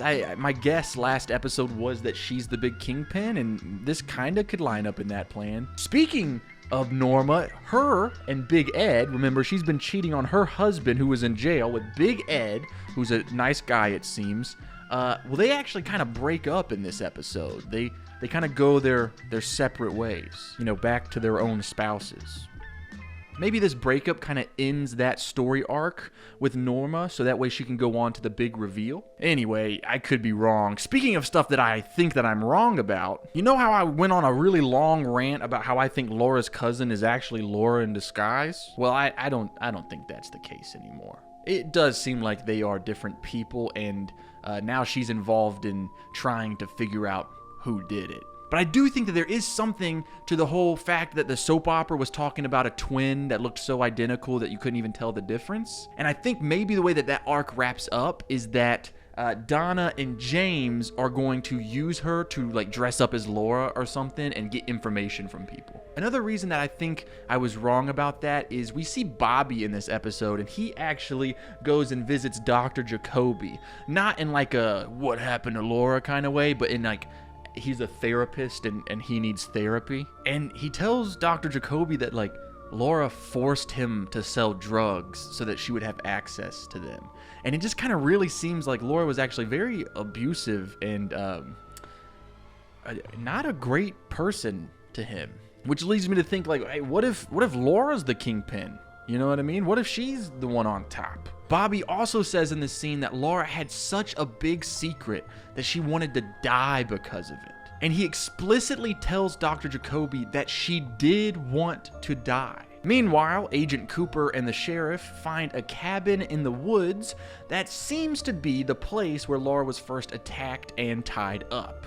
That's about all they did this episode, other than a really weird conversation with the log lady. Bringing up things from the last episode, I did mention that I think Josie might not be as innocent as we think she is, and that would also prove to be the case in this episode. She's working with Benjamin Horn, the business guy, which is a pretty shocking revelation. I mean, we know all the shady stuff that he's involved with. What does she have to do with it? Could Josie be our Kingpin? I guess we'll have to find out. All of this leads to the end of the episode where Leo, all beaten up by Mr. Jailbird over here, he goes home, face bloody, and his wife is scared, and so she shoots him. But we don't know what happens next. We don't know if she killed him and now she gets to be with Bobby, or if she missed and now she's in big trouble. Either way, I think things are about to get wild. Okay, it's time for me to lock in my pick for this episode. And, compared to the last part,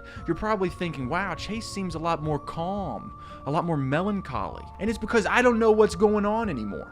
I am more lost now than I have been in the entire time. And we only have 2 episodes left, which means that the reveal could happen at any moment. So we need to try to be as accurate as possible, but this is a point where I feel the least confident as ever. So far, we have officially guessed 3 people: Andy the crying cop, the sheriff, and Norma Jennings. And I'm gonna tell you right now, I don't think it's the sheriff. In fact, I'm pretty embarrassed that that was one of my picks. But I do still feel good about Andy the crying cop and Norma Jennings. But what if it's not them? Am I just gonna coast to the ending with the same 3 guesses and then potentially not guess who did it? Or should I do something a little left field and try to cover my bases? I thought for a moment about being like, hey, Laura Palmer did it, which would be pretty abstract considering she's the one who died. But then I started thinking about the other girl victim, and she's in a coma, and I don't see why Laura Palmer would do that. And then there's this whole thing going on with Norma Jennings and her husband, and that's really just kind of got thrown on us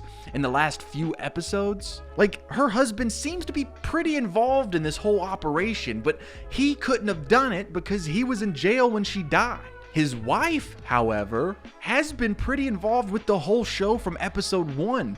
Maybe she is the Kingpin. When Mr. Jennings first gets out of jail and shows up at the diner, he goes to her and he's like, I'm going to do whatever I can for you to take me back. And then the next time we see him, he's beating up Leo Johnson. Could that be for her? I'm gonna lock in Norma again, guys. Okay, things are getting stressful. This is episode 7, as in the last episode before the finale, which means that this is our last chance to guess the killer. And I'm not gonna lie, I'm a bit worried. because we're starting to tie up all of these different character arcs, which means we're not necessarily getting closer to seeing who the killer is, but we are eliminating a lot of suspects. For example, in this episode, the receptionist at the sheriff's department has a conversation on the phone with her doctor that leads me to believe that she might be pregnant with Andy the crying cop's baby, which is not good for me. Because I've been kind of expecting for the end of Andy the crying cop's incompetent cop story arc to end with him being an evil mastermind. But instead, it's looking like the end of that arc might actually be one of a hero. Oh, Andy, he's so stupid and incompetent. He can't even shoot his gun. And then in the final episode, he gets in a shootout with the bad guy, and he is the one who saves the sheriff and Agent Cooper. But I guess we'll just have to see. In this episode, we find out that for certain, Laura Palmer was with 3 people the night that she died. Leo, the abusive trucker guy, Jacques, the bartender, and the girl who was also attacked and put in a coma. Now, this is heavily implying that Leo is the killer. In fact, tons of stuff happens in this episode that's really heavily pointing at Leo as the guy who did it. But I think that this is one big final red herring, so that the whole audience is thinking it's Leo right before the reveal. Leo, in this episode, after getting shot by his wife in the arm, he survives. He's hunting down Bobby because he finds out that Bobby has been with his wife. But before he can kill Bobby, he overhears something on the police scanner. They're talking about how they have a witness from the night that Laura died. And the witness was the parrot that was in the cabin.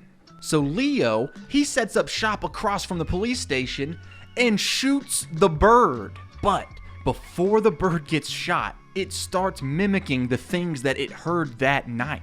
And they had a tape recorder set up to capture all of it. And the bird was mimicking Laura crying for help. And the bird specifically says, "Leo, no." So it's pretty obvious who Agent Cooper and the sheriff are going to be gunning for. We get some pretty big reveals in this episode, none of them helping me at all try to figure out who killed Laura Palmer, but it does solve a lot of mysteries. For example, it turns out that the store manager at the department store where Laura worked at the perfume counter, he is the one who is getting the girls involved at One-Eyed Jack's to be, ladies of the night. We see Josie working with Ben to burn down the mill, just like how Catherine wants to burn down the mill. However, Josie wants to burn down the mill with Catherine inside, so that way she can get the insurance money and Catherine's life insurance policy, which is pretty wild. Meanwhile, James and Donna, they dress up Laura's cousin to look just like Laura, which I called, by the way. And while that's going down, Bobby sabotages James's motorcycle so that way it's gonna explode or something. Also, while Laura's cousin is dressed up like Laura, there's a creepy point of view shot, kind of like in the Halloween movies, of a creepy stalker guy watching the fake Laura in the woods. And he's breathing heavy, and it just kind of seems like maybe this is the guy who killed Laura, and now he's like, oh my god, it's her, I'm obsessed with her. But I actually think that it might just be Laura's dad, Leland, who's been kind of going crazy. And I think it's more of a, oh my god, my daughter is still alive, she's right there. Or it could be the killer. I mean, we're almost at the last episode. It could just be the killer. All right, boys and girls, this is it. This is our last chance to try to guess who did it. Can we solve Twin Peaks before the reveal? Let's go through each and every suspect. This is Mike. He's Bobby's best friend and someone who's really not that important. We have Bobby, Laura's boyfriend, and at the beginning of the show, he was a pretty large red herring with all of the signs pointed directly at him. But it's become pretty clear that he is not the killer. In fact, it looks like he himself might have been a victim of Laura. He's got some stuff going on though, he's got Leo trying to kill him, he's trying to kill James. And rumor is that he killed a guy. He's not innocent by any means, but I don't think he killed Laura Palmer. Since we mentioned Leo, let's jump up to him. Now, Leo has been a huge suspect for these last few episodes, and honestly, since we first saw him. But I still stand by my initial statement when we first meet him that he is just a huge red herring. I think that the show is wanting everyone to think that it's Leo, and a lot of stuff has lined up to Leo. He's involved with the drug stuff, we know that he's killed a guy, and He just killed the bird in the sheriff's station to keep the sheriff from figuring out he was with Laura that night. So he's definitely involved, but I don't think he's the killer. Dr. Jacoby. Dr. Jacoby is a really weird guy who was in love with his high school therapy patient. I think that he loved Laura too much to kill her, and plus, like, she was talking to him about all this stuff and about this mysterious person she meets in the woods, and that's who I think killed her. So while he is definitely creepy, and there's something going on with him, I don't think he killed her. Big Ed. Now, if Big Ed is revealed as the killer, I will be shocked. It would be a huge twist. However, I think it would be a reveal that would make everyone kind of feel cheated. He seems to be a good guy, and he's heavily involved in helping Agent Cooper and the sheriff. Plus, he's part of the Bookhouse Boys, man. He's a part of the secret society that goes like this. Log Lady. I don't even think she's a suspect. I think she's just a crazy lady. James. Now, James was a huge suspect at first, with all fingers pointed at him in that first episode with the necklace and the J name and the whole being with Laura the night she died. And to be completely honest, the show never said that it wasn't James. I think we as an audience came to that conclusion on our own. So what I'm saying is it could be James, but I heavily think that it's not. The One-Armed Man. Now, we still have a whole storyline to wrap up with the One-Armed Man and all of the supernatural cult stuff, but I don't think we have enough information at this point to accuse him, so I assume that he's not it. Norma Jennings. Norma Jennings is the owner of the diner. Now, she was seeing Big Ed for the majority of this show, and I think because of that, we assumed she was a good person. And then now at the end of the season, we have all this stuff with her husband who just got out of jail, and it seems like maybe there's more to her than just the nice lady who owns the diner. Norma has been my locked-in pick for the past few episodes, and I still think she is a really strong contender to be my final pick. Ben Horn, the businessman, the guy that's wrapped up in all of this shady stuff. I mean, he is involved in a lot, right? The murder of other people. He's involved in all of the drug dealing stuff. He's involved with this mill property fire stuff, but I don't think that he is involved with Laura Palmer's murder. At least, I don't think he's the one who killed her. Ben's brother, Jerry. He's just kind of an idiot. Mr. Jennings. Now, he is Norma's husband who just got out of jail. He is definitely involved in some stuff. He's got all that stuff going on with Josie. He beat up Leo, but I'm pretty sure he was in jail when Laura died, so I don't think it's even a possibility that it's him. Catherine, the evil sister-in-law. Now, we know Catherine's all wrapped up with Ben Horn and all of that shady stuff, and it looks like she's trying to take out her sister-in-law, Josie, and vice versa. But I don't know what she would have to do with Laura's death. I don't even know if she's even talked about Laura's death. I don't know if they've had any sort of connection this whole show. Josie. Now, she married the owner of the mill, and then after he mysteriously died in an accident, which was either Catherine and Ben Horn killing him or Josie herself killing him, which leaves Josie the mill. And it looks like she's wrapped up in some weird stuff, with Mr. Jennings and something to do with the mill and Catherine's life insurance policy. Jacques, the bartender. Jacques is the bartender who was dealing drugs under Leo. He was with Laura the night that she died. And he's become pretty involved in all of the stuff that's been going on the past few episodes, like the Flesh World magazine. It being his bird who scratched Laura. But I'd be pretty surprised if he is revealed as the killer because we've only seen him one time. For the most part, he's just spoken about.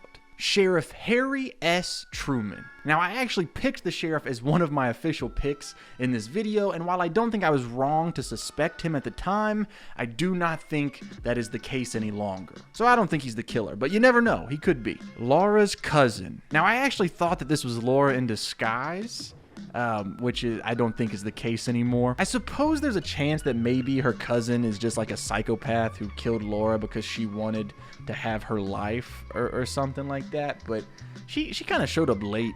I would be surprised if that was her. And I don't even know if that goes with any of the other evidence we have. Agent Dale Cooper. This was the man who was sent by the FBI to solve this case. I think he's pretty obviously not the killer. I think he definitely has some sort of secret wrapped up, but the fact that he's not from Twin Peaks means that his secret probably has nothing to do with this place. The only thing that makes me think oh, maybe it is him is the fact that the person who killed Laura Palmer has killed another girl at a different place and left a letter under her fingernail as well, which is a very serial killer motive, and that doesn't really mix well with the Twin Peaks small town conspiracy that we've been investigating this whole time. So I guess the theory is he's not actually an FBI agent, he's a serial killer who is like pretending to investigate the own crime that he committed. That's a long shot though, so that one's just me spitballing. This guy from the dreams, I'm not even sure he's real,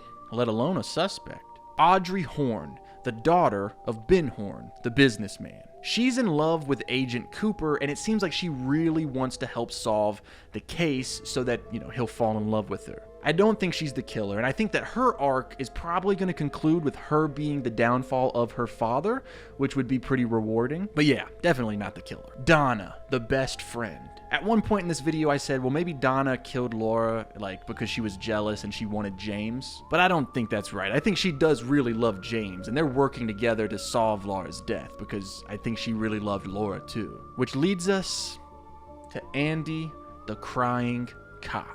My arch nemesis. I already talked about how the end of his arc might actually be a heroic one, but I have felt good about this pick since I made it in the first episode. A lot of things do seem to line up with him, but I do think maybe I'm just trying to force it. But I do really want it to be Andy, and I stand behind it that he would be a great killer. The only person left on the wall is Laura Palmer herself. We know that she was involved in drug dealing, she was addicted to drugs herself, she was a lady of the night and notorious for bending men to do her will, like Bobby, Dr. Jacoby, James. And we know that she had some big secret that made her want to die. There's always the possibility that Laura did do it, that the reason she died was because of herself. But I think most likely she's just a high school kid who got in a rough situation and kind of lost herself along the way, which led to her demise. So who do I pick for my final guess? I would be pretty embarrassed if the killer is revealed and it's not even one of the characters that I have on the wall. Like Catherine's husband, for instance. Like, he's the one who found Laura's body in the first episode, but I didn't think it was him, and so I didn't put him on the wall. What if it is him and I just didn't notice any of the clues that were pointing directly at him? Another thing that I'm worried about is what if the reveal doesn't happen in the season finale? There is a second season of this show, and I kind of just assumed that the second season was a different mystery, but that might not be the case. And we still have this huge supernatural dream world story to solve. I do feel really good about my Norma Jennings pick, but she does not line up with all of the evidence. But the person who does line up with all of the evidence, Leo, seems way too obvious. I do think Andy would be a great reveal, but I don't know if that is really the case anymore. Plus, this is David Lynch we're talking about. The reveal could be this surrealist, wild thing. I mean, we've been getting these weird soap opera moments on the TV screens of the characters throughout the show. What if the reveal is a very soap opera ending? Like it's someone's long lost twin, or Laura isn't actually dead. The killer changed their gender, or Laura is the killer and the victim. Like Laura and her cousin were both Laura Palmer, and there was the wild one and then there was the sweet one, and they lived the same life, switching out without anybody noticing. Wild stuff like that, you know? We wouldn't be able to guess stuff like that. Okay, I've rambled enough.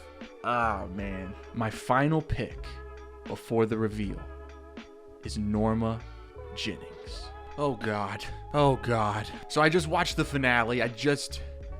And it was such a great episode. Everything was coming together. It was so cool. And I started getting some things right. Josie did hire this guy to kill her husband. And now she's... And I was right about that. And I was right about Andy, the crying cop. Well, I wasn't right about him being the killer. But I was right about him having that heroic moment where he saves the sheriff by shooting the gun. And then we're getting close to the end, and we're starting to eliminate some suspects, and everything's starting to come together. We're getting a lot of cool moments where everything's starting to come up together. And then we see Agent Cooper, and he's right here, and he's in his hotel room, and it seems like they're gonna get Leo Johnson. They think it's Leo Johnson, and I'm like, oh no, was it Leo Johnson? Did I get it wrong? And then Agent Cooper gets shot. He gets shot, and then it cuts to the credits. We don't know. We didn't get the reveal. We don't know who did it. I knew this was gonna happen. I wasn't able to research the show before watching it because I didn't want to see spoilers. And so now, in order to find out who killed Laura Palmer, I gotta watch season 2. And season 2 has 22 episodes. And so now I took my time with this video because I was like, oh, it's just 8 episodes, and now, so this is like an hour-long video, and it was supposed to end with us figuring out if we guessed it, but now there's more to do. So can I solve Twin Peaks before the reveal? I guess you'll have to subscribe and watch part 2 to find out. Who killed Laura Palmer? The challenge that I'm setting for myself is to solve the murder before the show reveals it. And then Agent Cooper gets shot. He gets shot, and then it cuts to the credits. We don't know. We didn't get the reveal. We don't know who did it. Okay, let's just jump right into the 2-hour season premiere for season 2. But before we get into all the details, let me just say that this show is one of the coolest things I've ever seen. Like, this show is really kicked off. Now, if you remember from last season's finale, Agent Cooper has been shot. And now he's on the floor bleeding out, but luckily, he was wearing a bulletproof vest. But he had the bulletproof vest pulled up just a little bit. Why? Because of a wood tick. How convenient. Maybe the wood tick is in on it. So anyway, while Agent Cooper is going through all the effects of being shot, he starts having this vision of a giant. And the giant man is giving him riddles. He's saying stuff like, the owls are not what they seem. I'm gonna be completely honest, I've watched a whole season of this show so far, and I still have no idea what's going on. We find out that Ben Horn, he's the businessman. He's been up to a lot of shady stuff so far, if you don't remember. He is the owner of the casino/Lady of the Night house, One-Eyed Jack's. And we find out that he's the owner of One-Eyed Jack's because he's trying to sleep with his daughter. He doesn't know that it's his daughter. His daughter is just like undercover at One-Eyed Jack's, and he's trying to get with the new girl, but the new girl's his daughter. I don't think Ben Horn is the one who killed Laura Palmer, but I do need something bad to happen to that little freak. Anyway, Agent Cooper and the Sheriff Harry S. Truman, they're really wrapping things up. So let's do a quick little recap to just remember where we are at this point. Leo Johnson has been shot, Jacques was strangled, the mill burned down, Catherine and Josie are missing, Nadine, that's Big Ed's wife with the eye patch, she's in a coma because she overdosed. Now we know who shot Leo. That was Mr. Jennings, the jailbird. And in this episode we find out that Ben Horn paid him to do it. Not very surprising. That dirty dog. And we know who strangled Jacques, that was Leland Palmer. Leland is Laura's dad, who had been going kind of crazy last season after his daughter died. Anyway, he kills Jacques because Jacques was arrested for, being a suspect in Laura's murder. And so he thinks that he is the one who killed his daughter, and so he strangles him in his hospital bed. In this episode, we see that his hair has turned bright white, and that's why I kind of put him on the board. This is pretty drastic of a change to happen to a character, so I think it's probably pretty important. I think his hair turning white is from the shock of killing someone, like he killed Jacques and now his hair. But yeah, that dude's kind of crazy. Like, here's this really interesting moment from this episode. Say mares eat oats and does eat oats and little lambs eat ivy. All right, now let's talk about my arch nemesis, Andy the Crying Cop. He's so silly. He steps on the porch at Leo Johnson's house, which causes a board to fly up and smack him in the face. Oh, Andy. But underneath that plank is a bunch of clues, baby. Boots and cocaine. What a great accident from Andy. Or is it? Meanwhile, Donna, who's Laura's best friend, is acting really weird. It seems like she's trying to be more like Laura. Regardless, she gets a note telling her that she needs to look into the Meals on Wheels program. Now, the Meals on Wheels program is ran by Norma Jennings. Norma owns the diner in town, and I don't think she's as innocent as she seems. I will say that this episode does a really good job of clearing up a lot of the loose ends that were left from season 1. And we eliminate some pretty big suspects for who killed Laura Palmer. For example, we find out that Leo Johnson has an alibi for the night that Teresa Banks was murdered. Now, Teresa was the first victim to receive the letter under their fingernail that the following cases follow that MO. Laura also gets a letter under her fingernail. But yeah, he was in jail when that happened, so it's looking like it wasn't him. And now he's in like a coma because he got shot. We also got a lot of talk about a red Corvette in the last season, and Leo Johnson drove a red Corvette, so we kind of assumed it was him, but we find out that it was not his red Corvette. There is someone else that drives a red Corvette. Red Corvette. Red Corvette. James, who's like this mysterious biker guy, and he was dating, well, not dating Laura when she died, but she was cheating on her boyfriend Bobby with James and half the town. But James is talking to the sheriff, and he tells the sheriff about how Laura used to always talk about a guy who could really light her fire. And she would keep saying a poem over and over. It was really creepy. It's about like playing with fire and playing with Bob. This is Bob. Bob is the other guy that's been popping up in people's visions, kind of like the one-armed man. Do you remember like the spirit world that we got into last season where Agent Cooper is, in the spirit world and having weird dreams? Well, Bob was a part of that, and we didn't really see or hear much from him last season, so I didn't even really put him up on the board, but he already seems to be pretty important this season. Later this episode, he becomes very important. Now, in this scene, they kept talking about fire, and fire has to do with a pretty big clue that we got in season 1 that never got resolved. It was the fact that there was like a little letter that said, "Fire, walk with me," at the scene of Laura's attack. The way that this season is going so far, based on this episode, is I think we're going to dive more into the supernatural stuff in Twin Peaks, like this giant that showed up for Agent Cooper, and Bob and the one-armed man. All right, it's time for me to lock in my guess for this episode of who I think killed Laura Palmer. The night that Laura Palmer died, she visited James. Then she left James and met up with Leo, Jacques, and Renette. The three of them partied, did drugs, all that stuff, and then Laura and Renette were taken by the mystery man, without Leo and Jacques, to the train where he attacked both Laura and Renette, killing Laura and putting Renette into a coma. Laura's dead, Renette is in a coma. Leo Johnson's in a coma, and Jacques is dead. Whoever this mystery man is has done a really good job of making sure that the people who were there that night are not around to be witnesses. Leo's in a coma, but they tried to kill him. And who tried to kill him? Mr. Jennings. But who do we know hired Mr. Jennings? That's right, Ben Horn. And we also know who killed Jacques. That was Leland Palmer. And then the killer took out, Renette and Laura. And we know that Leland wanted to kill Jacques because he thought that Jacques killed his daughter. And I'm assuming that Ben just wanted to kill Leo because of all of the, crimes they've committed together. He probably just wanted to kind of put an end to that trail. Or maybe Ben did have something to do with Laura Palmer's death, and he's been masterminding killing these people to get rid of witnesses. But I don't think so, though. I don't think it's Ben. So has the killer just gotten lucky that the people that were there that night are all either dead or in a coma?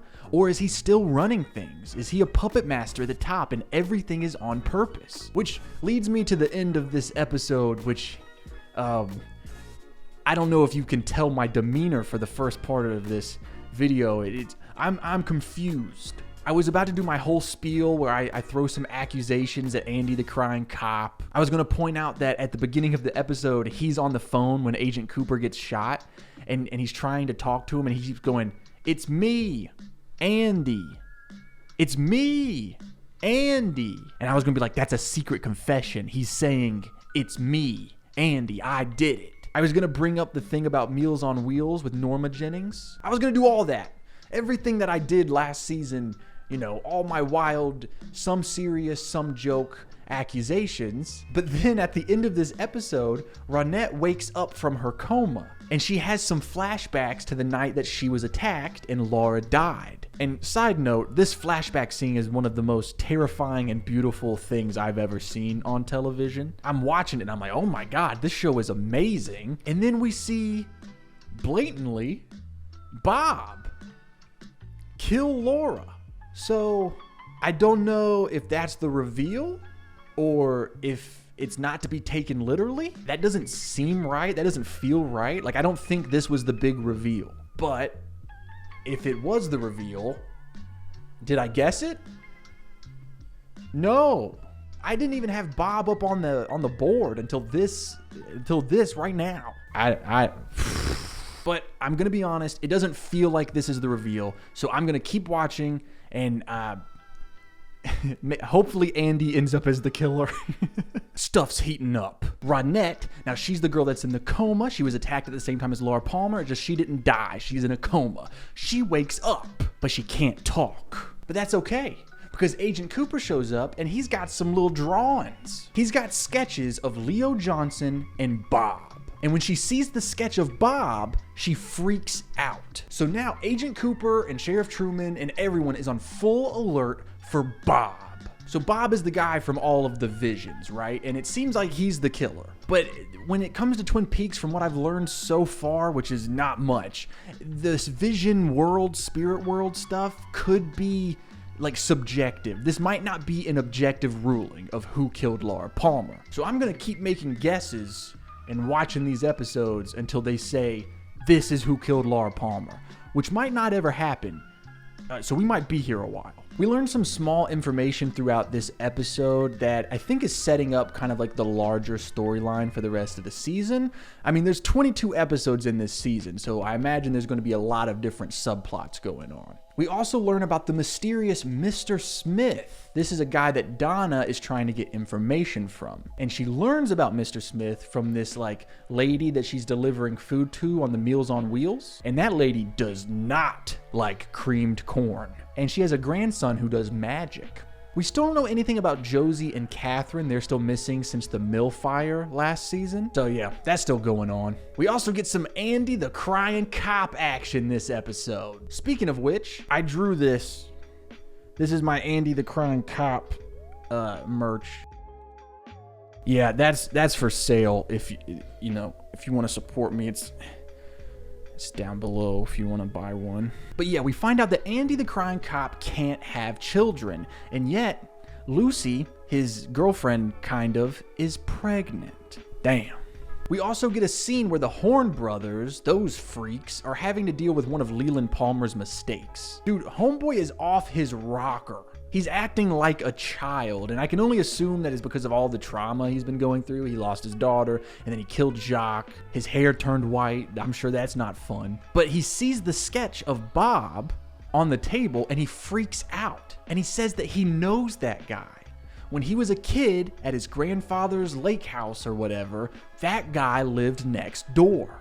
And so he rushes off to go tell the sheriff about that. Meanwhile, Audrey, that's Ben Horn's daughter, she has, struck up a friendship or romance with Agent Cooper. She's stuck at One-Eyed Jack's, and she calls Agent Cooper for help, but the only problem is Agent Cooper never opened the note that she slid under his door before he got shot. So he has no idea where she is. Oh, while we're talking about Agent Cooper, at the end of this episode, Bobby's dad shows up, and he's like a military man. And he's like, hey, by the way, we've been monitoring space, and we received some messages. So, I guess there's aliens now? The message from outer space is, the owls are not what they seem. Which is, I think, what the giant said last episode. And so, maybe the owls are aliens. I really don't know what the is going on. And then also in this episode, it seems like James, Laura's cousin, and Donna are starting a band or something. I don't know. They're all singing in the living room. And then the phone rings, and it's Mr. Smith for Donna. And he's agreeing to meet with her the next day. At the end of this episode, we get a bunch of creepy, terrifying shots of Bob again. And man, that dude is terrifying. It seems like Bob is the killer, but we've only ever seen visions of Bob. I don't think that we have, or anyone in the show has, actually seen him in person, which leads me to believe maybe Bob is fictional. Plus, if he owned a house when Leland was a child, then that means Bob is like really old. So maybe he's like a ghost. I feel like there's gotta be a ghost in this show, right? Like I keep waiting for a ghost. I don't know. Maybe Bob isn't even the killer. Maybe this is just a huge red herring. You know, one of those things where like, oh, the audience thinks they're so smart. They keep guessing. Boom, we showed you who did it. Psych, it ain't actually him at all. He ain't even real, son. So if it's not Bob, then who is it? Well, we have this new Mr. Smith character, and we haven't actually met him yet, but he seems pretty important. I mean, Donna's been talking about him for the past 2 episodes now. We also have this like Agent Cooper's crazy ex-partner thing going on, I suppose. And also something that was kind of a major thing last season that I don't think they've ever brought up again is Bobby killed a guy. Who did Bobby kill? I think his arc is pretty much wrapped up for the most part. I mean, he's doing this romance thing. Another thing from season 1, who is Diane? Agent Cooper's always talking to Diane on this recorder, but she never talks back. She never sends a letter back. Who is Diane? Well, here's my theory. What if Agent Cooper has multiple personalities and Diane is one of his personalities? That's why he's always recording everything he does, so that way when he switches, he can listen and be caught up with what's been going on. And what if he has other personalities other than just Agent Cooper and Diane? What if Bob is one of those personalities? Okay, who am I locking in? I don't think it's Andy, although, you know, I'm completely lost here. I don't really know what's going on because it seems pretty straightforward that this Bob guy killed her. I guess we're gonna find out, but for the sake of, you know, the format of this video, I'm gonna lock in the mysterious Mr. Smith. Maybe he killed Laura, and we just hadn't been introduced to this character yet. So that's my pick for Season 2, Episode 2, Mr. Smith. Okay, we're jumping into Episode 3, and I just want to say I feel like I lost my way last episode. I panicked because I don't really know what's going on, and I just threw out a random guess because I'm really confused about this whole Bob situation. But after this episode, I feel a little bit more on track, and I'm calm. And I'm ready to solve the case. So, someone has broken into Ronette's hospital where she was, you know, she'd woken up from the coma. Well, they break into her room, mess with her IV, and then stick a letter under her fingernail. So this is the killer that is doing this. And this time, it was the letter B that was put under the fingernail. So, for those of you keeping up at home, we have the letters R, B, and T placed under different victims' fingernails. And we find out later in this same episode that it seems like that is spelling out the word Robert, which would be the long version of the word Bob, who is apparently the killer. And I say supposedly the killer, or I don't even know if I said supposedly. I meant supposedly the killer because I think I'm starting to figure out what's going on with Bob. Because that's what's really thrown me for a loop. And now that I think I'm getting a grasp on it thanks to this episode, it's starting to make more sense. In this episode, Agent Cooper is talking about how the only people who have actually seen Bob are the victims and then people in visions. And then they've reached out to all of the other government agencies like the CIA, NASA, and no one has ever heard of this guy. So here's my theory. What if Bob is not a person? What if Bob is a demon? Maybe not even a demon, maybe a ghost, and he possesses people. And every time that he's brought up, fire is brought up. And I mean, that seems pretty demon-y to me. Or even more, maybe he's not even a demon. Maybe he's the devil. Maybe we're dealing with the devil. And some of the stuff that happened in this episode that leads me to believe that is, so the one-armed man at one point, he starts like freaking out after he sees the sketch of Bob, and it seems like he's like possessed, and then he has this medicine stuff that he leaves on the bathroom floor. And so I don't know if he's just like a drug addict, but at the end of it, he goes, "I'm coming for you, Bob." It's like he's trying to find Bob. And then in this episode, we get to see where Leland, Laura's father, is telling Agent Cooper and the sheriff that he knew Bob as a child, how he was next door at his grandfather's lake house. And Bob would always ask him, "You want to play with fire, little boy?" And he'd throw matches at Leland, which is, you know, pretty funny. Speaking of Leland, he plays a pretty big part in this episode. He seems to be feeling a ton better. He kind of went crazy after his daughter died, understandably, but in this episode we see him comforting his niece, Laura's cousin, and he just really seems back to normal, and it's very sweet. It's a very sweet moment. Until Sheriff and Agent Cooper show up to arrest him for the murder of Jacques, which we saw that happen. We knew that was the truth, but I mean, can you blame him? I mean, he thought Jacques killed his daughter. We get a whole bunch of subplot stuff this episode, and I don't really think it has anything to do with Laura's death. Like, there's some romance stuff with James and Laura's cousin, which of course upsets James's girlfriend Donna, which I guess they're dating now. I don't know if Donna ever broke up with Mike. Y'all remember Mike? We haven't seen Mike in years. We also find out that Lucy, the receptionist's baby daddy, is like this dude named Dick that works at Horn's department store. I don't know what that has to do with anything, but you know, you gotta feel bad for your boy Andy, the crying cop. But yeah, there's a bunch of like subplots going on that I just don't think have anything to do with Laura's death, so I'm not gonna dive super into them. And like that goes for Audrey being held at One-Eyed Jack's, the whole storyline where Big Ed's wife, Nadine, who overdosed and was in a coma, she wakes up and now she is both the Incredible Hulk, she's super strong, and she thinks she's 18 again. So, you know, fun stuff happening, fun stuff. I really do love this show, and I hope by glossing over some of the cooler subplots, I'm not insulting any fans of the show. I love it. I love all of it. However, this video would be 8 hours long if I went into every single detail for all 22 episodes of season 2. So back to Laura stuff. Last episode, I locked in Mr. Smith, and in this episode, we meet Mr. Smith. This is him over here.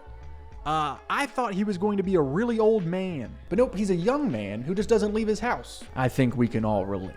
It seems like Mr. Smith was really close to Laura, and he's giving Donna a lot of information about her, like even little things like little sayings that Laura would say to Donna that I don't know why he would know. And Laura always kept him a secret, which is strange. And at the end of this episode, Donna finds Laura's diary in Mr. Smith's house. I guess this is different from the other diary that we have of Laura's. I do think Mr. Smith is going to play a pretty big role in this stuff this season, but I don't think he killed Laura. I think I was way too hasty when I said that. Because right now, I'm in full-on Bob is the devil camp. I'm team Bob is the devil boy. And so now we're looking for who Bob possessed. And I've lost myself in this journey. I need to go back to my roots. I need to go back to the characters we met in the first episode. Because if I know anything about mysteries, and I know a lot about mysteries, the person who did it needs to be introduced as early as possible. So I'm gonna bring back the idea of maybe it's Agent Cooper. We know that one of Bob's victims did not take place in Twin Peaks.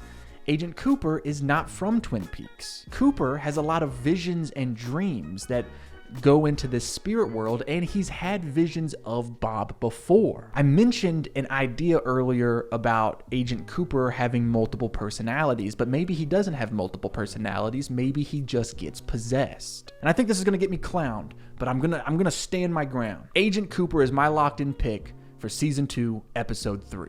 Episode 4 begins with Leland Palmer being interrogated about his crime of killing Jacques. And Leland admits to killing Jacques. And while everyone seems to understand that the grief he was going through caused him to act irrationally, he's still going to be on the hook for this. Just a heads up for this episode, not a whole lot happens when it comes to the killing of Laura Palmer. You can tell that they're setting up a ton of stuff early on in the season to help get us through all 22 episodes. And so I'm trying to figure out what pertains to Laura Palmer and what doesn't, and I think I'm doing a pretty okay job so far. Something that I think definitely involves Laura Palmer is all of this business with the mysterious Mr. Smith and Donna. Mr. Smith has Laura's diary, and Donna keeps trying to get it so that she can find out what happened to Laura. When it comes to the character of Mr. Smith, there's something oddly comforting about him, but also really creepy. I don't think he killed her, but he is an odd guy. This episode also gives us quite an alarming amount of clues towards my favorite suspect and my arch enemy, Andy the crying cop. Now look, I know Andy didn't do it, okay? I get that. I need to give up on this dream. And it's probably likely that his whole story arc just kind of ends with him actually being the father of Lucy's baby and like them living happily ever after, right? But in this episode, Andy has a Flesh World magazine. That is the catalog that has been pretty closely tied into all of the clues surrounding Laura Palmer. And he just so happens to be wearing the same boots that they found at Leo Johnson's house. Not the same pair of boots, just the same kind of boots. Look, it would be really wild at this point if it was revealed to be Andy, but it wouldn't be out of left field. All of the evidence that I brought up, you know, some jokingly last video I did, a lot seriously, it kind of creates the perfect little platform to where if Andy was the killer, you couldn't say that it came out of nowhere and you couldn't be mad at the show. They drop a lot of seeds insinuating Andy could be the killer. This episode ends with Agent Cooper and Sheriff Truman meeting up at the bar, and it looks like they're gonna go save Audrey from One-Eyed Jacks. And we know that the whole point of this exchange is to try to kill Agent Cooper because Jacques, the guy that we've been talking about that Leland Palmer killed, his older brother, Jean, he wants to kill Agent Cooper. And look, I know that last episode I locked in Agent Cooper as the killer, and once again I'm going to retract that and say I'm still floundering out here. This show has transformed into something I have no experience with. At this point, I think we're just going to have to keep watching the show and hope that we can pick up on some clues, but as for this part of the video, who I'm going to lock in for this episode of Who Killed Laura Palmer, I'm going to pick Andy the Crying Cop. I know. I just said that we've moved on from that theory. But there's some new little bits of evidence against him, and I think I just really want the reveal to be Andy. I just feel like it would be a super cool reveal. I mean, what can I say? This show is like a bucking bronco, and I was thrown off of this horse a long time ago. And so I'm just using my lasso to try to snag anything I can get a hold of.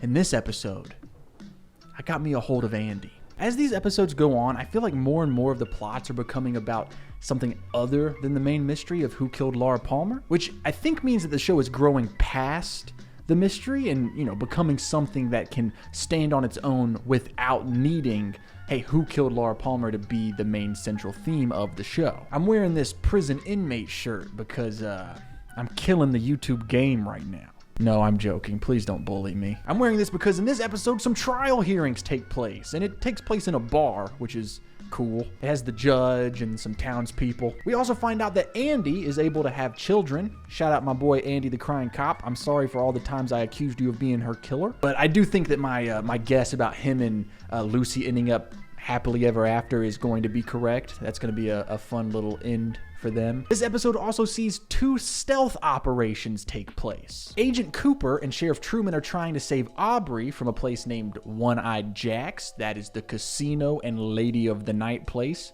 I mean, if you've made it this far into this video and watched last part, you know what's going on. I'm trying to do less hand-holding this time. And Donna and Laura's cousin Maddie are on an operation to try to get Laura's secret diary from Mr. Smith. We only met Mr. Smith this season, but I think he's a really important character. He's so interesting. But maybe he's a ghost or something. I want there to be a ghost, and he gives off ghost vibes. He talks like a ghost. I know that's a weird thing to say, but he does. And then he steps outside for a minute and the sunlight hits him and he passes out. Could be a vampire. In this episode, he kisses Donna, which leads me to believe that he was probably also romantically entangled with Laura Palmer. Anyway, at the end of this episode, he catches Donna and Maddie trying to steal the diary, and he's like, you want to know a secret? How about the greatest secret? The secret that Laura knew, the secret of who killed you. And then he scratches his face with a rake. I have no idea what that means. I trusted you. I assume it was him threatening them, but it was oddly poetic to be a murder threat, you know? The other rescue mission going on goes a little bit better. Cooper and Truman are able to get Audrey out of One-Eyed Jacks. It just occurred to me that I wanted to call her Aubrey. Have I been calling her Aubrey accidentally? I'm sure I'll get some comments about it. But they are able to save Audrey thanks to some help from Officer Hawk. Bookhouse boys, baby. So where does this leave us with Laura's case? I'm gonna be honest, I don't think we learned anything in this episode that points us in the direction of anyone on the wall or in the town, which has kind of been the case for this whole season so far. I'm really trying my best. I mean, we know it was Bob to a certain extent, I guess. I take that back. We don't know that. So who do I lock in for this episode? I think once we get into the diary of Laura's that Mr. Smith has, we will have a pretty clear step forward for some solid suspects. But until then, I don't think any of my suspects that I have claimed in this video or the last video hold any water. I don't think it's Sheriff Truman. I don't think it's Norma. I don't think it's Andy the Crying Cop. I think maybe Agent Cooper is still on the table, but I really doubt it. I don't think it's Bobby. I don't think it's James. I don't know. Is it bad if I just lock in Bob? Because This season, as the episodes go on, I feel like we're straying farther and farther from a murder mystery. What if it's not even really much of a whodunit this season? What if it's like, hey, yeah, we told you it was Bob. Let's move on. So I guess that's who I'm locking in this episode is Bob. The guy who we saw did it. Buckle up, boys and girls, because this episode is called Demons, which when I saw, I got really excited because I think it means I'm right. Maybe not about like who killed Laura, but that maybe Bob is a demon and he possessed someone to kill Laura. And, you know, I think I nailed it. At the end of this episode, Agent Cooper and Sheriff Truman are questioning the one-armed man. And he was taking like some kind of drug or something like that. But they kept the drug away from him, which was causing him to freak out. And he transformed. He called himself an inhabiting spirit. And he says something about how Bob used to be his familiar. He says a whole bunch of cryptic stuff. But from what I understand, Bob is a demon who requires a human host. And he's been living in a human host in Twin Peaks for 40 years. And the police sketch of Bob and the Bob that we see in the visions in the show so far is Bob's true face. And supposedly the only people that have seen his true face are the gifted that see him in visions and his victims. So if the host has been living in Twin Peaks for 40 years, I'm assuming it is an older person. Which points us to 3 main suspects. The most obvious being Benjamin Horn. The one-armed man says that Bob feeds off of fear and does it with a smile. And that really lines up with old businessman Ben, the Ben Horn dog himself. He terrorizes everyone, he mistreats everyone, and he smiles and laughs and eats sandwiches like nothing's wrong. He has done truly the most despicable things consistently in this show from the first episode all the way to now. It would make sense that he's been possessed by a demon. The next suspect is someone that I've had in the back of my head as kind of a least suspectable person ever pick.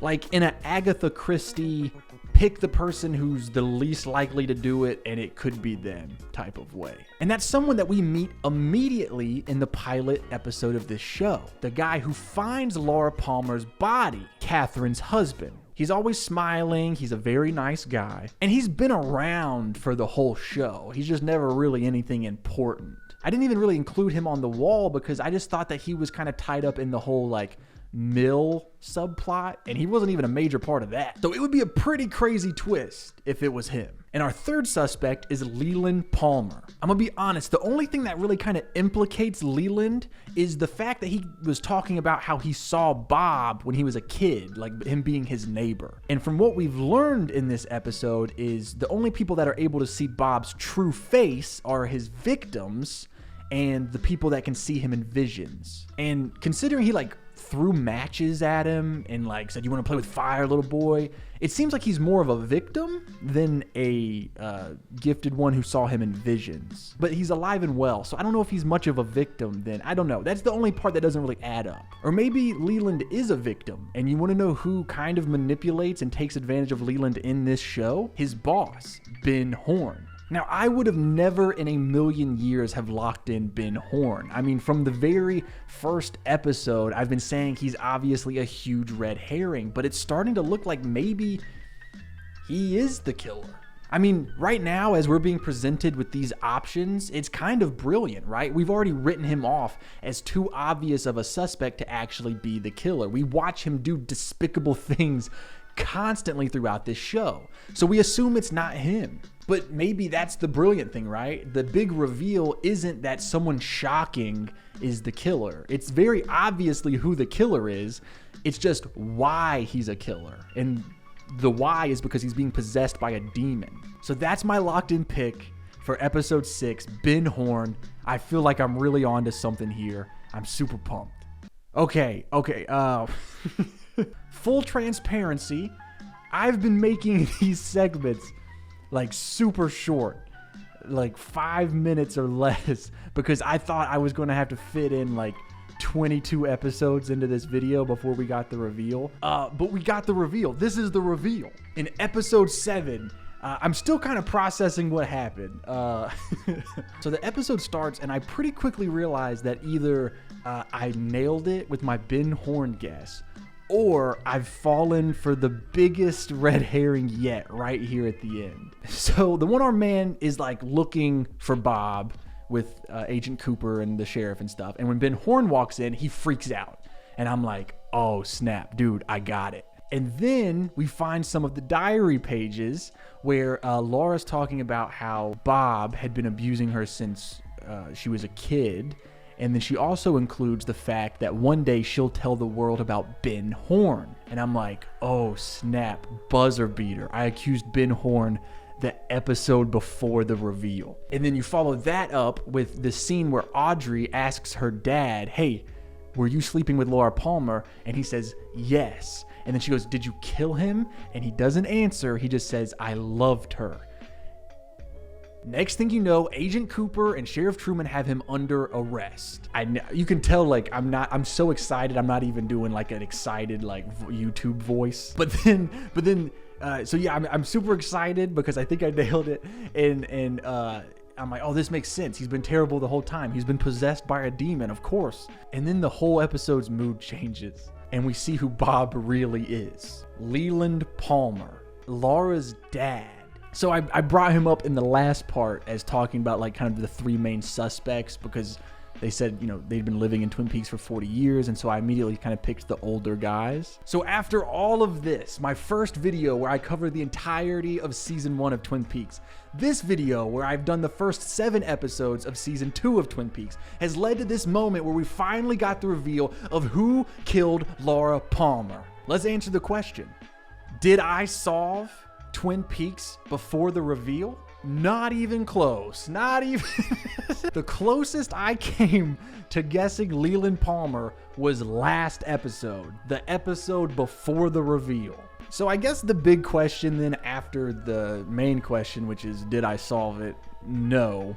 Can it be solved? Is it even possible to guess who did it based on just what the show gives you? And I think it's a yes. I think that you can totally come to the conclusion that it's Leland Palmer. I don't think that it's totally out there. I don't think that it's hidden. I think they give you the clues very stealthily throughout 2 seasons to make that guess. We see him going crazy. We see him kill Jacques. We get the information about him seeing Bob as a kid. That is a huge clue and one that I picked up on, but I just didn't pull the trigger on because I don't know. I just didn't think. I mean, we literally in season 1 see Laura's mom see Bob at the foot of Laura's bed in their home. Laura's cousin starts to see visions of Bob after being around Leland for a little bit. The only person that we don't see having these visions is Leland, but everyone in his home does. Now, to be fair, you don't know what Bob is or who Bob is at that point, so it's pretty difficult to be like,